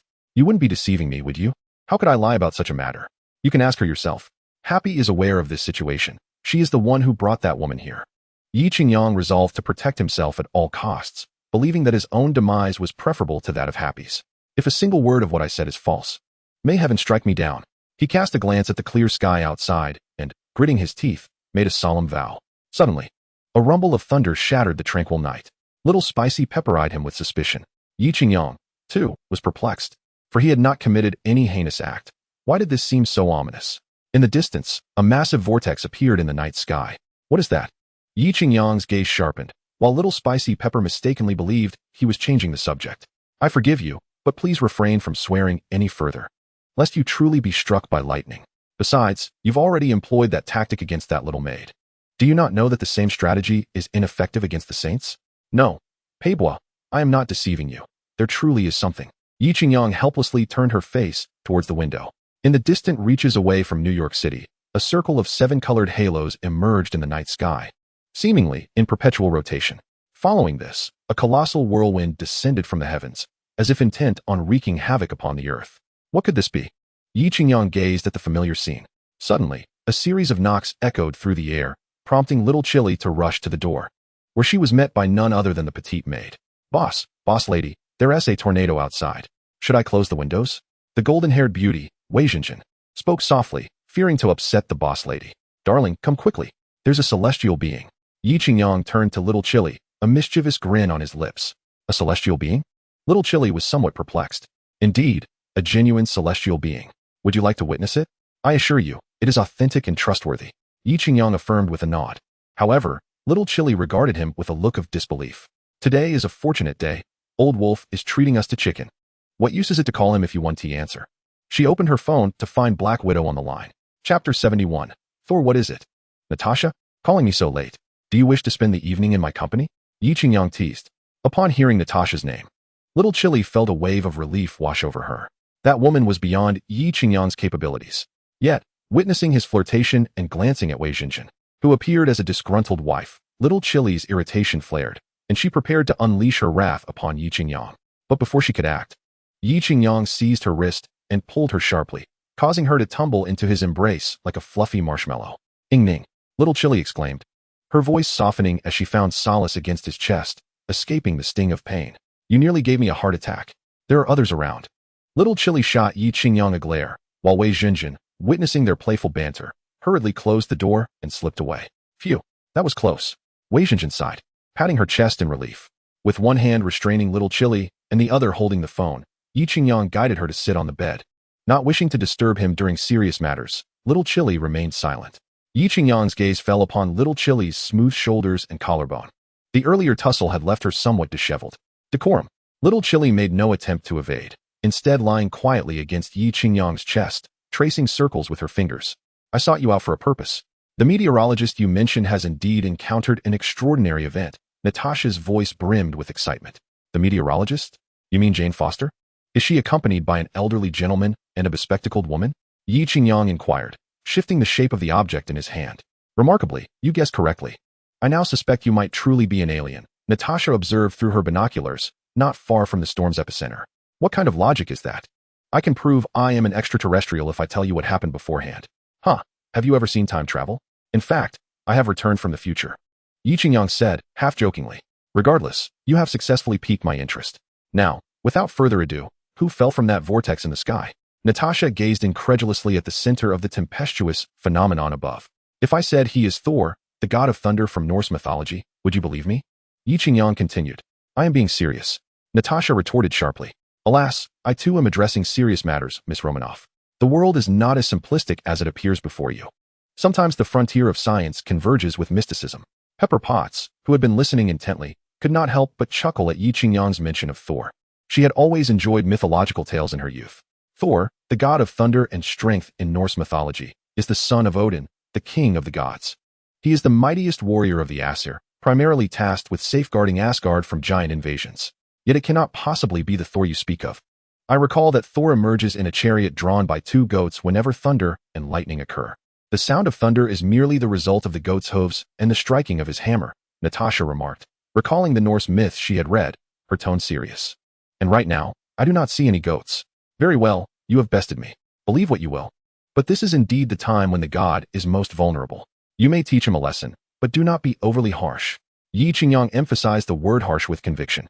During the last discussion with the one-eyed man regarding the establishment of the Avengers, Yi Qingyang had advised them to focus on certain individuals, one of whom was Jane Foster, Thor's girlfriend. As for why he did not go personally, please, the current Yi Qingyang is far removed from his previous self. Not just any beauty could catch his eye. In his youth, Natalie Portman had indeed been quite lovely. Despite her less-than imposing stature, her beauty was undeniable. However, Thor's portrayal in the film had completely failed to ignite Yi Qingyang's interest. Most importantly, he needed to leave some spoils for his future companions. Good fortune should not be hoarded entirely. If he feasted on meat, his brothers should at least have a taste of the broth. Suddenly, Yi Qingyang recalled an amusing incident. Natasha, do you remember my driver, Happy? Natasha was engrossed in the unfolding events. Jane Foster and her companions had abruptly halted their vehicle, followed by a chorus of gasps as they hurriedly disembarked, seemingly having discovered something. Upon hearing Yi Qingyang's words, Natasha recollected the time she had changed clothes in the car and Happy had peeped in. She casually replied, I remember, that chubby guy, right? What about him? He is no ordinary chubby fellow. He is a knowledgeable one. Yi Qingyang mused inwardly. It's nothing. He just asked if I had time and wanted to treat you to a few drinks. I don't see the necessity for that. Natasha hung up the phone, feeling that the number of people wanting to treat her to dinner was abundant, but that lecherous fat man was clearly not to her taste. Suddenly cut off. Yi Qingyang was at a loss for words. He had always been the one to hang up on others. This was the first time he had been hung up on. Little Pepper, noticing Yi Qingyang's predicament, playfully caressed his face. What happened? I heard you talking about Thor. Is the S-H-I-E-L-D now delving into theology? Yi Qingyang leaned down and kissed her forehead, saying, It's not theology. There truly exists a Thor. The massive whirlpool you just witnessed is the descent of the thunder god. Little Pepper rolled her eyes at Yi Qingyang, thinking him absurd for spouting such nonsense. You should refrain from making wild claims. With the lightning and thunder earlier, I feared a bolt might strike you down. Yi Qingyang shook his head helplessly. In this day and age, speaking the truth often resulted in disbelief. Boss, madam. Dinner is ready, came Wei Jinjin's voice from outside. Just as Yi Qingyang was about to proceed with his intentions, he was interrupted. Little Pepper's dazed expression snapped back to reality as she kicked Yi Qingyang in the chest, preventing him from getting closer. He pretended to pounce. But Little Pepper deftly evaded him and hurriedly opened the door, dashing out. Wei Jinjin stood dumbfounded as the blonde beauty rushed into the bathroom, then cautiously leaned in to peek inside. Unbeknownst to her, Yi Qingyang playfully slapped her plump backside, creating ripples. Ouch! Wei Jinjin felt a sharp pain and instinctively covered her rear.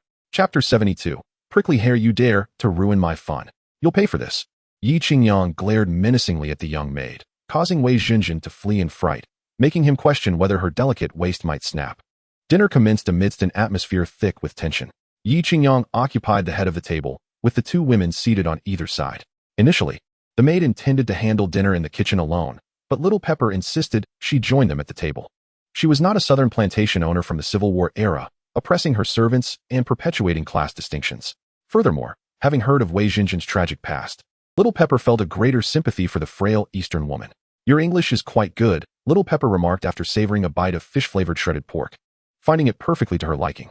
In response, Madam, I passed the CET-6 during university, so ordinary communication poses no issue, Wei Jinjin replied. Her head bowed as she diligently scooped white rice into her bowl. Eat more vegetables. Don't be so tense. I'm not a monster. And you needn't feel so constrained. Little Chili placed a piece of braised beef into the bowl of the maid. Upon hearing this, Yi Qingyang thought to himself, though you are not a monster, you are even more fearsome than one.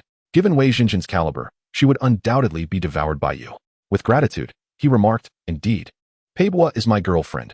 Her words are my own, and she rules this household. Yi Qingyang smiled, subtly brushing against the maid's delicate calf with his foot. Wei Jinjin shuddered slightly and quickly nodded in agreement. Also, please refrain from calling me madam. It makes me feel old. Just call me Peibois. Little Chili gazed at the compliant woman before her with satisfaction. By the way, Peibois is actually younger than you. Yi Qingyang's gaze briefly swept over both their figures. Little Chili raised her glass, swirling the red wine within, and declared, Welcome to the Stark family. After dinner, Wei Jinjin stood to clear the dishes, while Yi Qingyang reclined comfortably on the living room sofa.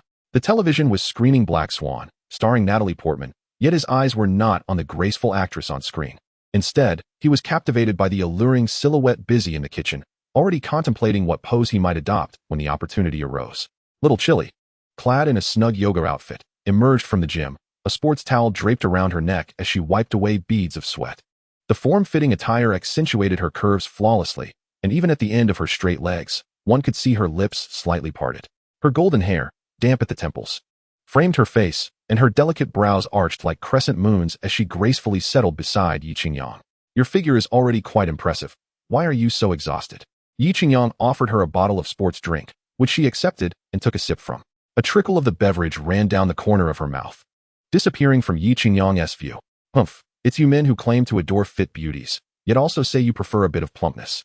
If I were to balloon to 200 pounds, you would probably find me utterly unappealing. Little Chili wiped the sweat from her neck. Not at all. Regardless of how you change, I will always cherish you. Yi Qingyang grinned, leaning back to embrace her waist from behind. After her workout, he found her body radiating heat, akin to a small furnace. Oh dear, how bothersome. I'm drenched all over. It's so uncomfortable.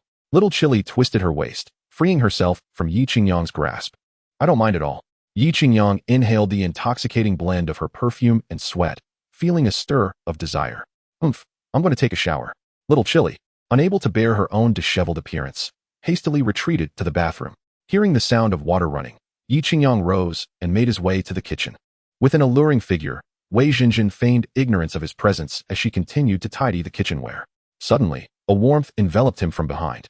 Yi Qingyang had drawn closer to Wei Jinjin, who was taken aback and hastily turned to push him away. Boss, your wife is at home. It would be wise to show some respect, lest she sees and drives me away. It's fine, she's in the shower. It will be at least an hour before she finishes. Besides, this house is under my authority. When did it become hers to command?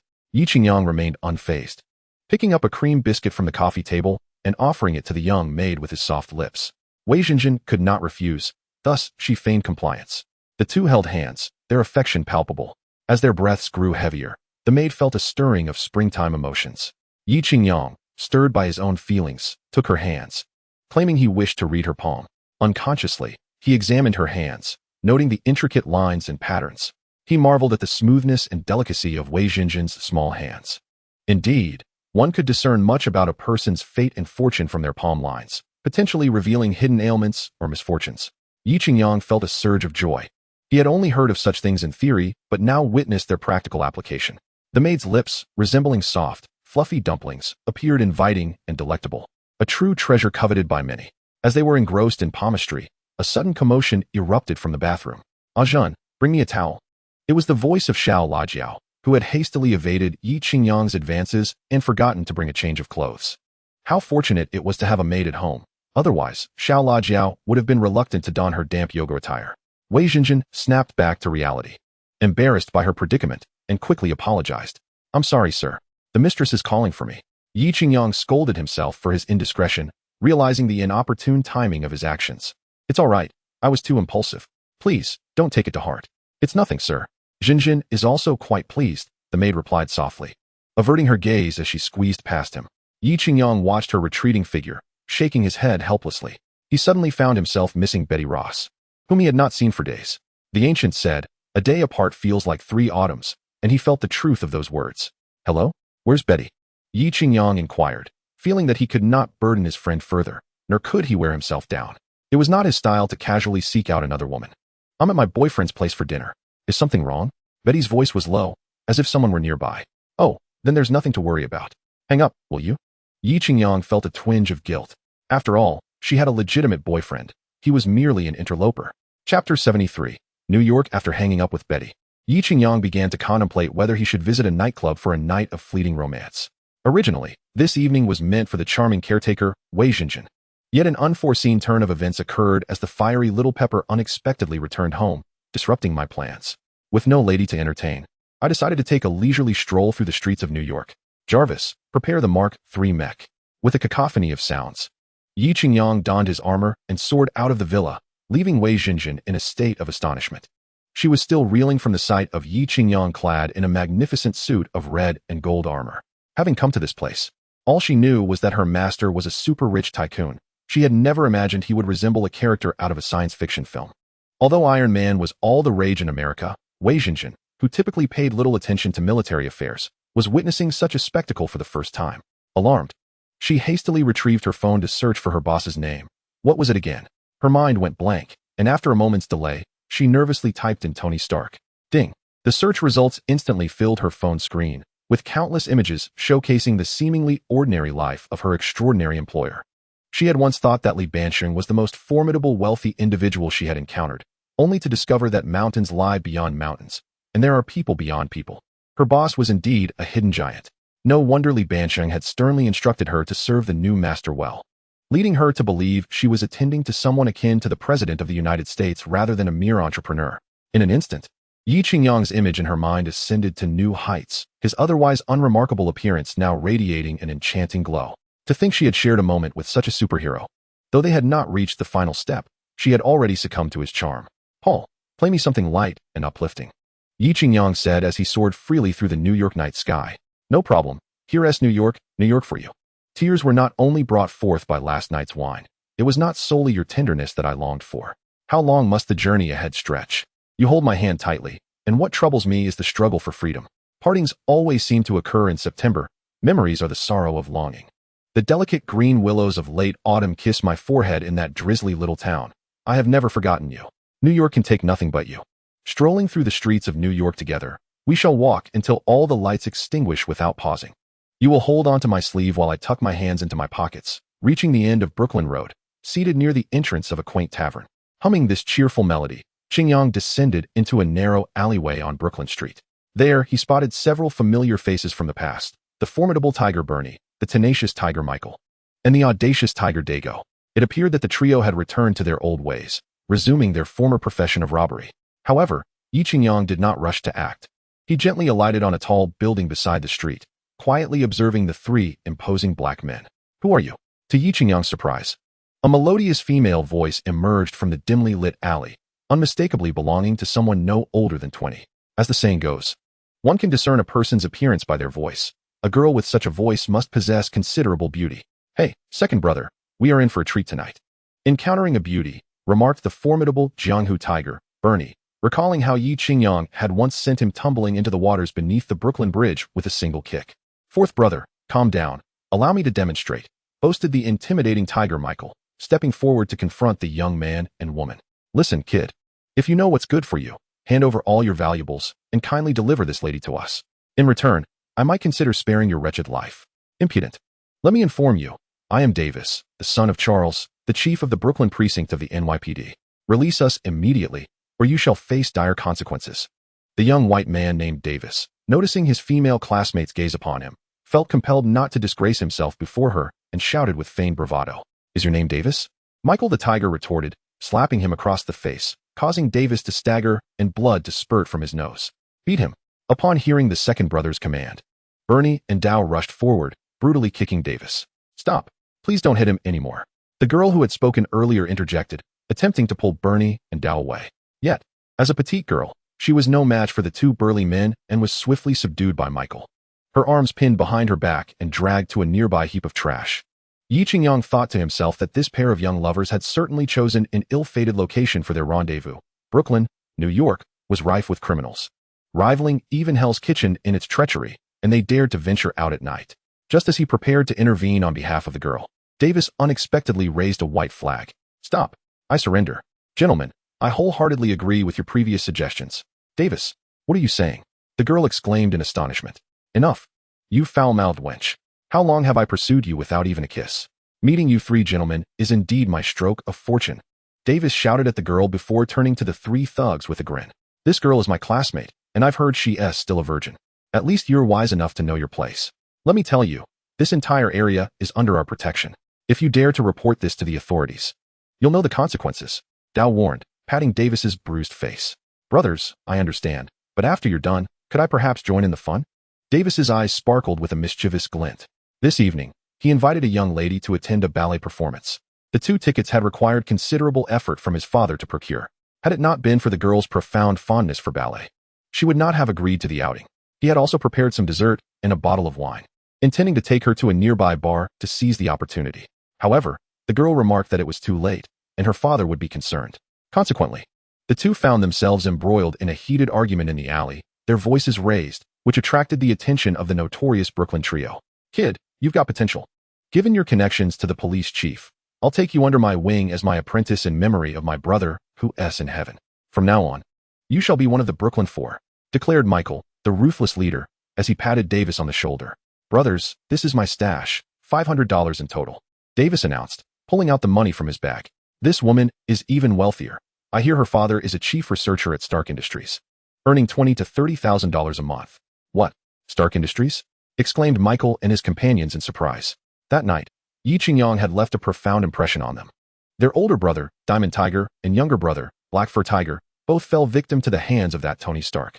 Even the leg of the Path Tiger was left disabled, causing him to limp to this day. They harbored a deep-seated vendetta against Tony Stark, an enmity that could not be reconciled. Is that true? A glint of malice flickered in the Path Tiger's eyes. Yes, big brother, Davis replied, unable to meet his gaze, acutely aware that men like him had blood on their hands. Since that's the case, it seems our brothers above are looking out for us, leading us to this opportunity. Tonight, this woman cannot leave here alive. The Path Tiger cast a glance at the girl, who was cowering in the corner, trembling. He approached her slowly. Let me go? Let me go? She protested, struggling futilely against the imposing figure of the burly man. Hey, second brother, this girl's skin is so delicate and smooth. The Path Tiger, unable to contain himself, reached out with his other hand towards her face. The girl, filled with terror, resolved to bite down fiercely as his hand drew near, intending to sever it. Release that girl, came a chilling voice from the night sky. Who is it? Who goes there? The Path Tiger's wicked hand did not falter, still seeking to touch her tender skin. The Path Tiger's shriek echoed into the night, reminiscent of a horrific past. Second brother, you've got someone backing you. Bernie. The Flood Tiger observed a shadow flit past. Who? The Path Tiger hurriedly looked up, but saw nothing. Behind you. Michael, the Thorough Tiger, followed Bernie's pointing finger, watching a familiar figure emerge slowly from the darkness. It's him. It's that devil, Tony Stark. Upon recognizing the newcomer, Dao Gu ceased his cries. What's the matter? Davis, perplexed, could not fathom why the once formidable figure suddenly appeared so deflated. Brothers, I observe he is rather scrawny and solitary. There is no need to fear him, is there? Insolence. Shady who, Michael, delivered a resounding slap that sent several of Davis's teeth flying. Brother, why did you hit me? Davis protested, clutching his cheek in dismay. Hit you? By God, I would rather engage you. With that, he delivered a forceful kick to Davis's chest, rendering the unfortunate scion of privilege unconscious. Enough with your petty antics. Do not amuse me further. Yi Qingyang gestured dismissively, signaling to halt the assault. Oh, this rascal deserves a thrashing. I have long held disdain for him. Shady who spat a thick loogie onto Davis's face, hastily distancing himself. I must say, you three are truly incorrigible, and most importantly, utterly forgetful. Yi Qingyang approached slowly. How long has it been since the last encounter? Have your legs healed? He reached Dao Ji's side, helping the girl who had fallen in fear to her feet. Hey, Dao Gu is quite right. Her skin is so smooth and tender. In the dim light, he discerned the girl's features. Annie? Yi Qingyang inquired tentatively. Sir, how do you know my name? The girl lifted her head, her bright, curious eyes examining him. It's you, Mr. Tony Big Shit, she exclaimed in surprise. She had often heard her father mention his superior, and thus recognized the iconic face immediately upon arriving in America, where his visage adorned every street and advertisement. Haha, it is indeed me. Yi Qingyang found the girl familiar, but could not recall where he had encountered her before. My father is Ethan, she quickly clarified upon noticing his confusion. He speaks of you frequently. I just hadn't had the chance to meet you in person. You are Ethan's daughter, Annie. Yi Qingyang sighed in relief, finally placing her. What a coincidence. Had it not been for the disruption caused by Little Pepper regarding his plans for procreation with the nanny, he would undoubtedly still be toiling away in that fertile land. Tonight, however, the fate that awaited Annie was uncertain. As the two reminisced, the Brooklyn Three Tigers dared not interject and slowly inched toward the alley's mouth. Yi Qingyang, catching them in his peripheral vision, spoke coldly. I instructed you to leave. Did I not? The Three Tigers and Davis froze, their bodies rigid as they turned to face him. The already limping Dao Gu fell to his knees, pleading, Mr. Tony. I have an elderly mother of 80 and an infant who has just begun to suckle. My entire family relies solely on me for sustenance. Ever since you shattered my leg, I have lost my means of livelihood. I have only just begun to walk again. And now I find myself in your presence once more. I accept my fate. But I implore you to utilize the law against me and hand me over to the police, if you please. Witnessing their brother's heart-wrenching plea, both who Michael and Jiang who Bernie felt a pang of sorrow, and they too knelt down, incessantly bowing their heads until they drew blood. Humph. Though your crimes do not warrant death, your numerous misdeeds necessitate punishment. Releasing you would only endanger more innocent lives. Yi Qingyang retrieved his phone and dialed the one-eyed dragon. I have encountered 3 armed robbers. Could you assist in addressing this matter? Upon hearing the mention of armed robbery, the 3 thugs looked at each other in confusion, their intelligence evidently lacking. Nick Fury, exhausted from a long day's work and finally taking a moment to catch his breath, initially thought Yi Qingyang had urgent news. However, upon answering the call, he nearly suffered a hypertensive episode. Why not just call 911? He retorted. But the target of the robbery is the daughter of my dear friend Ethan. Had I not stumbled upon this situation, who knows what could have transpired? Should harm truly come to her, I would not hesitate to turn New York's underbelly upside down. Feeling the trembling of Annie's arm, Yi Qingyang was filled with a surge of determination. Upon hearing that this celebrated figure was willing to upheave all of New York for her sake, Annie felt a flicker of delight. Very well, I will send Clint Barton to handle it. You can count on me. The one-eyed dragon rubbed his temples, burdened by a throbbing headache. Chapter 75, Hawkeye. That is more like it. By the way, how is that matter regarding Thor progressing? Upon learning that Hawkeye would be coming in person, Yi Qingyang understood that the one-eyed dragon was indeed granting him considerable respect. Yet he was still observing discreetly. However, he had yet to discern any trace of the god of thunder within him. At best, he appeared to be merely a robust, ordinary man. The one-eyed dragon recalled Natasha's report.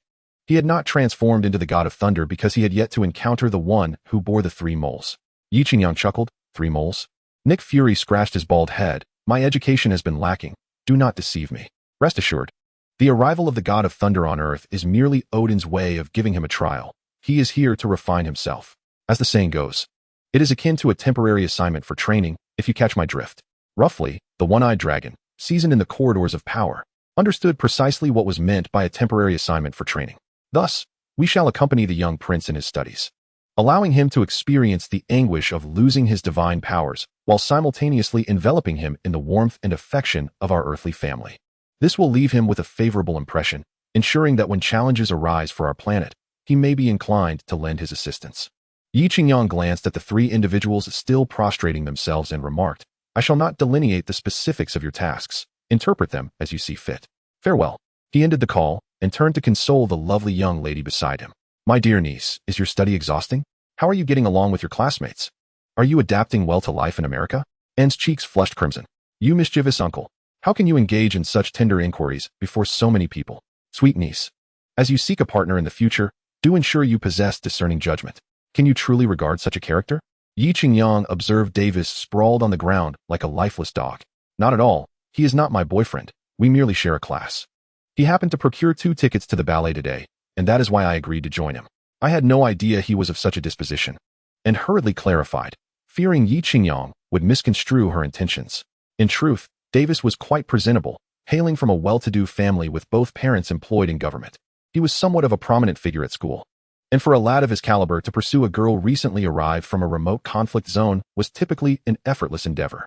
Alas, Davis was unfortunate enough to cross paths with the notorious trio of Brooklyn. A sudden whirring of helicopter blades filled the air, and Yi Qingyang looked up to see a lithe figure descending from the aircraft, akin to a swift leopard. The newcomer leaped from the rope and approached Yi Qingyang directly. Clint Barton, the Hawkeye? Mr. Tony has dispatched me to escort a few individuals, Barton stated impassively, his rugged visage exuding determination. I hope to never see those kneeling there in New York again. Were it a captivating woman, Yi Qingyang would not mind engaging in deeper conversation. However, facing the straightforward Hawkeye left him utterly uninterested. Understood, Mr. Tony. I shall report to Director Fury, Barton signaled to his team. Fall back. From the arrival of Hawkeye to his departure, no more than 10 minutes elapsed. Yi Qingyang's assessment of him could be encapsulated in a single word, efficient. If only I could exchange him for happy, he mused. Uncle, could we possibly refrain from mentioning tonight's events to my father? And whispered, tugging gently at Yi Qingyang's sleeve. As they strolled through the Brooklyn streets, the hour was a mere 9 o'clock, yet the sidewalks were nearly deserted, suggesting that the citizens of America were not as unruly or carefree as one might presume. They hailed a taxi and squeezed into the back seat together.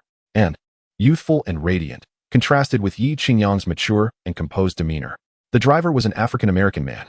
Hello, are you 2 father and daughter? It's quite unsafe to be walking the streets of Brooklyn at this hour. Yi Qingyang's expression darkened. What kind of look is that, you black man? The night has bestowed upon you dark eyes to seek the light, not to wander aimlessly like a blind man. Am I really that old? Father and daughter? Beside him, Annie chuckled softly, offering a comforting pat on Yi Qingyang's thigh. In close proximity to Annie, he could more acutely sense her youthful aura. Her simple ponytail was perched high, revealing a smooth forehead and an elegant neck, with beautiful curves extending to her collarbone, resembling two small ponds suitable for keeping goldfish. Her uniquely deep-set eyes mirrored two vast, clear blue lakes, unfathomable yet transparent. Tall and slender, her long legs were encased in snug jeans, stretching somewhat awkwardly in the cramped back seat of the taxi. She wore a crop top that revealed a smooth, delicate, flat abdomen, which, even while sitting, exhibited no trace of excess flesh. Yi Qingyang couldn't help but marvel at how dancers maintain such an exquisite physique, their bodies honed to perfection.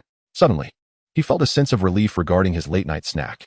"Isn't Ethan worried about you being out so late?"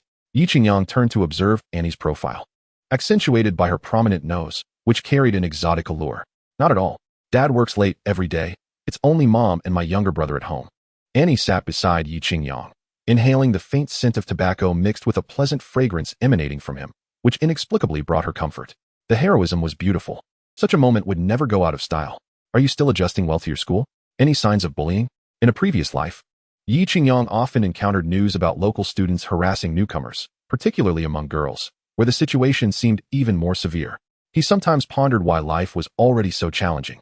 Why must women complicate it further for one another? Annie smiled brightly. "It's manageable. There are always minor conflicts among classmates, especially in college where many cliques form. As long as you don't stand out too much, usually no one will bother you.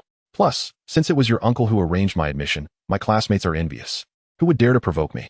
As she spoke, her lips moved gracefully, plump and jelly-like, prompting Yi Qingyang to suppress the urge to taste them. Curious whether they would be sweet like Su Fuji or Shi Jilang. "What's wrong? Is there something on my face?" Annie noticed Yi Qingyang's unwavering gaze upon her face and assumed it was due to something unpleasant from the earlier encounter with the driver. "I was merely pondering a question. Do all girls who dance possess such beauty?" Chapter 76. Hill. After spending half a day with the young girl, Yi Qingyang's mood noticeably improved. It is no wonder that those eccentric individuals are enamored with young girls. There is indeed a certain charm to it. "Uncle, you are quite the smooth talker. You must have deceived many young girls, haven't you?" Annie inquired, her large eyes sparkling with curiosity as she gazed at Yi Qingyang. There was no escaping the fact that the entire nation was abuzz with tales of this dashing playboy. Before Yi Qingyang's arrival, Tony Stark's propensity for changing girlfriends surpassed even his rapid wardrobe changes. Even that pair of twins could not withstand the passage of a single star. It's not deception. It's merely that my charm is overwhelming. When young ladies see me, they rush toward me with abandon. If I do not take the risk of courting danger, I fear I might chill the hearts of all the young women across America." Yi Qingyang lamented, shrugging his shoulders despondently. Annie burst into laughter, completely taken aback by Yi Qingyang's audacity. However, she remained oblivious to the fact that Yi Qingyang was, in truth, speaking candidly. Everyone criticizes the principal. Yet everyone aspires to be the principal. Ultimately, the dragon-slaying hero becomes the very dragon itself. The journey from Brooklyn to Annie's home was not far, as the house was Yi Qingyang's suburban villa, boasting an excellent security system. "Sir, that will be $35, the African-American driver stated. Yi Qingyang produced a $100 bill featuring Franklin and handed it over, calmly standing by the car. The driver was momentarily taken aback. He had assumed that someone like Yi Qingyang, who appeared to be quite affluent, would say, "Keep the change as a tip." Yet, Yi Qingyang merely stared at him. "What are you waiting for? Hurry up and give me my change." In the end, under the driver's resentful gaze, Yi Qingyang received $65, which included several coins. "Just so you know, I haven't forgotten your earlier comments about my age." Although Yi Qingyang prided himself on his generosity, he believed it should be reserved for the right company. "Thank you, Mr. Stark," Annie expressed sincerely as she stood at the villa's entrance. "If you hadn't come to my rescue, my evening would have been particularly dreadful." "It is my honor," Yi Qingyang replied, taking her hand and bestowing a gentle kiss upon it. "However, I must advise you to avoid such secluded places at night in the future. Not every night arrives in time." "I understand. Thank you, Uncle," Annie said, rising onto her tiptoes to plant a soft kiss on Yi Qingyang's cheek. "Good night. Good night." Yi Qingyang watched Annie return home, choosing not to intrude upon Ethan's wife. It was late, and the presence of a solitary man and woman was always somewhat inappropriate. Setting down his suitcase, Yi Qingyang swiftly donned his Mark III armor, igniting the flames as he soared into the night sky. Annie, standing in her room, watched through the window as he departed. He did not return home, for it had lost its warmth long ago. "Paul, please assist me in locating Mr. Pundy. I have identified the location for you. Full speed ahead." 10 minutes later, Yi Qingyang arrived at the fallen site of the Miao Miao hammer. Sir, there are energy fluctuations detected here, with a danger level of 1, Paul's mechanical voice echoed. After nearly half an hour of searching, Yi Qingyang found himself beside the Miao hammer. It is said that only those acknowledged by the hammer of Thor can lift it. I wonder if I can manage to do so. Yi Qingyang glanced at the silver Miao hammer, gripping its handle. Suddenly, he felt as if he were clutching a block of ice, instantly realizing he was unworthy. Is it truly the case that one must await the onset of war, without the hope of ending it before it begins? Yi Qingyang recalled a phrase from the original text spoken by Odin: a great monarch never instigates war. A fine warrior must learn to bide their time. Fury, I believe there is something here that may pique your interest. Could you refrain from calling me twice in one night? I, too, require rest. The one-eyed dragon, already roused from sleep, was in a foul mood. Just moments ago, he had been lost in a dream with Captain Marvel, and as he was about to delve deeper into slumber, a phone call jolted him awake, nearly giving him a heart attack. What if it were Thor's hammer? Yi Qingyang distanced his phone slightly, wary of the one-eyed dragoness spittle. Where are you? An hour later, while lounging on the grass and flirting with Annie Baby, Yi Qingyang heard the rumbling of approaching cars. A convoy of over a dozen Cadillacs rolled in majestically. Hi, I am Agent Hill. A striking beauty with short hair and an elegant visage approached him. Hello, I am Yi Qingyang, he responded, his eyes lighting up as he extended his hands to grasp Hill's petite ones. The national hero, with quite the reputation. Hill smiled softly. Has Director Fury not come? The director has other matters to attend to. I am currently in full charge here. Hill's lake blue eyes gazed at the Miao hammer behind Yi Qingyang. Is this the hammer of Thor you mentioned? Indeed, you did not think I was jesting, did you? Yi Qingyang observed the stunning woman walking past him, taking in her figure clad in a form-fitting black uniform that perfectly accentuated her long silhouette, complemented by her fair and graceful neck, resembling an elegant and noble swan. She was the epitome of a perfect, chaste goddess. What is so extraordinary about it? Can it summon lightning? Hill did not touch the Miao hammer, but instead turned to Yi Qingyang, hoping for a reasonable explanation. As Yi Qingyang admired her perfect profile, with her long, fan-like eyelashes, prominent nose, and delicate, soft ears, the spark ignited within him, threatening to blaze uncontrollably. You may try to lift it first. Yi Qingyang seized the opportunity to grasp Hill's hands, pressing them firmly against the handle of the hammer of Thor. Felt a pair of large hands firmly enveloping the back of her hand, and behind her stood the imposing figure of Yi Qingyang, tall and majestic. She hesitated to refuse, inhaling deeply as she gripped the hammer's handle. With her pearly teeth clenched, she summoned all her strength. Years of training had left her physique devoid of any excess flesh. Yi Qingyang could distinctly sense the explosive energy emanating from her powerful body, feeling that even his enhanced physique could scarcely withstand it. Eventually, with a gasp, released her grip, wiping the beads of sweat from her forehead with the back of her hand. Indeed, it was remarkable. Yi Qingyang gazed at her exquisite face, silently lamenting. No wonder it is extraordinary. Nothing is more remarkable than you. If given the chance, I would willingly trade 10 MJ lunars for a fleeting moment of bliss with you. Chapter 77. This assassin is not so cold. Most fans of the Marvel Universe, who are not comic aficionados, became acquainted with Thor and his hammer through the film Thor. However, in truth, MJ Lunar is not exclusively wielded by Thor. Thousands of years prior, the hammer's previous owner was the goddess of death, Hela, Odin's daughter, who is also Thor's sister. MJ Lunar was crafted by the Dwarven King specifically for Hela's use, forged from the mystical metal URU, with the hammer's head containing the core of a decayed star. The hammer's handle was equipped with a special ring-shaped leather strap. It possesses a remarkable affinity for magic, and due to its core, the weight distribution is meticulously designed, delivering an extraordinarily powerful strike. In fact, even in your absence, the hammer would remain safe, for only a true thunder god could wield it. Yi Qingyang suddenly recalled that besides Thor, Captain America could also handle the hammer, and not only could he wield it, but he also had a series of impressive techniques. What did you just say about Thor? Inquired, noticing the underlying meaning in Yi Qingyang's words. Nothing much, at this stage. Only Thor can do so, but he is currently being thoroughly overwhelmed by a physician in a rural hospital. Reflecting on the future king of Asgard enduring the humiliation of an American village doctor, Yi Qingyang felt an irresistible urge to witness the spectacle.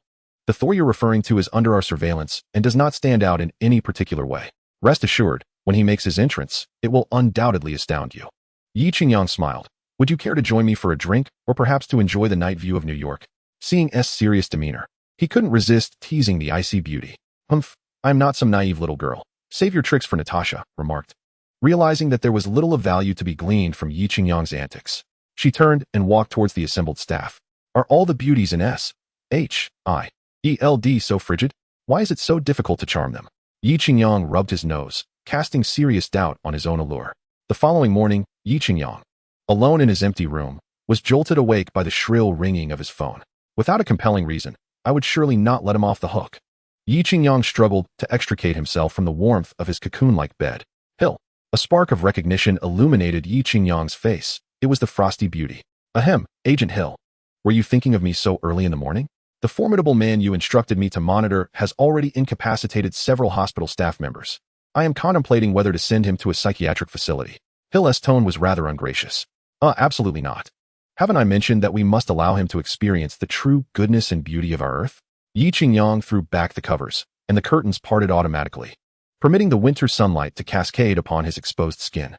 If only I were Superman, capable of absorbing sunlight. As he gazed down into the garden, a captivating figure was diligently pruning the branches. He could not resist opening the window to inhale the fresh air. Hello, Ajun. Yi Qingyang called out to the industrious little maid. Wei Jinjin was bent over, wielding large scissors to trim the leaves. Upon hearing Yi Qingyang's greeting, she quickly looked up. Good morning, Mr. Big Poop. Her cheeks flushed at the sight of his well-defined torso. I'll prepare breakfast for you. Just some fried dough sticks, eggs, milk, or soy milk will suffice. Yi Qingyang beamed at the bashful maid. Hey, who are you talking to? Hill inquired, somewhat displeased. It's nothing, carry on. That man who calls himself Thor has already been taken away by meteorologist Jane Foster, astrophysicist Eric Savick, and his student Darcy. Should we intercept them? Absolutely not. This is a splendid opportunity for Comrade Jinjiang to deepen his bond with the Earth's populace. Whether we can draw Comrade Jinjiang into our fold will depend on how appealing Comrade Foster proves to be. Yi Qingyang dressed and exited his room. Little Pepper had already left for the office to handle matters. Having been in a tiff with Yi Qingyang, a multitude of tasks had accumulated at the company. At this moment, the villa was left with just Yi Qingyang and the maid, creating a sense of emptiness, loneliness, and chill. Hill, upon hearing Yi Qingyang's response, though not entirely comprehending every detail, grasped the general idea. I will report your comments to the director. However, they will only be regarded as suggestions. No problem, after all. Comrade Jinjiang won't be on Earth for long. Enjoy yourself slowly. I'm off to breakfast now, so I'll hang up. Yi Qingyang noticed the maid approaching with a tray and promptly ended the call. There was no alternative. Doctors and experts have asserted that breakfast is the most crucial meal of the day, so it must be hearty. Come, sit down and eat with me. Yi Qingyang seized Wei Jinjin, who had set down the tray and was attempting to leave, and forcefully guided her into the chair beside him. Boss, I've already eaten. You should enjoy your meal. Wei Jinjin's ears turned crimson with anxiety as she recalled the events of the previous day, still feeling a tinge of fear. Regardless, a woman's sense of decorum is essential. Alas, Asian, I recall an ancient saying from the Han Dynasty, a meal is most delightful when shared. As my devoted personal caretaker, should not your role in ensuring my dining experience be of paramount importance? Wei Jinjin lowered her gaze, unable to meet Yi Qingyang's fiery eyes that seemed to blaze with intensity from the moment of dawn. Very well, my esteemed employer, how would you prefer your breakfast? Last night, I engaged in a struggle with some ruffians and injured my wrist. Consequently, I am unable to wield chopsticks and require assistance with my nourishment, Yi Qingyang stated, placing his hand upon Wei Jinjin's thigh.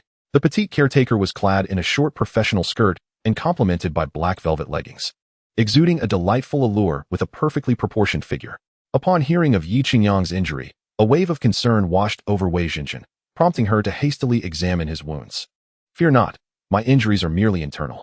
A few days of rest will suffice, Yi Qingyang reassured her, observing the worry etched upon her face, his mouth agape in surprise. The diligent caretaker, displaying her nurturing nature, lifted a porcelain bowl filled with soy milk and began to feed Yi Qingyang spoonful by spoonful. Suddenly, her hand trembled, spilling a small amount of soy milk onto her own thigh clad in leggings. Yi Qingyang, with a smirk, stood up nonchalantly and offered her a tissue to clean up the mess, commenting with mild discontent, next time, opt for a thinner pair of leggings. These are too cumbersome to manage. Chapter 78, The Working Meal. Now, open wide and enjoy this youtiao, Yi Qingyang instructed, extending a piece of fried dough towards the caretaker's lips. Wei Jinjin, flushed with embarrassment, parted her lips to accept the delicacy, nibbled gently, and swallowed with a soft gulp.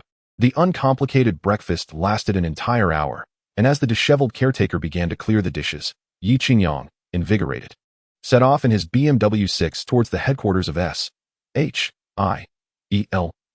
I heard you had quite a delightful conversation with her last night. The one-eyed director inquired, eyeing Yi Qingyang, who was radiating joy. "Ah, are you not aware of my exceptional charm with the ladies? Your envy is palpable, starkly evident," Yi Qingyang proclaimed, plopping himself onto the director's desk. "Now, what brings you to seek my presence?" "We have discovered a German aircraft from World War II on an ice island to the north of New York. According to our assessments, this plane has been frozen for nearly 70 years. The director's gaze was serious as he fixed his eyes on Yi Qingyang. "I cannot fathom how you possess such foresight, nor why you seem unfazed by these extraordinary occurrences. Yet I must ask, are you truly from the future?" Yi Qingyang nodded casually, indeed. His response elicited a chuckle from Nick Fury. "Have you seen Back to the Future?" Yi Qingyang withheld an answer to the inquiry. "Of course. It was my favorite film during childhood." "Then you must be familiar with the concept of temporal paradoxes," Yi Qingyang continued, maintaining his calm demeanor while posing the question. "You assert that it is utterly impossible for individuals to alter the past or to reshape the future, even if one possesses foreknowledge of forthcoming events. No action taken will influence the outcome," Nick Fury remarked, stroking his chin. "Indeed, what I currently comprehend pertains solely to imminent occurrences. While I may make minor adjustments to the particulars, the grand events remain beyond my control. I even perceive that should any attempt be made to affect the outcome, all uncertainties would be obliterated by time," Yi Qingyang stated with rare seriousness. "So, do you wish to ascertain what the future holds?" "No. It would be best not to divulge that. However, how can I ascertain the veracity of your claims?" Nick Fury expressed his skepticism towards Yi Qingyang's assertions. "This time, Thor's descent to Earth is at Odin's behest. He shall grow through this trial, while his brother Loki intends to dispatch a formidable automaton known as the Destroyer to our realm," Yi Qingyang observed, glancing at Fury, who listened intently. "The Destroyer? Essentially, it is a construct fashioned by Odin, capable of unleashing the fires of creation to incinerate all in its path," Yi Qingyang jested. "Only the god of thunder possesses the might to vanquish it. Neither you nor I possess such capability." The one-eyed man appeared somewhat moved. "You cannot either?" Yi Qingyang nodded. Although in the cinematic depiction, the Destroyer was swiftly defeated by Thor, leading many to consider it a mere triviality, Yi Qingyang understood that its weaknesses remain elusive. Physical assaults prove futile, and magical endeavors are equally nonsensical. Moreover, its energy source remains a mystery. If we could acquire the prototype of the Destroyer, perhaps Ethan and his team could study it and incorporate the findings into our armored suits. While Asgard may seem antiquated, its technology far surpasses that of Earth. Just the capability for spatial transmission alone would render Earth obsolete for centuries. Nevertheless, we must still fortify our defenses. At the very least, we must prevent widespread civilian casualties. Yi Qingyang reflected. "I see. Would you care to meet an old acquaintance of your father?" Nick Fury casually inquired. Perhaps it is best to postpone that. The generational differences might render it rather awkward," Yi Qingyang replied, suddenly feeling akin to a child being taken to visit unfamiliar relatives during the new year, particularly when required to address them in a familial manner. The awkwardness intensified as these distant relatives claimed to have held him as a child and fed him. "In that case, I shall not impose upon you to dine here." The one-eyed man glanced at his watch. "Hey, every time mealtime arrives, you usher people away. That hardly seems fair," Yi Qingyang expressed his discontent. "Mr. Big Shot, our funding is provided by the World United Organization. Every cent must be judiciously spent. However, if you do not mind, you may stay for a working meal," the one-eyed man replied. "Let it be. There is no sincerity at all. When the time comes, I shall form my own organization and recruit you as a subordinate. I cannot make any promises, but rest assured, financial concerns will not trouble you. I truly look forward to such a day." The Cyclops grinned, revealing a set of pearly whites. "Hey, Tony, it's me." Upon leaving the secret base, Yi Qingyang received a long-awaited call from his old friend, Coulson. "Hi, old buddy, where are you making your fortune?" Yi Qingyang deftly maneuvered his BMW 6 along New York Avenue.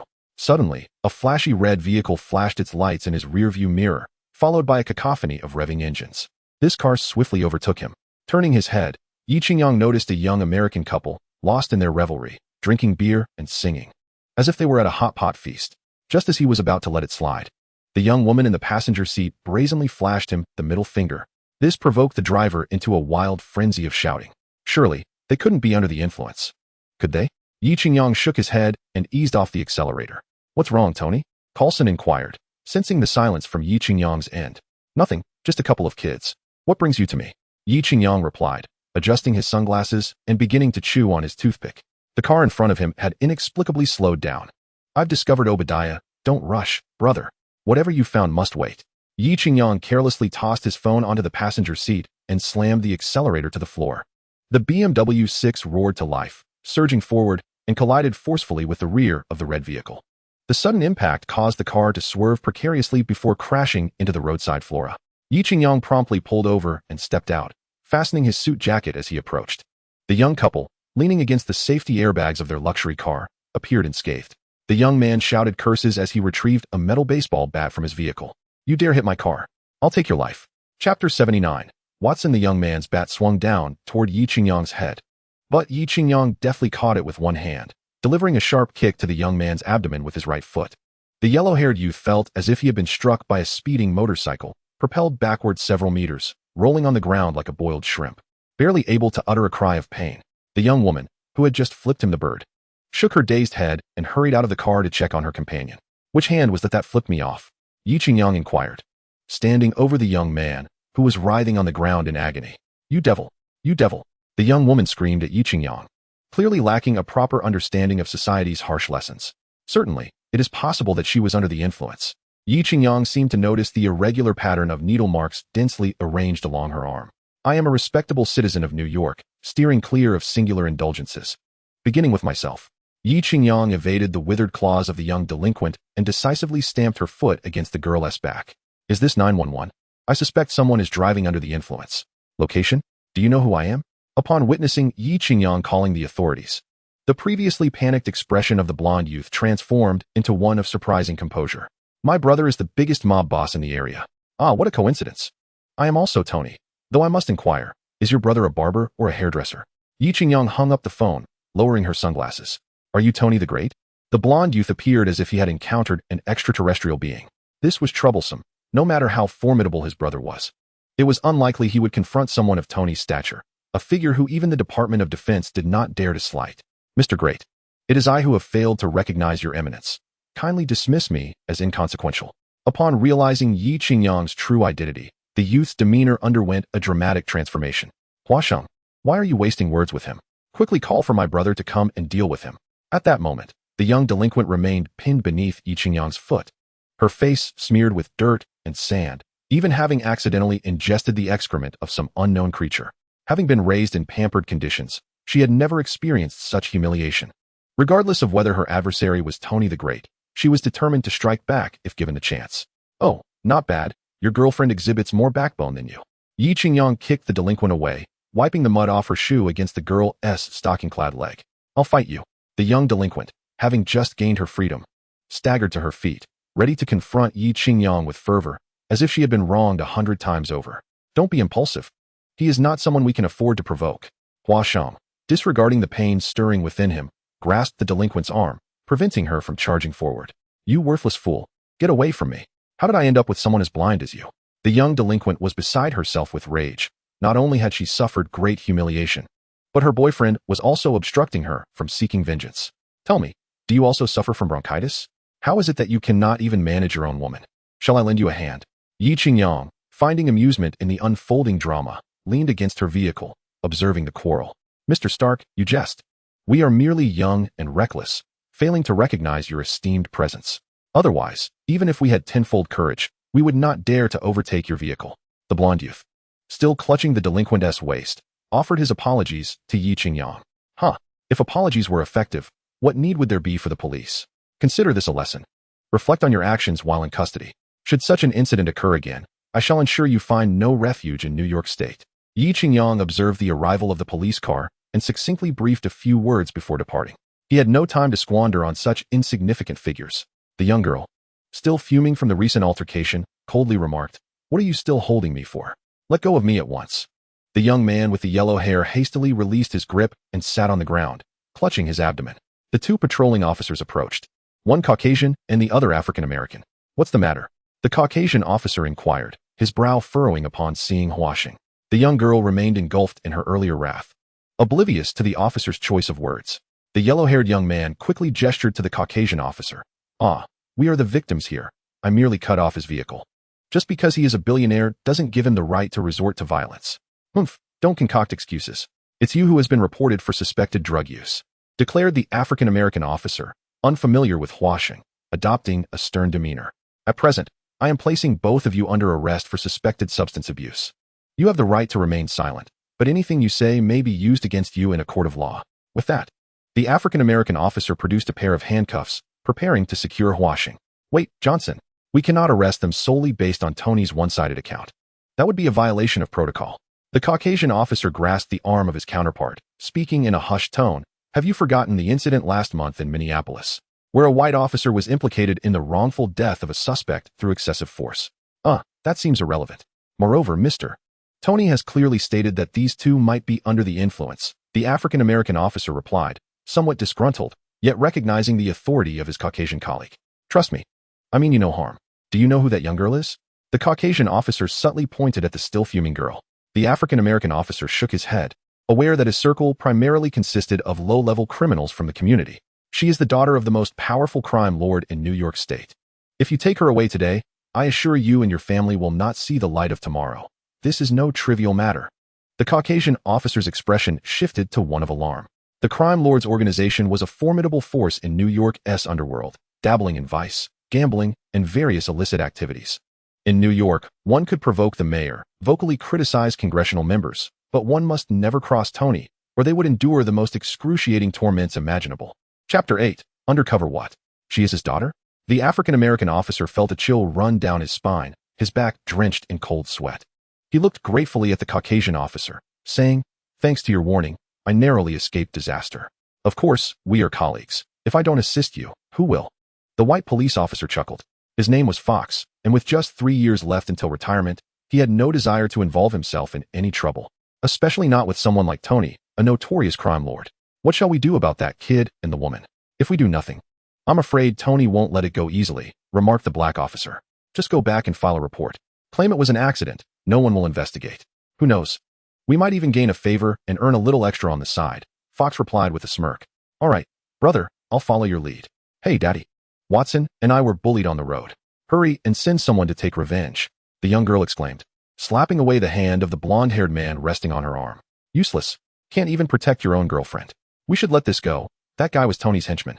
It's like throwing eggs against a rock to confront him, Watson said, having just received a slap, too afraid to protest. There's no way I'm letting this slide. No one has ever hit me in my life, and regardless of who he is, he will pay the price. The young girl's eyes glistened with anger as she glared at Yi Qingyang's retreating figure. Miss, the master has sent us to escort you. A bald man in a black suit and sunglasses approached. In less than 10 minutes, a dozen black Cadillacs surrounded the area, and 2 lawyers accompanied by some henchmen went with Fox to record statements. Uncle Chong, didn't my dad send you to avenge me? She stood there, fuming and unwilling to leave. Miss, the master advises you to return and deliberate further. This matter will not be resolved simply, the bodyguard replied, maintaining a respectful demeanor. Perhaps the bald man's imposing presence was too strong. She merely pouted before reluctantly getting into Uncle Chong's car. Kid, are you coming back with us? The bald man asked, glancing at Watson, who was clutching his stomach in discomfort. No, Uncle Chong, my car was damaged in the accident. I need to take it for repairs. You all go ahead. No need to wait for me, the blonde youth named Watson said, grinning through the pain. Very well, take care. The bald man offered a brief response, and then the line of black Cadillacs turned around and sped away. Hey, Musk, I've completed my task. Successfully inciting a conflict between the crime lord and Tony. Can I consider my mission finished now? Watson asked, pulling out a backup phone from his pocket. Surprisingly, an old Nokia 1110 model. It's not time yet. One side may fear Tony's strength and hesitate to act. We need to stoke the flames. At this moment, in the New York Police Department, Chief Musk sat in his office, holding an antiquated Nokia 1110 mobile phone. Do you have any idea how perilous my daily life is? That pervert is quite the trickster, having toyed with every brand from Nissan to European models. Just yesterday, he even tried to coax me into indulging in illicit substances. I can hardly bear it any longer. Watson lamented, running his fingers through his disheveled blonde hair as he paced back and forth in frustration.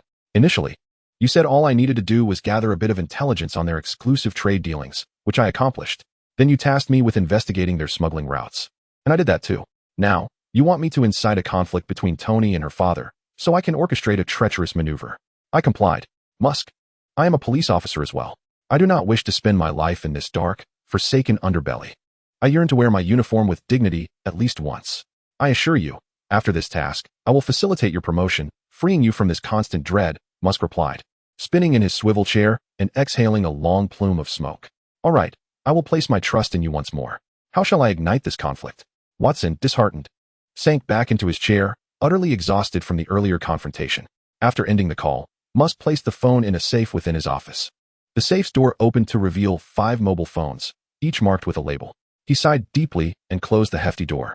Meanwhile, Yi Qingyang, having traversed a minor interruption, maintained a firm grip on the steering wheel as he redialed the number that had just rung from Carlson. What did you just say? I had a situation here and didn't quite catch that. Carlson, situated in the city of Jalapa Enriquez in Veracruz, Mexico, spoke softly. I've discovered traces of Obadiah's activities. He has allied himself with local drug lords, utilizing the technology he pilfered from Stark Industries to manufacture a formidable arsenal. Jalapa Enriquez is riddled with various criminal organizations, most of which are linked to contraband, making it easy for Carlson to become careless. Here, a life lost would hardly cause a ripple. What do you mean by stolen? Those were technologies my father left behind. Yi Qingyang reflected on his father's legacy with a sense of bittersweet pride. Well, what are your plans? Carlson adjusted his tie, seemingly unable to endure the oppressive heat. The tropical savanna climate of Veracruz averages around 25 degrees Celsius year-round. Shall I simply drive the Iron Hellfire suit over there and deal with that traitor directly? It would save you from further suffering. Yi Qingyang scratched his head, admitting that he was not adept at schemes and strategies. Perhaps it was the influence of the Hulk's bloodline within him. After all, in his previous life, he managed to secure a spot in a second-tier university, so he shouldn't be lacking in intellect in this regard.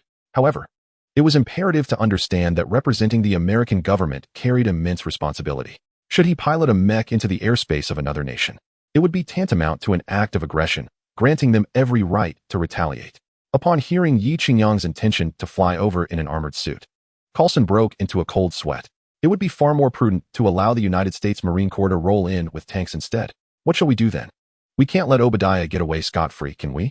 The weaponry he possesses poses a significant threat to Stark Industries, the American government, and indeed, the safety of the global populace. Yi Qingyang parked his vehicle beneath the apartment of Xiao Rongyu without prior notice. Today was her birthday, and he wished to surprise her. I am currently investigating the unique trading channels of Obadiah and the inner workings of America. I will call you. Carlson cracked open a small gap in the window to observe a white Toyota Camry parked below. All right, inform me immediately if anything arises, and please, stay safe. Yi Qingyang reflected on the challenges faced by these agents, who frequently infiltrate enemy territory and endure immense pressure and peril. A moment's lapse could lead to detection, and the enemy's methods of dealing with such infiltrators were notoriously brutal. When I eventually establish my own organization, I will ensure that each member is equipped with a piece of nano-steel hellfire. If we cannot fight, at least we can escape. Thank you. Carlson felt a warmth in his heart as he hung up the phone. Mr. Obadiah, the weaponry you provided is indeed formidable. Just the other day, when the police of Veracruz attempted to raid one of my drug labs, I managed to turn the tables on them, leaving them in disarray. Sam raised his glass, swirling the vivid crimson wine within before downing it in one gulp. Of course, Mr. Obadiah is the uncle of Tony Stark, a figure whose stature may well rival that of Howard Stark. What is a mere trifle of weaponry in comparison? If we had access to sufficient research facilities, even Tony Stark's Iron Man suit would be within reach. Norman Osborn interjected sharply. Ah, Norman, do not speak so. It is all but vanity. Obadiah replied with a jovial demeanor. Originally, in the United States, due to the exposure of his usurpation, he had been pursued by S.H.I.E.L.D. agents and Tony Stark, feeling as if his life was at an end. Little did he know that upon fleeing to Mexico, he would find himself in a veritable sea of opportunity. Here, there was no government, only capital, money, and power, as long as one's fists were strong enough. Even the Mexican government would have to heed one's commands, with officials and police serving as mere watchdogs. This, indeed, was the essence of life. Obadiah reclined in the embrace of a captivating Mexican beauty, savoring the crystal grapes she had peeled for him. With a slurp, he finished the grapes, continuing to suck on the lady's delicate fingers. The stunning Mexican beauty offered no resistance, allowing Obadiah's advances to unfold unabated. With our newfound weapon, we could establish a unique trade route between Mexico and America, monopolizing the exclusive goods of the United States. In that eventuality, the likes of Stark Industries would fade into obscurity. Sam patted the voluptuous thigh of the beauty beside him with considerable force, nearly causing a fracture. The beauty gasped in pain, eliciting Sam's fury as he smashed his wine glass to the ground. You ungrateful wench. I'm showing you respect. And yet you dare to resist. He bellowed. Ahu, drag her out and offer her to the brothers below. Good things should not go to waste. Everyone line up. Yes. Brother Sam, a towering figure, nearly 2 meters tall, muscular and imposing, approached. He seized the beauty's thigh, disregarding her pleas, and dragged her away. Oh, Ahu truly lacks the gentleness one might expect. When I said to take her out, he did so without hesitation.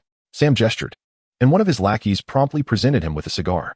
Doesn't that merely illustrate your adept leadership and the loyalty of your subordinates? Indeed, indeed. To our glorious cause. Let us raise a toast. Obadiah pushed the beauty's arm away, standing to lift his wine glass. Cheers. Norman Osborne echoed.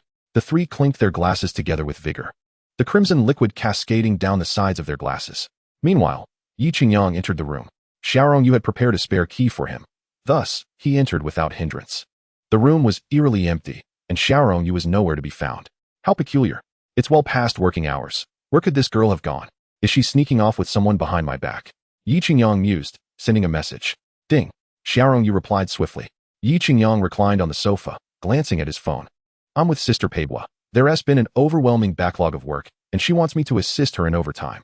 Yi Qingyang, bemused, tapped his forehead. Isn't it said that Americans adhere to a strict work schedule? Why is it that I only meet the exceptions? Have I stumbled into a counterfeit America? When will you finish? I have something to give you. After sending the message, Yi Qingyang succumbed to slumber in Xiaorongyu's cozy room, perhaps lulled by the warmth of the environment or the lingering fragrance of her presence. When Yi Qingyang awoke, the clock on the wall had already pointed to 10 o'clock. Outside, the lights twinkled, and the vibrant citizens of New York commenced yet another round of nocturnal revelry.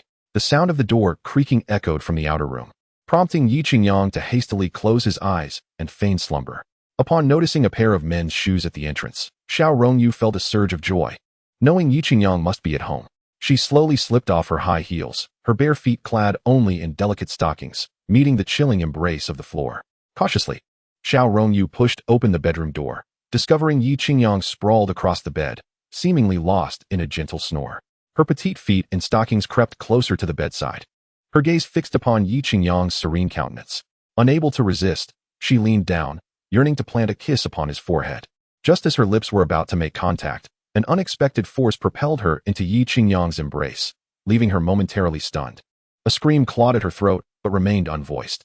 Xiaorongyu's muffled protests morphed into a soft whisper, a tender breeze that reached Yi Qingyang's ears, akin to a rallying cheer that unwittingly intensified his grip. The light is too bright. Could you turn it off? Xiaorongyu murmured, her lips slightly swollen. Shyly, she emerged from the covers, her voice tinged with a delicate plaintiveness. Chapter 82. Happy birthday. Upon hearing Xiaorongyu's playful complaint, Yi Qingyang roused himself, mentally chiding his own forgetfulness regarding the matter at hand. He rose and gently lifted Xiaorongyu from the bed, carefully straightening her disheveled attire. Have you eaten? He inquired with affectionate concern. Xiaorongyu shook her head, explaining that after a long day at work, she hurried home, having declined an invitation from her friend, Xiao Lajiao. Silly girl, why didn't you say so earlier? Yi Qingyang tenderly ruffled her hair. Go freshen up. I'll prepare something delicious for you. Xiaorongyu savored the warmth of his hand, nuzzling against it before obediently gathering a few garments and retreating to the bathroom. Yi Qingyang, entranced by the lingering warmth of her touch, couldn't he help but bring his fingers to his nose, inhaling the scent of spring, reminiscent of the female hormones wafting across the African savanna. After her shower, Xiaorongyu emerged, enveloped in an alluring freshness, and quickly approached Yi Qingyang, who was bustling about in the kitchen.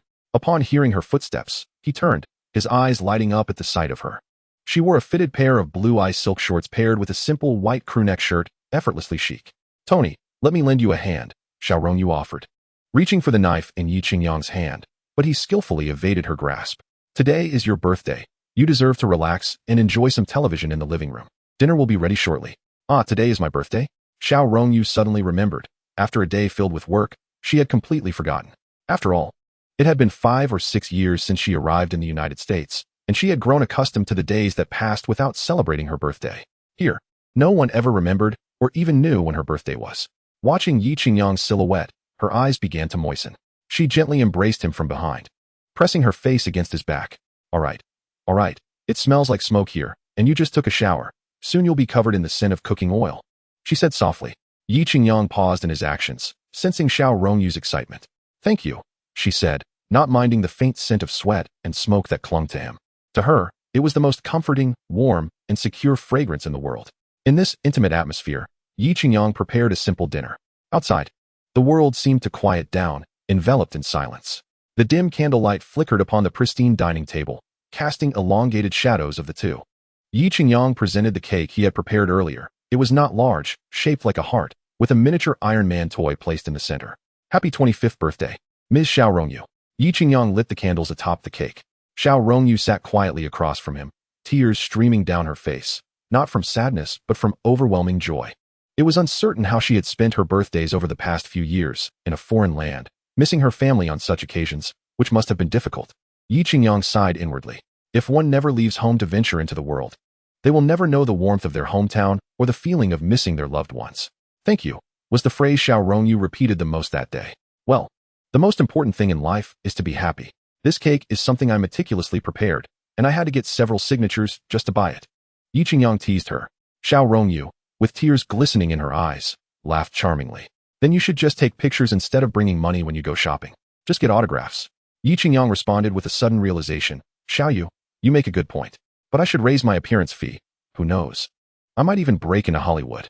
All right, Xiao, make a wish and blow out the candles. With a puff, Xiao Rongyu extinguished the candles, then clasped her hands together and closed her eyes. What did you wish for? Yi Qingyang asked curiously. I won't tell you. Otherwise, it won't come true. Xiao Rongyu wrinkled her adorable nose.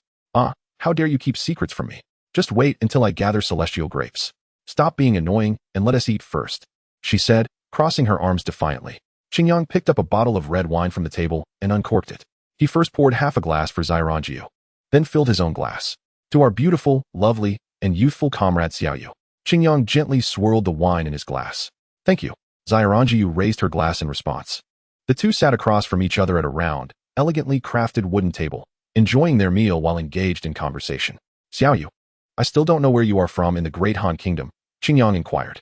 Zairanjiu savored the exquisite Wagyu beef that Qingyang had prepared, and upon hearing his question, she swallowed her bite. You wouldn't know if I told you. Hey, you little girl, do you dare to look down on me? Are you yearning to experience my Kato Yoshiyuki's golden right hand?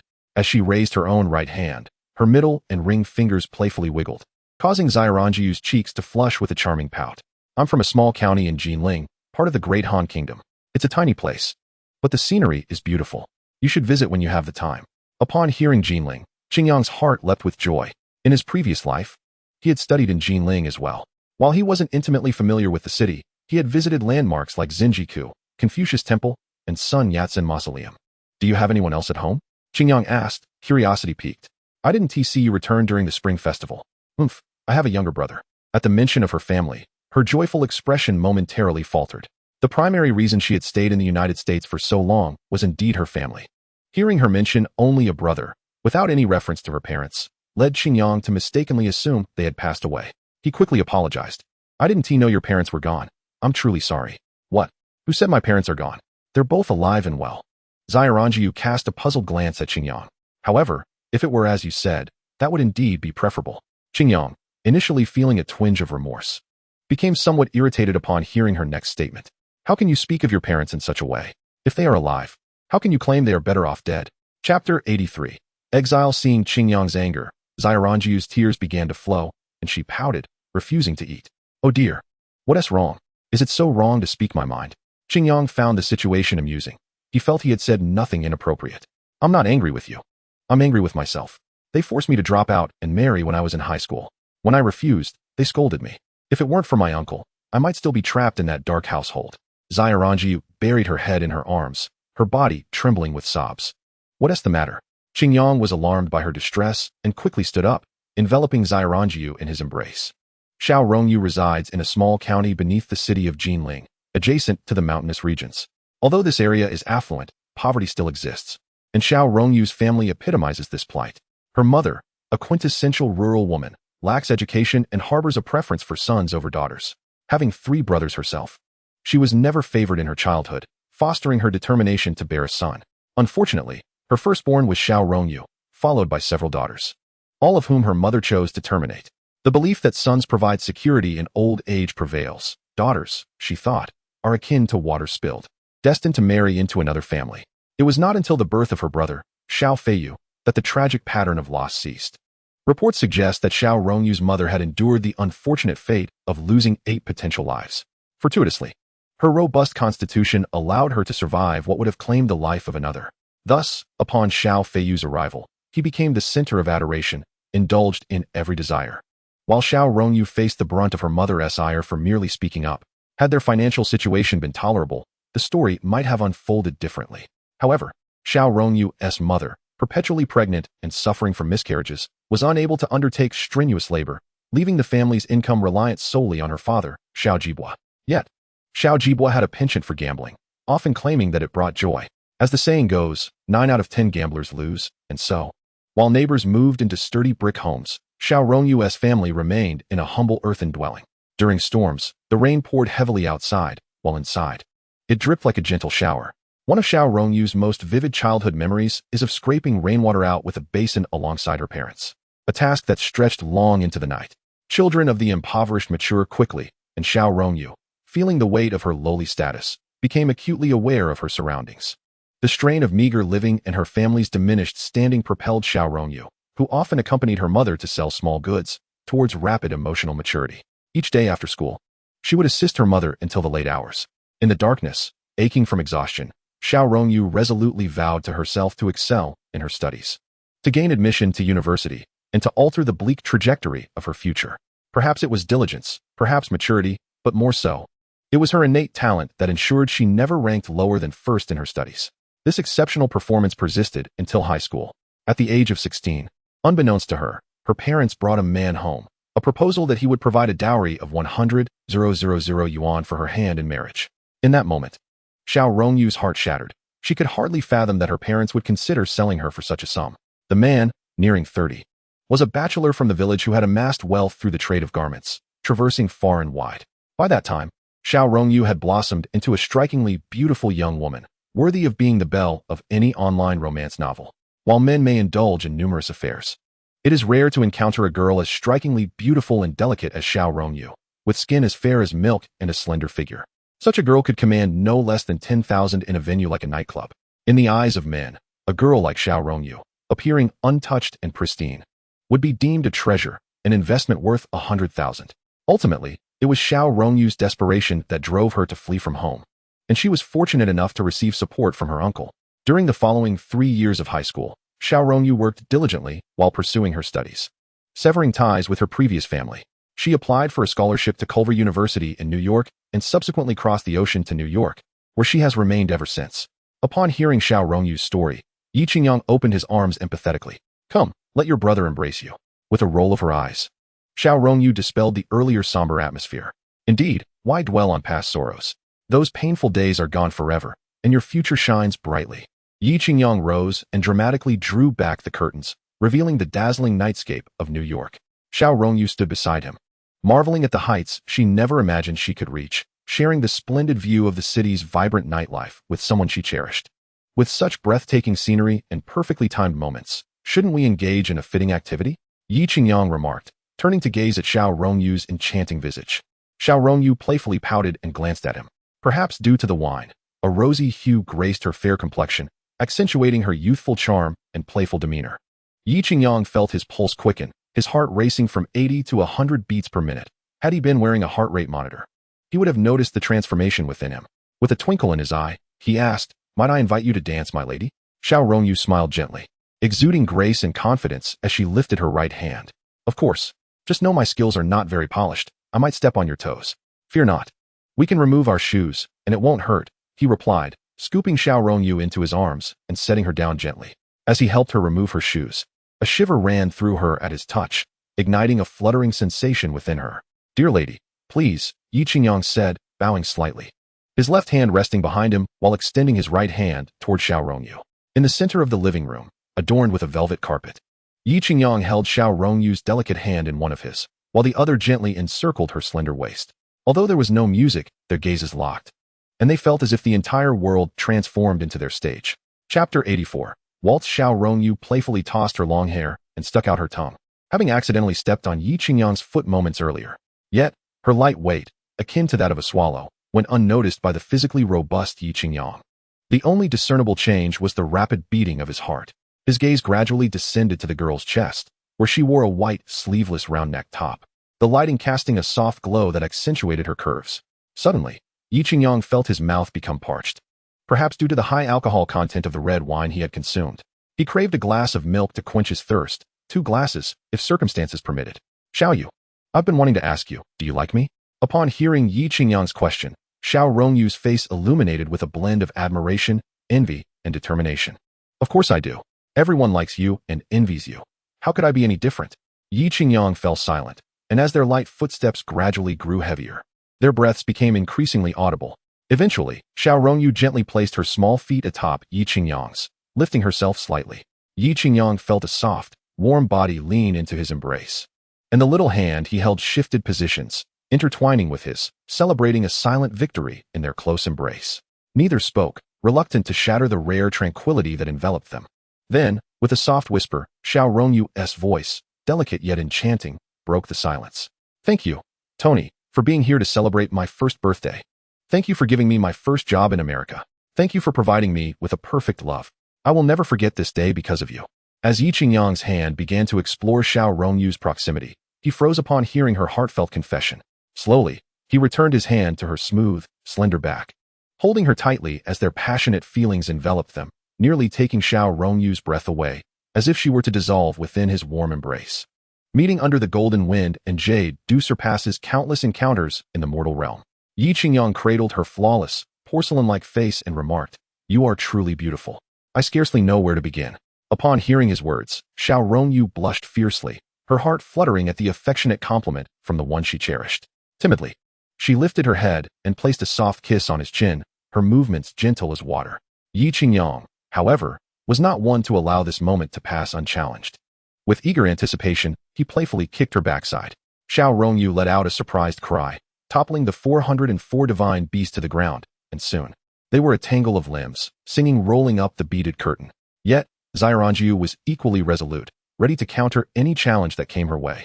Suddenly, she intercepted Yi Qingyang's outstretched hand and declared, "We cannot proceed in this manner. It contravenes the regulations." Yi Qingyang furrowed his brow in confusion and inquired, "Regulations? Whose regulations? In this domain, I hold the utmost authority. Even in New York, there exists nothing beyond my reach. Speak up, who established these rules? I wish to see who dares to defy me on my territory." Xiaoranjiu shook her head, hesitating to speak. Her silence indicative of the immense power wielded by the individual who set the rules, rendering her voiceless even in Yi Qingyang's presence. Yi Qingyang grasped Xiaoranjiu's shoulders, shaking her vigorously. "Speak quickly. You are driving me to desperation. Is there anything between us that cannot be discussed?"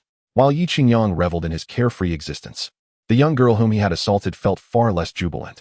At the New York Infinite nightclub, a middle-aged man, stern-faced and approximately 40 years of age, stood before a trembling blonde named Huaxing, who was weeping. "Father, you must avenge me. I have never endured such humiliation." "What transpired?" he demanded.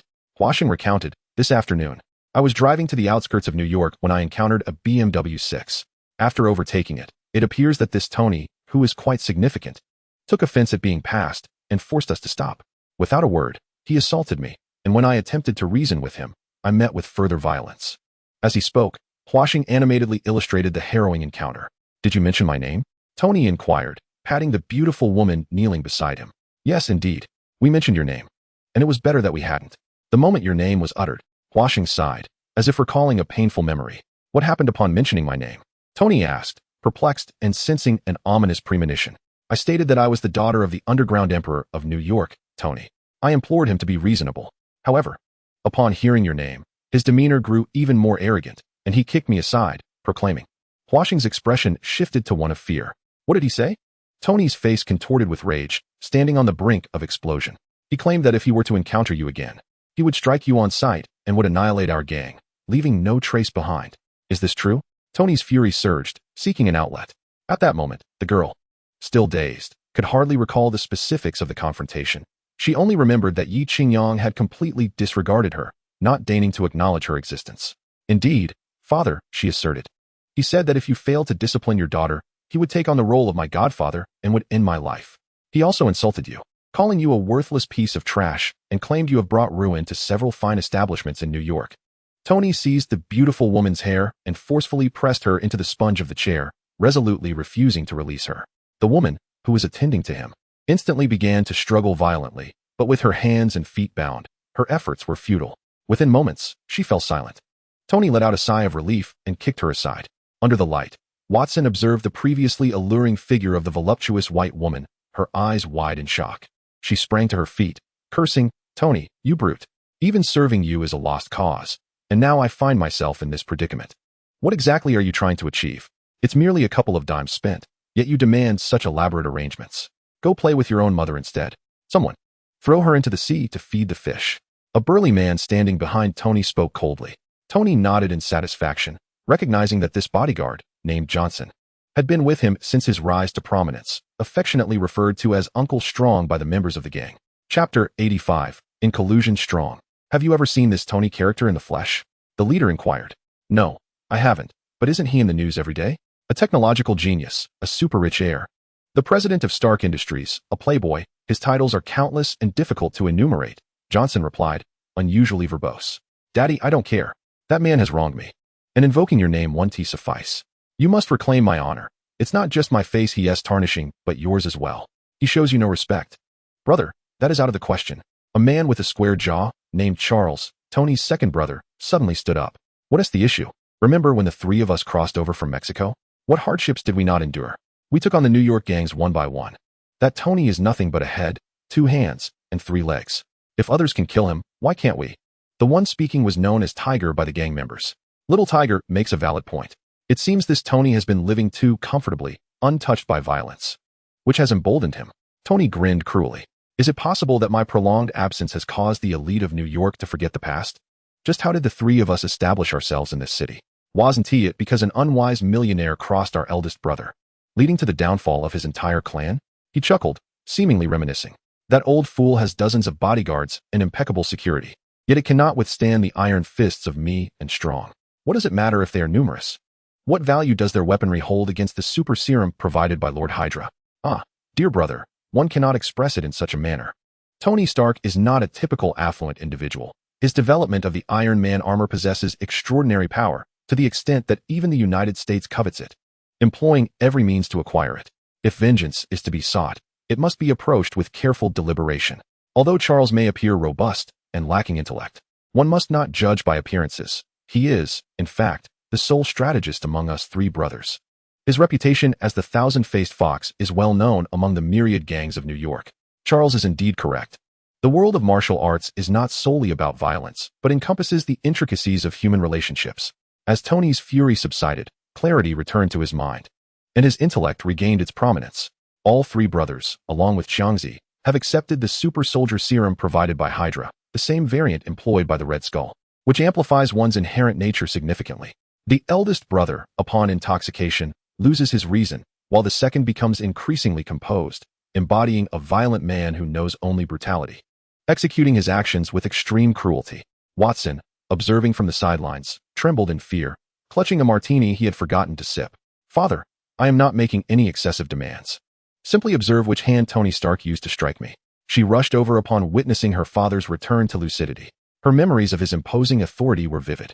Any woman approaching him during his episodes, even if she were his own daughter, would not escape his wrath, having faced such repercussions several times. She found it difficult to accept the transgressions, despite her father often elevating her to the pinnacle of the world. Tony, feeling a surge of affection, grasped her delicate hand and said, "Ah, my daughter, you are indeed kind-hearted.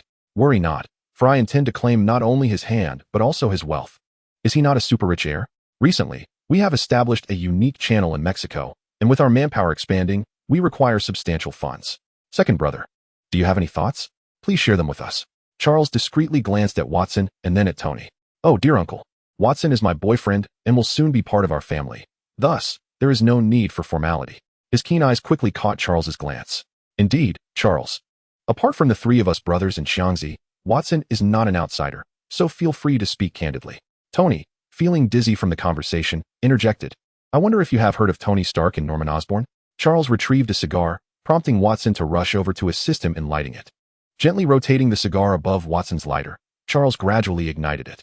He nodded approvingly. Watson, despite being somewhat of a mere figurehead, excelled in flattery and sycophancy. "Second brother, you are referring to Stark's chief minister and the former president of Oscorp, correct?" As the head of the largest crime syndicate in New York, he was well aware of the wealthy individuals, both prominent and obscure, within the city. However, it was rumored that they had fled due to a fallout with Tony, who was known for his formidable presence. "Indeed, I heard they even got into a fierce altercation," said his brother with enthusiasm at the mention of a brawl. Charles cast a disapproving glance at his younger sibling, questioning whether his brother's mind was solely occupied with thoughts of violence, neglecting the affairs of their organization. True, there was indeed a fight, but it was sparked by Obadiah and his crew abducting Tony's close secretary, Virginia Pepper, he explained. Yes. I've heard that Pepper is Tony's legitimate girlfriend, and she essentially oversees operations at Stark Industries, Watson interjected. This time, we have successfully established a unique trade route through Mexico, with the transaction set to take place in the capital of Veracruz, Jalapa Enriquez. And our contact is the local kingpin, Uncle Sam. Charles inhaled deeply from his cigar, savoring the rich and smooth aroma that filled his mouth, slowly swallowing the smoke. Relishing the experience, noticing the rapt attention of those around him, he felt a sense of pride swell within. As far as I know, Uncle Sam has recently consolidated control over the underground market in Veracruz, a feat made possible by Obadiah and his associates. Tony's demeanor shifted, sitting up straight, momentarily distracted from his daughter's small hand, as he recognized the implications of this information. Being of Mexican descent, he understood the chaotic nature of his homeland, where power dynamics were intricate and perilous. In smaller cities, one had to tread carefully, for the threat of violence loomed, and in a major city like Veracruz, the complexities would surely daunt even the most seasoned criminals. Yet, there was now a force that had managed to unify Veracruz and dominate the local market. The challenge they faced was likely as daunting as his own rise to power in New York, if not more so. After all, he was backed by the world's most formidable organization, Hydra, which provided resources, manpower, and expertise. Obadiah and Norman Osborn were indeed formidable. Merely two individuals had assisted a minor player like Sam in gaining control over Veracruz. However, Tony pondered the relevance of this information to their vendetta against him. He rubbed his bald head, still struggling to comprehend the connection. Despite Obadiah and Norman's temporary dominance in Veracruz, it seemed unlikely that they posed a genuine threat to Tony himself. Charles smiled faintly, glancing at the large cigar in his hand. They may not succeed, but what if we include ourselves in Hydra? Are you suggesting? Indeed, as long as the operation is executed properly, success is certainly attainable. Eldest brother. Second brother, what are you discussing? I can't comprehend a word. I feel utterly lost, as if I am trying to decipher a riddle. The two brothers exchanged a knowing smile at the bewildered third brother. Watson, however, was drenched in cold sweat, recalling the ruthless tactics of the trio, and couldn't help but feel anxious for Tony. Xiangzi, send someone to keep a close watch on Tony. I want to know his every move, where he goes, whom he meets, where he resides, and which woman he prefers to share his bed with. Complete the task. In short, I want to know every detail, even whether he uses protection and the brand of it. Last night, amidst the rain and gusts, an intoxicating slumber failed to dissipate the remnants of alcohol. Perhaps it was the overwhelming emotions, for last night, Xiao Rongyu displayed an extraordinary strength that belied her usual demeanor. Once quite shy, she bloomed like a lily before Yi Qingyang, revealing herself without reservation. The gentle embrace of love is indeed the grave of heroes. The ancients do not deceive. Yi Qingyang had happy drive him to the company. Despite the formidable execution capabilities of Pepper, Yi Qingyang made it a point to appear at least once a week. Not for any reason other than to tend to the vibrant young talents in his company, for even the greenest of plants requires sunlight to thrive.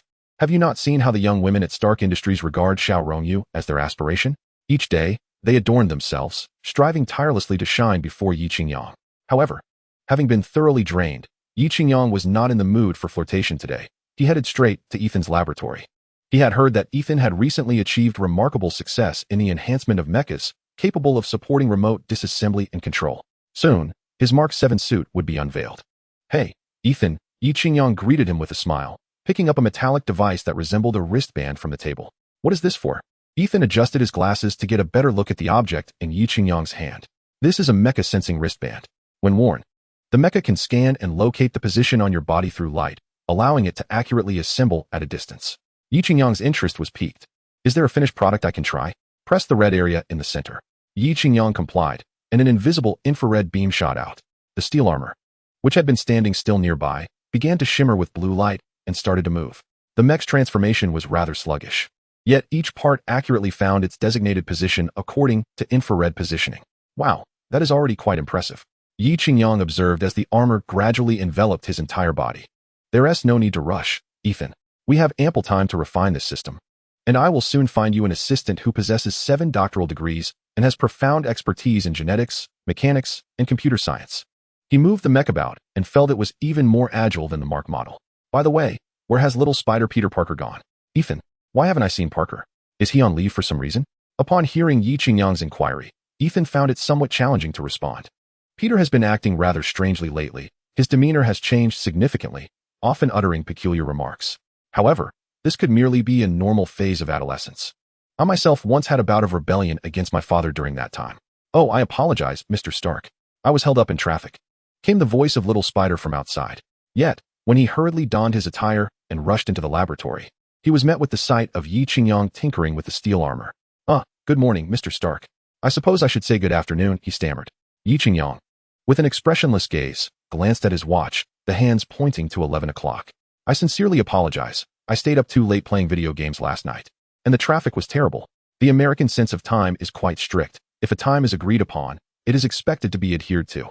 In Spider-Man 2, Peter Parker was 5 minutes late, and they refused to pay him for the pizza, leaving him utterly speechless, resulting in his dismissal from the pizzeria. Yi Qingyang continued to scrutinize him. Peter, hasn't this happened several times now? Moreover, you've learned to fabricate excuses. I'm sorry, Mr. Stark. Peter glanced at Ethan, as if there was something he found difficult to articulate. Shall I take my leave? Ethan offered understandingly, recognizing that many adolescent boys found it challenging to express themselves in public. No need, Ethan. My bond with Peter is that of both mentor and friend. And you are my absolutely trusted confidant. Therefore, I hope you can assist our Spider-Man in resolving his inner turmoil. Chapter 87. A drink. As Yi Qingyang spoke, he began to unfasten the mech. Of course, that is my duty, Ethan responded, suddenly realizing something, his eyes widening in disbelief. What, Spider-Man? Are you saying Peter? He gaped, pointing at Peter Parker, who glanced at Yi Qingyang and received an encouraging nod before affirmatively responding. I'm sorry, Mr. Stark. It wasn't my intention to conceal this. It's just that the matter is so extraordinary, and I fear that if the wrong people were to discover my identity, it could jeopardize Stark Industries and your safety. Little Spider earnestly attempted to explain, continually apologizing. He felt that he had never apologized as much in his entire life as he had today. Good boy. I can understand you, Dr. Ethan remarked, patting his shoulder. You must have endured considerable hardship during this time. I read in the newspaper yesterday that you defeated several bank robbers, all armed, while you possess only your physical form.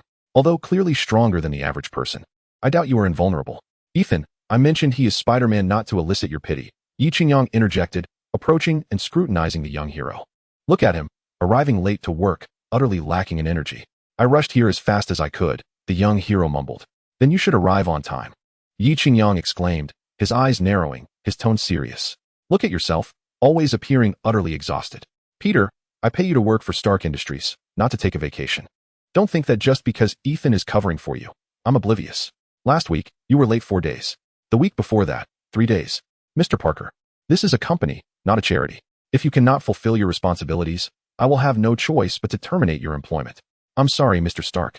There are reasons for my tardiness, the young hero pleaded, desperation rising within him.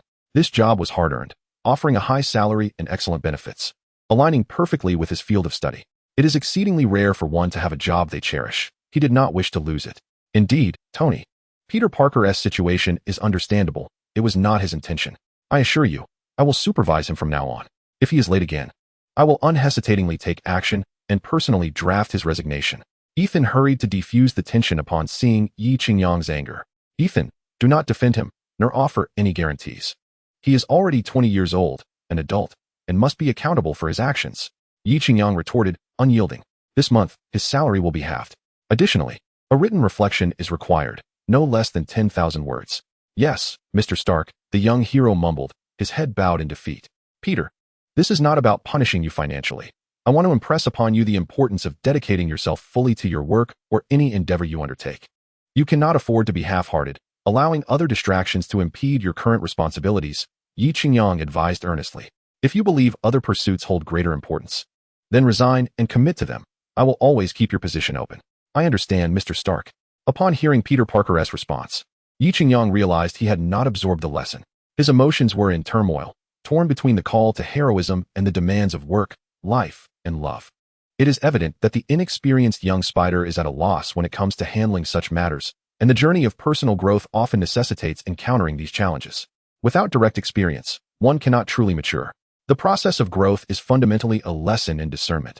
One cannot desire everything or undertake every endeavor, for ultimately, one may end up with nothing, and all aspirations may culminate in failure.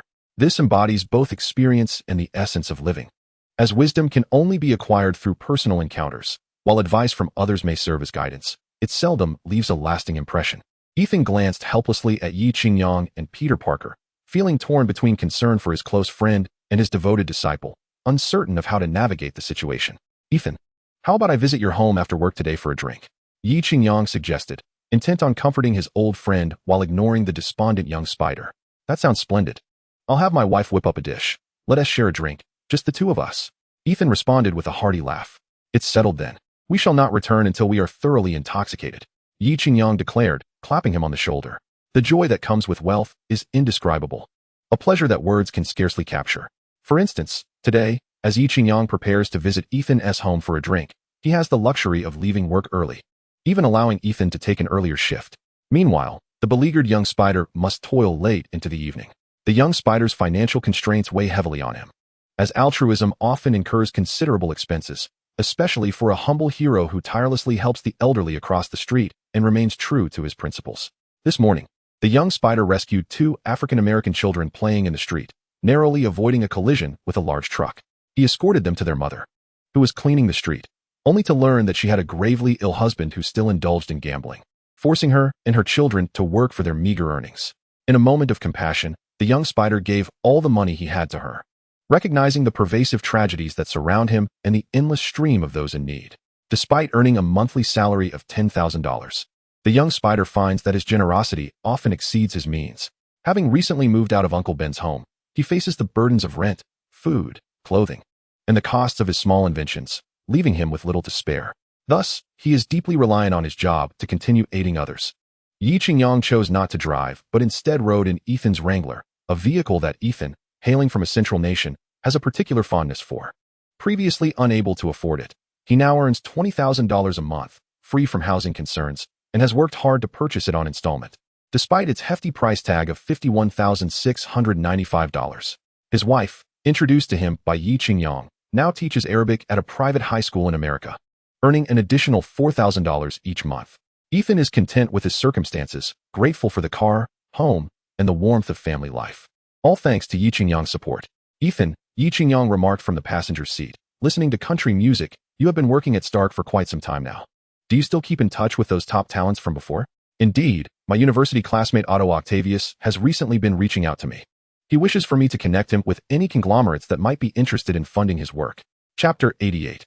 Ethan's wife Ethan was wholly absorbed in driving, his gaze steadfastly fixed ahead. This was a personal habit of his. He always devoted himself entirely to the task at hand, undistracted. That name, Otto Octavius, sounds rather challenging to pronounce. He doesn't seem to be a local, does he? Yi Qingyang pondered, attempting to recall which scientific prodigy from Marvel bore that name.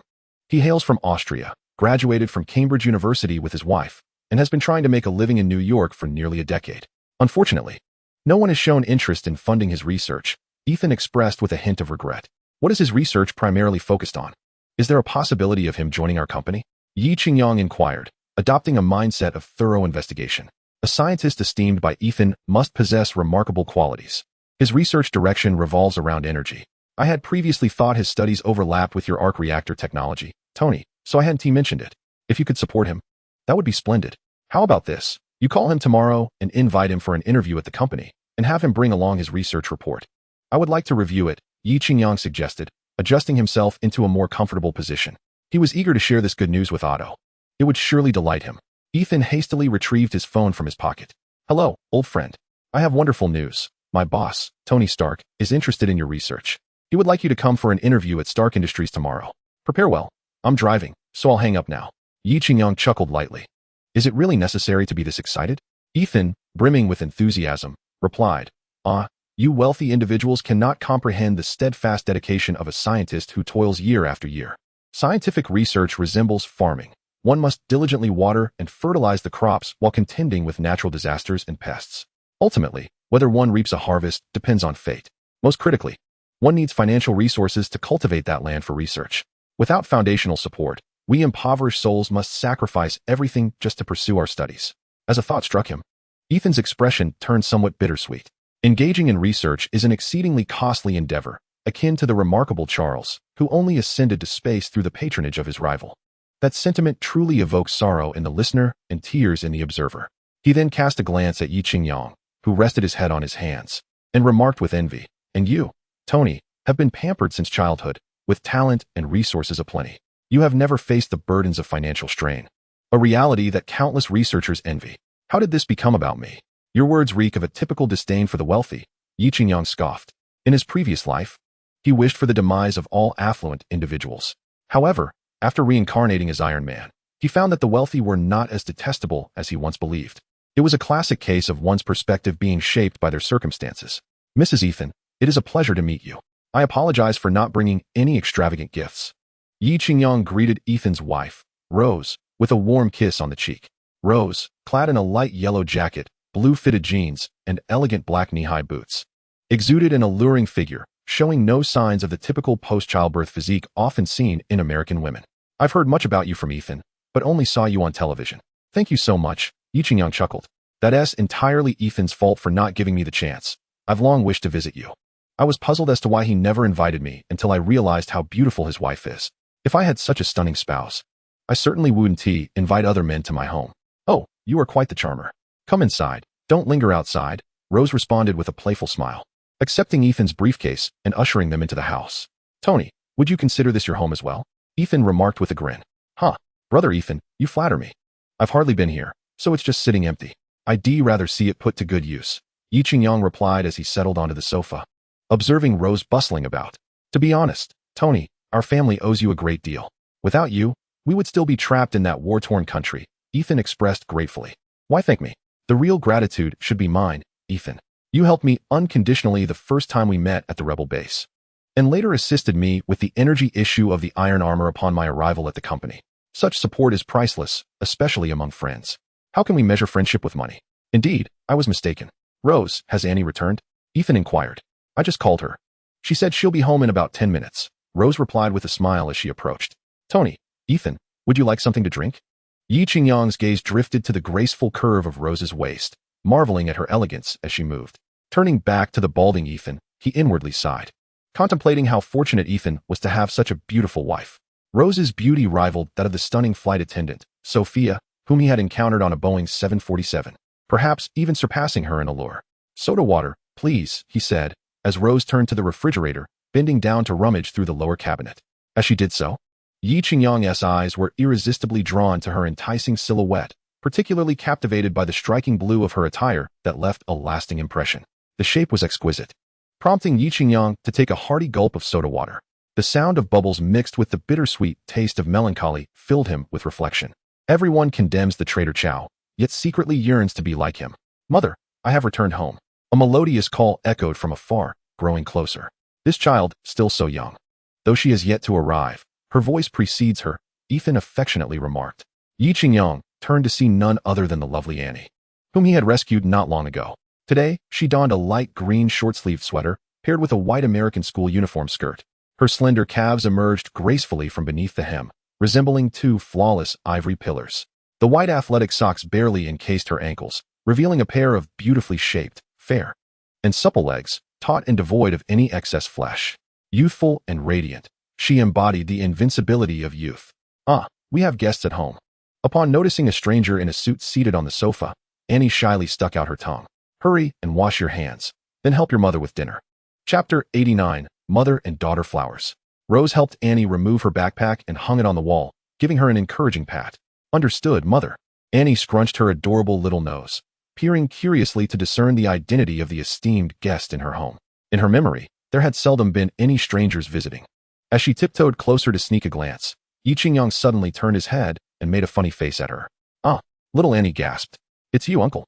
Elated, Annie promptly seated herself beside Yi Qingyang, unabashedly wrapping her arms around his, oblivious to the impact on her two teddy bears.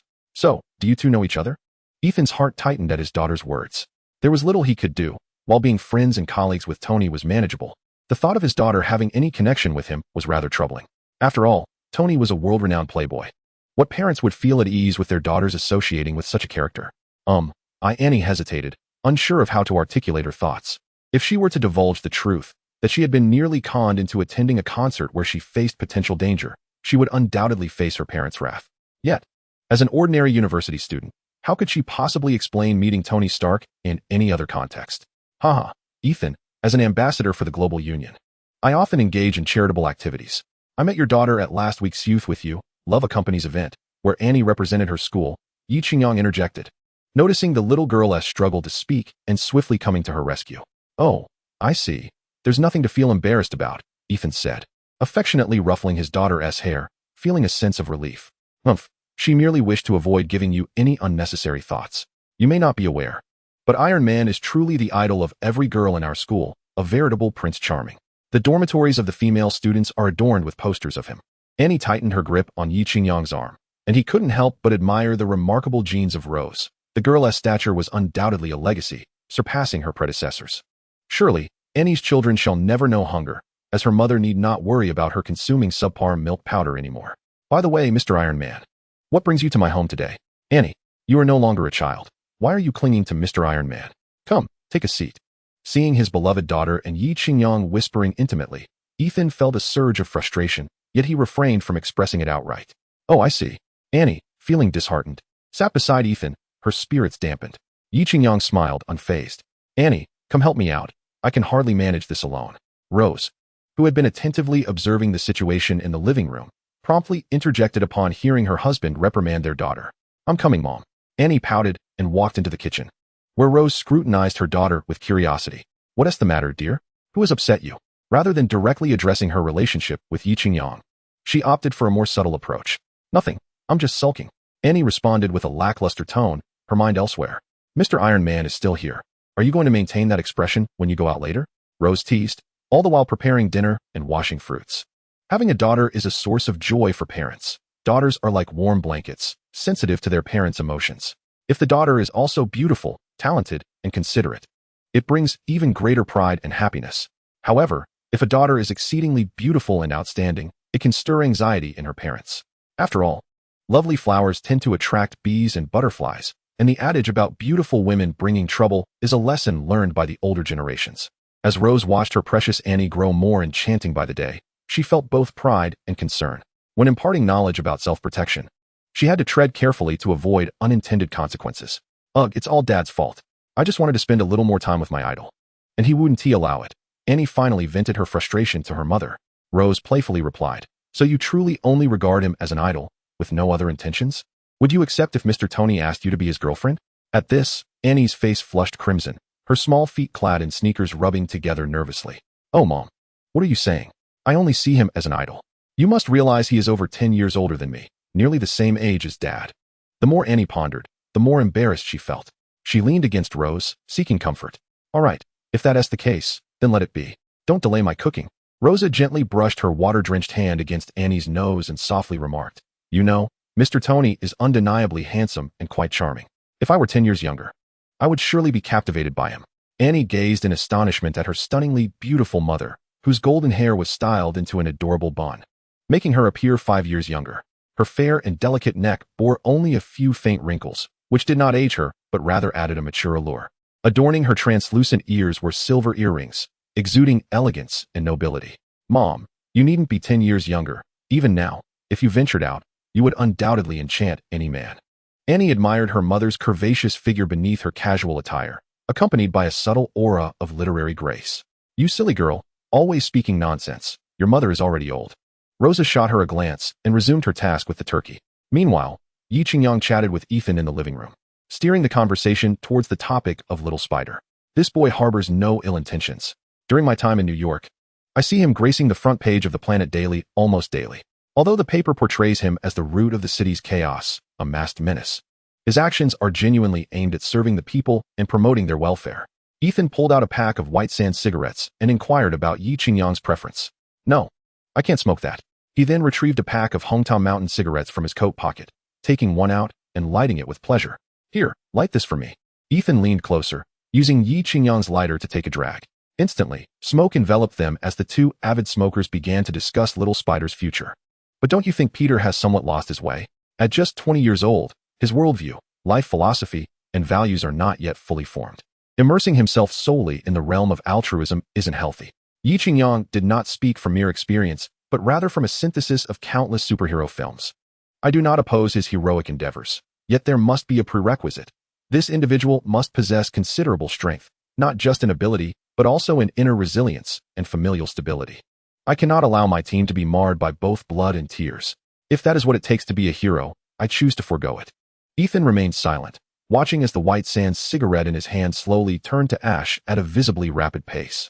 After a long pause, he exhaled a cloud of smoke and said, "But this is Peter's choice. He is an adult now. Shouldn't we respect his decisions?" "Well said.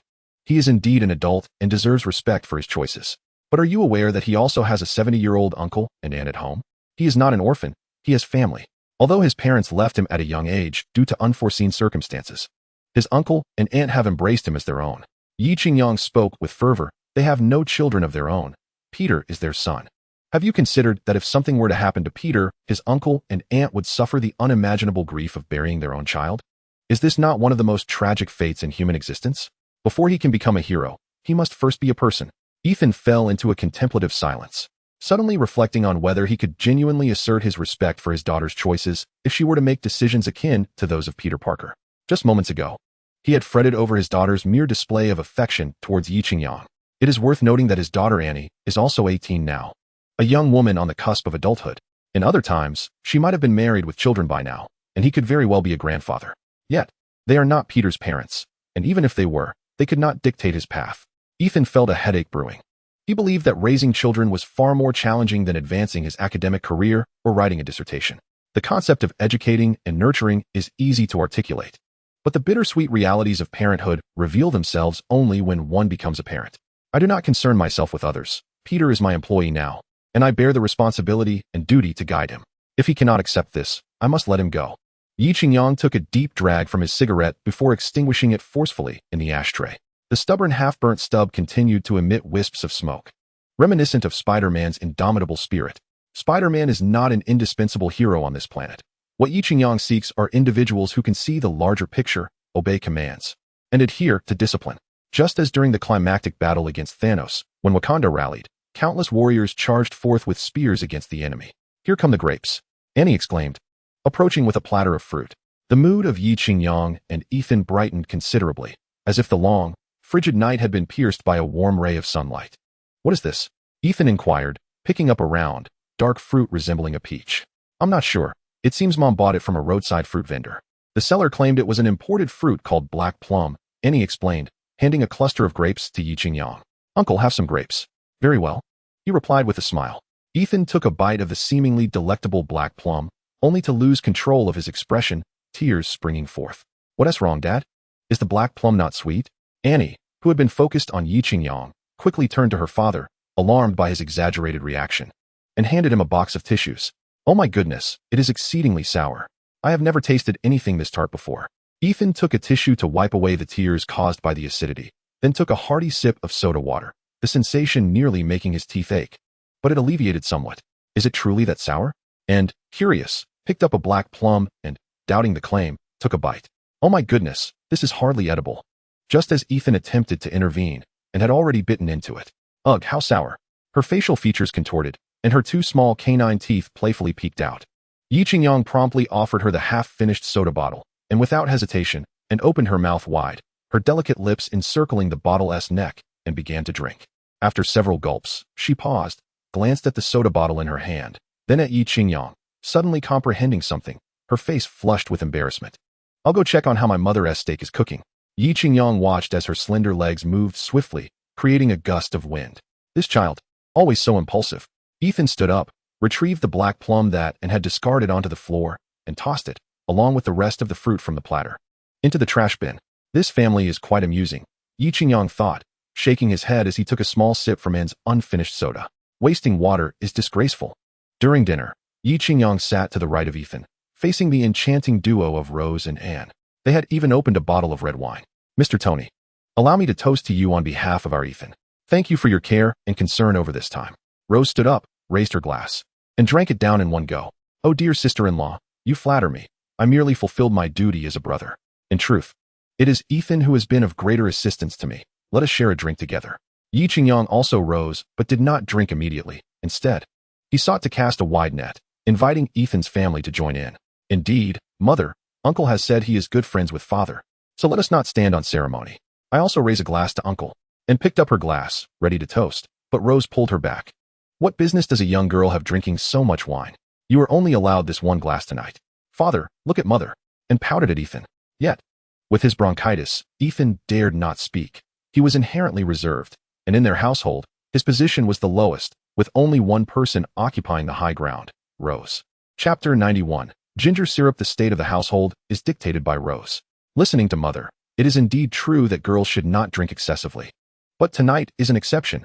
Father may allow you to have 2 glasses.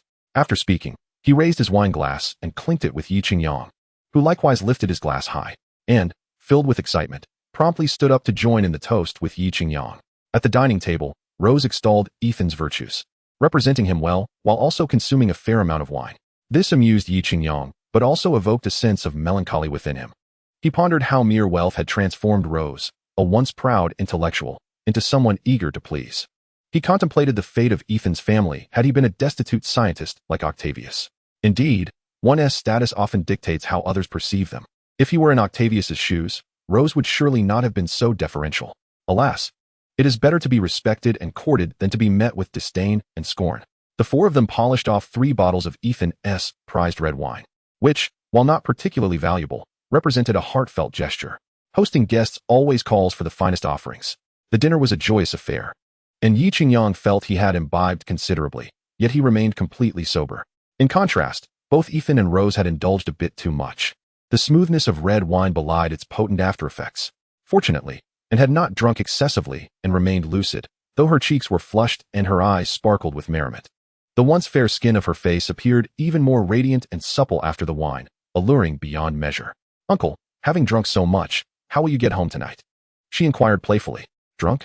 I'm not drunk at all, Yi Qingyang replied with a teasing smile, glancing at Ethan and his wife, who were sprawled on the table in a state of unconsciousness. I have a naturally robust constitution. I cannot be intoxicated.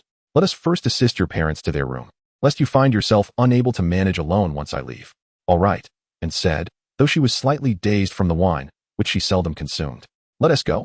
Yi Qingyang effortlessly carried Ethan to the bedroom, where he unceremoniously deposited him onto the bed.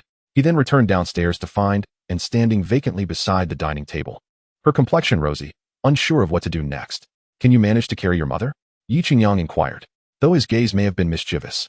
He held a deep respect for his sister-in-law. He adhered to the principle of never taking advantage of a friend's wife. Betty was no exception, since he was not truly friends with Blake, and Betty and Blake were merely dating without the bonds of marriage. Yi Qingyang felt justified both legally and morally.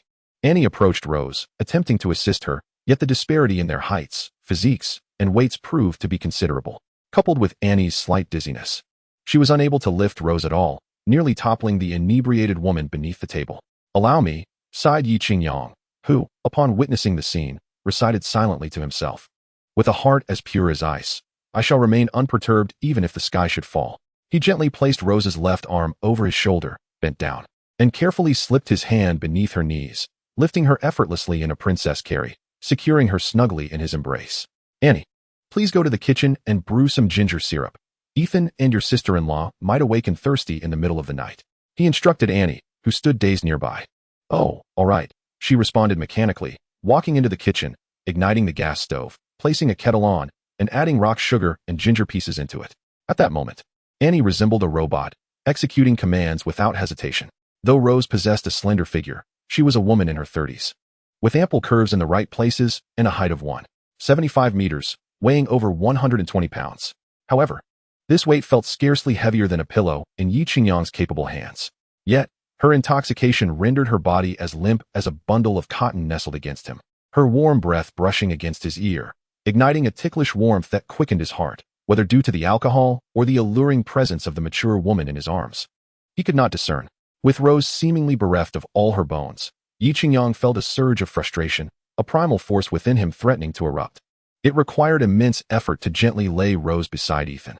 Noticing that she was still clad in a light yellow coat and tight jeans, not to mention the tall riding boots adorning her feet, he realized that sleeping in such attire could not be comfortable. Compelled by an instinctive impulse, he began to assist Rose in removing her boots and coat, not out of any ulterior motive, but simply to prevent her from catching a chill in the winter night.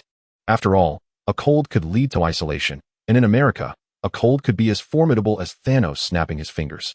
Soon, he had removed her tall riding boots, revealing a pair of slender feet clad in thin white cotton socks. Subsequently, he gently raised his sister-in-law, peeling away the woolen coat that enveloped her black turtleneck, exposing the snug garment beneath. He found the contours of her figure more voluptuous than he had anticipated, and he struggled to avert his gaze. "Uncle, the ginger syrup is ready," Annie chimed cheerfully from the doorway. Yi Qingyang's body jolted at the sound, hurriedly rising to drape a blanket haphazardly over Ethan and Rose. Then looked up at Annie, detecting no signs of anything amiss. "If there's nothing else, I shall take my leave." After finishing his words, Yi Qingyang hurriedly descended the staircase, only to be followed by a flurry of hurried footsteps. Turning around, he was enveloped by a fragrant breeze. He gazed down at the girl nestled in his embrace. Trembling like a frightened little bird, her eyes gently closed and her lips pressed together in a barely perceptible smile. Her rosy cheeks resembled the vibrant azaleas. So vivid they seemed to bleed. Yi Qingyang swallowed hard, feeling the desire stirred by a mature woman akin to a volcano on the verge of eruption. "Uncle," she whimpered. Embracing the persona of a domineering CEO, Yi Qingyang asserted, "Do not speak. Instead, feel deeply." Annie interlocked her fingers, resting them at the nape of Yi Qingyang's neck. Chapter 92. Great willpower. Inhaling the delicate fragrance of youth emanating from Annie, and feeling her supple warmth, a wave of warmth surged within him. "My dear, have you truly pondered what you are doing?" Annie clung tightly to Yi Qingyang's slender yet powerfully built waist, whispering, "I do not know. All I comprehend is that when I cannot see you, I yearn for you, and when I behold you, I lose all control." Yi Qingyang gently caressed Annie's soft, flowing hair, chuckling softly, "You are so beautiful, so adorable. I love you dearly." To be fair, Yi Qingyang, in his previous life, was nearing 30, and his perspective on love diverged greatly from that of 18-year-old Annie. At her age, one is often willing to forsake home and abandon everything to wander the world for love. Though girls like Annie mature quickly and possess strong wills, even the most resolute women, once ensnared in the throes of romantic love, become novices unable to swim. Conversely, men of Yi Qingyang's age, having endured the trials of love and the harshness of society, tend to view love and romance with a sense of detachment. Their hearts gradually close with age. A fondness for young and beautiful girls is a common affliction among men of all ages. Liking a girl does not equate to a desire for lifelong commitment. However, for Annie, love was her entire world at that moment. Regardless of her father's objections, she perceived it as a test on the path of love. As Yi Qingyang pondered this, he suddenly felt a tightening sensation, realizing Annie had grasped the handle of the starting gun. Her small, soft hand was tender, and Yi Qingyang's own gun was fully loaded and ready. "Don't be reckless. Your mother could come down at any moment," he said, both amused and anxious. Seizing her playful hand, "What is there to fear? We are both unmarried. What harm is there in being seen?" Annie's voice was sweet, her small hand moving toward the trigger. "Tonight is not suitable. Do not rush," Yi Qingyang replied, a mix of exasperation and amusement, kissing her earlobe. Annie's cheeks flushed, her eyes sparkling. "But I am still a girl. Why don't you give it a try?" To speak candidly, although this 18-year-old physique has yet to reach the pinnacle of feminine maturity, her delicate collarbone, charmingly shaped bosom, and slender waist are sufficient to captivate Yi Qingyang. However, in order to avoid the attention of Commander C, Yi Qingyang resolutely, with great willpower and wisdom, rejected this alluring figure. The audacious fairy, Mo Kubo Ruabo Luomi, dared to flaunt her charms before my Iron Man. Yi Qingyang delivered a resounding slap to the fairy's backside. Ouch! Annie instantly leaped 3 feet high. One need not look to know her little bottom must be swelling. "You nearly killed me with such force. A heavy blow is necessary to awaken you, my wayward little imp lost in this earthly realm." Yi Qingyang chuckled as he patted her cheek. "I must be on my way. Should anything arise, do let me know. You scoundrel, just get lost." Annie pouted, casting a dissatisfied glance at Yi Qingyang as he sauntered away. A new day dawned, and Yi Qingyang did not arrive particularly early. The anger ignited by that little girl Annie had been unleashed upon Xiao Rongyu throughout the night. Xiao Rongyu's stamina evidently required improvement, as she had yet to awaken, a testament to the fierce battle of the previous night. Had it not been for Xiao Rongyu's desperate defense, it is likely that the last bastion she protected would have succumbed to Yi Qingyang's advances. Even so, it was only through her formidable tenacity that she managed to lull Yi Qingyang into slumber. As Yi Qingyang stepped through the company's entrance, the guards at the door and the receptionists instantly straightened their posture, brimming with enthusiasm to welcome the esteemed figure of Stark Industries. "Hey, Xiaozhong, you look radiant today." Reporting to the boss, "I feel invigorated." "Xiao Lu, your complexion seems a bit sallow. Are you unwell?" Reporting to the boss, "It's just the cold-proof wax I've applied." Yi Qingyang nodded in acknowledgement, thoroughly relishing the feeling of being held in such high esteem. Upon entering the laboratory with an air of confidence, He found Ethan and Little Spider engrossed in their tasks, while a middle-aged man, clad in a long coat, slightly portly, and with meticulously groomed hair, quietly observed from the side. However, the dust-covered shoes he wore suggested that his economic circumstances were not particularly favorable. He might have even walked here today. Is he unwell? Wearing sunglasses indoors? Trying to play it cool? Yi Qingyang mused inwardly, yet he maintained a cheerful demeanor and extended his right hand. You must be Dr. Otto Octavius, frequently mentioned by Ethan. The previously unassuming middle-aged man appeared as if he had been recharged, breaking into a wide grin. A pleasure to meet you. I am indeed Otto Octavius. Mr. Stark, you are truly a remarkable young man. Tony, you're here. Ethan, who had been intently focused on testing the infrared locator, looked up upon hearing Yi Qingyang's voice. You have already met. This is my college classmate and good friend, Otto Octavius. This is not a place for casual conversation. Might I invite you to my office for a discussion? Yi Qingyang gestured politely. As you wish, I would not dare to impose. Once Yi Qingyang settled into the executive chair, Octavius remained somewhat apprehensive, standing before the desk. The closer he drew to his goal, the more intricate his emotions became. It was hard to fathom that a distinguished PhD in physics from a world-renowned university had traversed several countries in Europe and America, yet found no one willing to invest in his research. Last year, after a long pursuit, he finally encountered Norman Osborn, but before any contract could be finalized, Osborn vanished, leaving his aspirations in tatters. He had contemplated giving up, considering a conventional job. However, fate intervened when his college friend Ethan called just yesterday, informing him that the illustrious entrepreneur Iron Man was intrigued by his research and desired to interview him. Octavius, who had been interviewing for a sales position at an advertising agency, kicked open the office door and sprinted 10 kilometers back to his modest one-bedroom apartment, where he unearthed years of accumulated research data to reorganize. Please, take a seat. Since you are a friend of Ethan, you are also my friend. I, Tony Stark, am never stingy with friends. Regardless of whether your research is investable today, you are welcome to secure a position in my company. Yi Qingyang snapped his fingers. Pepper, please bring this gentleman a cup of coffee. Chapter 93, Dr. Octopus, thank you. Upon seeing a strikingly beautiful and poised blonde deliver his coffee, Octavius instinctively rose from his seat once more. No need for formality, take your time. Pepper placed the mug down, winked at Yi Qingyang, and exited. So, what do you think of my earlier proposal? Yi Qingyang sat up straight, his gaze penetrating as it met that of the man in sunglasses. Mr. Stark, may I suggest you review my research report first? I believe I can secure a position at Stark Industries based on my own merits, without relying on any external factors. Octavius spoke earnestly. I am willing to look at your report, but could you please remove your sunglasses? It makes me somewhat uncomfortable. Yi Qingyang smiled, internally scoffing at the notion of wearing sunglasses indoors, as if he were Wong Kar-wai. Oh, I sincerely apologize. I'll remove them right away. Octavius replied, taking off his sunglasses while explaining, Mr. Stark, I assure you, it's not an affectation. My eyes have been sensitive due to exposure to intense light during experiments, necessitating the sunglasses. As Octavius revealed his face without the sunglasses, it bore the marks of hardship, and one eye was noticeably askew.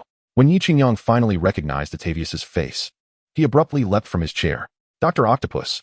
Indeed, Otto Octavius is the formidable antagonist from the classic Spider-Man 2. Excuse me, did you say octopus? I'm afraid I didn't quite grasp your meaning. Are you suggesting that I resemble an octopus, or is it that everyone in our company must possess a nickname? Yi Qingyang stepped forward, firmly grasping Otto's hands in a vigorous shake, imploring him to join his team. Otto was momentarily taken aback by Yi Qingyang's sudden exuberance. Have you heard my story? No, but your visage is replete with tales. I would never have imagined that a humble university could simultaneously nurture such prodigies as you and Ethan. Truly, heaven has favored me. Yi Qingyang gazed at the familiar countenance of Dr. Octopus and felt a profound sense of relief. Alas, since graduating, I have been engrossed in research on renewable energy. Were it not for my wife incessantly urging me to seek employment, I would have remained in seclusion. Upon hearing Yi Qingyang's praise, Otto experienced a sense of camaraderie akin to encountering a kindred spirit in a foreign land. At last, this steed of 1,000 miles had found its discerning master. Oh, welcome, welcome. Had I known you were so amiable, I would have said less earlier. Welcome to Stark Industries. You are hired. Yi Qingyang circled around the expansive desk and approached Dr. Octopus, warmly shaking his hand. So, I am already employed? Let me clarify, my fees are rather steep. I do not require a salary, but should the project yield profits, I shall take 10%. Besides the commission, you must receive a base salary of $500,000 per year. Just like Ethan, you cannot receive a penny less. Please, you must join my team. Otto remained enveloped in uncertainty. Very well, for your sake, I shall make an exception. What about this experiment of mine? This project has Tony's full endorsement. We shall commence tomorrow. You will have my unwavering support. Yi Qingyang patted Dr. Octopus's arm vigorously, causing him to wince in pain. Ah, Tony, my congratulations. You have indeed acquired both a dragon and a phoenix. Ethan entered the office just in time. Perfect timing, Ethan. Please escort Dr. Octavius to the lab to familiarize him with the environment. If any needs arise, simply consult my assistant, Xiao Rongyu, for approval. However, I have one stipulation. Yi Qingyang suddenly recalled something and spoke earnestly. This Otto's experiment must be conducted in a remote area of the West, with at least 100 kilometers of desolate surroundings. Do you comprehend my intent? Mr. Stark, I assure you, my experiment poses no issues. Trust me, the laboratory I require is not extensive. Otto hastily interjected, concerned that Yi Qingyang might misunderstand him as conducting nuclear tests. Ah, it is not that I doubt you. In truth, every experiment carries inherent risks. And I am generally acquainted with your work. Safety is paramount. We must ensure that safety measures are rigorously implemented. We cannot gamble with the lives and properties of our people and employees. Yi Qingyang spoke with a grave tone, leaving no room for negotiation. Observing that Octavius was about to argue further, Ethan quickly tugged at his sleeve from behind, signaling him to remain silent. Only then did Dr. Octopus cease his protests. Though his expression still conveyed a sense of dissatisfaction, Yi Qingyang paid him no mind, as arguing with such a scientific genius was invariably fruitless. Without practical experience, one's voice holds little weight, mere words pale in comparison to hands-on experimentation. Dr. Octavius, you may select the location and set up the laboratory. When the time for the actual experiment arrives, kindly notify me so that I may witness the birth of your magnificent invention firsthand. Very well, Mr. Shitsize, he replied. Unless there is anything else, I shall return to gather my belongings. Dr. Octopus donned his sunglasses once more, concealing his squinting eyes, exchanged pleasantries with the two, and then departed. Ethan, did Peter arrive late today? Yi Qingyang resumed his seat in the executive chair, taking a small sip of the steaming coffee. Its rich aroma slightly bitter. Indeed, the quintessential hand-ground brew. Not late, but his work ethic leaves much to be desired. He often appears as though he has just awakened. Ethan spoke candidly, not shielding the young Spider-Man from criticism. Yi Qingyang's previous words had lingered in his mind, carrying a measure of truth. While no one could dictate Peter's life choices, as his mentor and elder brother, it was essential to provide guidance during his most bewildering moments, serving as a beacon to illuminate his path and help him avoid missteps. As long as he arrives on time, that's what matters. By the way, has he completed his university courses? Yi Qingyang suddenly recalled that the young Spider-Man was still a student. Ethan shook his head. He has been rather distracted this past year, frequently absent and tardy, resulting in several failing grades. He certainly has not graduated yet. Very well, you may attend to your tasks. I shall take care of Peter's matters. As I am rather unoccupied. Yi Qingyang closed his eyes, savoring the coffee in his cup. As closing time arrived, Peter Parker hurriedly slung his backpack over his shoulder, exchanged a quick greeting with Ethan, and dashed out of the office without looking back. Riding my beloved little motorcycle, it never encounters traffic. Riding my beloved little motorcycle. I'm home in no time. Peter Parker pulled out his phone, the caller ID reading Mary Jane. Chapter 94, Spider's Birthday. Peter, Harry and I are waiting for you at Uncle Ben's house. When will you be back? Upon hearing this, Peter felt both surprised and delighted. He had not been in contact with Mary Jane for quite some time. Since the last task Yi Qingyang had assigned him to woo Mary Jane, he had received her sweet kiss. However, he feared that his identity as Spider-Man would bring her misfortune, prompting him to halt his pursuit. Meanwhile, Mary Jane had relied on Harry's support to embark on her journey in theater, now gracing the stage as an actress on Broadway in the Bronx, New York. Peter, while juggling his academic pursuits and work commitments, also strives to embody the noble spirit of a concealed hero, acting as a good neighbor in the guise of Spider-Man. These endeavors have drained his energy, leaving little improvement in his life, be it in spirit, body, or finances. Mary Jane, I will be home in half an hour. Please wait for me. Peter cheerfully ended the call. Though puzzled by her sudden outreach, it did not diminish his joy. With a twist of the throttle, his motorcycle roared to life, spewing a plume of blue smoke as he vanished into the steel currents of New York City. By the time he hurriedly arrived at Aunt May's residence, night had fully descended, with only the dim streetlights faintly illuminating the surroundings. As he entered, he found Aunt May, Mary Jane, and Harry waiting eagerly. Welcome home. Would you like to say a few words? Aunt May, dressed in formal attire, stood beside Uncle Ben, who was equally dapper in his suit and tie. Peter was momentarily bewildered, unsure of what was unfolding. What day is it today? Oh, Peter, today is your birthday. Have you forgotten? Aunt May exclaimed, her silver hair framing her incredulous expression. Her wrinkled hands gently caressed Peter's face before planting 2 affectionate kisses upon him. "You little scatterbrain." Mary Jane, adorned in a delicate lilac dress adorned with floral patterns that accentuated her figure, approached gracefully. Her legs, fair and slender, peeked out from beneath the hem of her skirt, complemented by a pair of stylish flats. As she walked, her gaze flickered from Aunt May to Peter, her smile radiant as she teased, "He lives in another world, doesn't he, Peter?" Peter found himself captivated by her beauty, momentarily unable to look away. "Hey, buddy." He turned to Harry, who, having lost his wealthy father, had benefited from the Stark Group's acquisition of Osborne Industries, securing a comfortable living. "Hey, Peter." Harry extended his hand for a brief shake before they leaned into each other in camaraderie. "Long time no see." Peter observed his 2 high school friends, realizing it had been nearly 6 months since they last met. Yet, in this moment, it felt as though time had reverted to yesterday. His weary eyes widened as he asked Mary Jane, "How was the performance?" "I heard it received rave reviews." Mary Jane tucked a stray strand of hair behind her ear and replied with a smile, "It went splendidly, quite successful. Harry sent me a bouquet of roses." She truly radiated like a star. Harry, no longer the carefree youth he once was, now stood with a newfound maturity and steadiness. Peter's previously lifted spirits momentarily sank, struggling to maintain a facade of composure, realizing that the girl he cherished was receiving roses from his best friend, a stark reminder of his perceived inadequacy as a suitor. Even as a mere standby, he was nothing more than a failed one, utterly unqualified. Observing Peter's despondency, Harry approached and draped an arm over his shoulder, steering him aside as he inquired, "What have you been up to lately? Why haven't you returned my calls?" Mary Jane, initially intending to assist Aunt May, perked up at Harry's question, eager to understand why her devoted admirer had suddenly vanished, neglecting to call or text to inquire about her activities, and failing to attend her performances. This led Mary Jane to momentarily suspect that Peter might have found someone new. Peter scratched his head, uncertain of how to respond. Should he confess that he was employed at the company of her adversary?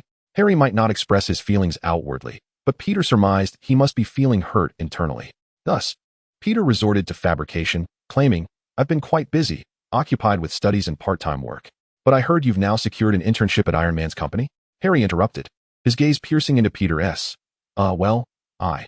Peter faltered, at a loss for an explanation. "Enough of these matters.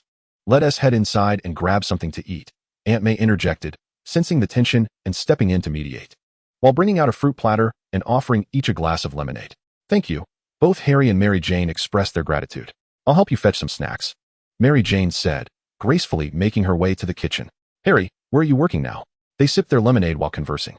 "Pretty well. I've opened my own bar in the Bronx, not far from Mary Jane's Broadway."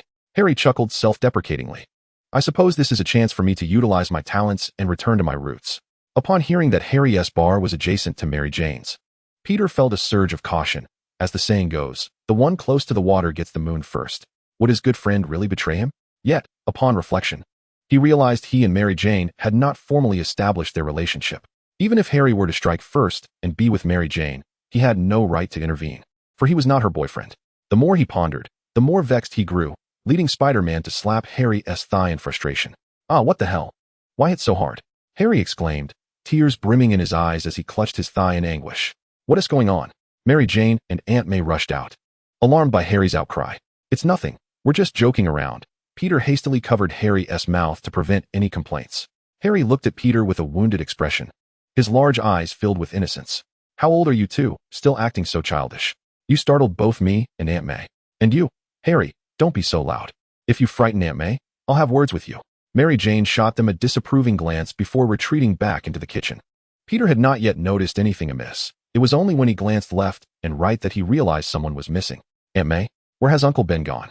"He is still at the office working overtime. Tonight, he is the only one in the warehouse, so he cannot switch shifts," came Aunt May's voice from the kitchen. "Uncle Ben is working so hard. I recall he is nearly 70 years old. What company would employ someone of that age?"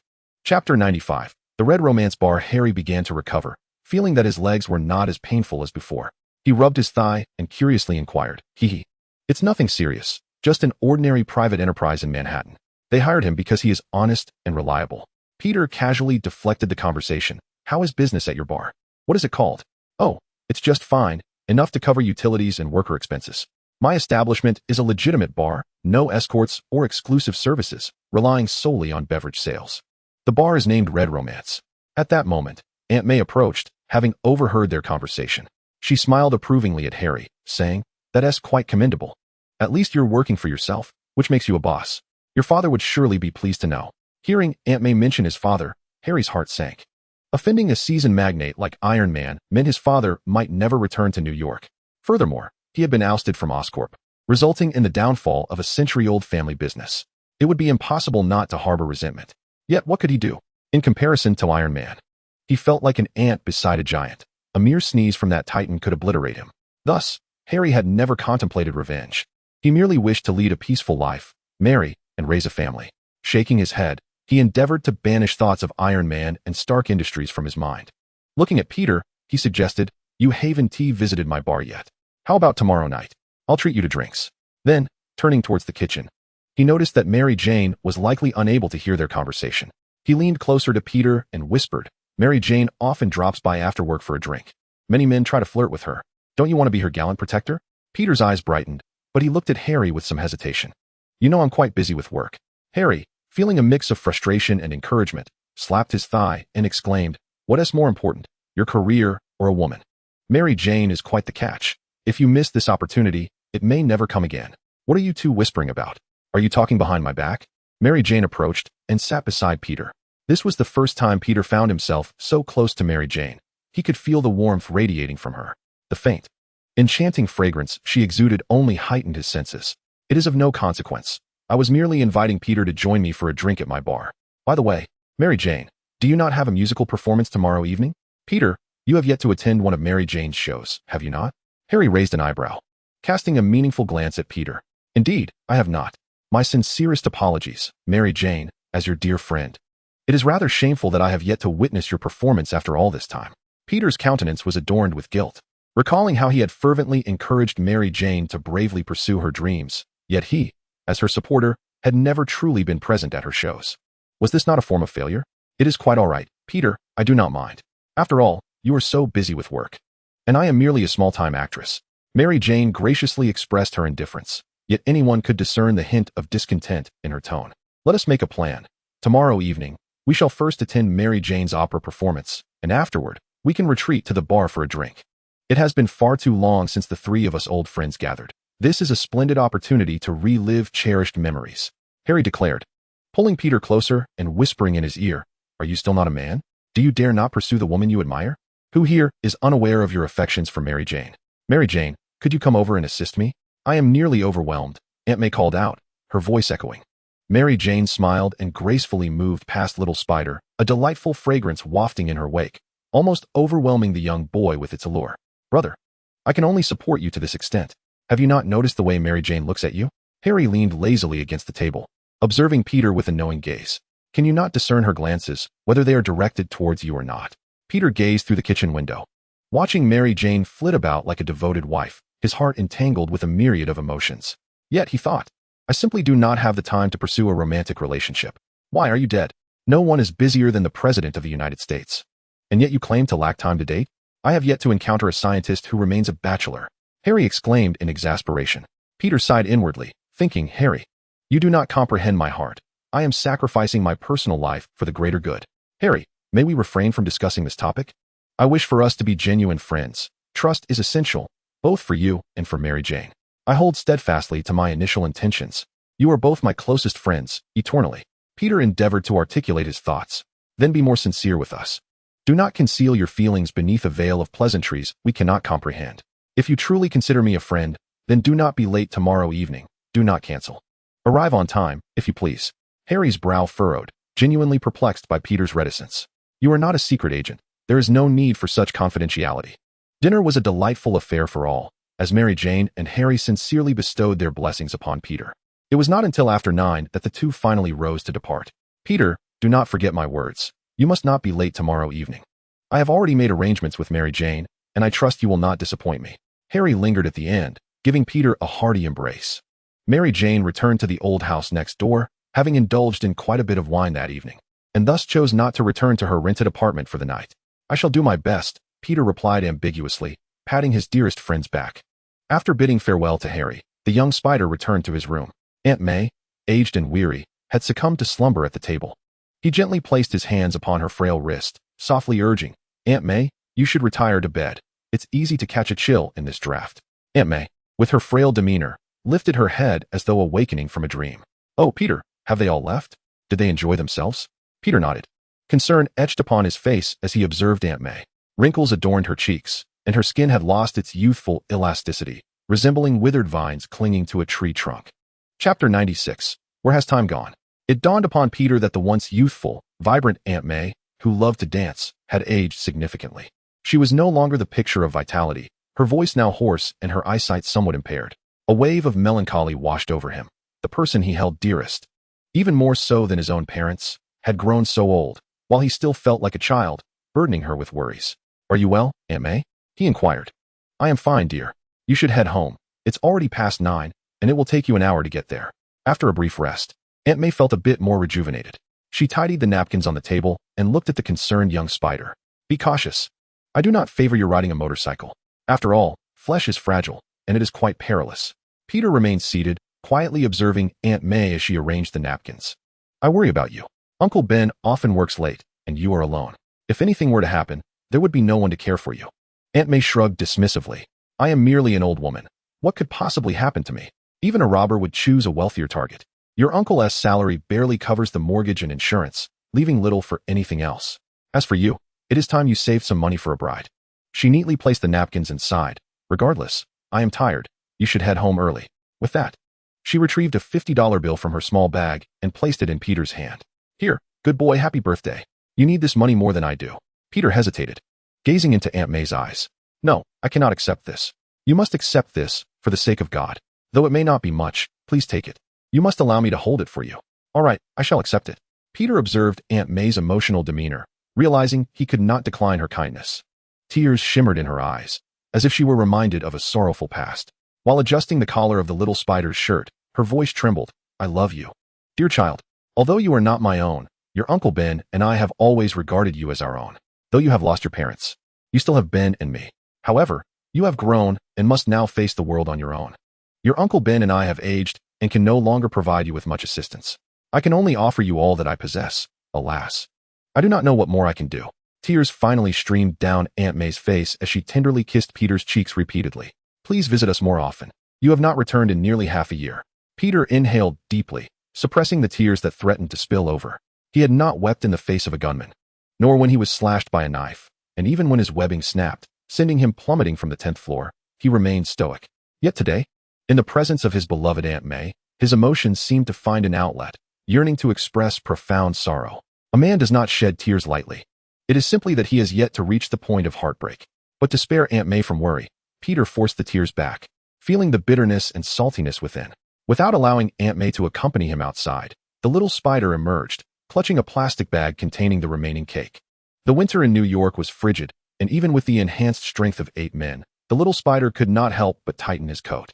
In the dead of night, the sound of a few barking dogs made the darkness of Brooklyn seem even more serene and profound. "Hey!" a sweet voice rang out. Peter's heart leaped with joy as he turned around to see Mary Jane sitting at her doorstep, draped in a thick mink coat. "Hey, why are you still here?" His voice was hoarse, the recent tears having dampened his vocal cords. He slowly approached the girl he admired. "I saw your poster." Mary Jane shrugged, her charming figure resembling a lone plum blossom standing proud against the night. A slight smile graced her lips. "How amusing. I feel a bit embarrassed." "Not at all. You look beautiful. Seeing you every day brings me joy." The little spider exhaled warm breath, speaking his heart. Mary Jane's eyes were soft and tender as she gazed at the little spider. "I am so glad to see you tonight, Peter." The warmth of their breaths mingled in the air between them, refreshing Peter's spirit. The little spider gazed at the enchanting beauty before him, her fair skin radiating a captivating glow under the dim streetlight. Her delicate features, reminiscent of a peach blossom, and her alluring eyes seemed to whisper untold secrets. A faintly elegant smile curved upon her lips, akin to a wisp of smoke, while the subtle sheen of her lips stirred within him an irresistible desire to taste their sweetness. "Oh heavens!" Peter exclaimed, unable to contain his emotions. "What are you saying?" Mary Jane stepped closer, and at that moment, the little spider could discern several eyelashes framing her beautiful eyes. From his perspective, he could almost make out the luxurious fabric and brand of her dress, exquisite items he had never encountered before. Mary Jane appeared oblivious to her own exposure. The aura emanating from Peter enchanted her. She anticipated him to utter those words of affection, "I love you." Having traversed countless experiences, Peter remained her greatest love. If a woman cannot attain the one she loves, having someone who loves her in return is also a blessing.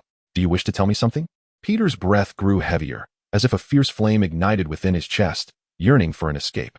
He had countless words to share with the girl before him, his secrets, thoughts, and feelings. I want to know if you still live here. Peter swallowed hard, his words twisting at the edge of his tongue. Mary Jane's face fell in disappointment. Her full lips trembled slightly, pressed tightly together as she gazed silently into Peter's eyes. You truly are an enigma, she remarked, lifting her left hand to rest gently against Peter's cheek. Her icy touch stirred a pang of longing within him, while the little spider stared at her, his eyes brimming with unexpressed emotions. Peter, she uttered, leaving him with her retreating silhouette as she turned on her delicate steps to depart. Peter's heart was in turmoil, as if two inner voices were clashing. One urged him to chase after her, to bravely forge ahead, to board the train and buy the ticket later. The other, radiating a gentle light, implored him to sacrifice for love and peace, for justice. Could he bear to let Mary Jane accompany him, enduring fear each day? In the midst of his inner conflict, Mary Jane halted, a hint of defiance in her tone. Hey, Peter, I'm seeing someone. Chapter 97. The maid warms the bed. Are you referring to a boyfriend? Peter's heart leapt into his throat. Yes, I like him, Mary Jane nodded. Wow, what's wrong? She pressed on. Ahem, it's nothing. I'm just glad you finally have company. I think we can take a step closer. Take a step closer? Peter was puzzled. It's nothing. Witnessing Peter's bewildered expression, Mary Jane felt an urge to exclaim in frustration. I will be attending your performance tomorrow night. The little spider finally articulated this long-anticipated statement, feeling an immediate sense of relief wash over him. Tomorrow night? Will you really come? Mary Jane's smile blossomed anew. I will go, I promise. The little spider laughed, appearing quite foolish. Don't let me down. I won't. Outside, thunder rumbled and lightning flashed as Yi Qingyang lay on the large bed in the bedroom, indulging in the massage provided by Wei Jinjin. Sir, how does the pressure feel? Should I lighten it? Wei Jinjin used a soft, pristine latex pillow to support Yi Qingyang's head while her delicate hands gently kneaded his scalp, much to his surprise. I didn't know, Ajahn, that you possessed such skills. Have you worked in this field before? Not at all. I am quite respectable. Aside from cleaning and doing laundry for you, I found myself with ample free time, so I enrolled in an online massage course. I learned all this from those on the internet. A dimple graced Wei Jinjin's cheek as her gentle gaze flowed like a tranquil stream. I noticed you work so hard every day. Naturally, you deserve comfort at home. I have no special talents, so I decided to learn something. It is merely my duty. Indeed, quite delightful, as they would say in America. Yi Qingyang savored a deep purple grape handed to him by Wei Jinjin, relishing its rich flavor. This was the life of the affluent, wielding power with ease, indulging in beauty, and when weary, being pampered with massages and grapes. Childhood tales of King Zhou and the investiture of the gods paled in comparison to this. You have assisted me immensely, and I possess little to offer in return, so I can only compensate you in this manner. Wei Jinjin's trembling hands moved toward the elastic band, preparing to retreat. Suddenly, Yi Qingyang grasped her wrist, pulling her close. Wei Jinjin was startled, as her face was merely 10 centimeters from his eyes. Ajahn, you need not be like this. Yet, the words Yi Qingyang wished to express remained unvoiced. Wei Jinjin's long hair fell loose, cascading over Yi Qingyang's face, tickling him slightly. Gazing at her increasingly radiant skin, Yi Qingyang felt a sense of moral decline. He recalled how in ancient times, maidservants, before their masters retired, would cleanse themselves and don minimal clothing to warm the bed with their body heat, a process that could take half an hour. During this time, they were to remain awake, refraining from playfulness, and once the bed was warm, they would summon their master to rest. Winter nights were particularly frigid, with rooms warmed only by braziers, leaving the atmosphere quite chilly. Furthermore, as winter nights beckoned sleep, it was common for the maidservants to warm their master's feet, ensuring they remained cozy through the night. This task typically required 2 maidservants, each cradling one of their master's feet in their embrace. In addition to providing warmth to the bed, the maids held another significant role. In times when the mistress was indisposed, if faced with a vigorous master, they would substitute for the lady of the house in intimate matters. Much like the concubines in Dream of the Red Chamber, such as Pinger, who served as mere vessels for Jiao Yan's desires, these maids were somewhat fortunate. However, a few lived in dire conditions. Should they encounter a twisted master, even the slightest misstep could result in brutal beatings, with some tragically losing their lives. Among the most despicable figures in history is the infamous treacherous minister Yin Shifan, known for his peculiar inclinations, particularly towards the reviled beauty Yu. Fortunately, I have not been transported back to ancient times. The thought of these enchanting women reduced to slavery is unbearable. My dear boss, you are anything but honest. You profess disinterest while your body betrays you. Wei Jinjin had seized upon Yi Qingyang's vulnerability, compelling him to swallow back his words. Her alluring cheeks flushed with a rosy hue as her captivating eyes fixated on him. Thunder rumbled outside, drowning out the tumult within the villa. A flash of lightning illuminated the bedroom, casting elongated shadows of entwined figures. Outside, the rain fell gently, and the essence of spring was palpable. In dreams, one forgets they are but a guest, indulging in fleeting ecstasy. Petals fall, waters flow, and spring departs. A realm where heaven meets earth. In a border town, at the site of Thor's hammer's descent, Hill stood atop a hastily erected platform, observing the chaos within the camp as alarms blared. A lithe figure darted through the passages, a strong man moving as if in a realm devoid of opposition. With the camp's elite guards proving no match for him. Outside the camp, Jane Foster peered through binoculars, anxiously surveying the scene. The sight of flashing alarms heightened her concern. Surely that seemingly daft handsome fellow hasn't been apprehended by S.H.I.E.L.D.? Beep beep beep, this is Eric, please leave a message. Jane hastily dialed Eric's number, but it was nearly midnight, and he had activated his voicemail. Hi Eric, it's me. Don't worry, I'm fine. But if you don't hear from me in the next hour, please come to the meteorite crater, the one S.H.I.E.L.D. has taken control of. I did something you advised against, and I'm truly sorry. Goodbye. With that, she resumed her observation, eager to discern the happenings within the camp. Yet her equipment had long been confiscated by Hill's team. The binoculars she now held were a mere $20 purchase from a roadside shop. By day, visibility was manageable. By night, it was left to chance. Report. The enemy has entered the southern tunnel. No, I have no signal. The camp descended into chaos, with thunder booming overhead, and flashes of lightning severely disrupting the communication systems. Get away from me. With a powerful suplex, Thor forcefully slammed the approaching staff member into the ground.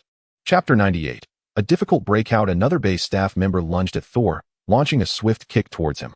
In response, Thor raised his right leg, intercepting the staff member's thigh midair. The collision produced a resounding thud, eliciting a pained expression from the staff member, while Thor remained unscathed. Although stripped of his divine powers, Thor's physical prowess was unparalleled on Earth, rivaled only by the Hulk in his transformed state. Seizing the advantage, Thor advanced with his left leg and unleashed a powerful right punch, striking the staff member in the face before he could react, sending him flying. The staff member landed with a thud, rendered silent. I need someone to keep watch from above, Hill commanded into her walkie-talkie. Hawkeye. Barton's keen eye catching sight of the situation, retrieved a composite alloy bow and a quiver of arrows before sprinting out of the command room. Outside, torrential rain poured, blinding him momentarily. With a leap, Hawkeye ascended into the basket, quickly being hoisted to the highest point of the base.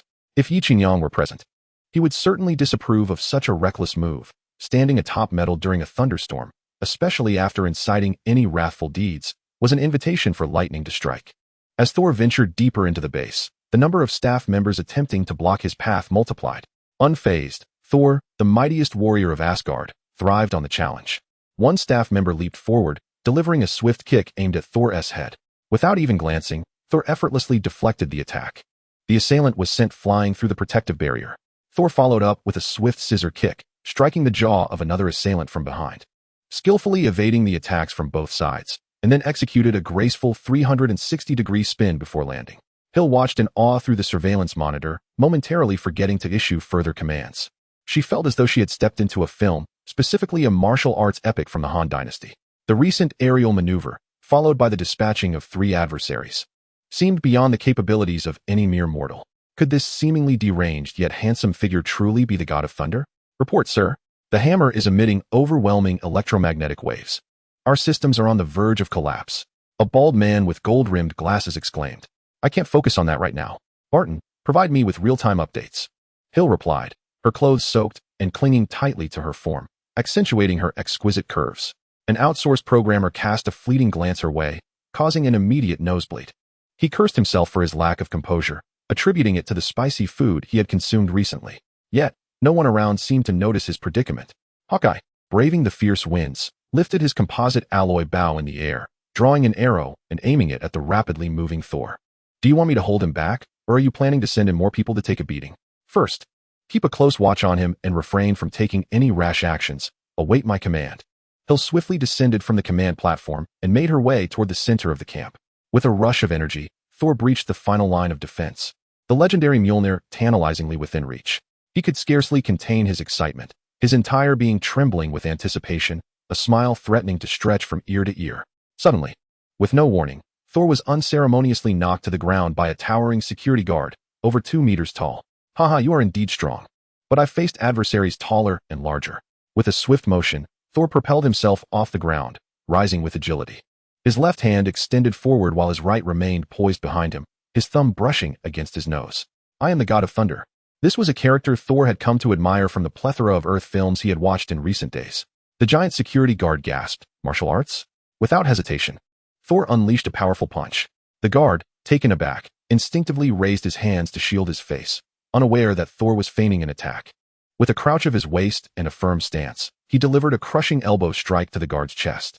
A resounding crack echoed as the massive figure was propelled into the air, landing several meters away. "We Asgardians are not mere weaklings," Thor declared, shaking his head before striding toward the center of the pit where Mjolnir lay. A bolt of lightning illuminated the entire camp, and Thor stood beside the mighty hammer. His colossal form was silhouetted against the stormy sky, drawing the attention of all present. "Hurry and give the command, or I may develop feelings for him," Hawkeye shouted into the radio. Hill glanced down at Thor, who was grinning widely, revealing a smile filled with 32 teeth, seemingly waiting for something. "Wait a moment. I wish to observe." The downpour intensified, enveloping the camp in darkness. Thor steadied himself, though he felt a surge of tension. This hammer had accompanied him for millennia, so long that he regarded it as a part of his very being. Now, in this moment of reunion, he felt a pang of trepidation akin to homesickness. "Lift." Thor grasped the hammer's handle with his right hand. What was happening? Why was Mjolnir refusing to budge? His expression shifted in disbelief as he gripped the handle with his left hand as well, with veins bulging and muscles straining against the rain-soaked fabric clinging to him. Thor gritted his teeth, determined to pull out his once loyal companion. Yet, Mjolnir remained steadfast, as if rooted to the ground, impervious to his might. This cannot be. Absolutely impossible. Thor staggered back in disbelief, examining his hands before casting his gaze upward toward the pouring rain. With a mighty roar, he seemed to challenge the heavens, expressing his fury at the unfairness of the world. However, the sky's response to him was nothing but an endless cacophony of thunder and lightning. With a thud, Thor collapsed onto his knees, resembling a defeated rooster, his spirit crushed and devoid of hope. Hill felt a heaviness in her chest. There was a sense of relief, yet also a tinge of disappointment. What god of thunder? What Thor? How could I have been swayed by Tony Stark's frivolous ramblings? What has become of me? Has my elevation to a senior agent of S.H.I.E.L.D. rendered me as naive as any woman? She shook her head and picked up the radio, declaring, "The show is over. The ground troops are moving in." Hawkeye, witnessing Thor's lack of spirit, lowered his alloy composite bow, his expression filled with complexity. The stark contrast between the golden-haired man's earlier bravado and his current state of despair was bewildering. He had vanquished so many foes, braved death, only to test whether he could lift that extraordinary hammer? It was utterly incomprehensible. At Hill's command, a dozen fully armed S.H.I.E.L.D. agents stormed the center, apprehending Thor with handcuffs. Chapter 99, The Rescue of Thor. Without resistance, Thor allowed himself to be captured, akin to a marionette on strings. "Let me go?" he exclaimed, his eyes drawn to the hammer of the thunder god, which lay less than a meter away, his heart ashen. At the end of the Bifrost in Asgard, Heimdall stood with his sword, his amber eyes reflecting the vast cosmos. He had witnessed Thor's entire ordeal, from his initial excitement, bravery, and fearlessness to his ultimate disbelief. Disappointment and despondency clouded his spirit. He admired this fearless and straightforward future king of Asgard. Yet he understood that this was a trial set forth by Odin, the All-Father. Only those who endure trials can become worthy rulers, capable of leading Asgard towards the light. Without experiencing setbacks or hardships, a sheltered flower can never bloom into the most resplendent blossom. He sighed and cast his gaze towards the deeper horizon. From a distance, Jane Foster observed the camp, now enveloped in an eerie silence, the previous commotion fading into tranquility, leaving her bewildered as to what had transpired. Could it be that the handsome madman had been subdued by the security personnel? No, she resolved to approach and investigate. Before she could act, a vehicle emerged from the camp, and within it was the madman, now tightly bound. Thank goodness, what a relief. Jane Foster patted her heaving chest, trembling, as the anxiety that had surged within her finally settled. "You are the lightning. You are the light. You are the one true myth. I love only you." Just then, her phone rang, and in a flurry, she retrieved it to find it was Eric calling. Awakened from his slumber by the thunder's roar, Eric, unable to find solace in sleep due to advancing age, reached for his phone to peruse some online novels. To his astonishment, he encountered a message from Jane Foster. Upon listening, he was jolted upright, his drowsiness evaporating instantaneously. That lunatic has committed a crime and landed in prison. What more could he desire? As Jane answered the call, Eric erupted with expletives. I cannot abandon him. Where are you? Come to see me at once. Very well, I shall arrive in 10 minutes. Cautiously, Jane rose, oblivious to Hawkeye's penetrating gaze as she departed. As a member of S.H.I.E.L.D., Hawkeye possessed an unparalleled ability to discern threats. However, Jane's threat level was deemed too insignificant, akin to that of an ant, hence he chose not to pursue her. Had the Winter Soldier been present, he would undoubtedly have felt the sting of an arrow. In some instances, lacking strength can indeed be a blessing. The one who captured him is affiliated with S.H.I.E.L.D., an organization I once heard about from an old acquaintance. It is shrouded in mystery, not bound to any nation.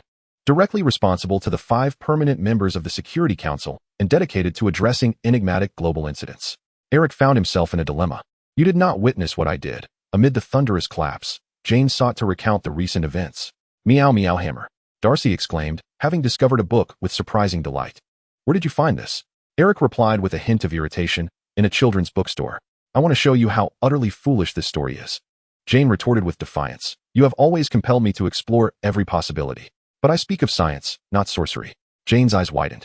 Perhaps magic is merely science we have yet to comprehend. This is a notion posited by Arthur C. Clarke. Eric, momentarily perplexed, struggled to recall who Arthur C.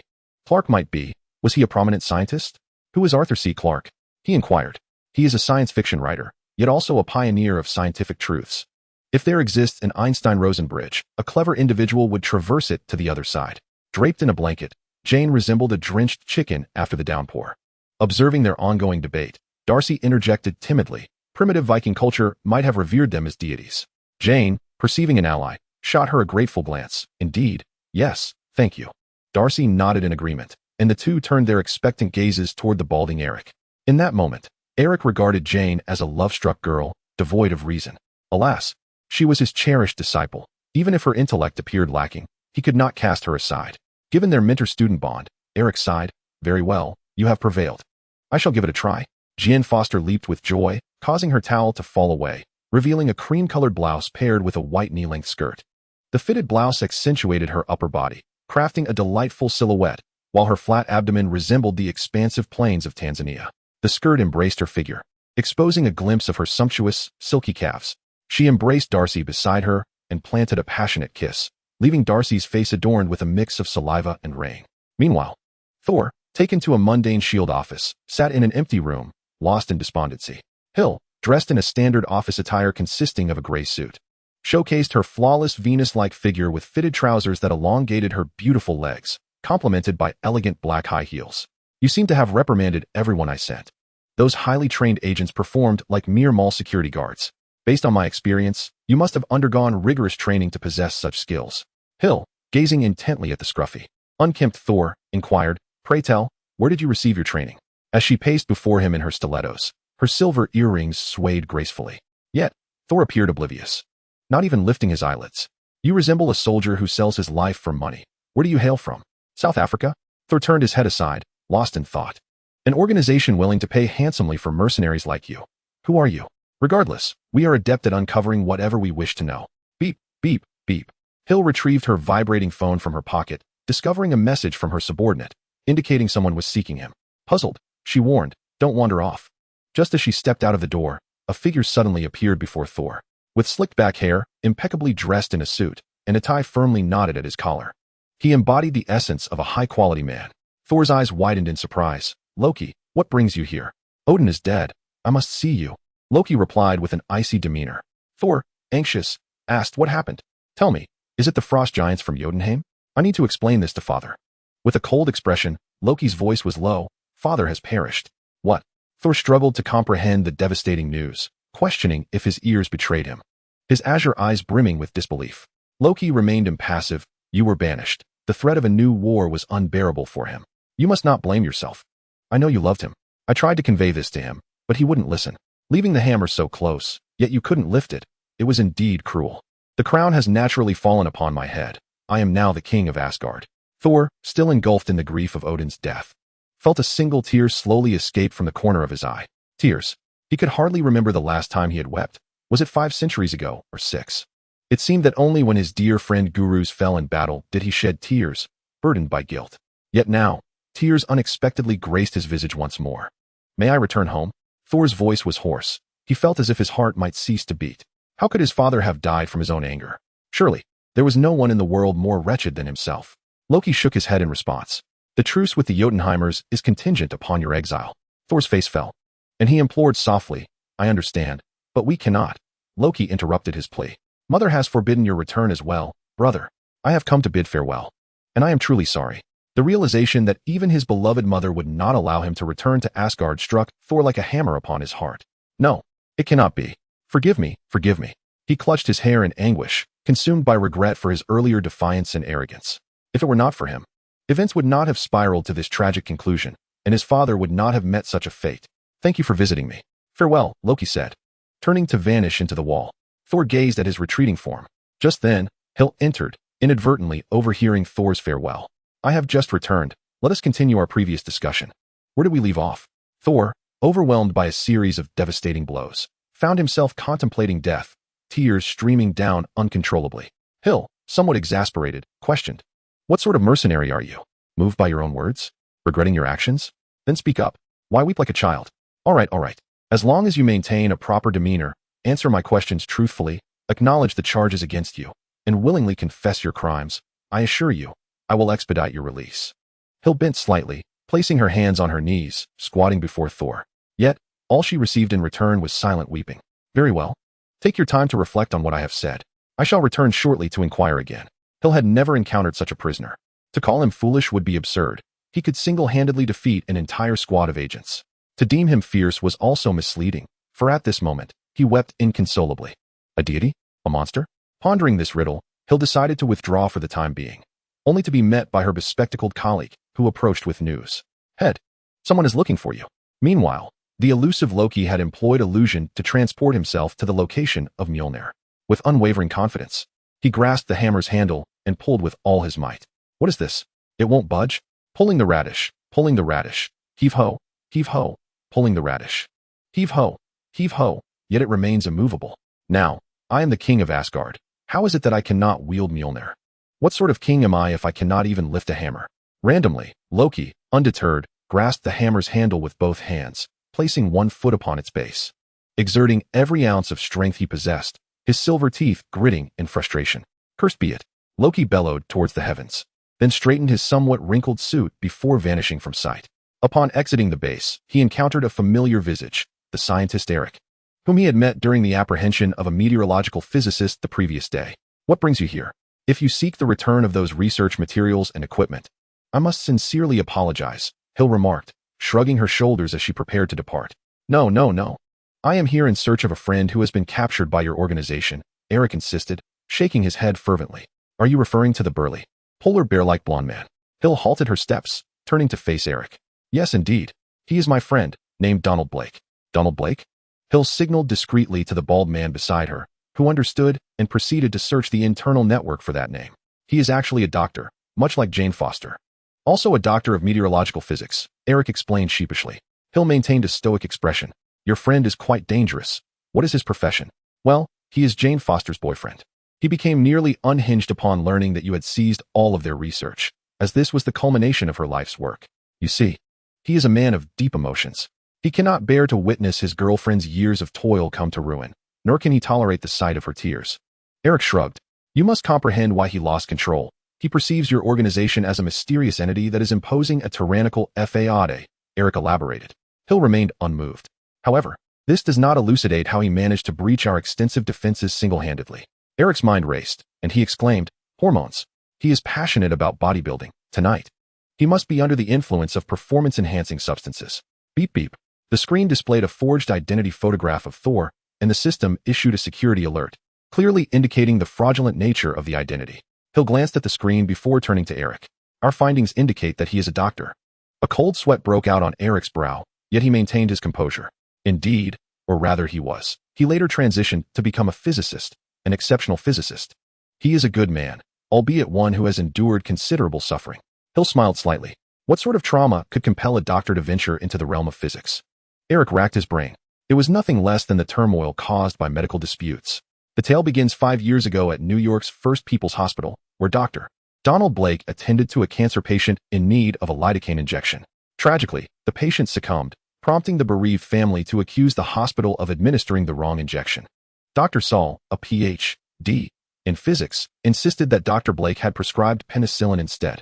In a fit of grief and anger, the family paraded the deceased's body to the hospital entrance, establishing a makeshift mourning area and rallying a crowd of unruly individuals, effectively besieging the hospital. They pursued Dr. Blake, who, at that time, was not as robust as he is now, resembling the bald man with glasses beside you. The altercation resulted in 5 broken ribs for Dr. Blake. From that moment on, he underwent a transformation, resigning from the hospital to follow his girlfriend, Jane Foster, into the realm of physics. It is worth noting that individuals trained in medicine possess remarkable intelligence. He swiftly graduated from Fordham University in New York with a master's degree in physics and is currently pursuing a Ph.D. in the same field under my tutelage. Eric, growing more animated in his recounting, remarked, "You might wonder why he is so adept at fighting. It is simply because he was intimidated by the aggression of the patient's families. Consequently, he has committed to daily workouts and enrolled in a Bruce Lee martial arts studio, training in mixed martial arts for several years. I often jest with him, suggesting that he could earn more as a professional fighter than as a physicist." "Enough of your storytelling," Hill interjected, cutting through his rambling. "Eric, is it? Please escort the individual inside. However, let me make myself clear. Should there be a next time, I cannot guarantee whether my subordinates will resort to fists or firearms." Eric promptly moved forward, aiming to grasp Hill's hands, but Hill deftly sidestepped, avoiding Eric's reach. "The individual is inside, bald man. You may lead him in." "Thank you. Thank you," Eric expressed profusely as he followed the bald man into the building. Before they even arrived, Eric began to lament. "Donnie, poor Donnie, are you in here? You will be all right. I'll take you home." He entered, pulling Saul, who was still in a state of confusion. The two exchanged no words but slowly made their way out under the watchful eyes of countless staff members, passing by Jane Foster's research vehicle, where Saul discreetly seized a black leather notebook. "Dr. Eric Siegberg," Hill called out from the entrance. Both men internally cursed but refrained from making any hasty movements. Eric slowly turned around, uncertain of the reason for the summons. "Please, do not take him to a bar," Hill instructed. "I understand," Eric sighed deeply, the previous voice having startled him. "Where are we headed?" Saul inquired. "To have a drink, of course," Eric replied, quickening his pace. Hill observed their retreating figures and gestured behind him. "Follow them closely, but do not let them notice." As he settled into Eric's compact car, Thor covered his face with his hand. The tears that had once streamed down his cheeks had dried, yet remnants of sorrow lingered. He was reluctant to reveal his vulnerable side to others. "I must commend you. You dared to infiltrate the secret base of S.H.I.E.L.D. I cannot discern whether you are genuinely foolish or merely feigning ignorance." Eric, gripping the steering wheel, cast a discontented glance at the dejected Thor. "What lies within there is mine. I merely sought to reclaim what rightfully belongs to me." "What belongs to you?" "That is a meteorite. A celestial fragment fallen from the heavens." Thor fell silent, aware that no matter how he explained, no one would believe him to be the god of thunder. With a creak, the car halted in front of the Red Romance Bar in the Bronx, New York. "Good evening, gentlemen," greeted the hostess at the door, her revealing attire showcasing a bright smile that revealed 8 pearly whites. "Table for 2? Do you have a reservation?" "No." "Then please follow me." The hostess, her legs adorned in black stockings and accentuated by towering heels, captivated Eric's attention as they walked to the bar. At the counter, Eric ordered 2 glasses of whiskey. "You know, my friend, I always tend to believe in the opposite. I was entirely mistaken." Thor's expression turned bitter, the noise of the bar offering him no solace. Eric's gaze, which had been fixated on the undulating forms of young women, returned to Thor. "This is not a misfortune. I understand you lack definitive answers, and your inquiries are valid." Thor nodded. "For the first time in my life, I am utterly lost regarding what I ought to do." Finding direction in life begins with the acknowledgement of one's own uncertainty. He looked at Eric and expressed his gratitude. "Thank you for your assistance." "Do not thank me. My help stems from my regard for Jane Foster. Her father and I were colleagues at the university, and our families have long been acquainted. I have watched Jane grow from her elementary years through to her doctoral studies. Her father is a good man, yet Jane has always been quite headstrong." Eric's tone was tinged with both exasperation and affection. "I can relate," Thor replied empathetically. "My father attempted to impart wisdom unto me, but I was too foolish to comprehend. I could not heed his words. In hindsight, I realize he was indeed correct." Eric turned to face him, adopting a serious demeanor. I do not know if you are genuinely confused or intentionally obtuse, but I do not concern myself with that. My priority is Jane Foster, and I know she has feelings for you. Thor appeared taken aback. Jane Foster has feelings for me. That foolish girl. Oh no, that beautiful girl likes me. I swear. I would never intentionally hurt her. Eric rolled his eyes. In that case, I shall buy you another drink, and you shall depart tonight. Thor nodded. 2 more beers, please. Eric downed his whiskey in one swift motion. Your drinks. The bartender presented 2 oversized glasses and 2 smaller ones. Eric poured the cocktail from the small glasses into the larger beer mugs. He raised his glass in a gesture, prompting Thor to do the same, and both men, unwilling to concede, downed their drinks in unison. With a satisfying gulp, Eric finished his drink and let out a hearty belch. To my surprise, you hold your liquor quite well. Haha, it's a 50-50 split, third in the 9 realms, Thor replied with a bashful smile. Hey, with my fiery temperament, I might as well boast. Today, I refuse to believe that I can't outdrink you. Am I, the illustrious beer god of New York, to be outdone by a madman like you? Bartender, another round. Sure thing, 2 beers and cocktails coming right up. Cheers. They downed another round. Brother, no offense, but you must have read too many comic books. It's warped your mind. There's no such thing as a world tree, rainbow bridge, or characters like Odin, Thor, and Loki. Those are mere myths crafted by humans.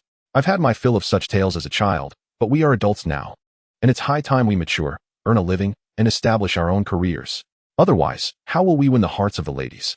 Eric, slightly inebriated, wrapped an arm around Thor, his breath reeking of alcohol. You're right, brother. We should indeed have our own careers, Thor concurred, following Eric's lead. Just as he was about to elaborate, the beer god of New York succumbed to his intoxication and collapsed. Hey, wake up, you haven't paid yet. Thor shook Eric vigorously, but he was far gone, leaving Thor to rummage through his pockets for loose change to settle the bill. Meanwhile, in a camper on the outskirts, Jane Foster was engrossed in a book of Norse mythology.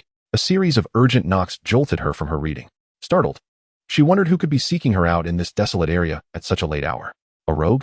A passerby? She shivered and threw off the light blanket draped over her, her graceful figure barely concealed by a delicate silk robe. Who is it? It's me, Thor.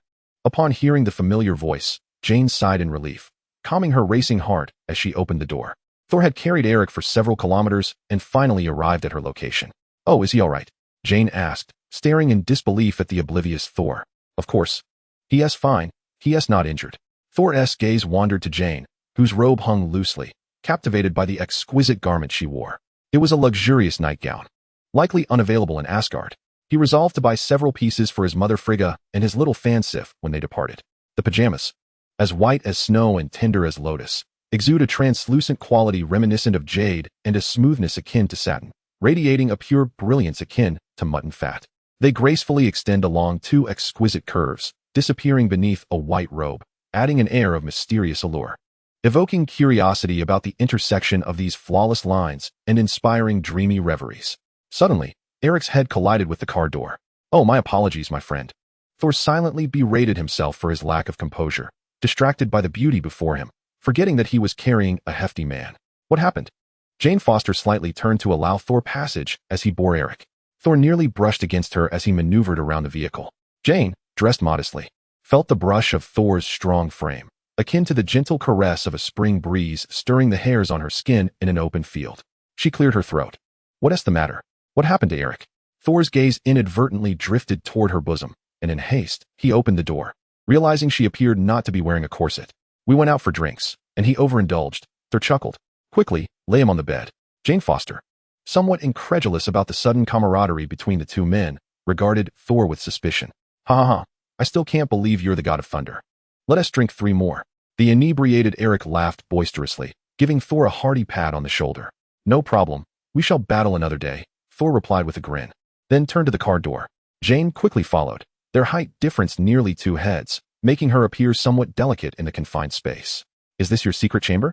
Thor looked down at the stunning beauty before him, her golden, silky hair cascading freely over her chest, accentuating her graceful allure.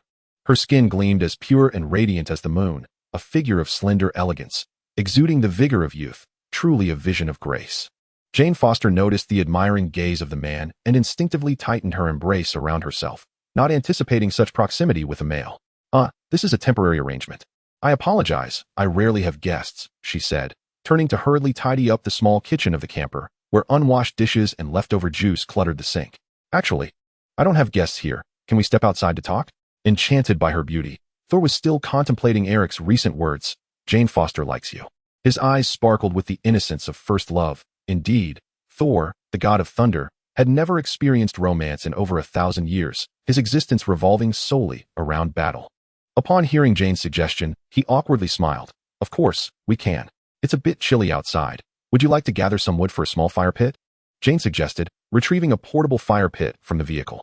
After a series of tribulations, the two found themselves seated around a crackling bonfire, with Jane Foster draped in a thick, plush coat that concealed her graceful figure.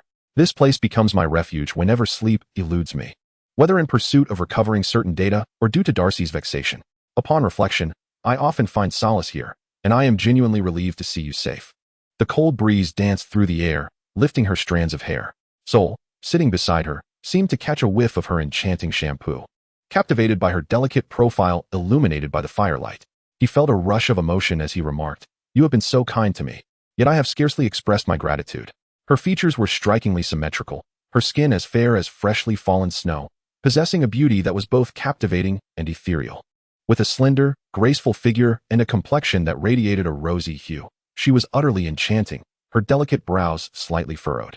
Her eyes mirrored the profound depths of Lake Baikal, and her smile radiated warmth akin to the sun's embrace on a winter's day. Beyond her youthful allure and seductive charm, Jane Foster exuded an irresistible magnetism that drew others in. Sol found himself bewildered by his own emotions, seemingly unable to restrain his gaze. He mused that perhaps he had sustained some injury upon his arrival on Earth. Otherwise, how could a berserker like him be preoccupied with such forbidden thoughts? Unbeknownst to him, his mind had begun to harbor notions he had never previously entertained. Upon hearing his words, Jane shrugged and replied, "I have collided with you multiple times. We are even now. Men are drawn to beauty, and beauty, in turn, is often captivated by handsome men." With his golden hair and striking blue eyes, Sol possessed a face brimming with masculine allure, complemented by his tall and robust physique. Even Jane, who had witnessed his chiseled abs and sculpted chest, found herself entranced. Sol gazed at her intently and remarked, "Perhaps this is of my own making." Suddenly, he seemed to recall something and hastily retrieved a black leather notebook from his pocket, presenting it to Jane. "Oh, I can hardly believe it," she exclaimed, her eyes lighting up as she accepted the notebook, discovering it was the very one confiscated by S.H.I.E.L.D. Witnessing her delight, Sol couldn't help but feel a surge of happiness himself. "This is all I could manage. I apologize for not being able to fulfill my promise. I had intended to retrieve everything." Regrettably, he thought to himself, the mighty hammer of Thor was beyond his grasp now, and he feared he would never be able to keep that promise. Jane shook her head, perusing the notebook for any signs of damage. "This is more than sufficient. I need not start from scratch." "Thank you." Observing her serious demeanor, Sol inquired with concern, "What is it? Is there a problem?" She shook her head, responding, "What does S.H.I.E.L.D. matter? Whatever they are, they will go to great lengths to keep my research hidden." As Thor observed the beauty frowning, he felt a pang of sympathy and moved closer. Their proximity was intimate, and he gazed at her visage, saying, "Jane, you must not give up. You must complete what you have begun." Jane Foster looked up into his eyes and inquired, "Why?" "Because you are correct. You see, your ancestors referred to it as magic, while you call it science." Thor took the black leather notebook from her hands and began to sketch with a ballpoint pen. "To us, magic and science are one and the same." He was engrossed in his drawing, oblivious to the fact that the enchanting woman was gazing at him with affection. "What is this?" Jane Foster snapped back to reality, chastising herself for her infatuation. She observed as Thor had illustrated a tree on the empty page of the notebook.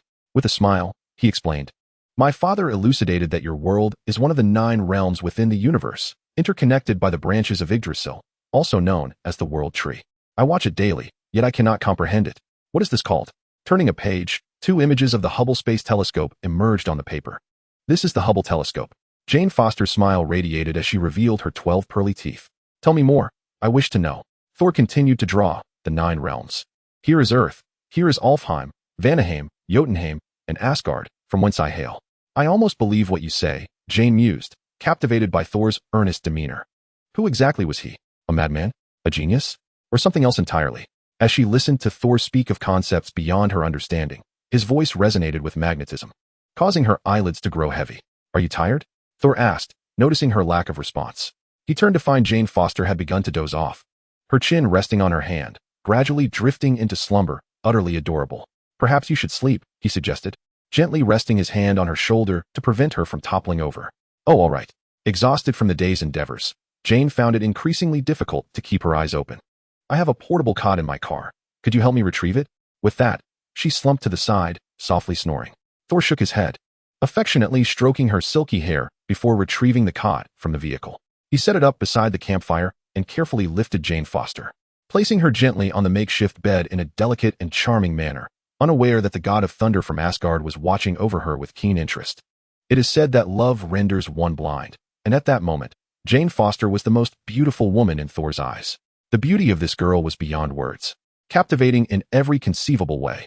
From head to toe, and then from toe to head, a delicate visage comes into view, with a sleeping face radiating a rosy hue.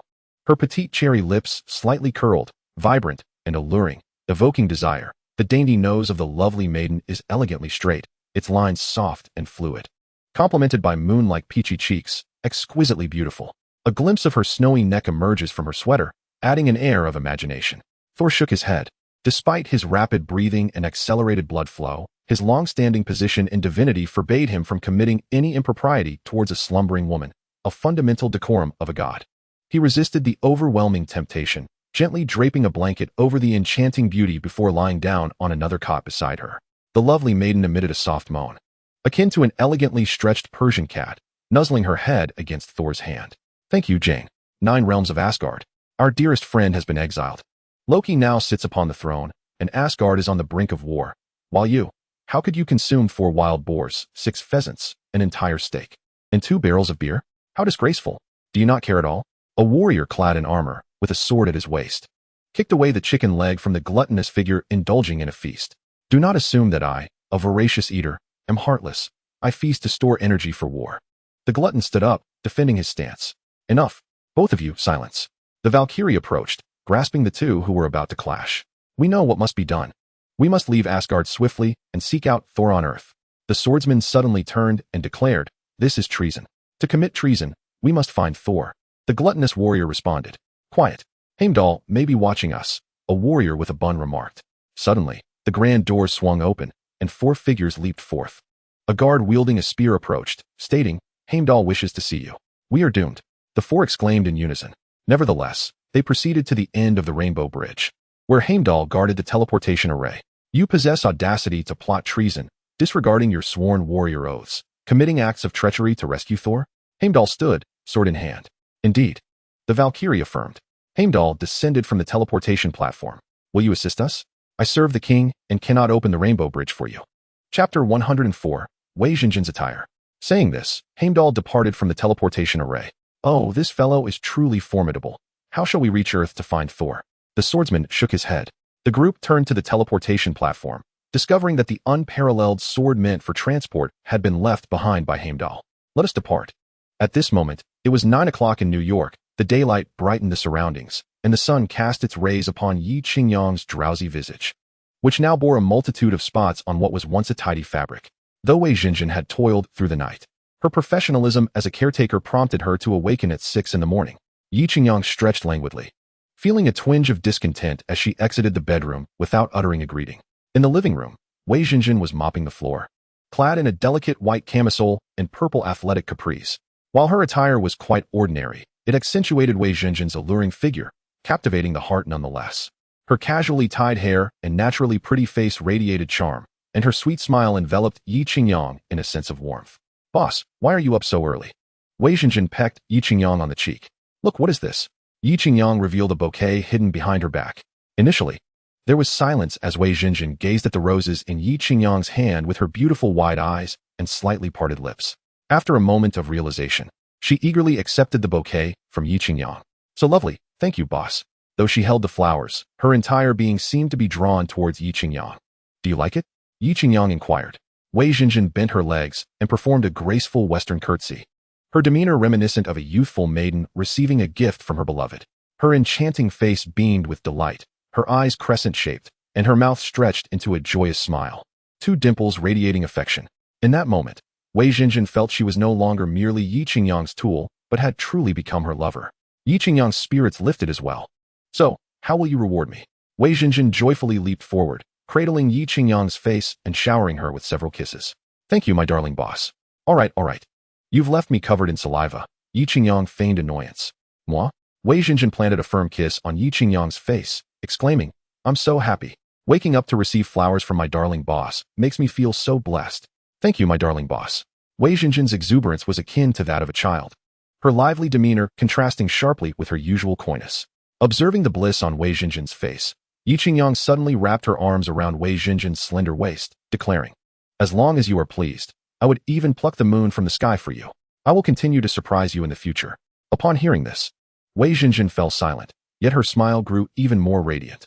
Gently holding the flowers, she wrapped her arms around Yi Qingyang's neck and softly cooed. I only wish for your well-being. I do not desire any surprises. As long as you are safe each day, I am the happiest. As she spoke, her eyes glistened with tears, as if she were on the verge of crying from emotion, like a pair of love-struck couples. As Yi Qingyang gazed upon Wei Jinjin's delicate visage, he could not resist leaning in, planting several tender kisses upon her soft cheeks. With their foreheads touching, he suppressed the urge to kiss her luscious lips and whispered softly, As long as you are here, I am content. Upon hearing these words, Wei Jinjin wrapped her arms tightly around him from behind, resting her head on his shoulder, murmuring, Thank you, boss. Please don't say any more, or I might just start to cry. As she spoke, a few sobs escaped her, yet she did not release her hold. Although Yi Qingyang's actions may have seemed a tad inappropriate, they hardly marred the warmth of the moment. After a minute, Wei Jinjin finally let go, her tear-streaked face still adorned with a tender smile. Sniffling, she declared, Oh, how embarrassing. All right, let us hurry and have breakfast. I cannot delay my boss's career. Observing her gentle demeanor, Yi Qingyang felt grateful that he had not succumbed to mere desire. He yearned for a woman who could genuinely love him, not just a plaything for his indulgence. By the way, how do you feel now? He inquired. My legs are sore. I can barely get up, she replied. During breakfast, Wei Jinjin playfully feigned a pout, requesting Yi Qingyang to feed her. Perhaps influenced by the bouquet of roses from that morning, she was no longer as reserved as before. Instead, she obediently picked up a piece of bread with her chopsticks and offered it to Yi Qingyang, who delightedly reciprocated by feeding her a piece of steamed bun. With her eyes sparkling with joy, Wei Jinjin leaned forward, her rosy lips parted in anticipation of Yi Qingyang's offering. Strangely, this seemingly intimate act did not evoke discomfort in either of them. In the mirror, one could see Yi Qingyang's arms securely wrapped around Wei Jinjin's slender waist, their bodies closely aligned, with Wei Jinjin embracing his neck. The striking beauty of Wei Jinjin, combined with her alluring curves, made them appear as a couple deeply in love. As Yi Qingyang admired her enchanting face, he leaned closer again, planting kisses on her tender cheeks, their foreheads touching once more as he whispered, Ajun, how can you be so beautiful? So stunning. Even more beautiful, you remain solely mine. Wei Jinjin wrinkled her nose playfully in response. After their meal, Yi Qingyang took Wei Jinjin's delicate hand and proposed, Ajun, shall we go shopping today? To which Wei Jinjin eagerly agreed, Sure. Since I arrived in America, I haven't had the chance to explore. I've only seen the splendor of America on television and in movies. Then hurry and get ready. Change your clothes. And I'll wait for you downstairs, Yi Qingyang encouraged, patting her hand. Soon, Wei Jinjin was seen donning the yellow dress she wore yesterday. This outfit is rather outdated. Let us choose another. Although Yi Qingyang is indifferent to the attire of his current companion, he cannot ignore the fact that a poor choice could tarnish his own reputation. In Chapter 105, The Onslaught of the Destroyer, it becomes evident that Wei Jinjin has donned a striking ensemble today. The attire, resplendent in its allure, consists of a vibrant red dress with a lettered collar, crafted from a silky fabric that gracefully drapes over her figure. The slender straps, a mere finger's width, tie into a delicate bow at the nape of her fair neck. After a moment, she adorns herself with a striking outer garment, featuring a red base adorned with intricate black lace patterns. Wei Jinjin typically opts for matching sets when it comes to outerwear. The neckline reveals a glimpse of her porcelain skin, while the garment skillfully accommodates her enviable silhouette. A wide black silk ribbon cinches her waist, accentuating her already slender figure, rendering her curves even more pronounced. The ensemble is completed with a pair of semi-transparent black crystal stockings, enhancing her beauty to an extraordinary level. Oh, how exquisite! My dear Jinjin, why have I never seen you in such a stunning outfit before? I must purchase several more for you today, Yi Qingyang exclaims with genuine admiration. Despite being surrounded by statuesque Western beauties, he finds himself captivated by the delicate charm of Asian women. Hearing Yi Qingyang's compliments, Wei Jinjin responds with a playful smile, linking her arm with his, reminiscent of a young maiden entranced by love. Yi Qingyang genuinely questions if this youthful enchantress could truly be 30 years old. Today, he has opted not to summon Happy for transportation, intending to create a cozy world for just the two of them. He chooses a blue Audi Pikes Peak, heading towards the bustling Manhattan district of New York. Throughout the journey, Yi Qingyang drives with one hand, and despite the automatic transmission, his right hand remains engaged. Upon their arrival at the parking facility, the unfortunate little maid has already ascended to the heights of exhaustion multiple times. After securing the vehicle, Yi Qingyang rushes to assist the weary Wei Xinjin, who can scarcely support herself, leaning heavily on him as they stroll along Manhattan's most renowned commercial street. Even amidst the throngs of stunning individuals in this elite neighborhood, Wei Xinjin stands out as a paragon of beauty, garnering nearly 80% of the onlookers' attention. Especially after being revitalized, she radiates an ethereal glow. Adding to her allure, she has chosen a pair of crystal high heels that elongate her legs, complemented by a form-fitting silhouette that accentuates her curves. With each step, she captivates the gazes of both men and women alike, drawing envious glances from those accompanied by their partners. How dare you gaze at other women with me by your side? Seeking death. As Yi Qingyang donned sunglasses and a mask, for a moment, no one recognized him. Otherwise, the bustling streets of Manhattan would surely descend into chaos. This locale, the Rockefeller Center shopping district, is renowned as the epitome of American affluence, often dubbed Little America or Little Shanghai of New York. Wei Xinjin, enthusiastically clutching Yi Qingyang's arm, gazed into the display windows adorned with resplendent jewels and shimmering crystal necklaces. Do you like them? Pick whatever catches your eye. Brother has plenty of money. Yi Qingyang proclaimed with grandiosity, possessing such confidence on this planet.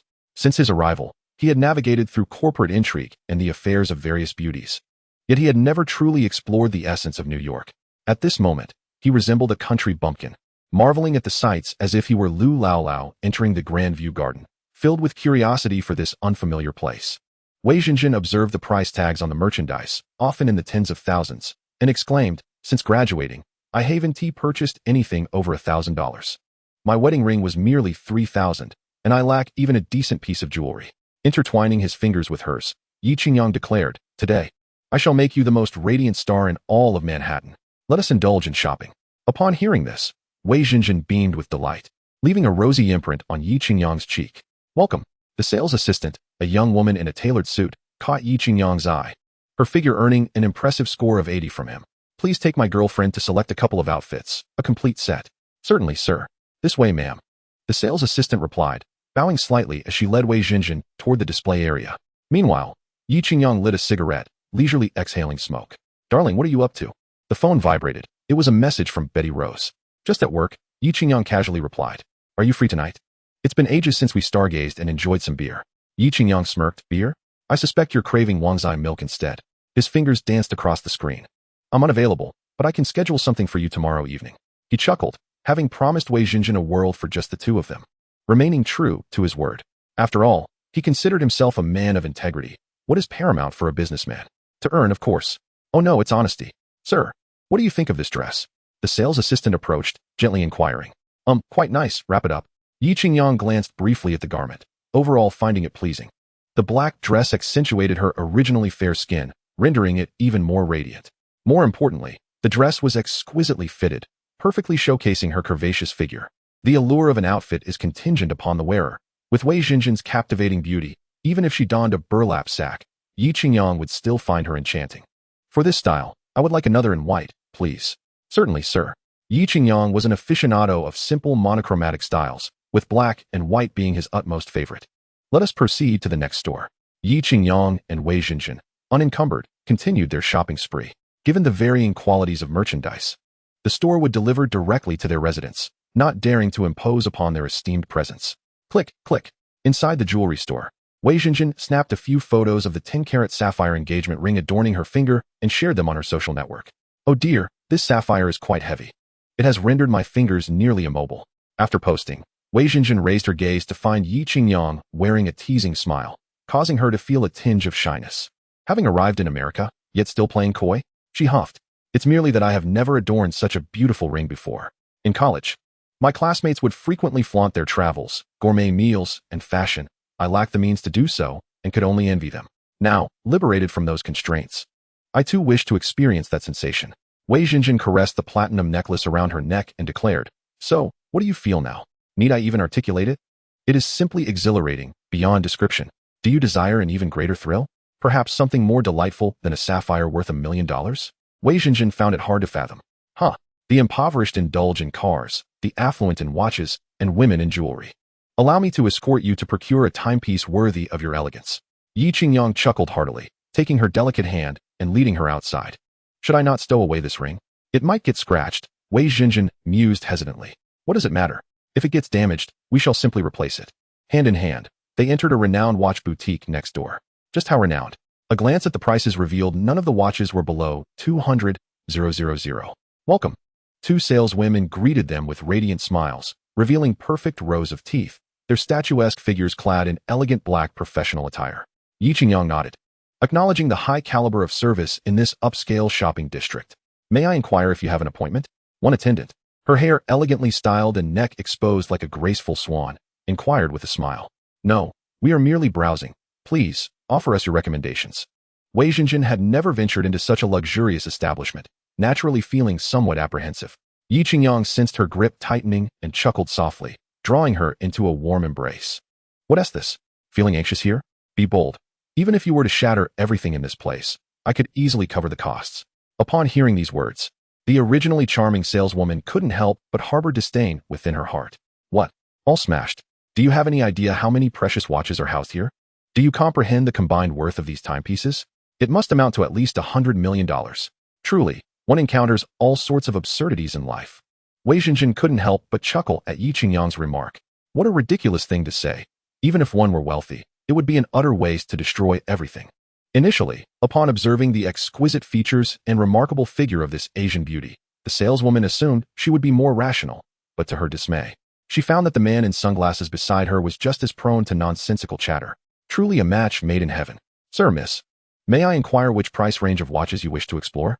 Despite her internal dissatisfaction, the professionalism of the young saleswoman compelled her to treat every customer as royalty. Regardless of their utterances, I am not well versed in watches. Perhaps you could recommend a suitable type for my girlfriend? Money is not an issue. Although Yi Qingyang possessed wealth, he was not a fool. He was quite willing to pay for a watch, but it had to be appropriate, not merely expensive. Of course, sir. This way, please. Here is our ladies' watch section. The saleswoman gracefully led the way, her waist swaying lightly. The watch store was quite expansive, covering over 300 square meters. A rarity in the high-priced Rockefeller commercial district. This alone demonstrated the establishment's profound heritage. This rose gold diamond blue watch is our latest offering for women. The strap is crafted from light gray crocodile leather, which beautifully complements your skin tone. The saleswoman gently retrieved a dazzling timepiece from the display case, its brilliance catching the light, causing Wei Jinjin to momentarily be dazzled by the sparkling diamonds on the watch face. Can even a yellow-skinned pig afford to shop here? It was astonishing how vast the world was, filled with such peculiarities.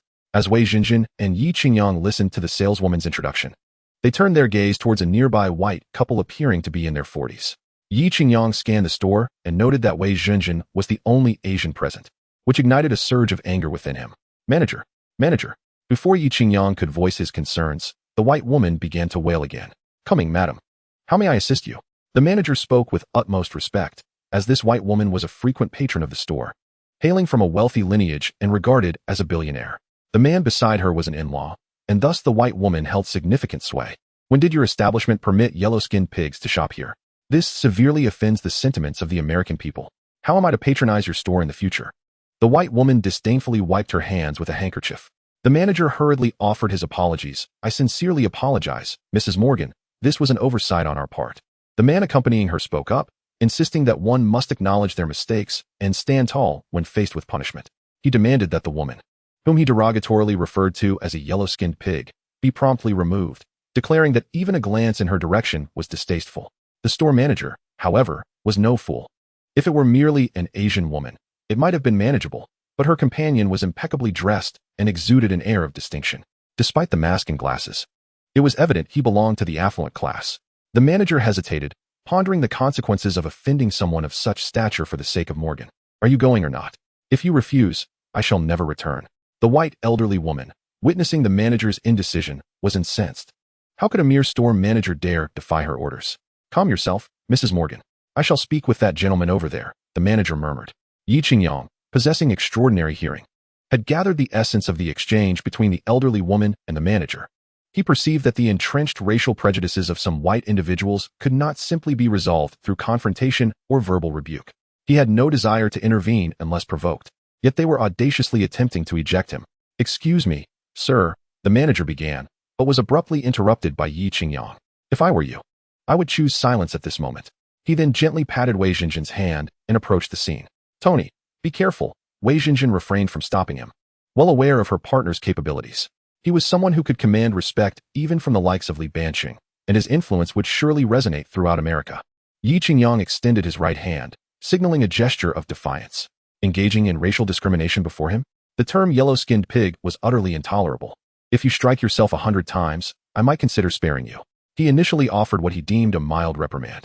"I'm sorry, sir, but our noble race does not apologize to inferior ones," the elderly woman retorted, her face set in a harsh expression.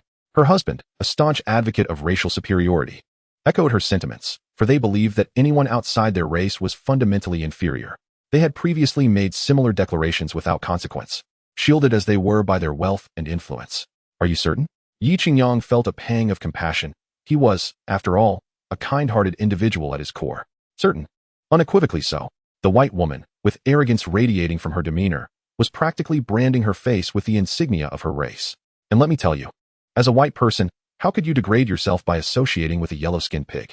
Such an inferior race should be toyed with, but never allowed to contaminate our lineage with their genes, as it would tarnish the purity of our bloodline. If you continue to speak in such a manner, I might just have to strike you. How about that? I have indeed insulted her.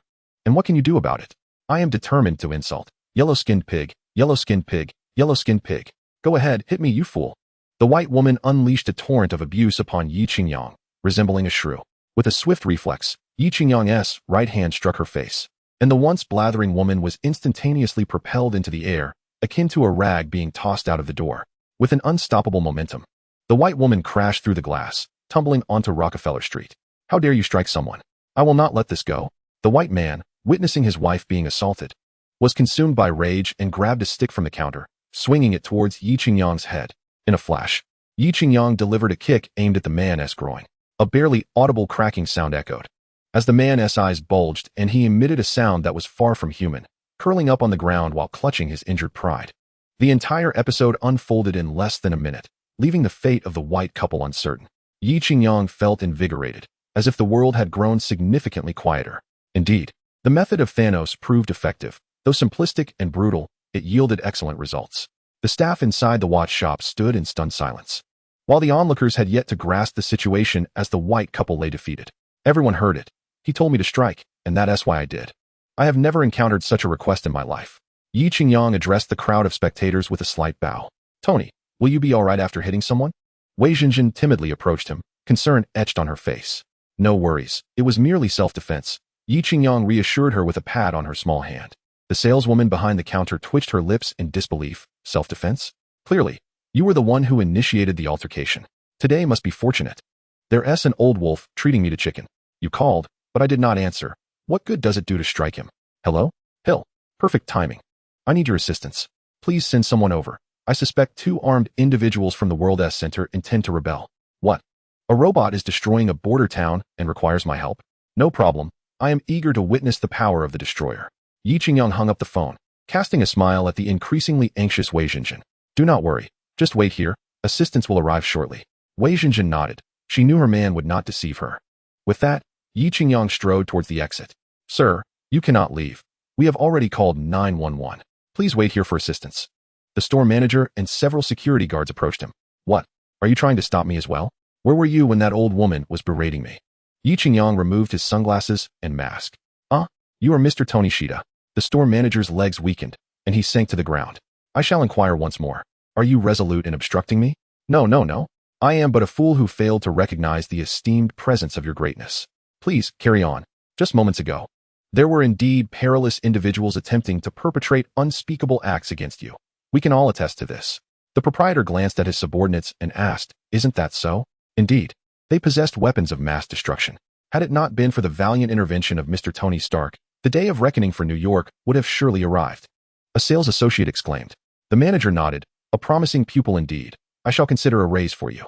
Yi Qingyang stepped onto the bustling street outside the store, raising his hands high and showcasing the smart bracelet on his wrist.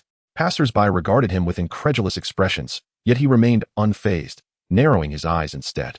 In a previous life, had so many eyes been upon him, he would have sought refuge in a hole. However, times had changed. Even if he were to run through the streets in the nude, the following day's headlines would merely declare, "The illustrious performance artist, Mr. Tony Stark, dedicates himself to his craft." The ensuing comments would be filled with praise for Tony's striking looks. "And Tony is so approachable. I want to bear Tony's children."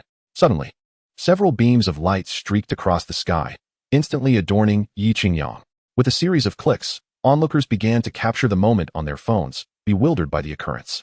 Iron Man has appeared in Rockefeller Center. Wow, how cool. This is Iron Man's latest suit, capable of arriving from miles away for assembly. Paying no heed to these common folk, Yi Qingyang nodded towards Wei Zhenjin inside the store and then soared into the sky, heading towards a small town on the western outskirts of New York. 2 hours earlier, our dashing Thor, the god of thunder, personally prepared a sumptuous breakfast for Eric and Darcy. "Thank you." Darcy exchanged a glance with Eric, noting the handsome figure who possessed both culinary skills and prowess in battle. "No need for thanks," Thor replied, drying his hands with a towel. On the main road outside the town, 4 oddly dressed Asgardians strode confidently towards the address provided by Heimdall. "Team 2, we've detected movement. Peculiar individuals are approaching the target location," one agent reported. 2SHIELD. Agents crouched on the town's high ground, their binoculars trained on the Asgardian quartet. "Continue surveillance," Hill commanded, though the Asgardians traveled on foot. Their pace was swift, and they had already entered the small town where Thor resided. Armed with shields, axes, spears, and swords, and clad in medieval armor, they drew the attention of the townsfolk. It had been quite some time since such extraordinary figures had graced the otherwise ordinary town. A few women from the small town were leisurely basking in the sun at the town square, engaging in spirited discussions about the widow Jessica from the East End, who seemed to have found a new companion, and the arrival of a new grandson in the old Locke family to the north. Suddenly, an exclamation arose. "Goodness! Here come 4 lunatics." A middle-aged woman clad in a checkered shirt spat out a sunflower seed shell, her bony finger pointing towards the approaching quartet. "Well, I must say, that stout fellow is quite robust. He could certainly dominate if he were in bed," remarked a voluptuous African-American woman, licking her lips. "Humph. I prefer that one with the mighty sword at his waist. He looks impressively fit." 2SHIELD. Agents exchanged glances. "Is there a Renaissance carnival in town?" one inquired. "Never mind that. Let us report if there are any unusual circumstances." "All right, 0101, I am 07. We have Athena, Jackie Chan, Robin Hood, and the Reaper here." "Base, received. Please continue your observations." Meanwhile, in Odin's treasury in Asgard, Loki wielded Odin's scepter to summon the Destroyer. "Do not let my brother return. Annihilate everything." The Destroyer, cloaked in shadows and with a head seemingly flattened by a shovel, accepted the command. It was merely a weapon, created by Odin, and it answered only to Odin and the future kings of Asgard. Whoever possessed Odin's scepter would be its master. "Jane, your theory is commendable, but you cannot persuade the antiquated scholars of the scientific community without irrefutable evidence," Eric remarked, sipping his coffee as he gazed at Jane Foster, who was elegantly attired in a tailored suit. Suddenly, a rapid series of knocks echoed through the room. Curiously, Thor turned to look towards the door while washing dishes, wondering who could be visiting so early. An exuberant figure wielding a massive axe, resembling the Reaper in size, bellowed, "I've found you, my friends." Thor discarded the dishcloth in his hand. The Valkyrie shook her shield. Eric turned to see, his mug slipping from his grasp and shattering on the floor. "I can't believe it." Darcy and Jane Foster gasped, their jaws nearly dropping. They glanced at Thor, then at the quartet from Asgard. Could it really be true? This man claims to be the god of thunder. Fantastic. Wonderful. Thor exclaimed joyfully, like a child. In a foreign land, devoid of companions and divine powers, everyone regarded him as a madman. He desperately craved a sense of belonging, and now they had arrived. Thor embraced the stout warrior tightly, the 2 burly men colliding with great force. Darcy felt as though she could hear the sound of their muscles colliding. Thor then turned to introduce the trio to Jane Foster, saying, "This is Lady Sif and my 3 warriors. They are my friends and battle companions. It is truly delightful to see you all, but you should not have come." Thor's expression turned despondent as he recalled Loki's words. His father had died from his anger, and his mother had refused to welcome him home. The sword master, somewhat perplexed, remarked, "We have come to bring you home." Thor furrowed his brow in confusion and replied, "You must know that I cannot return. My father died because of me. I am destined to wander in exile." Lady Sif, adorned in silver armor and sporting a ponytail that accentuated her striking presence, raised an eyebrow and declared, "Thor, your father is still alive." "What?" Thor's eyes widened in disbelief, and his heart raced uncontrollably. Indeed, Your father merely lies in slumber. He is very much alive. The swordmaster regarded Thor with a strange expression, unable to comprehend where he had heard the news of Odin's demise. It was Loki, he deceived me, Thor bellowed, slamming his fist onto the table. His mischievous brother had always enjoyed pranks, but he never anticipated that this time Loki would use their father's life as a ruse. This was intolerable. A distant rumble echoed through the sky. The area where the Asgardian quartet had recently teleported was now swarming with S.H.I.E.L.D. agents, led by Hill, who was surveying the scene. Quickly, summoned the astronomers for assistance. With another thunderous boom, the previously clear sky suddenly darkened. Strange symbols appeared as storm clouds rapidly gathered, and a whirlwind began to form, heralding an impending apocalypse. Thor and his companions hastily stepped outside, witnessing a funnel-shaped astronomical anomaly several kilometers away. Darcy murmured, "Are others coming?" The teleportation site was engulfed by a fierce wind, whipping up sand that stung the eyes of those present. Hill and her team sought refuge behind vehicles, but the sand struck their faces with a prickling sensation. No one dared to speak, for even the slightest utterance would result in a mouthful of sand. After several minutes, the wind subsided, and Hill cautiously emerged from behind the car. A colossal shadow loomed over the teleportation site, towering at least 3 stories high, over 10 meters away. Completely black and reflecting an odd inky sheen under the sunlight, exuding an air of mystique. The bald man beside Hill inquired, "Is this one of Tony's latest creations?" Hill shot him a glance and replied, "I have no idea. That guy never shares anything with me." With that, she took a megaphone from the bald man's hand and, her heart racing, stepped forward to confront the destroyer. Surrounding her were a dozen SWAT officers, fingers poised on triggers, ready for action.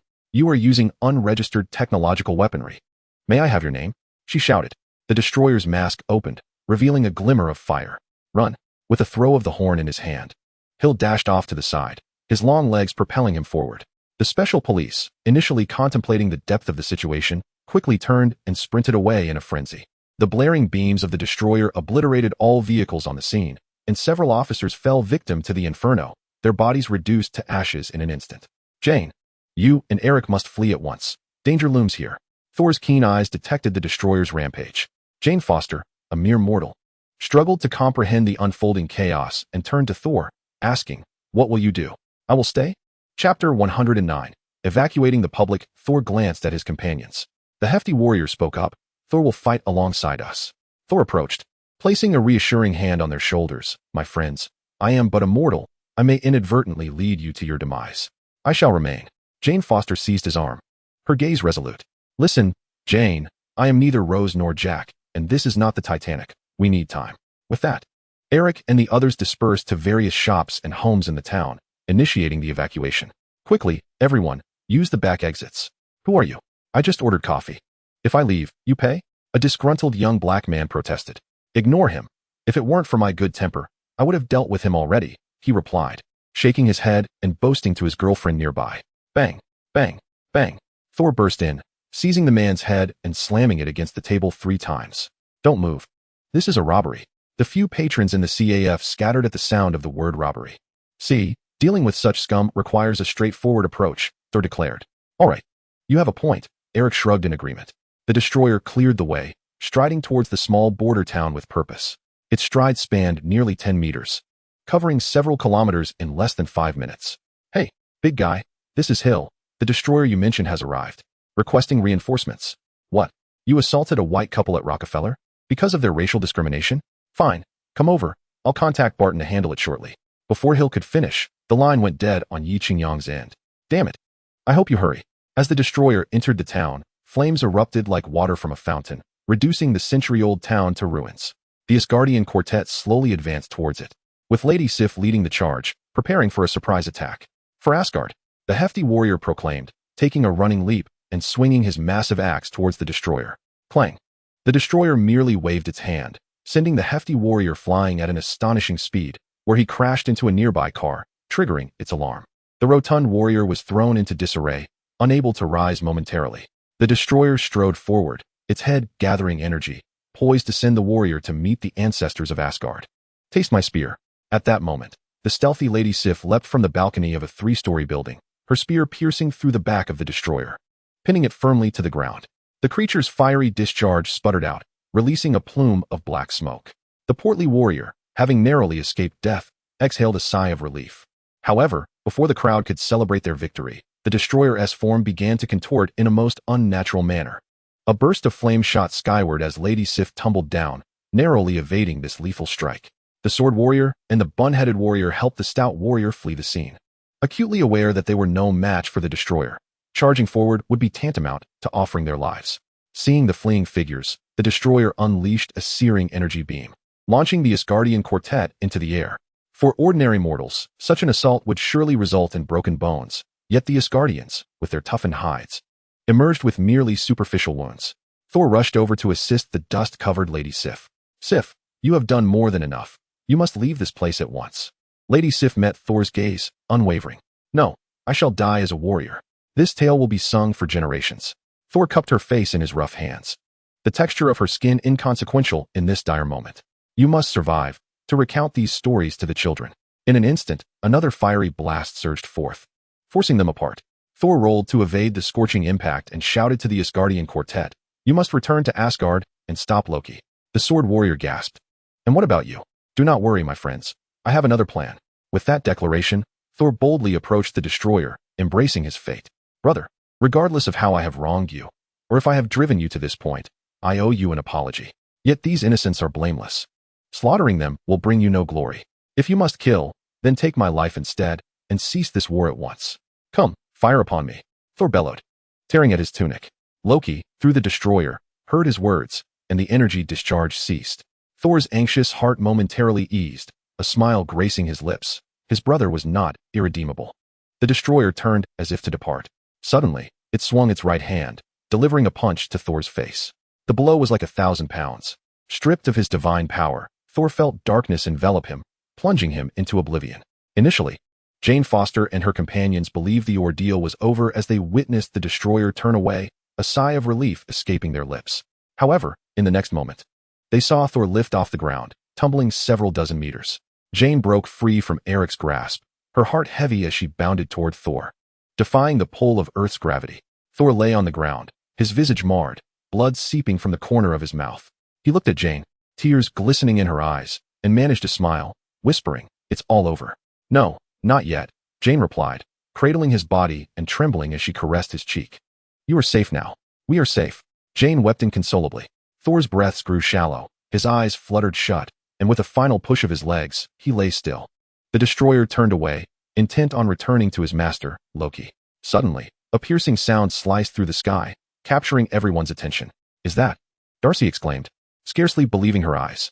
The silhouette gradually materialized, its metallic red and gold sheen glinting in the sunlight. "It's Iron Man," Darcy shouted in exhilaration. Even Jane, engulfed in sorrow, squinted up at the sight. "Iron Man? What is that?" The Asgardian quartet, utterly bewildered, observed the excitement among the Earthlings, sensing that this newcomer held significant importance.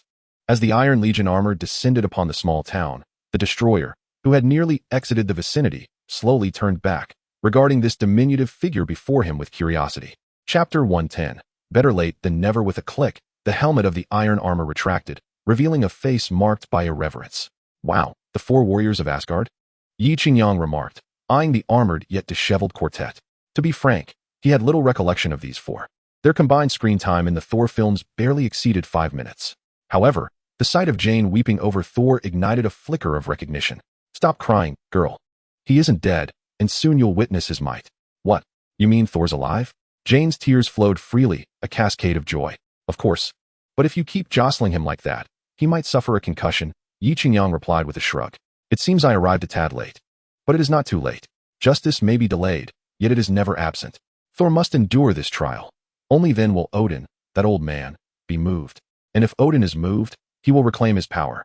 As the saying goes, when heaven confers a great responsibility upon a person, it must first torment their spirit, labor their muscles, and exhaust their bodies, thereby strengthening their resolve and enhancing their capabilities. This is evident throughout the entire Marvel universe. Thor, Iron Man, Captain America, Scarlet Witch, and Captain Marvel all exemplify this truth.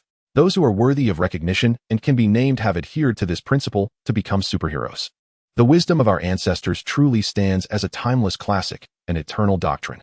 Pray tell, do you intend to leave after wreaking havoc on Earth? Is there still a sense of justice? Is there still law? The energy beam in Yi Qingyang's hand was already aimed at the destroyer. Loki, far away in Asgard, observed Iron Man's performance through the destroyer, and was instantly enraged. Truly, in the absence of a tiger in the mountain, the monkeys dare to claim dominance. It appears that we as Guardians have not showcased our might for quite some time. A mere earthling, as insignificant as an ant, dares to flaunt his power before me. Very well, if you seek your demise, I shall oblige. The head of the destroyer unleashed a torrent of molten flame. But Yi Qingyang had anticipated this and flew to the outskirts of the town. Come now, let us find an open space to battle. We cannot unleash our full potential here. The destroyer did not hesitate and pursued the direction in which Yi Qingyang had fled. With each powerful step, the ground trembled under the weight of the destroyer, creating deep craters. In a full display of force, its speed began to match Yi Qingyang's. What fuels this destroyer? How can it be so formidable? It seems to possess an inexhaustible reservoir of energy. Observing the ever-approaching destroyer below, Yi Qingyang realized that victory through speed alone was improbable. He executed a sharp descent, pivoting to unleash an energy beam upon the destroyer. The impact was met with a resounding explosion, yet the beam barely penetrated its defenses, only momentarily hindering its advance. Undeterred, the destroyer retaliated with its own molten flame attack. Yi Qingyang, eager to test the potency of the molten beam, raised both hands, emitting two energy cannons that collided with the flames. In an instant, a swirling tempest of dust and debris erupted around them, a testament to the immense energy shockwave being generated. Warning, warning, energy levels have dropped to 70%. The mechanical voice of Paul echoed, accompanied by flashing red lights on the virtual screen before Yi Qingyang. Chief, is that the behemoth we just encountered? The bespectacled bald man inquired of Hill beside him. At that moment, Hill was engrossed in her subordinate's report regarding the town's intelligence and quickly looked up. Indeed, a massive shadow loomed several kilometers away in the wilderness. But even more striking was the small dark figure soaring in the sky. It was none other than Tony Stark. He had arrived. Hill felt a weight lift from her heart. Given the current combat capabilities, aside from nuclear weapons, only Iron Man Tony Stark possessed such formidable single combat prowess on Earth. They had witnessed the destructive power of that black iron robot. A single strike could lead to utter devastation, impervious to blades and flames. They were utterly powerless against it. Chief, I fear Iron Man may not be a match for that creature. Through the telescope, one could witness the clash of energies between Iron Man and the Destroyer. With Iron Man seemingly retreating steadily, immediately contact the Department of Defense and request missile support. Commanded Hill. Beep beep beep. Yi Qingyang felt a heat radiating from the palms of his hands. The continuous output of energy was indeed not the forte of the armored suit. Braving the risk of injury, Yi Qingyang abruptly turned and descended from the sky, only to be grazed on his left arm by flames. Warning, warning. The alloy on the exterior of the left arm is damaged and requires repair. Paul's mechanical voice echoed once more. There was no time to attend to this matter. The relentless attacks from the destroyer compelled Yi Qingyang to ascend to a greater altitude. He was taken aback by the sheer strength of this adversary. Regret washed over him for having come here, yet he recalled that the destroyer had been vanquished by Thor with a single blow. Why then was it turning into a prolonged battle for him? Perhaps he should simply flee. After all, once Thor resurrected and wielded his enchanted hammer, the matter would be resolved with a definitive strike. Ding! The system detected that the host was situated at the battleground of Thor and the Destroyer. Activating the Divine Selection System. Please choose. 1. Choose to withdraw from the scene and escape immediately. Reward. Title of Runner. Speed Attribute 1. 2. Choose to face the challenge head-on and continue to confront the Destroyer. Reward.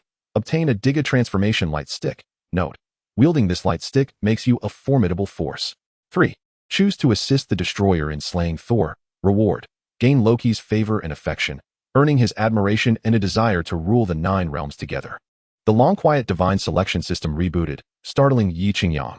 In recent days of indulgence and revelry, he had almost forgotten that he was a chosen one, tasked with spreading love and hope among the people. However, upon reviewing the available options, Yi Qingyang's mouth twitched in disbelief. The first option, to escape, was somewhat acceptable. But what on earth was the third option? Gaining Loki's affection? Why did the system seem to revel in male-male romances? Was this not a selection system, but rather a facade for a fandom system? With no appealing choices left, Yi Qingyang resolutely decided to transform the formidable being into light instead. No, I choose option 2, to face the Destroyer head-on. Congratulations to the host for obtaining a light stick.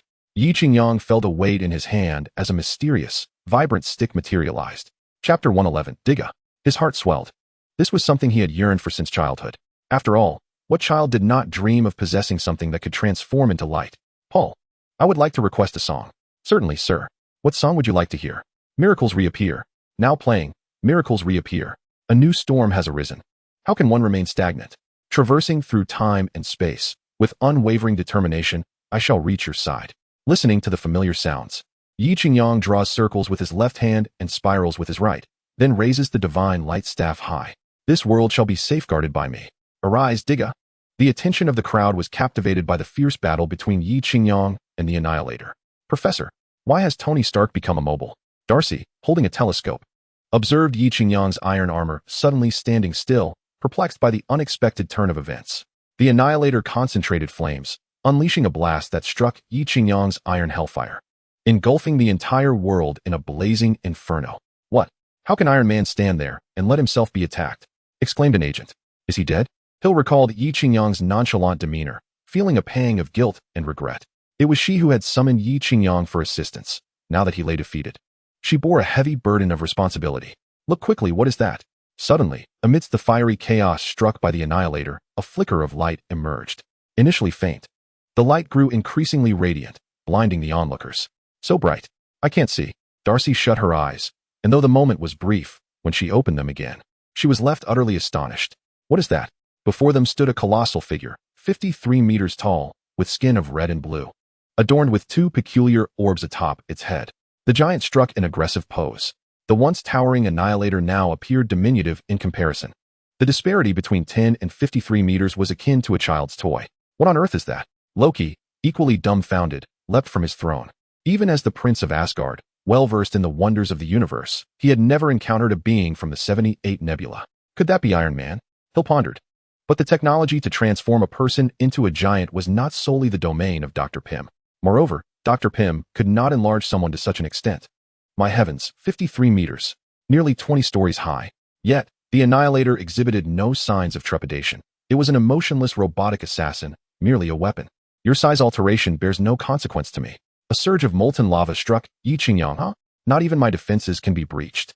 You enjoyed that strike, did you? Still spewing flames? Yi Qingyang leapt, instantly pinning the Annihilator beneath his foot. The Annihilator attempted to retaliate, twisting and rotating in a counter-move. Yi Qingyang was not one to relent. So you wish to spin? Allow me to assist you. Grasping one of the Annihilator's legs with his right hand, he executed a single-arm grand whirl, and the Annihilator spun like a large grasshopper in his grip. The body of the destroyer began to fracture, succumbing to the overwhelming forces of gravitational acceleration and centrifugal force, which were far from trifling. The physical damage wreaked havoc upon this formidable weapon, which had been invincible since its inception. With a resounding crack, the destroyer could no longer withstand the relentless spinning motion induced by Yi Qingyang, resulting in a complete break of its leg. The remaining half of its body was sent flying like a kite severed from its string, propelled by Yi Qingyang's force. The spectators watched in dismay as the wretched form of the destroyer drifted away. Thinking of fleeing, Yi Qingyang murmured. If the destroyer possessed any semblance of intelligence, it would surely curse aloud, protesting, was it not you who snapped my leg? How could I possibly run? Do you think I am a gecko? Yet Yi Qingyang afforded it no respite. He raised his arms in a gesture reminiscent of a classroom inquiry. Now, a beam of azure laser shot forth from Yi Qingyang's right hand, striking the airborne destroyer with precision. Composite Spyum Ray. The ensuing explosion marked the destroyer's final act, offering a dazzling display of fireworks to the audience. Wow, what a beautiful spectacle, Darcy exclaimed, clasping her hands in prayer, wishing fervently for a robust man to grace her life. Ding dong, ding dong, ding dong. 3 minutes had elapsed, and the timer on Yi Qingyang's chest, transformed into the form of Digga, began to flash. Now, he nodded towards Hill, who was several kilometers away, and vanished into the horizon like a shooting star. Yi Qingyang shed the Mark III armor enveloping him, having been struck by the molten wave from the destroyer, which severely compromised the exterior of his suit. Fortunately, the system had delivered the divine light rod just in time. Wait, where is my divine light rod? Yi Qingyang anxiously searched his person, finding nothing. He glanced at his feet, still empty. Upon unfastening his trousers, he confirmed its presence, yet it was not the correct model. System, where is my divine light rod? The divine light rod is subject to a cooldown period of 6 months. What? An item has a cooldown time? And 6 months at that? Yi Qingyang couldn't help but grumble internally. Does this mean I can only transform into Digga twice a year? The divine light rod possesses immense power. Please use it judiciously. Very well, you have bested me, he conceded. Hill, relieved to see the black steel monstrosity vanquished, breathed a sigh of relief. Were such an indestructible behemoth to attack New York, the consequences would be catastrophic. Report, sir. Anomalies have been detected in the data here. The staff surrounding Mjolnir noted fluctuations in electromagnetic waves and promptly informed Hill. Continue monitoring. With a significant weight lifted from his shoulders, Hill replied casually, the danger has passed. Let whatever hammer do as it wishes. Buzz, Mjolnir, seemingly moving of its own accord, ascended into the air and sped towards the distant frontier town with blinding swiftness. Eric. Darcy observed the strange phenomenon on the horizon with an air of indifference. Having witnessed the likes of Ultraman Digga, she would hardly feel astonished, even if the Jade Emperor himself appeared before her. Eric glanced at Darcy in confusion, uncertain of what new discovery she had made. Look at the meteor, she exclaimed, pointing her finger. Following her gesture, Eric and the others gazed in the indicated direction, and indeed, something akin to a galloping steed, swift as lightning, descended from the heavens. It's Mjolnir, Lady Sif exclaimed joyfully. What is Mjolnir? Darcy and Eric exchanged bewildered glances, unsure of her meaning. However, upon noticing that the hammer was hurtling towards their vicinity and seeing Jane Foster still clutching the handsome corpse tightly, Darcy and Eric hurried over, forcibly dragging Jane aside. Chapter 112, The Resurrection of the Thunder God. Crack. Thor's right hand lifted, seizing the hammer of the Thunder God as a bolt of lightning, thick as a barrel, struck down upon his lifeless form. Ugh! Thor was resurrected. Yi Qingyang approached from a distance, and upon witnessing the scene, couldn't he help but ponder. Is this the legendary electric shock therapy, commonly referred to as electrotherapy? Bathed in lightning, Thor regained his life, his wounds vanishing as if they had never existed, and his armor restored to its former glory. Jane Foster, witnessing her beloved's revival, was overwhelmed with joy, her mouth nearly stretching to her earlobes. Yi Qingyang's attention naturally fell upon this stunning beauty. Observing her rapt gaze fixed on the resurrected Thor, he realized he stood no chance. He glanced around and spotted Darcy, standing foolishly to the side. Never mind. This woman is of average attractiveness and certainly not my type. Lady Sif? Yi Qingyang felt no inclination to discern her appeal. Having regained his divine power, Thor was eager to display his might before his beloved, seeking to reclaim his dignity. Yet, as he looked around, he found no trace of the destroyer, the foe who had rendered him lifeless. Confused, he turned to the Asgardian quartet with a questioning gaze. The four of them, including Lady Sif, directed their attention towards Yi Qingyang, who stood not far away. Thor, puzzled by their unspoken communication, inquired, where is he? Where has the destroyer gone? Lady Sif stuck out her tongue and pointed at Yi Qingyang, stating, he was defeated by him. Thor wore a face full of incredulity, exclaiming, him? This scrawny, short fellow who barely reaches my height. He waved his hand dismissively, don't jest. The destroyer didn't simply return to Asgard upon seeing me dead, did it? The Asgardian quartet, along with their girlfriends, Darcy and Eric, shook their heads in unison, all pointing at Yi Qingyang, insisting, he truly was defeated by him, Mr. Tony Stark. Impossible. Absolutely impossible. Thor refused to believe a word. The power of the destroyer was not lost on him, as the future king of Asgard. How could he be unaware? Indeed, it is truly impervious to blades and bullets, immune to both water and fire. It is the proud creation of its father, the divine King Odin, and can rightly be hailed as the sovereign of solitary combat. This earthling, standing at less than 8 feet tall and weighing no more than 7 taels, what could he possibly use to vanquish the destroyer? Is it his hardened resolve? Yet, his companions bore solemn expressions, devoid of jest. Could it indeed be him? Thor pointed at Yi Qingyang and inquired.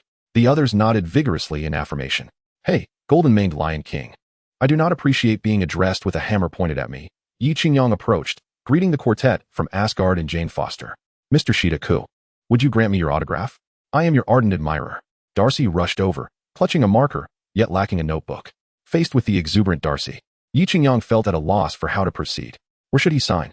Despite her bespectacled visage adorned with a few freckles, her aspirations soared high.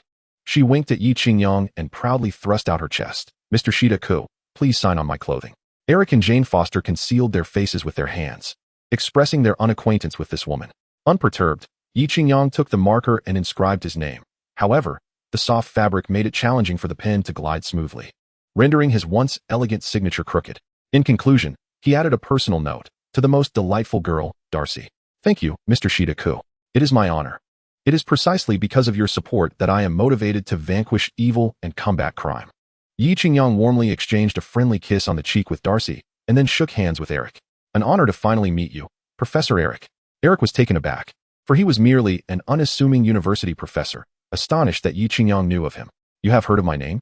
Oh, Many of my company's graduates hold master's and doctoral degrees from your esteemed university, and they hold your research in astrophysics in high regard, Yi Qingyang fabricated casually. Really? When we find time, let us discuss this. I have heard that Mr. Shida Ku is also quite the expert in physics, Eric laughed heartily. Absolutely, certainly. Alone, Thor stood, gripping his hammer, with no one approaching to embrace him or welcome his return as a king. This was rather different from his expectations. Should not these mortals be awestruck? Jazagape? How could they remain so unfazed at the appearance of a legendary deity? Did they possess no faith? He remained oblivious to the immense shock these individuals had just endured, witnessing a 53-meter-high superhuman rendering the invincible destroyer into a mere whirlwind, a scene forever etched in their memories.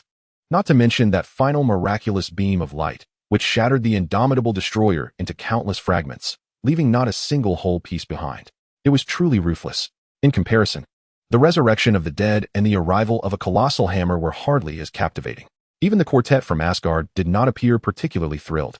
Having endured millennia of various wars, they had yet to encounter a giant of such magnitude, leaving them uncertain if their king, Odin, could vanquish it. Perhaps he could not.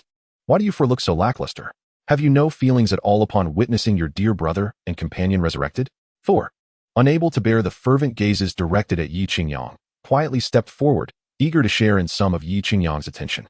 Greetings, I am Thor, the future king of Asgard. May I ask who you are? Thor extended his right hand. After spending such a considerable time on Earth, he had faced life and death, setbacks and love, and had indeed matured significantly. In the past, he would have dismissed anyone without a second thought. As the saying goes, one does not strike a smiling face. Upon seeing Thor's friendly gesture, Yi Qingyang likewise extended his hand, replying, Hello, I am Tony Stark. As Yi Qingyang clasped Thor's hand, he sensed Thor's grip tightening slightly, a surge of strength radiating from him. Oh, are you testing my limits? Trying to establish dominance? You have chosen the wrong opponent. Yi Qingyang smiled, activating the bloodline of the Hulk. Thor had heard that it was this very individual who had vanquished the destroyer, and he was curious to test Yi Qingyang's strength. Initially, he had presumed this earthling may have triumphed over the destroyer through other means. But the force in their handshake caused his expression to shift. Chapter 113. The ice-breaking operation. This earthling possesses immense strength. The two grasped each other's hands tightly, the friction of muscle against muscle producing a chilling sound. Sweat beads began to form on Thor's forehead, clearly indicating that he was not gaining the upper hand in this contest of strength. Just as he contemplated conceding, Yi Qingyang suddenly released his grip and chuckled.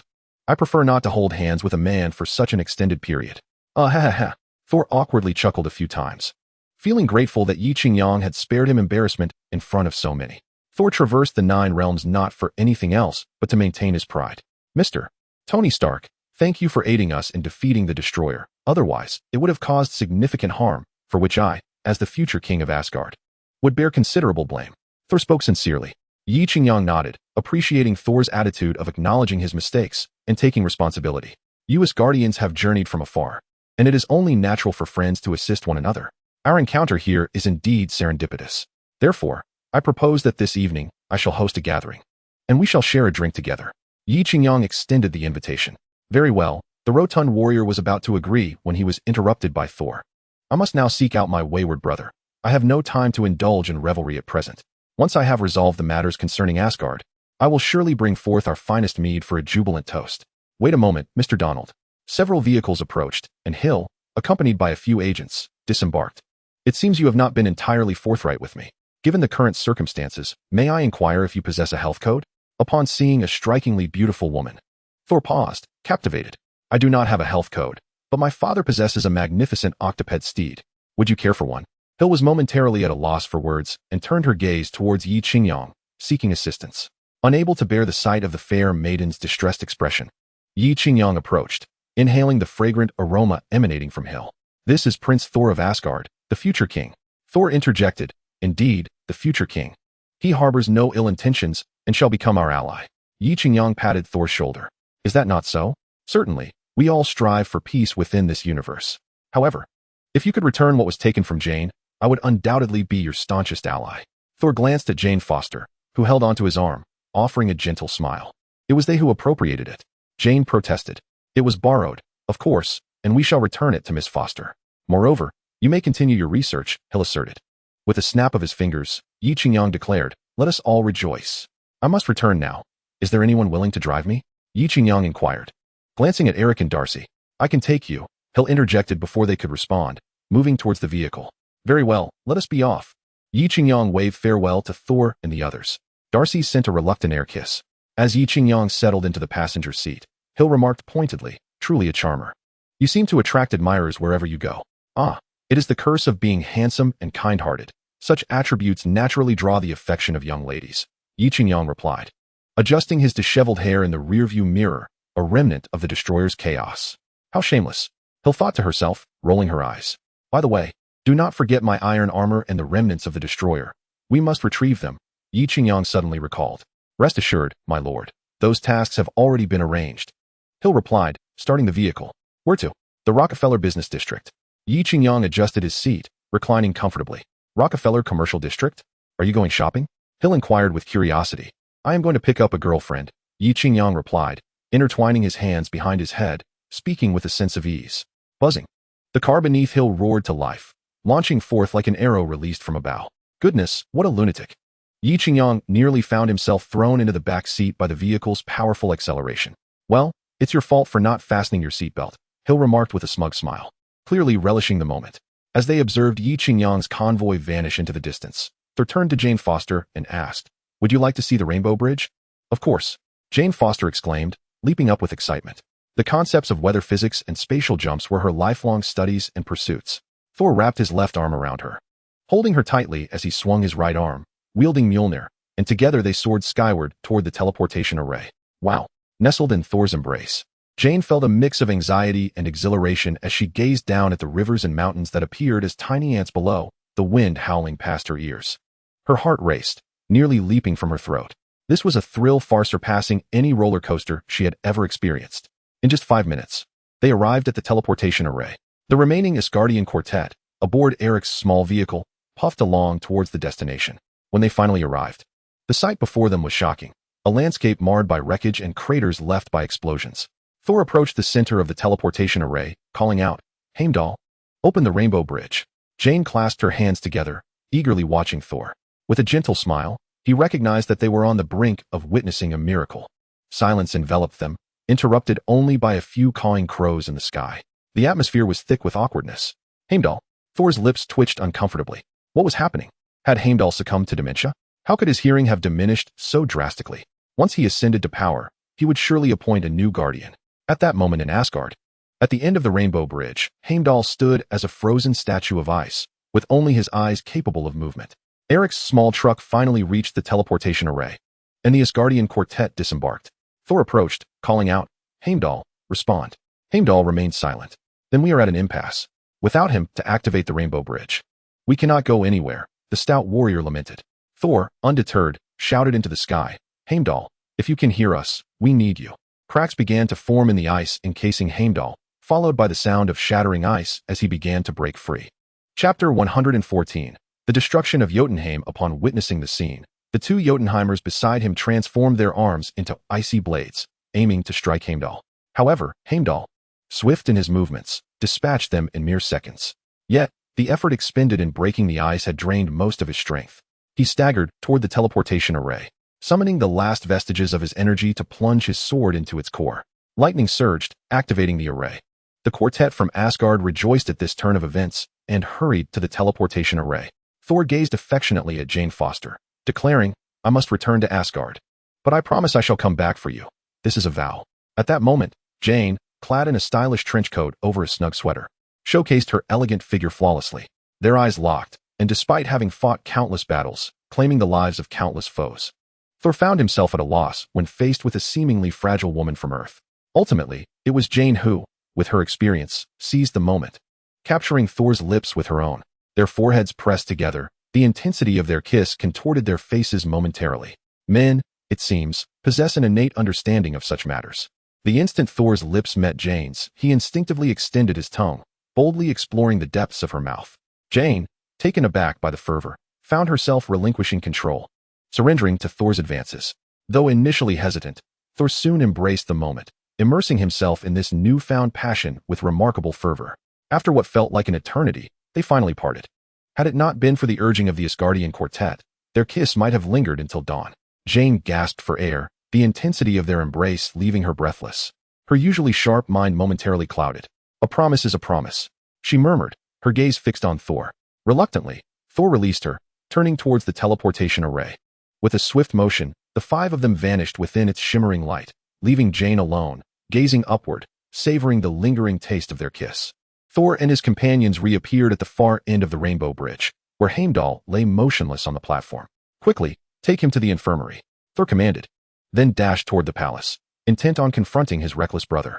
Within Odin's chambers, Loki was orchestrating a dramatic tale of heroism to save his father, while Queen Frigga, moved to tears, praised Loki as a virtuous son.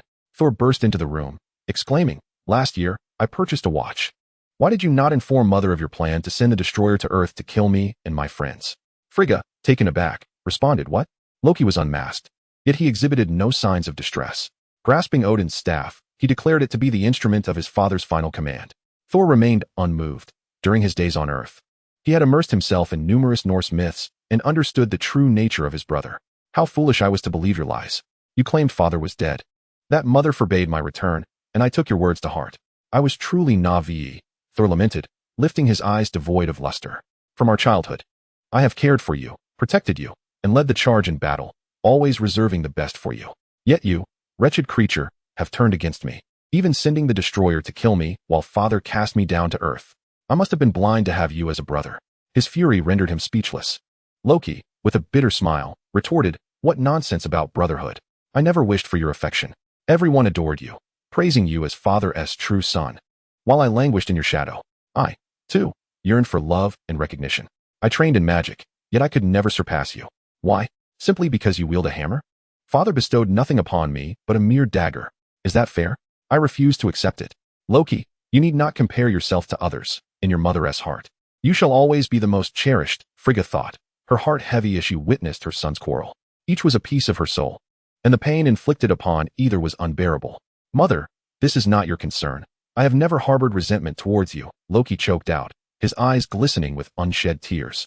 He remembered how Frigga had cared for him, embodying the epitome of motherhood. If there were a next life, he would surely wish to be reborn as her true son. "Brother, I shall obliterate Jotunheim. I will show the people of Asgard who their true king is." With that declaration, Loki pointed his staff at Thor, unleashing a beam of divine light that sent him flying. Subsequently, Loki mounted Odin's eight-legged steed and raced toward the Bifrost. He plunged Odin's staff into the center of the transport platform, activating the Rainbow Bridge. The Bifrost, in Norse mythology, is the immense rainbow bridge connecting Asgard and Midgard, symbolizing the trembling path to paradise. However, in the Marvel Universe, the Bifrost is regarded as Asgard's foremost artifact. Not only does it serve as a conduit for transportation, but it is also a formidable weapon, possessing the power to annihilate stars. Odin had wielded the might of the Bifrost in his conquests across the 9 realms, using its force to vanquish foes. If the Bifrost were to unleash its energy upon a fixed point, the dark magical energy contained within could obliterate any planet. At this moment, the power of the Bifrost was unleashed by Loki, who had also placed the Frost Box, a relic of the Jotunheim clan, within it. Thus, no one could thwart this plan. Once I annihilate Jotunheim, the glory of this monumental achievement will belong solely to me, and I shall ascend to become the foremost in Asgard, accomplishing feats even Odin could not attain. The tremendous energy of the Bifrost struck the fragile surface of Jotunheim, causing countless blue-skinned Jotuns to scatter in panic. Yet where could they possibly flee? An elderly Jotun knelt upon the ground, lamenting the crumbling earth with deep sorrow. "O heavens! O earth, who will save us, the common folk of Jotunheim?" Chapter 115. Destruction of the Bifrost. Stop, Loki. Thor's hammer crashed down upon the teleportation platform, but the dark energy of the Bifrost had already overflowed. The thunder god's hammer inflicted no damage whatsoever, instead sending Thor hurtling away. Struggling to rise, Thor bellowed, "Why are you doing this?" Loki, adorned with his horned helmet, widened his eyes defiantly and shouted back, "I must prove to father that I am a capable son. When he awakens, I shall report to him that it was I, the great Loki, who obliterated the accursed land of Jotunheim, and then I shall truly inherit the throne." Thor's eyes blazed with fury as he struggled to comprehend the madness of his odious brother.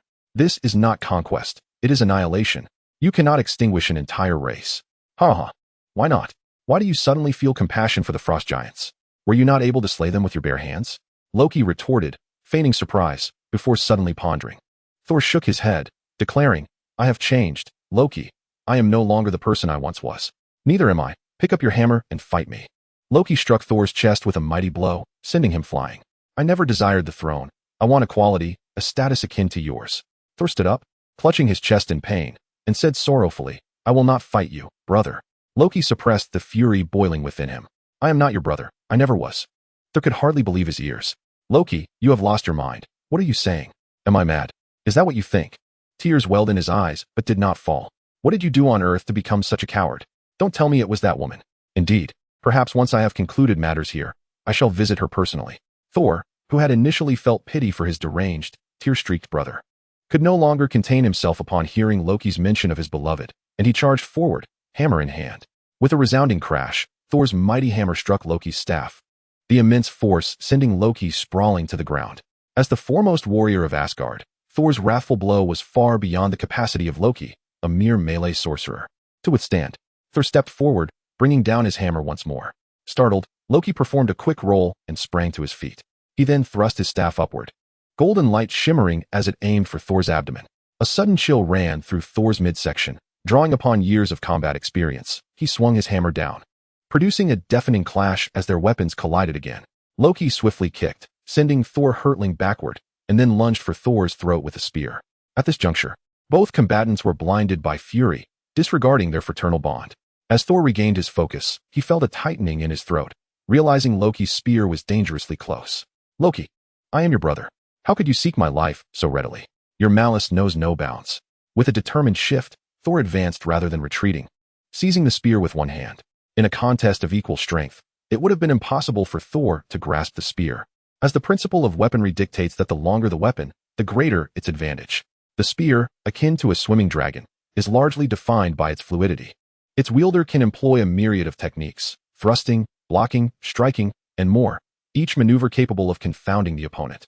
Yet, before Loki's technique could achieve its aim, Thor stepped closer, firmly grasping the spear's shaft, intercepting its momentum with the swiftness of a blade slicing through water.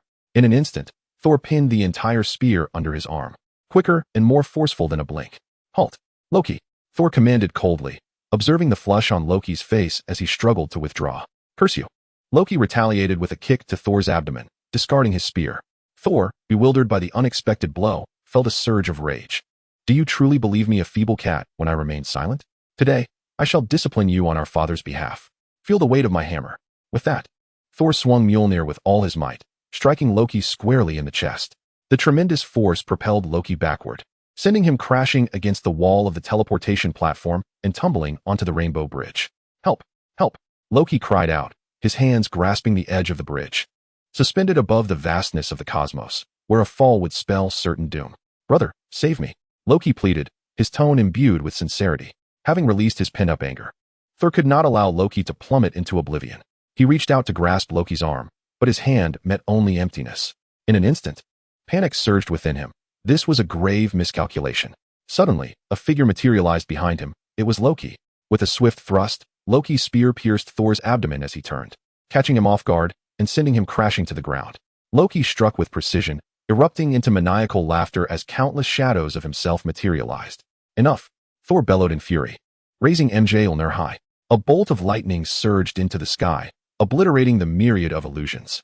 This indiscriminate assault struck even Loki's true form, leaving him incapacitated upon the ground. Thor pressed Mjolnir against Loki's chest. Loki groaned weakly, attempting to grasp the hammer and shifted aside, yet it remained immovable. Thor turned his gaze towards the energy-emitting portal, momentarily at a loss for what to do. The immense energy fluctuations were terrifying, and as he approached, he felt as though he might be drawn into its depths. He understood that human strength alone could not quell this rampant dark energy. Look at you, overconfident Thor. With all your might, what can you do now? Can you hear me, brother? You are utterly powerless to stop this. Under the weight of Mjolnir, Loki could only resort to taunts, seeking to unsettle Thor's resolve. After a prolonged moment of contemplation, Thor gazed down at the vibrant rainbow bridge, a flicker of determination crossing his eyes. With a mighty swing, Mjolnir returned to his grasp, and he brought it down with ferocity. A thunderous sound erupted, shaking the very foundation of the rainbow bridge. Far away in the palace, Odin opened his single eye, awakened from slumber by the tremors of the bridge. Thor raised Mjolnir high, striking again and again, chanting 80, 80, 80. Without the weight of Mjolnir pressing down upon him, Loki slowly sat up, Witnessing Thor relentlessly battering the bridge, his eyes wide with disbelief. What are you doing? If you destroy this bridge, you will never see that woman on Earth again. Thor remained unmoved, ignoring Loki's desperate pleas as he continued his assault. Seizing the Odin spear that lay nearby, Loki leapt swiftly, aiming the weapon at Thor's back. Thor sighed. "Forgive me, Jane," and summoned every ounce of strength to strike the already shattered rainbow bridge. With a resounding crash, the bridge fractured, unleashing a torrent of dark energy that formed a colossal shockwave. Both Thor and Loki, caught in the epicenter of the explosion, were tossed like kites severed from their strings, carried far away by the energy wave. As the portal lost its connection to the rainbow bridge, the whirling energy emitter collided with the tower, crashing to the ground. The influx of dark energy towards Jotunheim abruptly ceased. In Jotunheim, the kneeling populace, fervently praying for divine protection, lifted their heads as the cataclysmic energy vanished unexpectedly. Many bowed in gratitude, believing their pleas had been met with divine mercy. "I vow never to spy on the widow next door bathing again," one old Jotunheim resident silently swore. "I have resolved never to drink from that woman's infidelity again."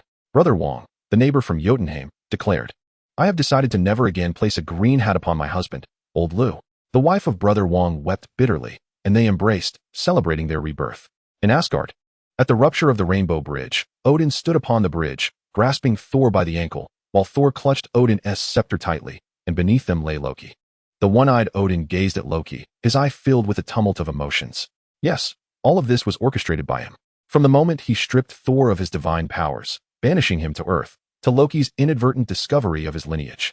Odin's faintness, all of it was merely a design to accelerate his biological son's growth, ensuring his firm grasp on the throne. Loki, Jotunheim, Earth, they were but pawns in his game, stones upon which he sharpened Thor's path to kingship. This is the art of sovereign power, devoid of familial bonds, devoid of love. Only loneliness remains. Loki clutched the end of the scepter, tears streaming down his face, his body swaying under the cosmic tempest. He strained to lift his head toward his adoptive father, Odin. "Father, I could have accomplished it. I could have obliterated Jotunheim. For you, for us." Odin coldly replied, "No." "Loki, what?" Loki gazed upon Odin's impassive visage, a chill coursing through him. From that singular eye, he perceived power, shrewdness, tranquility, yet what he could not discern was disappointment. Disappointment in himself. In that moment, as the cunning god of mischief with unparalleled intellect and emotional acuity, he seemed to grasp a profound truth. He was merely a tool. How ludicrous, truly ludicrous. After all he had done, seeking Odin's approval, his efforts and schemes appeared so pale, so absurd. It was nothing more than a dream. He turned his head to behold Thor, whose face was etched with sorrow. Though he had deceived him, harmed him, even sought to bring about his demise, at this moment, he still yearned to save himself.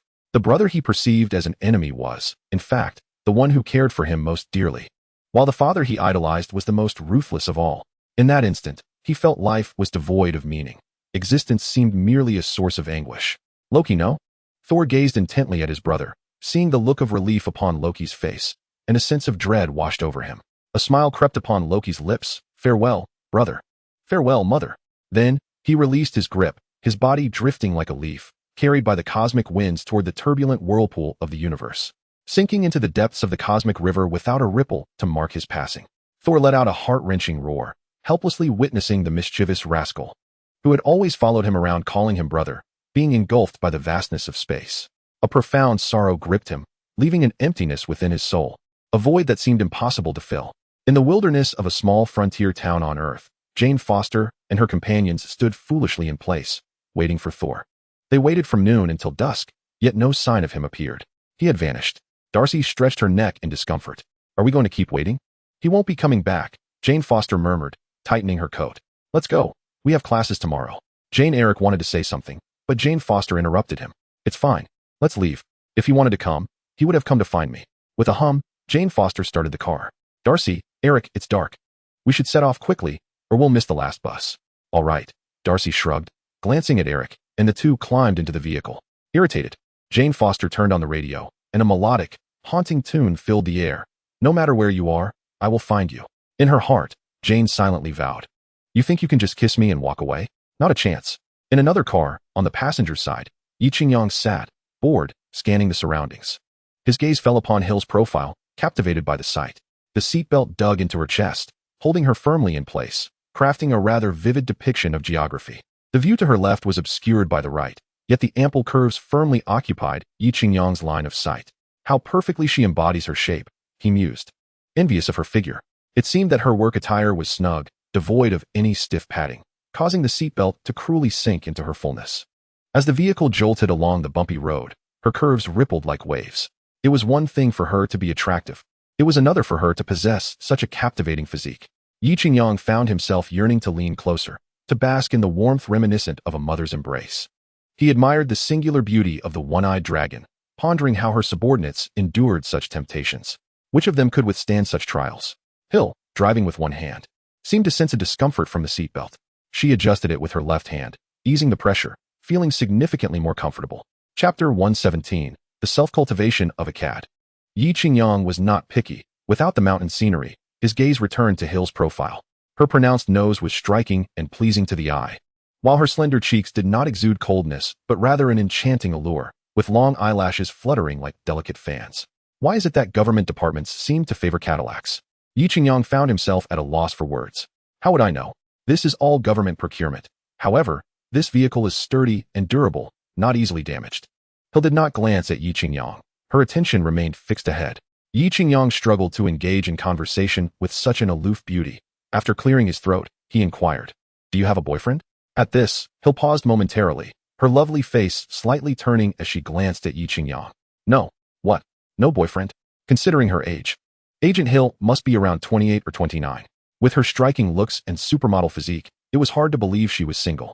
Yi Qingyang found it hard to fathom. In such an open society as America, most girls lose their virginity before high school, let alone approaching the prime of their womanhood. Was there perhaps some physical or psychological flaw? Lost in his thoughts, the atmosphere in the car grew silent. Other than their work-related exchanges, Yi Qingyang knew little about Agent Hill. After all, in films, Agent Hill merely played a supporting role, lacking the memorable sacrifice of Agent Coulson or the remarkable skills of Black Widow. Overall, she resembled a class monitor, academically excellent and pleasant to behold, yet without any standout characteristics. Hill's expression remained impassive as she quietly drove. Having spent the morning shopping with Wei Jinjin and then battling the destroyer in the afternoon, fatigue washed over Yi Qingyang, and he dozed off in the passenger seat. After about an hour, the car halted at the intersection of Rockefeller Plaza. Hill spoke, "Mr. Big Shot, we've arrived." Yi Qingyang rubbed his sleepy eyes and looked out the window. "So soon? Thank you, Agent Hill, for this ride." Agent Hill replied, "No problem, it was on my way." Yi Qingyang opened the car door and hopped out. "Oh, by the way, could you send my mech to my laboratory? The address is, no need to say. Everyone knows Stark Industries. I'll arrange for it to be delivered. If there is nothing else, I'll take my leave." Yi Qingyang nodded and replied, "All right then.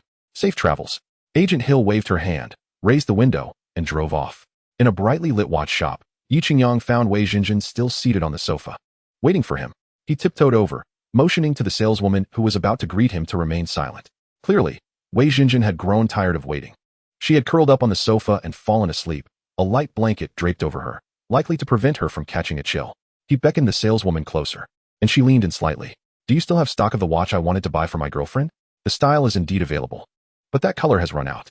Yi Qingyang coughed softly and remarked, "I believe the white and sky blue ones are quite splendid as well. Please fetch me another piece."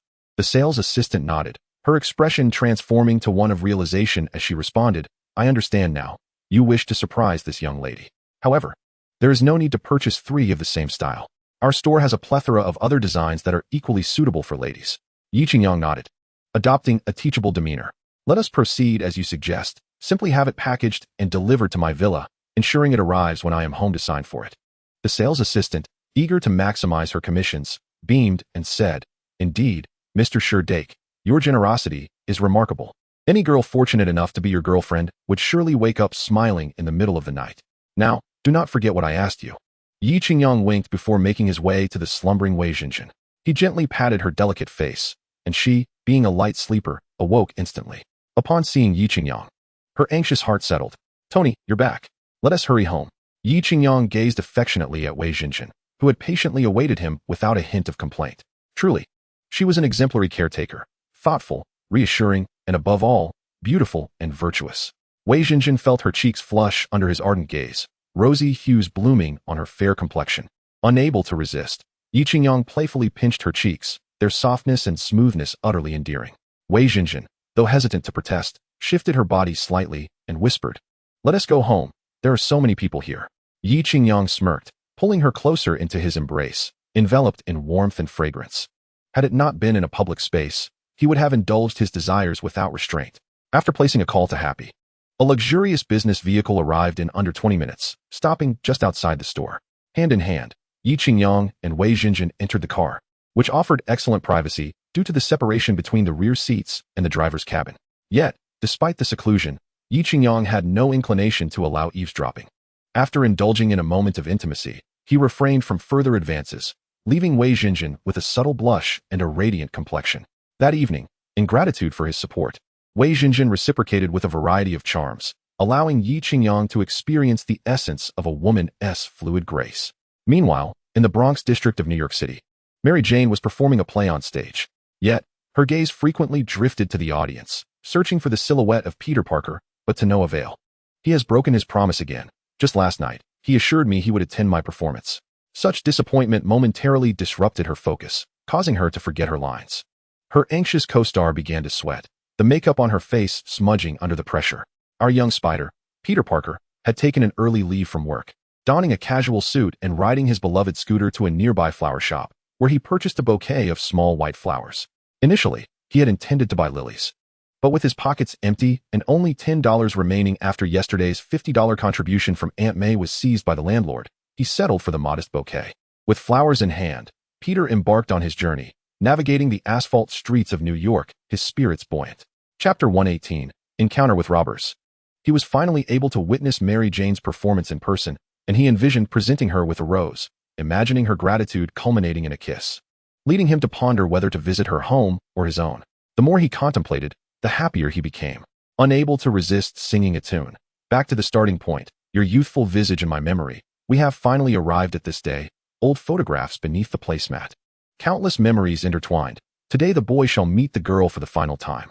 As Peter rode his scooter, singing joyfully while clutching the bouquet of lilies, he was unaware of the approaching vehicle carrying two robbers who had just executed a heist at a jewelry store. In a state of panic, the robbers were being pursued by police and, in their desperation, began to strike out recklessly, colliding with anything in their path. Unfortunately, they targeted Peter's scooter, as he failed to anticipate the imminent crash. When he turned to look back, it was too late. The car had already collided with his scooter. Peter managed to evade the impact like a wild dog, but his scooter was not so fortunate, meeting a tragic fate. Two children on the roadside, witnessing Peter's agility, dropped their ice cream in astonishment. "How did you do that?" one asked. Peter shrugged, replying, "With regular exercise, ample rest, minimal use of toilet paper, and of course, a healthy diet rich in vegetables." One child, wearing a headscarf, remarked, "My mom tells me the same thing, but I never believed it." Without further delay, Peter noted the two deranged robbers had brandished shotguns, rendering several police cars useless in their wake. He quickly retrieved his backpack, sprinting through the alley as he changed into his spandex suit. With a swift release of webbing, he soared into the urban jungle, akin to Tarzan navigating through the steel and concrete. Just as a vehicle with a blown tire, struck by the robbers, was careening towards unsuspecting bystanders, Peter acted with remarkable speed, launching his webbing from 30 or so feet away, securing the police car against the wall. A young woman, mere millimeters from the police car, had closed her eyes, bracing for death. To her astonishment, when she opened her eyes, she beheld the white webbing before her, a testament to Peter's timely intervention. In the past, she harbored an intense fear of insects, the arachnid king, and serpentine creatures. However, at this moment, she found an extraordinary sense of security within the white spider webs, akin to a seventh dimension of safety, where no movement would betray her presence. The little spider rescued the crowd, leaving behind a graceful silhouette as it continued its pursuit. The two robbers fled in a frenzy, treating the entire street as their personal garden, wreaking havoc indiscriminately, murdering anyone who obstructed them, including police officers, and causing collisions with vehicles. It was likely that even a concrete wall would not deter them from attempting to break through. The nimble little spider skillfully evaded the barrage of bullets raining down from the robbers' guns, using its webbing to disarm them effortlessly, before leaping onto the back seat of a convertible. "Hey, friends, the entertainment is over." One of the robbers, pulling a knife from his leg, lunged at the little spider. The spider's expression turned icy. "I absolutely detest anyone who insults my mother, and I loathe anyone who dares to lay a hand on my precious belongings." In the face of the robber's terrified eyes, the little spider snatched the knife from the assailant and plunged it fiercely into the thigh of one robber. Perhaps the blade severed the major artery within, as blood erupted like a fountain, splattering the robber's face. Ignoring the anguished cries of the wounded thief, the little spider ensnared both robbers with webbing, swinging them like pendulums from a nearby lamppost. As the driverless cars sped by, the little spider recalled that its own motorcycle had been rendered useless. With a determined leap, it landed in the driver's seat, skillfully maneuvering the convertible towards Broadway in the Broncos district. Half an hour later, the car came to a halt at the entrance of Broadway. The little spider hastily donned a suit jacket that had been carelessly tossed in the passenger seat. It leaped out of the vehicle and dashed toward the entrance, only to be confronted by a patrol officer who said, "Hey, buddy, if you park here, I'll have it towed." The little spider exhaled and replied, "Do as you wish. If you don't tow it, you're a fool." It glanced at its reflection in the glass door, relieved that its usually disheveled hair had managed to appear somewhat orderly. The security guard stationed at the entrance stopped the exuberant little spider, saying, "Your shoelace is untied." "Oh, thank you." The little spider quickly knelt to tie it. "And your tie?"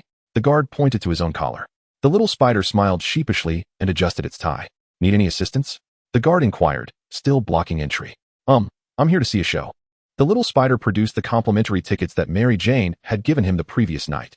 The guard shook his head, saying, "I'm sorry, sir. But once the performance begins, entry is prohibited to avoid disrupting the atmosphere." The little spider felt an overwhelming urge to deliver a punch to this insufferable guard. After all, during its time at Stark Industries, didn't every receptionist and security personnel recognize it as a favored protege of Tony Stark?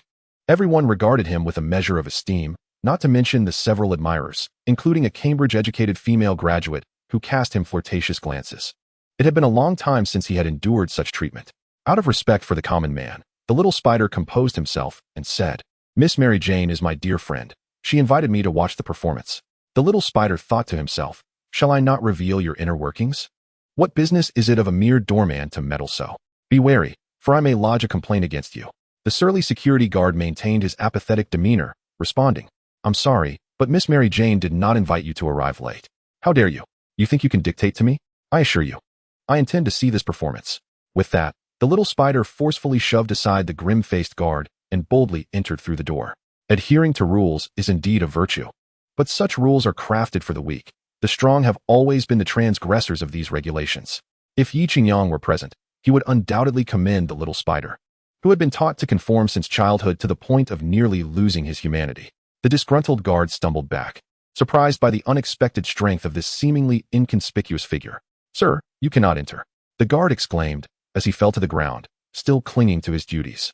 Meanwhile, the little spider, having rushed into the theater, felt all eyes upon him, and, momentarily flustered, nodded in apology. Chapter 119. In pursuit, the audience collectively shot him a disdainful glance before returning their attention to the play. The stage featured a classic performance of Pride and Prejudice, although it lacked the iconic scenes of soul-searching and instead showcased a trivial exchange between two aristocratic ladies. The little spider spotted Mary Jane on stage, smiling and nodding at her, while she discreetly acknowledged him with a slight upturn of her lips. "Ah, he has finally arrived," she thought. "I was beginning to fear Peter would fail to show up again. If that were the case, I would have to consider John James, the son of the Universal Daily's proprietor." Make way, make way." Just as the little spider was about to close the door, a couple of African Americans squeezed in, having also been late and barred by the guard. They had initially intended to leave, but upon witnessing the little spider's audacity in pushing past the towering security guard, they seized the opportunity to slip inside. The little spider shrugged and settled into his seat, ready to enjoy Mary Jane's performance. The couple took their seats directly behind him, surrounded by darkness in the audience, with all lights focused on the stage. Those attending the opera were either wealthy, powerful, cultured individuals appreciating the arts, or those who were merely trying to appear affluent by utilizing complimentary tickets. Clearly, the couple belonged to the latter category, attending simply for the sake of attending. Within 5 minutes of sitting down, the woman turned to her companion and said, "Darling, I need to use the restroom." His African-American boyfriend remarked that although he could not comprehend the performance on stage, the two Caucasian women, adorned in flamboyant attire and exuding grace, were precisely his preferred type. Every step the African-American woman took was accompanied by a loud exclamation, which she believed to be courteous. However, her voice was rather shrill, causing irritation among the audience. "Megan, lower your voice," his boyfriend urged in a hushed tone, unable to endure it any longer. The woman, with a small bag slung over her shoulder, meandered down the steps to the front of the stage, audaciously positioning herself at the very forefront of the audience. "Megan, where are you going?" His boyfriend, astonished, was baffled by his girlfriend's antics. Anjwai, Yaya." The woman shouted, her voice piercing and grating. Mary Jane and her co-star on stage were taken aback, staring at the African-American woman in confusion. Shoo! His boyfriend wished fervently for the ground to swallow her whole. The woman, misinterpreting the audience's hushing as directed at her, plaintively retorted, "What s with the shushing? I'm looking for my boyfriend." Unable to contain himself, Spider turned to glance at the African-American man, urging, "Quickly, bring your girlfriend back." It was no jest. He had come to support his beloved and could not allow her to ruin the moment. The boyfriend nodded apologetically and softly called out, "Megan, Anjwai, Megan, Anjwai, shoo." Several onlookers could no longer remain silent, urging the woman to lower her volume. "Don't shush me," she snapped. "I'm the one who is shushing you," her boyfriend replied, exasperated, rubbing his forehead. "Anjwai, Anjwai." The woman ascended the steps, calling out for her boyfriend with each level she climbed. "Anjwai, Anjwai, Anjwai. What on earth is wrong with you? Why can't you just stay in your seat?" Her boyfriend strained to ask. The woman, seemingly deaf to his pleas, rummaged through her bag for her phone, declaring, "Help me call Anjwai. The vast horizons are my love. Beneath the gentle mountains, flowers bloom," she sang. "What rhythm is the most swaying? What song brings the greatest joy?" The jarring ringtone pierced the air, and the surrounding crowd regarded the African-American boyfriend with disdainful glances. If looks could kill, he would have been pierced by 1,000 arrows. He answered his phone, whispering furiously, "Megan, what on earth has gotten into you?" Before he could finish, the woman bellowed into the phone, "Anjwai, Yaya." The African-American boyfriend was utterly exasperated, exclaiming, "I am right behind you." It turned out that the African-American woman had wandered around, failing to locate her boyfriend, and had returned to the stage, now facing it. She continued, "Can you video call me?" Beside her boyfriend, a bald African-American man could no longer tolerate the situation. He felt it was time to take a stand.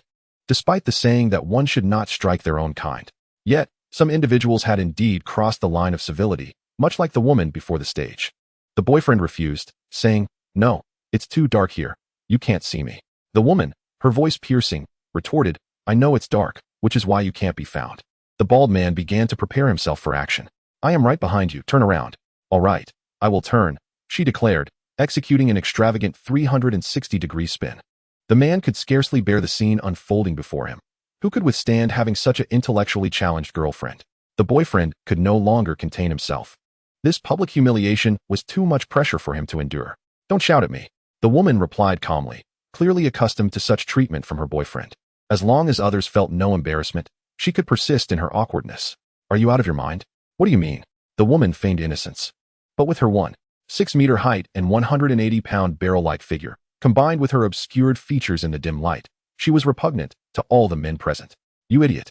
The boyfriend attempted to voice his thoughts, but the bald man had already landed a punch to his face, seizing his shirt with a fierce grip, demanding, "Hey you, quickly, right now, put away that damned phone." The boyfriend, clearly someone who shied away from confrontation, lacked the courage to retaliate after being struck. He timidly stuffed his phone into his pocket. "Oh my, Anjwai, you've grown bold enough to hang up on someone." The woman continued to clutch her phone, pacing in front of the stage. "Yes," the boyfriend replied in a hushed tone. "Sir, I wasn't speaking to you. I was talking to my boyfriend," the woman asserted. Her petite feet stomped, causing the floor to tremble, as even the keen senses of a spider would detect the vibrations. "I am speaking, you idiot." The bald man rolled his eyes in frustration. As a prosecutor, he had already exceeded his limits by throwing a punch, and feared further escalation might lead to complaints. "Anjwai, Anjwai." The woman resumed her shrill performance in front of the stage, her voice akin to nails scraping across a chalkboard, a cacophony that grated on the nerves. "Get out of here, you fat slob." Little Spider had been in a good mood. But seeing someone disrupt the performance, especially that of his goddess Mary Jane, made him wish he could web that loudmouth's lips shut. "I ain't going nowhere. I go where I want. I'm looking for my man." The black woman stood her ground, her sheer audacity and lack of self-awareness making her impervious to social norms. Andre. The scowling security guard finally pushed through the doors, flanked by 5 or 6 burly men. They had come for Peter Parker. But upon spotting the disruptive woman shrieking near the stage, the guard issued a warning. "Ma'am, lower your voice. This is a theatrical performance. Silence is required." "Shut up and back off, you director." Unfazed, the woman ignored him, her eyes locked only on her elusive target, Andre. Jesus, that's security, not the director. Her black boyfriend sighed in exasperation, utterly baffled by her behavior. Failing to locate Andre, the woman barked at the guard. "Turn on the house lights. I need to find my man. This is a theater, not a cinema. Move. I said I'm looking for Andre. Where are you?" Her grating voice pierced the air once more. That's it. I've had enough. A bald black man suddenly seized her boyfriend, who was noticeably smaller, lifting him like a rag doll. Both of you out. Now. With that, he kicked the boyfriend out the door. The woman scrambled after him, and the guard slammed it shut, locking it behind them. A collective exhale filled the room. Peace at last. Yes. Bravo. The refined audience erupted into applause. In this moment, the bald man was their hero. Little Spider clapped until his palms burned. It seemed heroes existed in every setting, and heroism wasn't just about saving lives. Upholding justice, aiding the distressed, defending the people's interests. Those who embodied these virtues could also be called heroes. The play concluded without further interruption. Mary Jane retreated backstage to remove her makeup. One of her co-stars grumbled about the earlier disturbance. This is why I support deporting them all. What kind of behavior is that? Disrupting a play? Unbelievable. Mary Jane, still buoyant from her aspiring beau's attendance, soothed her. Relax. How often do we encounter such absurdity? Still, I can't stand them. They're the reason America's in such chaos. The actress curled her lips and remarked. Then she noticed the expression on Mary Jane's face. She nudged Mary Jane with her shoulder and said, I must say, why are you so cheerful today? I've never seen you like this before. Is it that obvious? Mary Jane replied, puzzled. Your face is nearly as red as a monkey's bottom, and yet you pretend otherwise. Is it because your boyfriend is here? The actress teased. Mary Jane touched her cheek, which indeed felt hot. Looking in the mirror, she saw her lovely face, a blend of bashfulness and joy, seemingly ablaze. Oh dear. Hurry up and remove your makeup. Your gossiping could keep you from marrying. Mary Jane scoffed. All right. I shan't tease you any longer. I must take my leave. Have a pleasant evening, the actress said, making a gesture of 1 and 0, flashing a charming smile before dashing away. Mary Jane gazed at her reflection, at 25. The most radiant age for a woman, where youth and maturity entwined. Her skin was flawless and luminous, so enchanting that she felt an urge to bite into her own beauty. No wonder the men outside seemed to wish their eyes could be glued to her. Truly, beauty is a difficult gift to forsake. She stood up and began to remove her performance attire, a cumbersome dress befitting a medieval noblewoman. Turning her back, she slowly pulled the costume down, revealing a patch of alabaster skin.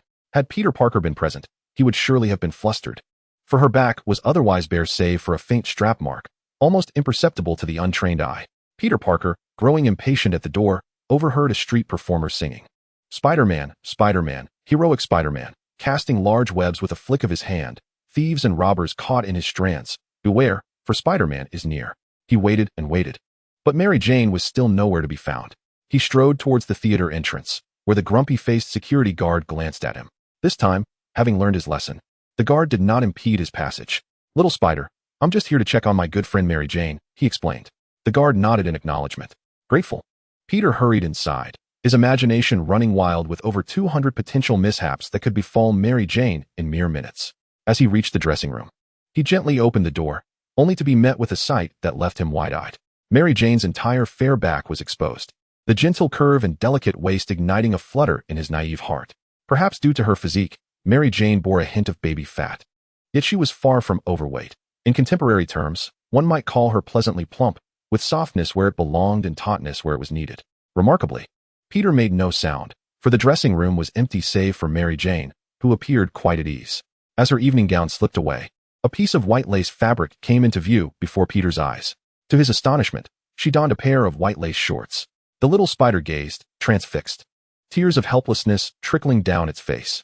Chapter 121. The coral sea. Mary Jane trembled slightly, the performance costume too snug, causing friction between the fabric and her flesh. The next scene rendered the little spider's mandibles momentarily rigid. As the costume fell completely, he beheld Mary Jane in her entirety. Her physique was impressive, boasting the muscular thighs and explosive strength characteristic of Western women. The little spider had never anticipated witnessing such beauty. Indeed, his visit was not in vain. He wished fervently for the ability to extend his gaze. Mary Jane gradually bent at the waist, lowering the costume to her ankles before using her toes to toss it onto a nearby chair. The little spider longed to be that very chair. She retrieved a piece of black fabric from her handbag, bending and rising on tiptoe to slide her legs into the stockings. However, the process of pulling the stockings upward proved troublesome. Even the little spider could discern her soft gasps and exertions. Why are these stockings so tight? I can barely get them on, she muttered, prompting a suppressed laugh from the little spider, who was surprised by her childishness. As she stood and leaned to don the stockings, the little spider widened his eyes, eager to witness a sight he had never encountered before. Suddenly, Perhaps due to standing on one leg, Mary Jane tilted and sat upon the chair, completely unclothed. The little spider silently wished to become the chair. Enduring 500 years of wind, 5 years of sun, and 500 years of rain, if only to have this maiden sit upon him. Having donned the stockings, Mary Jane slipped her plump feet into a pair of black stiletto heels, effortlessly securing them with a swift motion. The little spider stealthily closed the door and scurried out with even greater haste than he had arrived. "Oh, you look truly lovely today," he remarked, his heart fluttering as he beheld Mary Jane's enchanting smile, presenting her with a small bouquet of lilies. "Thank you," she replied, bringing the flowers to her nose and inhaling their fragrance. She had deliberately chosen her attire for the occasion, knowing the little spider would visit. She wished to appear particularly charming in front of her admirer. Her lower half was adorned with a coffee-colored skirt, complemented by skin-tone stockings. The upper portion featured a light green floral blouse paired with a small cardigan, harmonizing beautifully with her fair, radiant face, leaving the little spider utterly mesmerized. In truth, while Mary Jane's beauty could be deemed above average, it paled in comparison to the multitude of stunning women within Stark Industries, all of whom were highly educated, possessing grace and poise, among them some who were not only attractive but also academic overachievers. Yet men invariably harbor a peculiar fantasy regarding their first love, a captivating allure that remains elusive yet profoundly imprinted in their memories. In the depths of midnight, it is often the image of that hazy girl who visits them in their dreams. "I am truly delighted that you could attend the performance," said Mary Jane, her eyes curving slightly with a concealed smile. The young man, feeling a bit bashful, scratched his head and replied, "But I still ended up being late." Mary Jane tilted her head and remarked, "That hardly matters. At least this busy individual has finally arrived, hasn't he?" The young man, known as Peter Parker, lowered his gaze, striving to articulate an invitation for Mary Jane to join him for dinner. However, with his finances being rather meager, he pondered which restaurant would allow him to spend the least while still appearing respectable. "By the way, would you like to?" Before he could finish, a tall and handsome Caucasian man approached them. "Hello, darling. How was the performance today?" The man moved with a confident stride, exuding charm. He was Mary Jane's new boyfriend, John Jameson. Mary Jane embraced him somewhat awkwardly, while John unabashedly nibbled on her cheek, leaving traces of saliva. Mary Jane, with a look of distaste, took out her handkerchief to wipe her face. Peter stood to the side, feeling distinctly uncomfortable, wishing he could deliver a swift kick to this irritating intruder. Yet he maintained a smile and said, "Wow, you two are quite affectionate." It appeared that John had only just noticed Peter, still holding Mary Jane's delicate hand. He curiously inquired, "And who might this be?" "I'll introduce you. This is my childhood friend and high school classmate." Before Mary Jane could finish, Peter interjected, "I'm Mary Jane's good friend, Peter Parker." John extended his hand, smiling. "Peter, Mary Jane often speaks of you. It's a pleasure to finally meet you." Peter shook his hand, but John turned his attention back to Mary Jane, gazing at her with affection as he said, "I've reserved a whole roasted lamb. It's quite delicious. Let us hurry along." Suddenly recalling something, he glanced back at Peter and asked, "Mr. Parker, would you care to join us?" No thank you. I've already had dinner." "What a pity. Let us go," he replied, not waiting for Mary Jane's response before pulling her away. Peter stood there, momentarily frozen, watching their departing figures with a touch of absurdity. He observed as they entered a luxurious car, feeling despondent. Mary Jane turned back for a brief moment, and Peter mustered the energy to wave goodbye. Only when they were completely out of sight did he finally turn and leave. At the entrance of the theater, the soulful singer strummed his violin, singing of parting without words, of seabirds and love with fish, merely an accident. Our love, the affection given, has always been marked by differences, unable to return. The little spider, increasingly disheartened, quickened his pace until he was running, feeling the wind roar past his ears. With a mighty leap, he cast his web, which adhered to the wall, propelling him forward, gliding across 2 blocks. Yet, as he approached the 3rd block, his web unexpectedly failed him. "Ah!" The little spider cried out as he plummeted from the 50-story building. With a thud, he crashed onto a rooftop water tank, the metal tank crumpling under his weight. Disheartened, he climbed to his feet, testing his arms, but still unable to produce his web. Truly, when misfortune strikes, even cool water can become a choking hazard. Resigned, the little spider approached the elevator, only to find a man and a dog already inside. Retreating was not an option, nor was advancing. So he forced himself into the elevator under the man's astonished gaze. "What floor?" The man pressed the closed door button. "First floor, thank you," the little spider muttered. 2 individuals in an elevator, particularly 2 men, created an awkward atmosphere that slowly fermented. "Cool outfit," remarked the dog owner, gazing ahead. "Thanks. Where did you get it?" "I made it myself. It doesn't look very comfortable." "Well, it's a bit itchy," and the pants are rather tight. The man shot a surprised glance at the little spider, and the two fell into silence. Upon reaching the ground floor, the little spider dashed out like a sprinter, hastily changing into his own clothes and finding his wrecked little motorcycle. The sight of the shattered vehicle left him despondent. It was his sole means of transport. Without it, he would have to rely on the number 11 bus. He pounded his fist against the wall, the day's relentless blows weighing heavily on his immature heart. I am a superhero. How is it that I am faring worse than an ordinary person? Did my uncle deceive me when he said that with great power comes great responsibility? I suppress my true nature, retreat, and endure, yet in the end, I lose my girlfriend, my money, and even my only little motorcycle, destroyed by a villain. Why is that? I was following traffic rules, driving responsibly on the road. Why must the honest, rule-abiding individuals always suffer, while the callous and malevolent thrive? As he passed a commercial street, advertisements plastered with Mary Jane-esque posters lined the roadside. Yet, at that moment, the little spider was indifferent, or rather, he had chosen to overlook them entirely. No matter how remarkable a woman may be, she is not truly one's own. What significance does it hold for one to play the role of a mere sycophant? I must reveal to her that I am, in fact, Spider-Man. Perhaps such a revelation would astonish her and possibly rekindle her affection. The thought crossed the young spider's mind as he retrieved his phone from his pocket and composed a brief message. In truth, I am Spider-Man. With trembling fingers, he pressed the send button, exhaling deeply as a heavy burden lifted from his heart, leaving him feeling unencumbered. Ding dong. The notification of the message echoed in his ears, and his heart raced with anticipation. He pondered how Mary Jane would react to his recent revelation. Would she be surprised, astonished, incredulous? Or would she immediately respond with a desire to meet? With bated breath, he unlocked his phone screen only to be met with an unfortunate message. We apologize. Your phone balance is insufficient. Please recharge promptly. Cursing under his breath, young Spider contemplated throwing the phone away, yet upon raising his hand, he recalled that this device was a gift from Stark Industries. Thus it was among his most valuable possessions. After a moment of reflection, he decided to keep it. The shadows of despair stretched long in the alleyway. That night, the affluent reveled in their comforts, while the impoverished struggled to make do, resorting to sanitary napkins to wipe their hands. The following morning, the sound of the alarm clock roused young Spider from his slumber. Groggily, he fumbled to silence it. As he sat up, his vision remained hazy, and he longed for the days before he had transformed into Spider-Man. What is happening? He mused, raising his right hand and shaking it in front of his eyes. Am I still dreaming? He rubbed his eyes vigorously, yet to no avail. Finally, he rummaged through the bottom drawer of his desk and retrieved his long-forgotten glasses. At last, the world came into focus. The torment of nearsightedness was indeed unbearable. With no funds for breakfast, Peter quietly opened his door, acutely aware of the overdue rent he owed. The landlord had been lurking, eager to collect. Suddenly, the door across the hall swung open, and without glancing back, he leaped down the stairs, only to encounter the irate landlord. Hey, you little brat, pay your rent.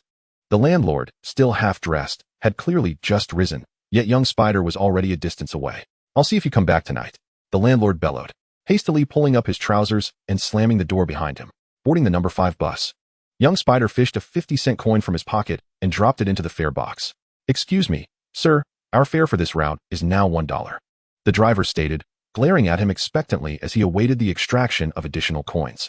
But I only have 50 cents. Young Spider emptied every pocket, revealing nothing but dust and, regrettably, not a single cent more. Then I must ask you to disembark. Please do not obstruct the other passengers.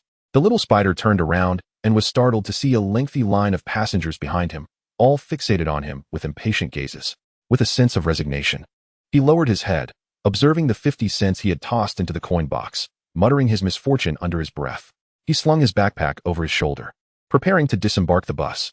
At that moment, a gentle female voice graced his ears, reminiscent of an angelic presence. He quickly turned to behold a striking young lady, her beauty rivaling that of Mary Jane. Oh, thank you. The little spider expressed his gratitude profusely. It's nothing. After all, we are classmates. She replied with a calm demeanor, flashing him a warm smile. In that instant, it felt as though a beam of sunlight pierced through the gloom of his life. Classmates?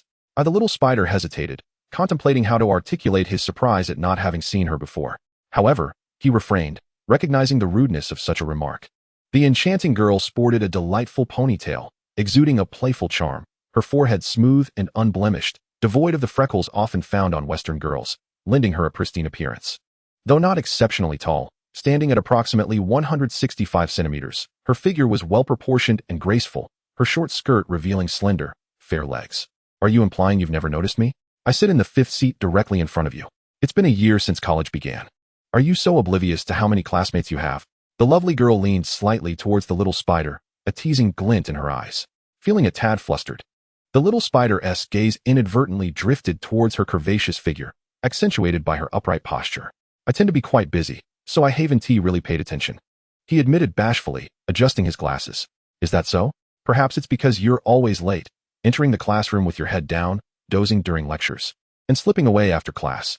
The teacher calls you out daily. At this rate, graduating might prove challenging, she remarked with a playful tone.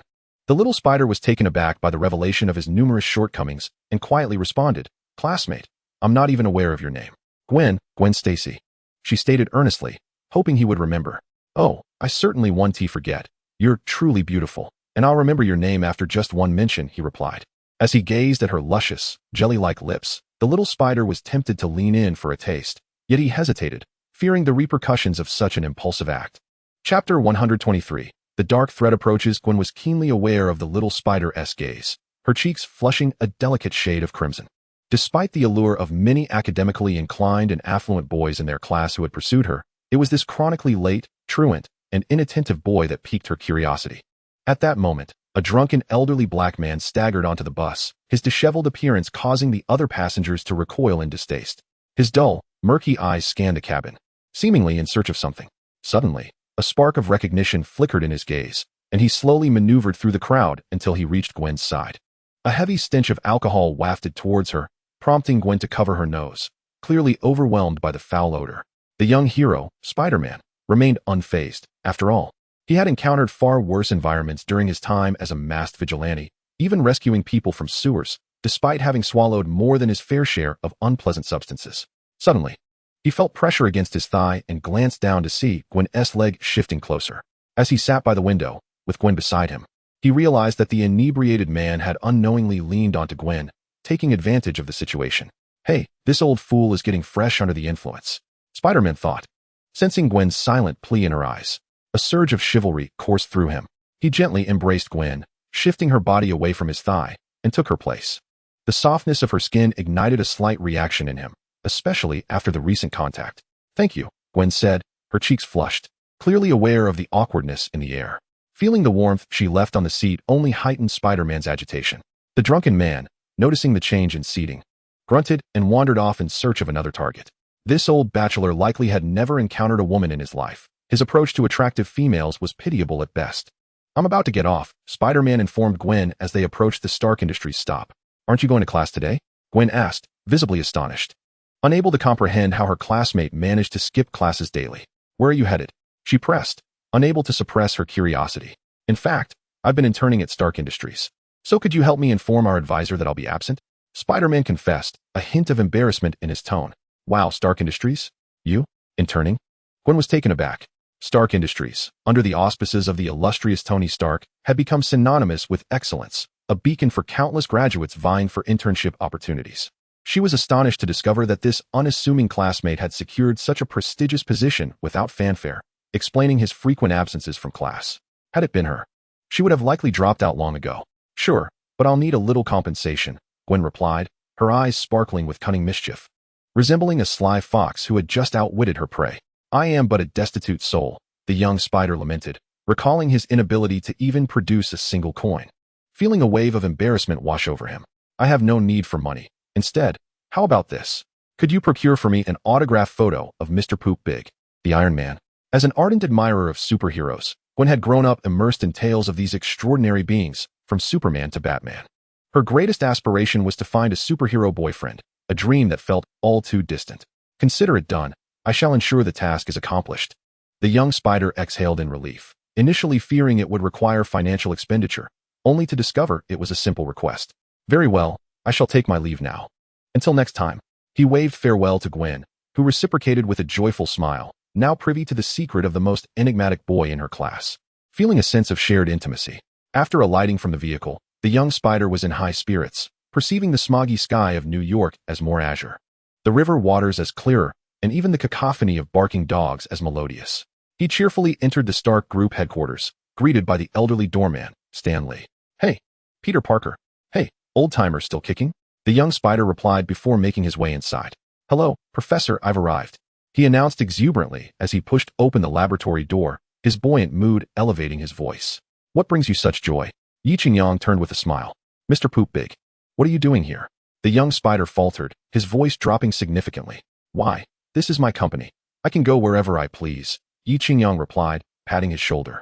"Quickly prepare yourself. We are set to depart for Octavius's testing site. Today marks his inaugural experiment." The young spider was taken aback. He had certainly heard of Octavius's renowned name and was aware of his experimental objectives, yet he had not anticipated such swift progression to a tangible trial. "Hurry, Peter. Grab the toolkit. We must meticulously record the experimental data. This energy trial could yield remarkable surprises for our battle armor," Ethan urged as he organized his belongings. Once they had gathered their equipment, the four of them boarded Yi Qingyang's helicopter and flew toward Octavius's testing facility, located in a remote area west of New York. The desolate surroundings extended for miles, a deliberate choice by Yi Qingyang, as only he understood the inherent dangers of the experiment. The others, including Octavius as the primary researcher, and Ethan, maintained a blind optimism. "Welcome, welcome." Upon their arrival, Octavius and the principal creators of the testing facility came forth to greet them. Ethan clapped him on the shoulder and embraced him, exclaiming, "Haha, old friend, you are positively radiant. It is all thanks to you. Had it not been for your recommendation of Mr. Poop Big, I would be at a loss for what to do." Otto Octavius remarked with a sense of contemplation. Sometimes, mere capability is insufficient. One must also possess connections. At that moment, Yi Qingyang approached, accompanied by his personal secretary, Xiao Rongyu, who carried a lightweight briefcase containing the more advanced Mark IV armor. Yi Qingyang greeted Otto Octavius warmly, shaking his hand as he said, "Mr. Octavius, today's experiment has proven successful, and you are now a Nobel laureate. We may also benefit from your brilliance." In Chapter 124, The Experiment, Otto Octavius no longer exhibited his previous timidity. The advent of a groundbreaking invention would undoubtedly etch his name into the annals of history, and with it, fame and fortune would inevitably follow. He nodded slightly and smiled. "It is not merely a matter of the Nobel Prize, Mr. Ock, but who might this be?" He cast a puzzled glance at the young Spider-Man. "This is Mr. Ock's friend and my student, Peter Parker, currently a researcher at Stark Labs and my assistant." Ethan swiftly clarified. Young Spider-Man extended his right hand, introducing himself. "I am Peter Parker, sir. I am currently composing a paper on your work." Otto Octavius regarded him with a hint of disdain, assuming Peter Parker was merely a beneficiary of Yi Qingyang's connections and thus displayed little interest when they shook hands. "I understand your purpose, but at present, I lack the time for idle chatter with students. However, since you are a friend of Mr. Ock and a pupil of Ethan, I suggest you observe more and speak less." Taken aback, Spider-Man realized that Dr. Octavius was quite formidable in demeanor, exhibiting a proud arrogance. Suddenly, Octavius seemed to recall something.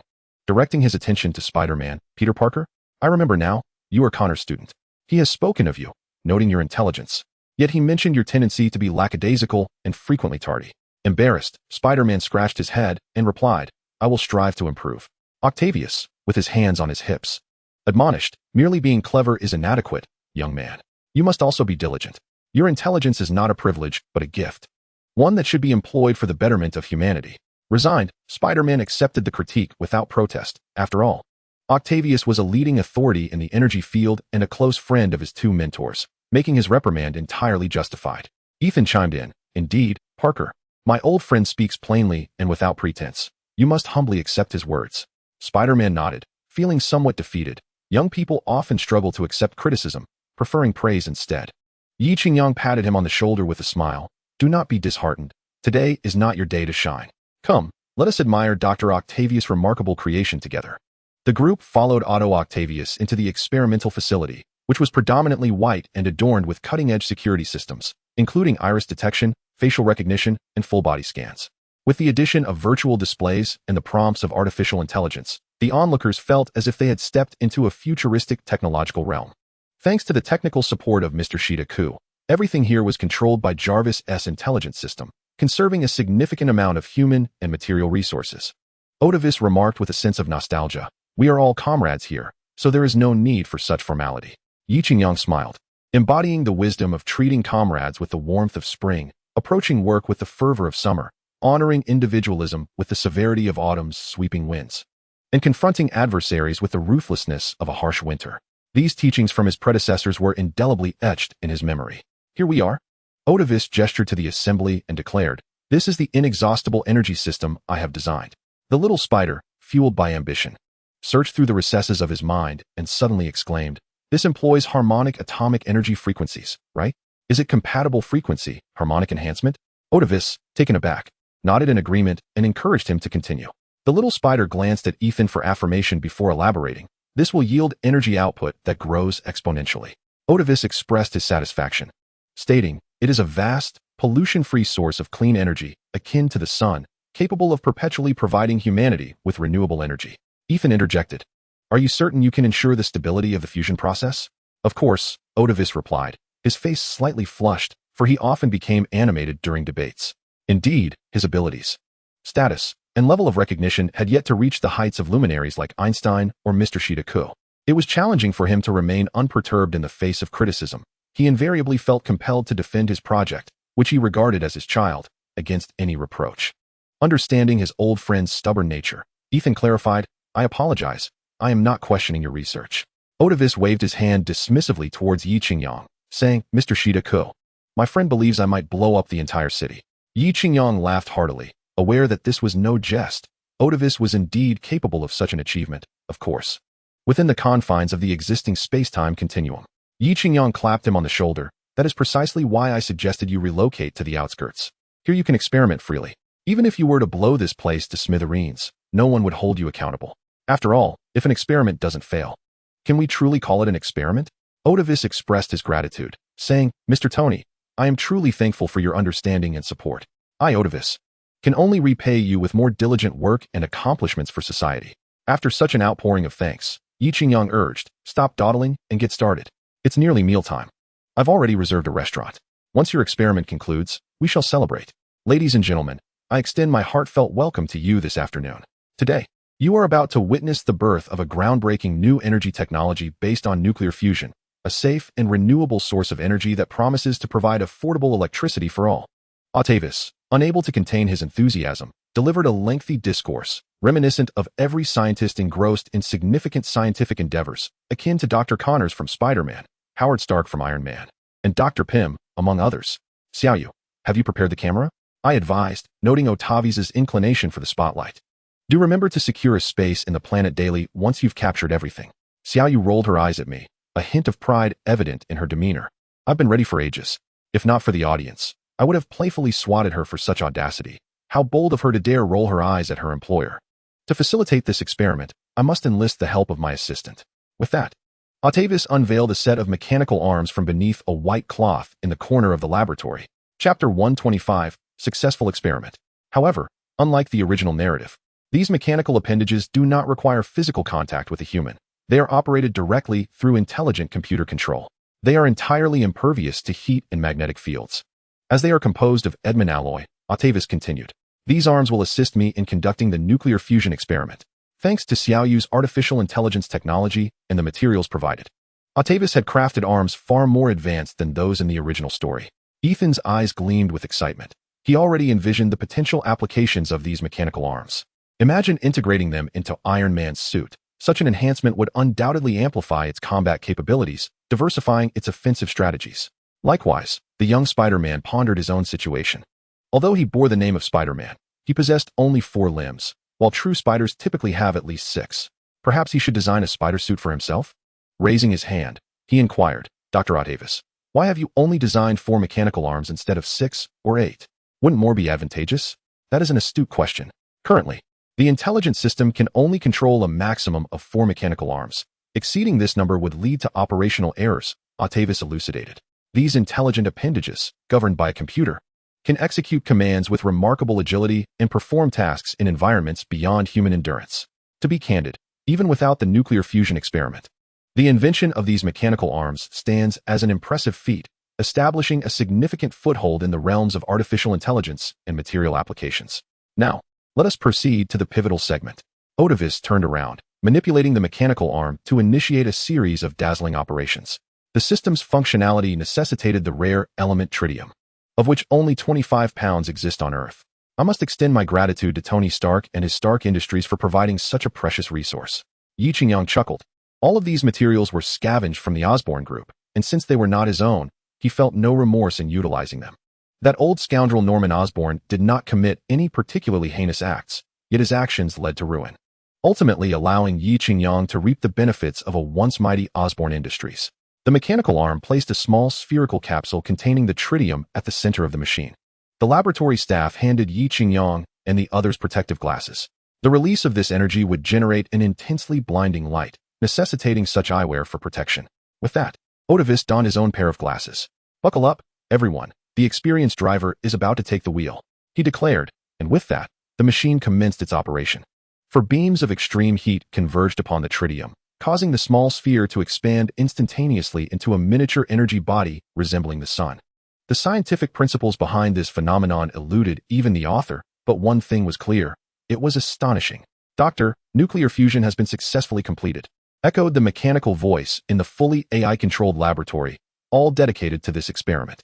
Applause erupted as Yi Qingyang led the clapping. This controllable nuclear fusion technology, even in 2021, had not been fully realized, and now his own company had accomplished it.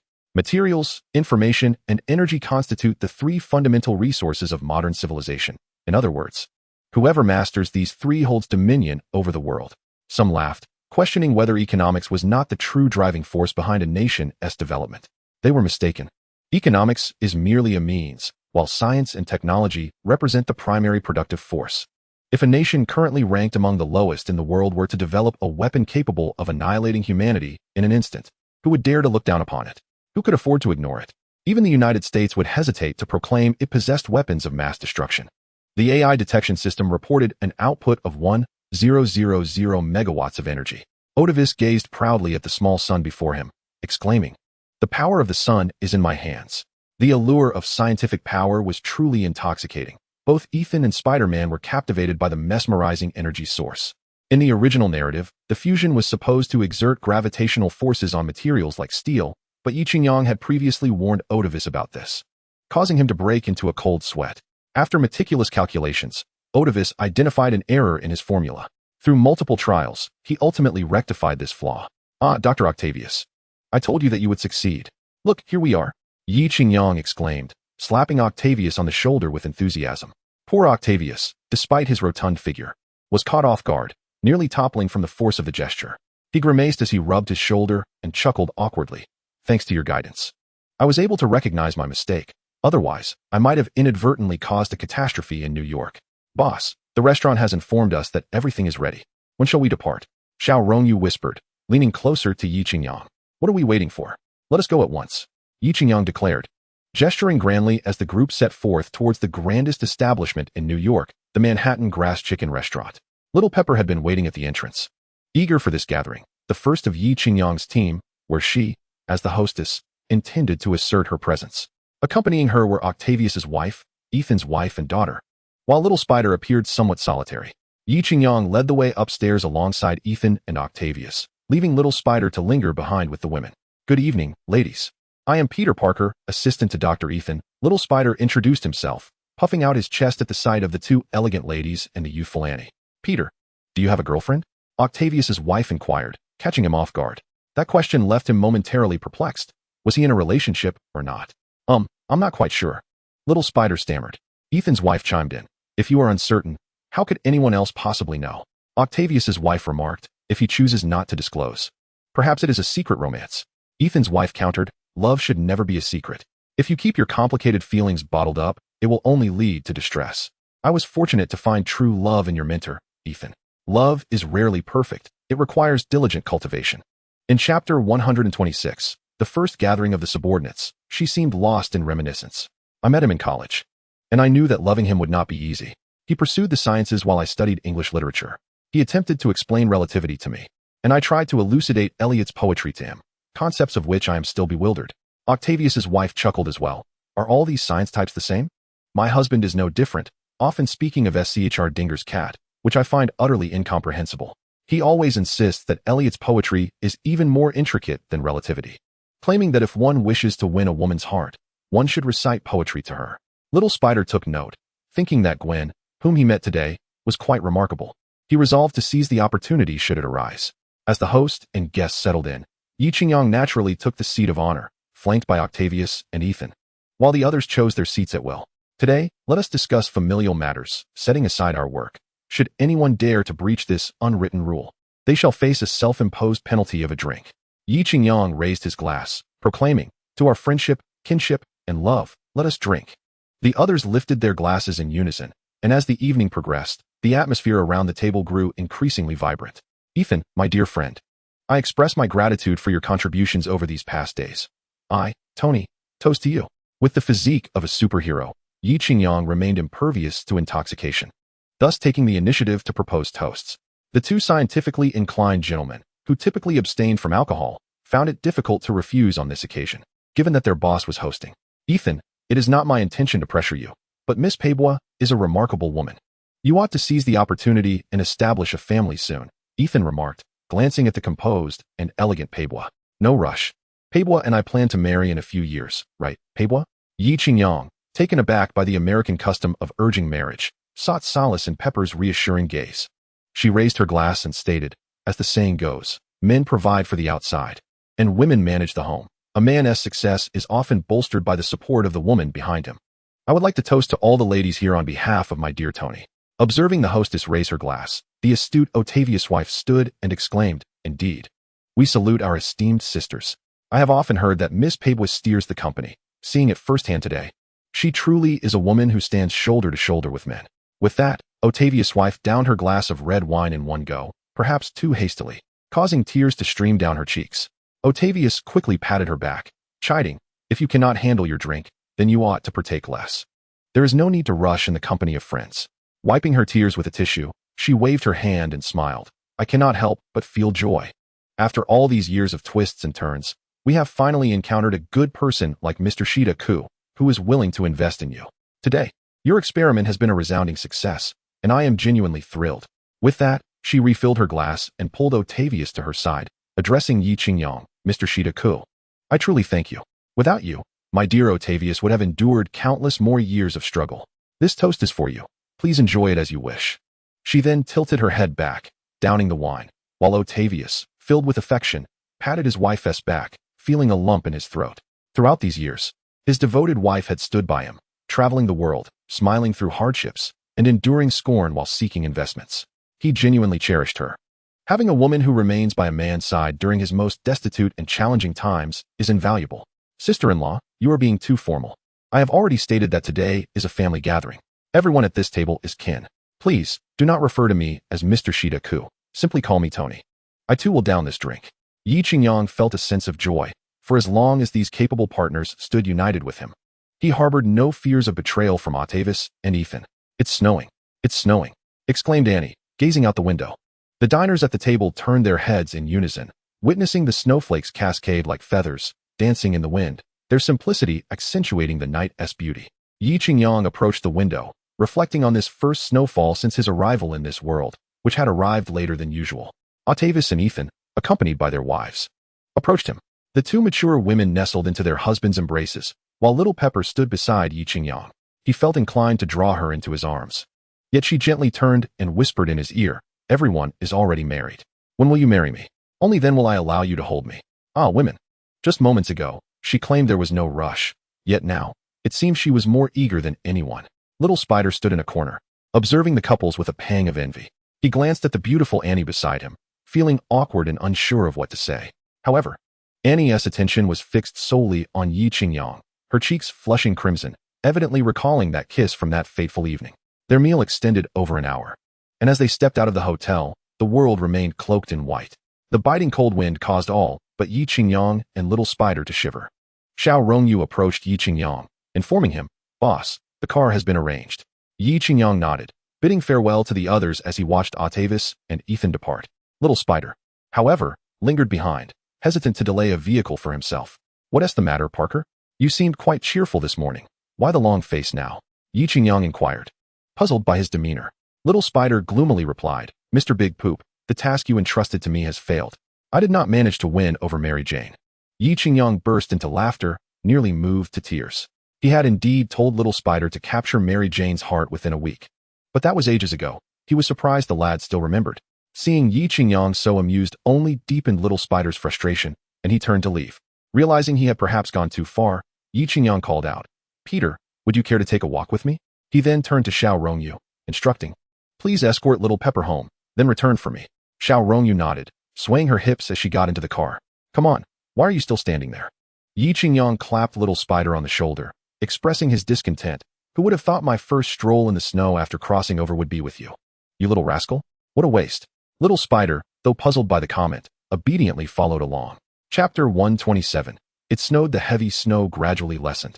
The flurries in New York coming in waves, accompanied by a biting wind that stung the skin like a blade.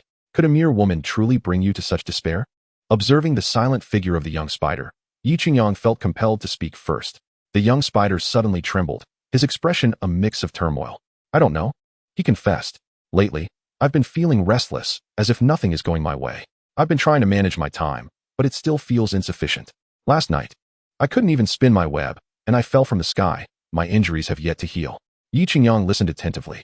Why do you wish to be Spider-Man? How do you perceive yourself? The young Spider replied, that's precisely the issue. I'm lost, unsure of the significance of my actions. To be honest, I can't even manage my own life, yet I strive to play the hero. Yi Qingyang perceived the underlying truth. Every superhero experiences fatigue, particularly when their identity remains unknown, leading to a lack of recognition. Even someone as iconic as Michael Jackson cannot win the affection of all. There will always be those envious of your talents, wealth, and status. After a moment of contemplation, he continued, to lose self-awareness is to risk madness, to lose one's soul. The worst fate is to become estranged from oneself. Listen, perhaps you are not destined to be the wall-crawling Spider-Man, which is why you fell from the sky. You have the power to choose your path, Peter. Do not place yourself on such a lofty pedestal. This world is vast, and no one is indispensable. The earth spins on, indifferent to any one individual. The young Spider halted, pondering Yi Qingyang's recent words. Indeed, had he elevated his own significance too much? Before his arrival, New York hadn't worsened, and it certainly hadn't improved with his presence. It remained unchanged by human will. Yi Qingyang opened his arms, declaring, in truth, human capability is limited. There is little we can change. Neither of us possesses the genius to overturn an old society and forge a new one. Human nature is complex, and we can never achieve the perfection we envision. Thus, a utopian society exists solely in the realm of imagination. What you can do is bring happiness and safety to those around you, for that is the essence of importance. To bring happiness and security to those nearby, the young Spider gazed distantly at the glowing lights of the high-rise buildings, gradually losing focus. He had consumed a fair amount of red wine that evening. Despite his formidable physical prowess, the intoxicating nature of the drink left him in a state of inebriation, desperately seeking an outlet for his pent-up frustrations. Xiaoyu, you needn't pick me up tonight. I will be spending time with my little brother, Yi Qingyang stated as he dialed Xiao Rongyu's number, directly conveying his intentions. Subsequently, he hailed a taxi, the driver being a man of African descent. He pulled the still-dazed little Spider into the vehicle. Where to, sir? Inquired the driver. His spirits lifted at the prospect of business. Take me to the finest establishment with the best entertainment and the most women, Yi Qingyang replied, casually handing over $100 bill. The driver's eyes lit up as he eagerly accepted the cash and kissed it. No problem, just you wait. He pressed the accelerator to the floor, the tires screeching against the pavement, propelling the taxi forward like an arrow released from a bow. Upon arrival, they found themselves in a clandestine nightclub in Brooklyn, New York. Its exterior was unremarkable, and the decor quite ordinary, save for a few red English letters flickering in neon. Women's treasure? The little Spider pondered the sign, somewhat confused, recalling that Mr. Shida had mentioned a place for pleasure. Yet they seemed to have arrived at a postnatal care center instead. Yi Qingyang felt a wave of dizziness wash over him, nearly causing him to stumble. He irritably tapped the little Spider on the back of his head. This is a welcoming abode, you naive bumpkin. As they pushed open the nightclub's entrance, they were met by two tall, muscular African-American bouncers who ensured they bore no weapons before allowing them entry. Once inside, they were enveloped by a cacophony of sound and warmth. Outside, the chill of winter contrasted sharply with the interior's temperature, which was at least 20 degrees warmer. The little Spider's inebriation dissipated instantly, replaced by a sheen of perspiration. The ceiling boasted over 100 beams of light, each radiating a different hue, constantly shifting and rearranging in mesmerizing formations. The moment they stepped in, they were captivated by the nightclub's lights, music, and alluring dance moves. The little Spider's eyes widened in astonishment, fearful of missing even the slightest detail. Having lived for over 20 years, he had never witnessed such a spectacle. Yi Qingyang guided the little Spider to the bar, ordering 2 cocktails. The little Spider, still acclimating to the madness of the environment, clutched his drink. Attempting to mask his inner tension, his hands fidgeting aimlessly. Yi Qingyang retrieved a stack of cash from his pocket, slamming it onto the table while calling out to the bartender, "Whoever serves me well tonight, this money belongs to you." The bartender's eyes sparkled. The bundle must have contained at least $4,000 or $5,000, equivalent to a month's salary. Realizing he was in the presence of a wealthy patron, he quickly messaged the bar's group chat. "Ladies, 2 big spenders have arrived. It's up to you to see if you can earn some." Within 5 minutes, 2 tall, leggy Western women emerged from the center of the dance floor, both clad in revealing attire. Yi Qingyang assessed them, noting that one's dress barely reached her head, just enough to cover her striking eyes. One of the beauties settled into the seat beside Yi Qingyang, crossing her legs in a manner that made him feel quite flushed. The petite spider possessed sharp features, her cheeks flushed with embarrassment as the alluring woman called out to the handsome gentleman, simultaneously brushing her shirt with her hand. He appeared as if he were ensnared by a spell, paralyzed and unable to move, still a novice in such encounters. The enchantress playfully extended her tongue, tracing a circle at the corner of her mouth. Yet, Yi Qingyang found no interest in such types. It was not that they were unattractive, but rather, he held no desire for women who were so readily available. After all, he had a stunning Asian maid at home, a lover akin to Sophie Marceau, and a sweet, charming secretary, totaling 6 companions. He changed partners weekly, ensuring that his weekends were reserved for his good friends. As he lightly caressed the arm of the beautiful woman leaning against him, he noted her youthful, smooth skin, undoubtedly under the age of 25. Chapter 128, The Bar. He took a sip of his cocktail and leaned closer to her ear, whispering, "Whichever one of you can win over my brother tonight shall claim the prize." The beauty shot him a glance, then playfully nibbled at his ear, saying, "What if we all win him over?" Yi Qingyang chuckled, patting her shoulder and responding, "Then the reward will be doubled." "All right, dear brother, you can count on me," she replied, before squeezing herself next to the petite spider. She did not rush to lean in, for that would be too cheap. After all, the beauties who frequented this place were no novices. Otherwise, who would pay for the drinks? At that moment, Peter Parker found himself at a loss for words, his gaze fixated on the girl beside him, whose midriff was tantalizingly exposed. The intoxicating blend of alcohol and perfume wafted enticingly into his nostrils. Unable to restrain himself, he blurted out, "You're dressed so lightly. You'll catch a cold if you go outside." The girl in fishnet stockings chuckled, finding his naivete endearing, making it difficult for her to take the initiative. "Handsome, why aren't you drinking or dancing? Do you intend to just sit here?" The girl in fishnet stockings made her move, slithering towards him like a seductive serpent, causing the petite spider to stiffen, overwhelmed by the sensation of her thigh against his. Not to mention, the presence of another high-caliber beauty in shorts, her fair legs exposed, glimmering under the lights, only heightened his disorientation. Sandwiched between the 2 alluring women, Peter was entranced, the fragrant aroma clouding his thoughts. "Handsome, why are you so quiet? With those glasses, you must still be a college student, right?" The girl in shorts, noticing his lack of initiative, grew anxious, questioning whether this bespectacled boy might have some physiological issues. Peter dared not gaze directly at the 2 girls. He had never been in such places and felt utterly lost for words. "How about this? Allow me to treat you to some drinks." The little spider found himself at a loss for conversation, finally managing to utter a few words after much contemplation. He looked up in search of Yi Qingyang, only to discover that the seat was now vacant, leaving behind only a stack of cash on the table. A sense of urgency washed over him. He was ill-equipped to handle the 2 battle-hardened nightclub women. Hastily, he pushed past the girls and made his exit. "Don't go, handsome," the 2 women protested, unwilling to let him slip away. Yet, the little spider's strength was insufficient to resist, and they could only watch helplessly as he vanished.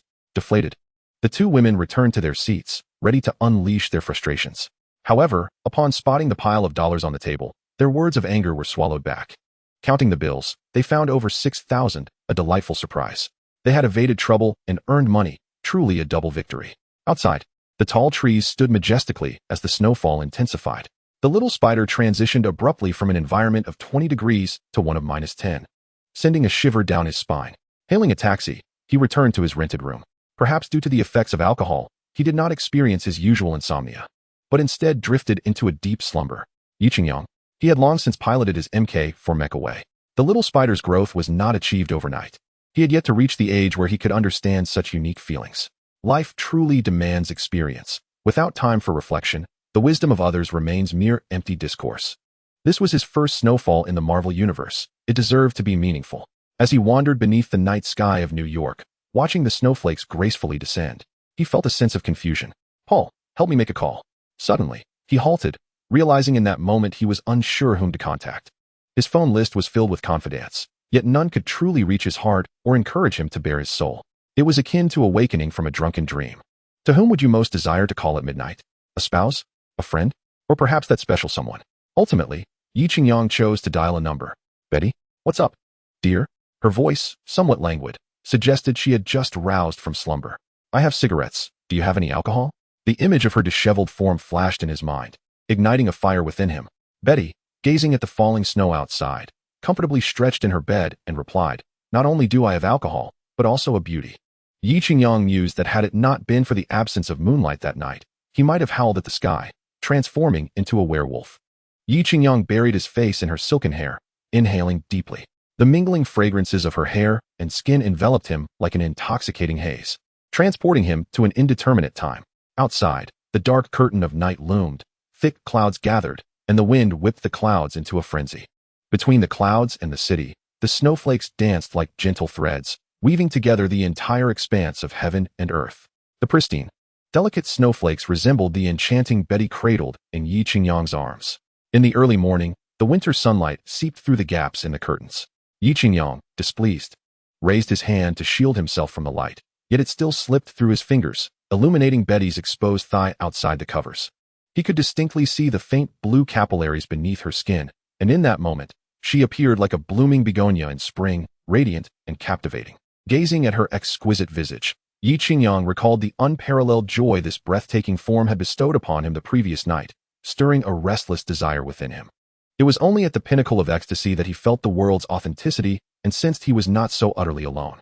Though Betty's beautiful eyes were tightly shut, the blush on her face and the slight tremor of her eyelashes betrayed her. Playfully, Yi Qingyang enveloped her luscious, crimson lips with his own, pinching her small nose. Before long, Betty could no longer contain herself and let her tongue slip out to catch her breath. Her azure eyes sparkled with delight, playful reproach, and a hint of shyness at being discovered. They shared a heartfelt lunch together.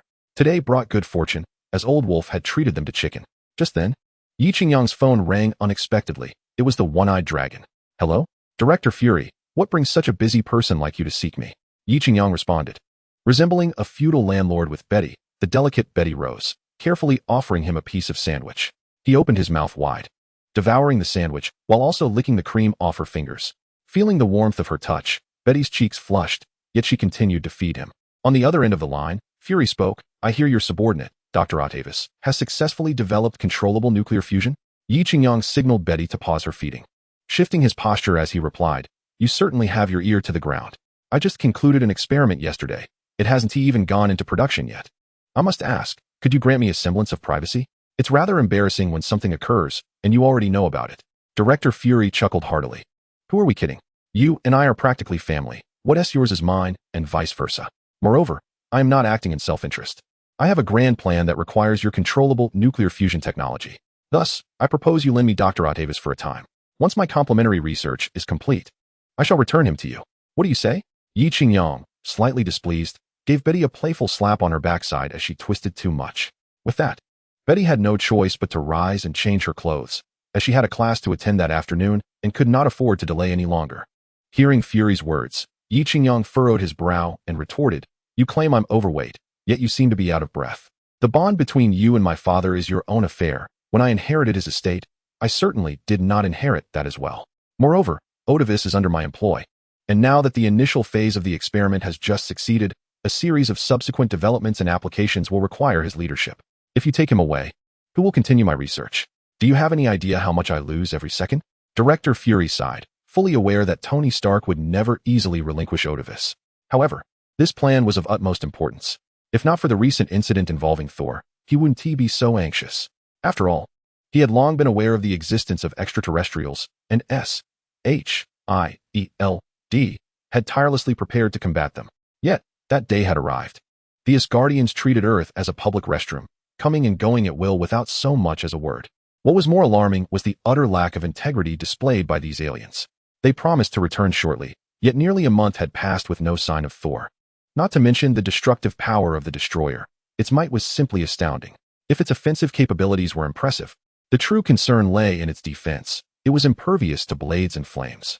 The firearms and rockets of his subordinates barely left a scratch on it. If such a device were deployed in any major city on Earth, the ensuing catastrophe would be unimaginable. Even with Iron Man's presence, who would bear the consequences of the destruction caused by the battle? It would undoubtedly fall upon the ordinary citizens. As the saying goes, when gods clash, mortals suffer. While it may be thrilling to witness superheroes wreak havoc in films, if such a superhero were to battle in your vicinity, laughter would soon fade. Even more terrifying was the giant, towering over 50 meters. In comparison, the destroyer seemed like an ant next to an elephant, and even nuclear bombs would barely tickle him. The one-eyed dragon had suffered from insomnia the night Yi Qingyang transformed into Diga. If it were merely the destroyer, he might have devised a plan. But the fighting prowess exhibited by that Superman left him utterly stumped.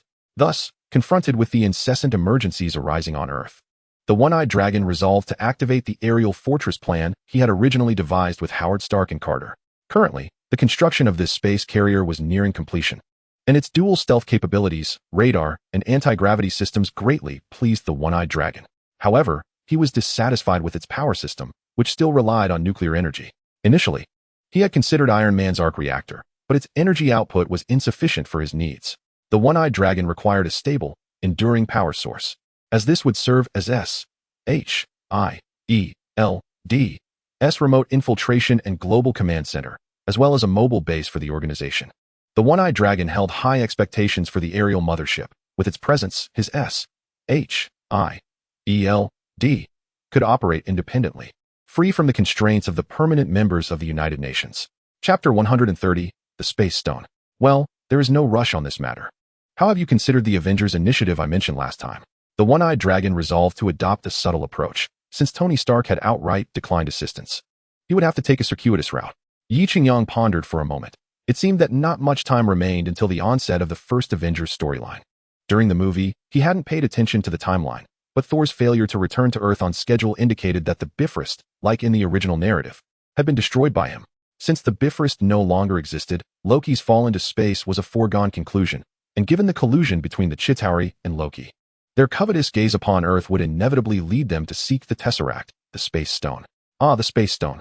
This object is a formidable weapon.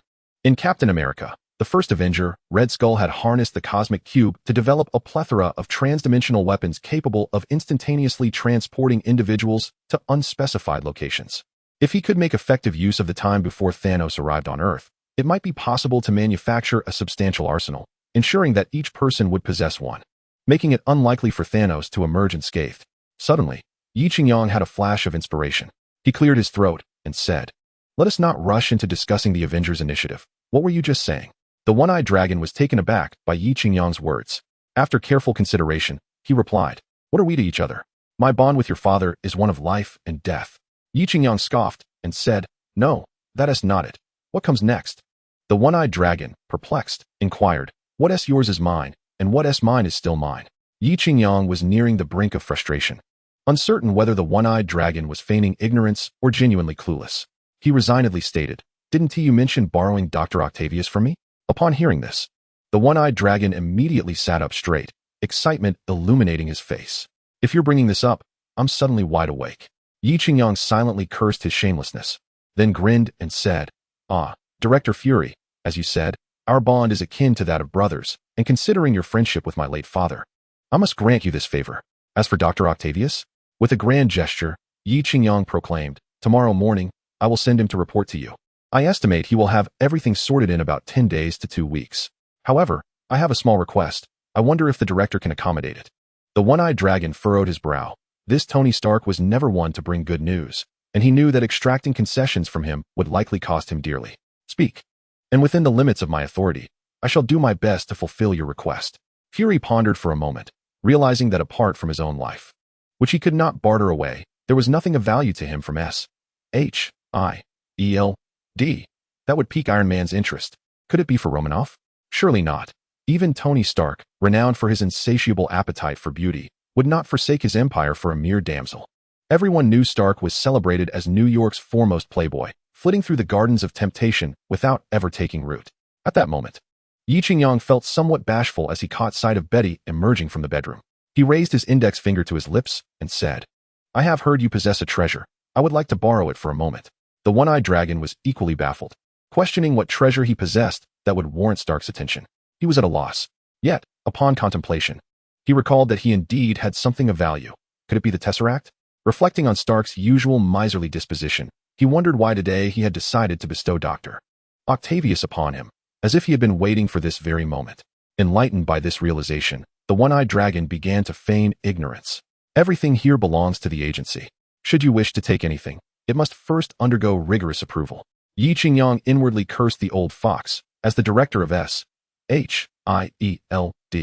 he had no superiors to answer to. What trickery was this?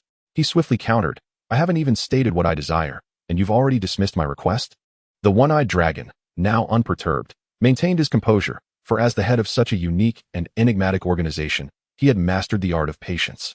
Romanov, please prepare me a cup of coffee, hand-ground, if you would.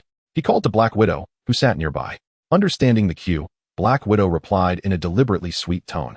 Of course, Director. Would you prefer water at 75 degrees or 85 degrees?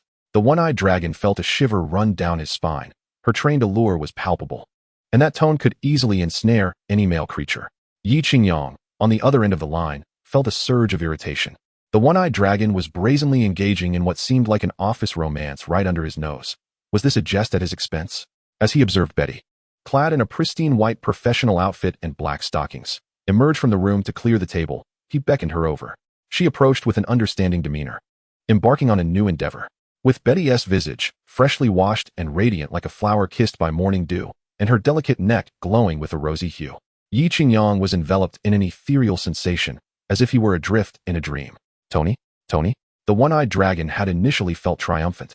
But when Yi Qingyang suddenly fell silent, he was left perplexed. Stark was never one to suffer in silence. Why did he not retaliate when provoked? Upon hearing the voice of the one-eyed dragon emanating from the telephone, Yi Qingyang roused himself from the dreamlike ecstasy that had enveloped him. He spoke candidly, I presume, Fury. You have surmised my desire, the Tesseract, the very artifact my late father retrieved from the depths of the ocean. To be frank, given the current level of research at S.H.I.E.L.D., even with an additional decade or two of study, results remain uncertain. It would be far more prudent to entrust it to me. Here, I have some of the world's foremost physicists, astronomers, chemists, and a multitude of other scientists at my disposal. I assure you, I am not boasting. Even I, Tony Stark, could tackle this conundrum alone. Surely, this approach is far more enjoyable and effective than your insular efforts. Chapter 131. On this day, upon hearing Yi Qingyang's remarks, the coffee in the one-eyed dragon's hand suddenly lost its allure. Indeed, since acquiring the Tesseract, S.H.I.E.L.D. had expended vast resources, with a staggering $1 billion invested merely in constructing a superconducting nuclear magnetic shockwave facility, yet they had made no headway in harnessing the Tesseract's potential. It is worth noting that Red Skull had already developed a series of transdimensional weaponry during World War II, including infantry rifles, armored vehicle-mounted cannons, and tray-mounted artillery. All the way back in 1942, before the nuclear weapons based on Einstein's theory of relativity had even seen deployment, Red Skull had already established a significant technological advantage. Had it not been for Captain America's interference, the outcome of the war might have been entirely different. Yet, here we are, over 70 years later, in the 21st century, and S.H.I.E.L.D.'s so-called scientists have been unable to even decipher how to activate the Tesseract. They are forever mired in theoretical discussions and futile experiments, yielding no tangible results. Ultimately, even the resolute Director Fury must concede that his team of scientists is rather lackluster. For it is often the extraordinary genius that propels scientific advancement. Perhaps a mere flash of inspiration lasting a minuscule 0.0001 seconds can eclipse a lifetime of toil from these ordinary scientists. Science, much like mathematics, is resolute. One either possesses the knowledge or does not. It is not a matter of crafting an answer or selecting options based on the longest or shortest possibilities. One cannot simply guess and hope for the best. Director, your coffee has gone cold. Black Widow observed as the one-eyed dragon fell into deep contemplation, seemingly oblivious to the cup of coffee in his grasp. It was only then that he abruptly snapped back to reality. He glanced at the now lukewarm beverage and downed it in one gulp, declaring, very well. I agree to hand over the Tesseract to you, but I require your assurance that you will inform me immediately upon any advancements. Yi Qingyang laughed heartily, picking up the still-connected phone from the table. No problem. Given our relationship, any good fortune that comes our way will surely be directed towards you. However, I must state in advance that within your S.H.I.E.L.D., there are traitors. I trust only you and Natasha, and perhaps also Coulson and Hill. I hope you can keep this matter confidential, lest we end up shooting ourselves in the foot. The one-eyed dragon nodded and replied, Rest assured, for now. Only I and Romanoff are aware of this. By the way, when do you need the Tesseract? Without a moment's hesitation, Yi Qingyang answered, today. Is that urgent? I'm not in a rush, but I fear you might be anxious. Aren't you worried about Dr. Octavius?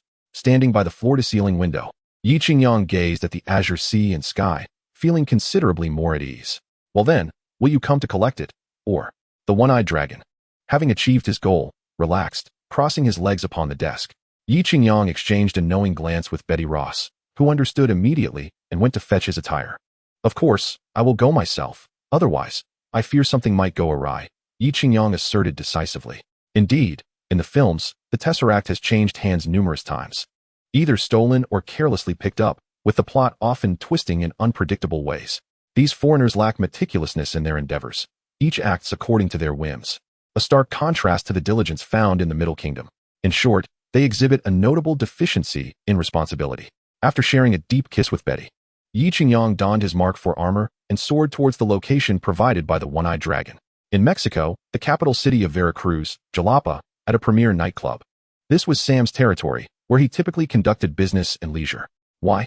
Because it boasted the most beautiful women, the most variety, and catered to high-profile clients, ensuring they were well entertained.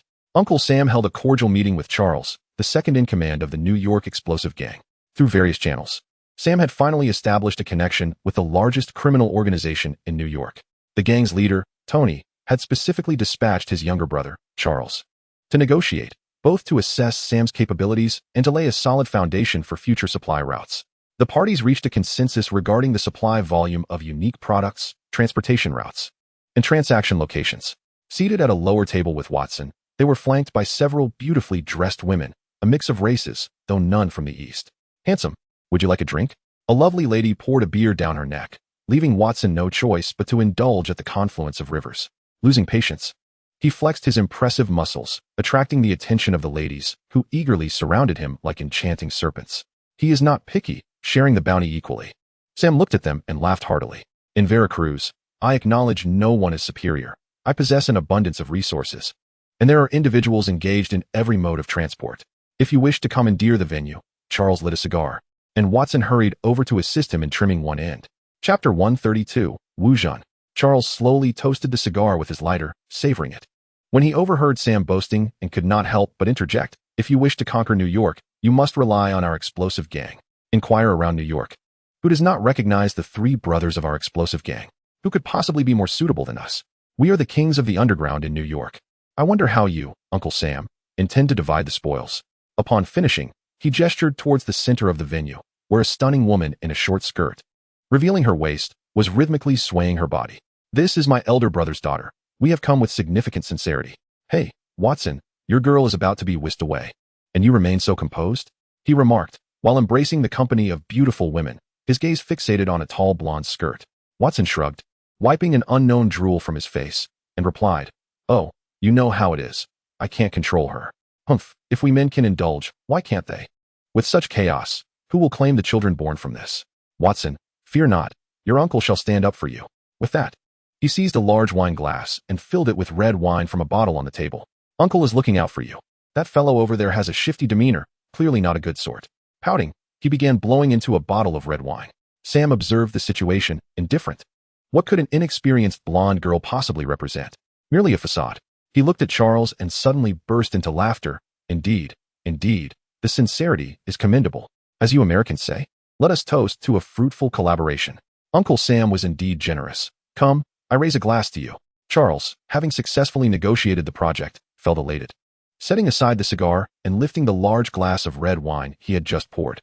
Upon returning to New York, Charles and his companions promptly met with their elder brother, Tony.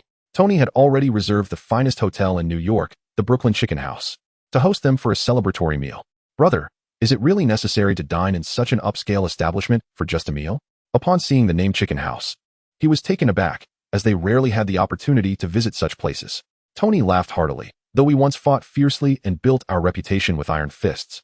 With Uncle Sam's exclusive trade channels, our economic strength will undoubtedly soar. You can frequent these venues every day henceforth. These individuals were already quite malevolent. Should they acquire wealth, it would only serve to enhance their power, making it exceedingly difficult for one to extricate oneself from their grasp. Watson felt a pang of bitterness upon witnessing the three brothers, arm in arm. After finishing their meal, the men entered their own nightclub, the largest underground venue in Brooklyn, New York. It had originally belonged to another gang, but recently, the Dynamite Gang had taken control of the establishment. Upon entering the nightclub, a cacophony of sounds surged towards Watson like a tidal wave. As he surveyed his surroundings, he was engulfed in a sea of bodies, lights, and the mingling of men and women, as if he had stepped into an alternate realm. The bass thumped relentlessly, the overwhelming noise inexplicably synchronizing with the rhythm of his own heartbeat. "Watson, this is our territory, let loose," someone shouted into his ear, prompting Watson to nod. Nearly overwhelmed by the stench of their breath, yet the throng of people was too great to consider retreat. The intoxicating aroma of alcohol, mixed with the scent of sweat and perfume, created an atmosphere that heightened one's senses. Watson found himself unable to restrain his body.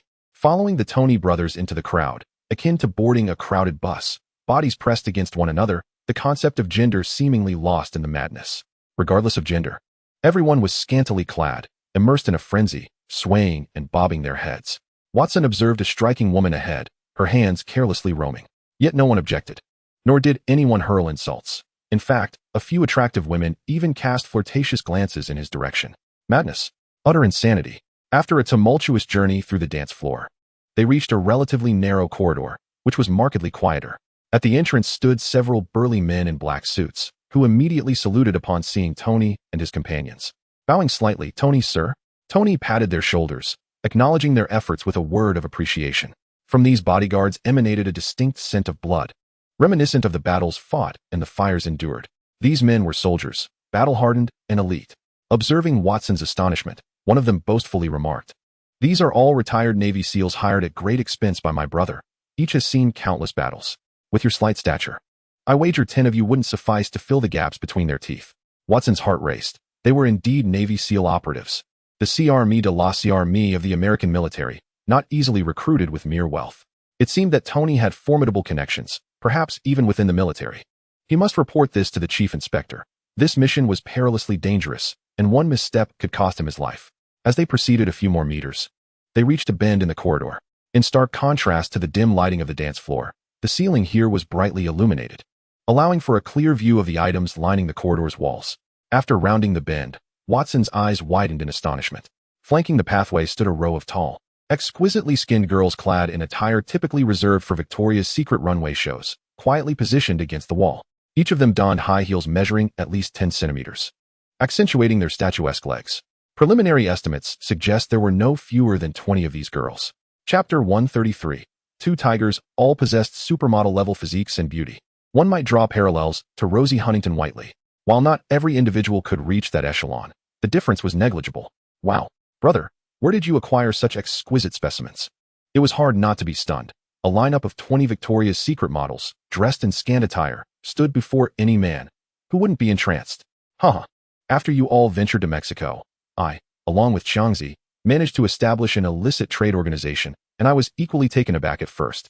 However, these girls are now our most valuable assets. He pulled a girl in a sky blue swimsuit closer, his hands roaming.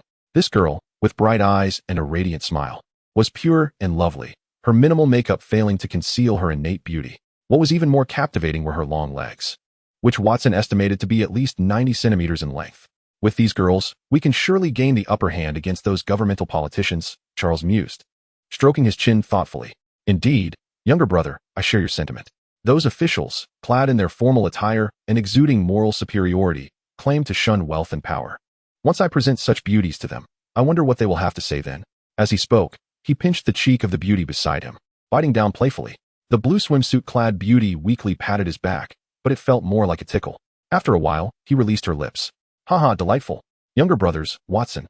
Tonight you may indulge freely. Let us celebrate our ascent to greater heights in our endeavors. Then I shall not hold back, brother." In a fervor, he seized a beauty he had long admired, thrusting the door open and rushing inside, followed by the sound of vigorous breaths. Watson, too, embraced the local customs. Although he was a police officer, he was still a man, and this was for the sake of business. A little sacrifice for work.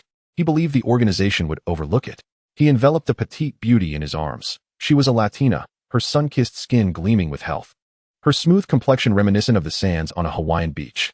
Embracing a stunning beauty who was eager to please, Watson was no novice. He had long since raised his banner of protest. This beauty, too, was no innocent beginner. She had traversed the globe and was well-versed in the art of pleasure. According to a beautiful woman, this is also a crucial factor for rising in status. Those who work as models face significant challenges and must create opportunities for themselves. After all, there are countless attractive girls vying for the spotlight. What makes one deserving of being on camera? Is it merely due to superior skills, a shapely figure, or the ability to charm?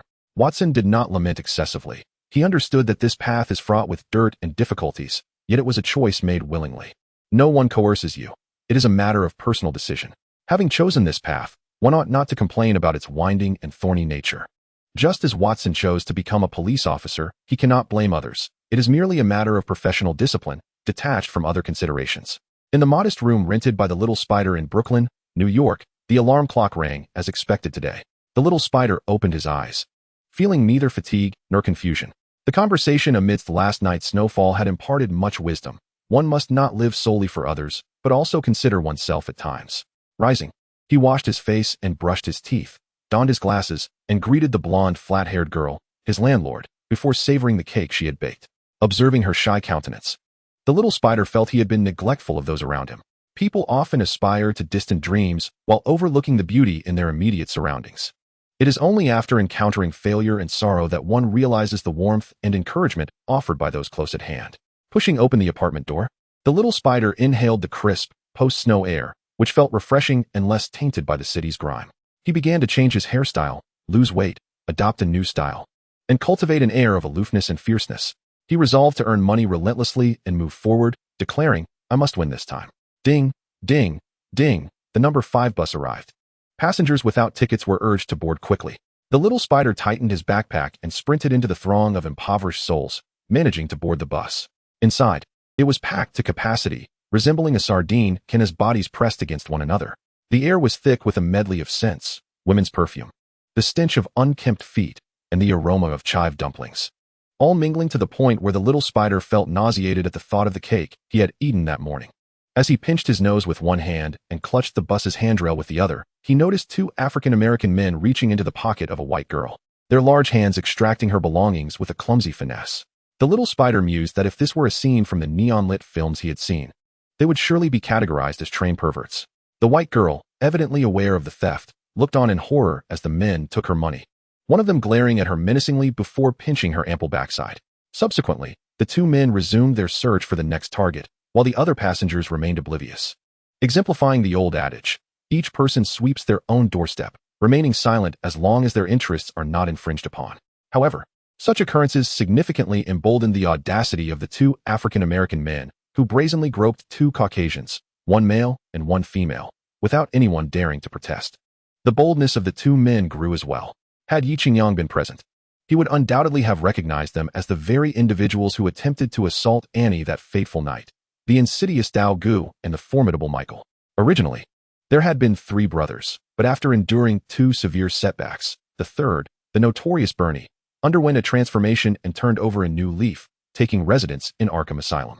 The Brooklyn 5 had now dwindled to just 2, who established their own dominion, proclaiming themselves the unparalleled duo of Brooklyn, the southern hero Michael and the northern hero Dao Gu. At this moment, the illustrious pair was industriously working for their lunch. Should anyone refuse to part with their money, they would lift their shirts to reveal the daggers at their waists. Dao Gu had also upgraded his arsenal, replacing a mere shotgun with a gleaming silver-handled pistol tucked into his waistband. Although Little Spider observed this scene, he dared not intervene, for the number of individuals in the vehicle was overwhelming, rendering his speed and strength ineffective, especially since he had lost the ability to shoot webbing. It felt as though he had been rendered powerless. Nevertheless, upon seeing that the 2 men were only demanding money and not inflicting harm, he breathed a sigh of relief as he watched them approach, with 4 or 5 more individuals drawing nearer to him.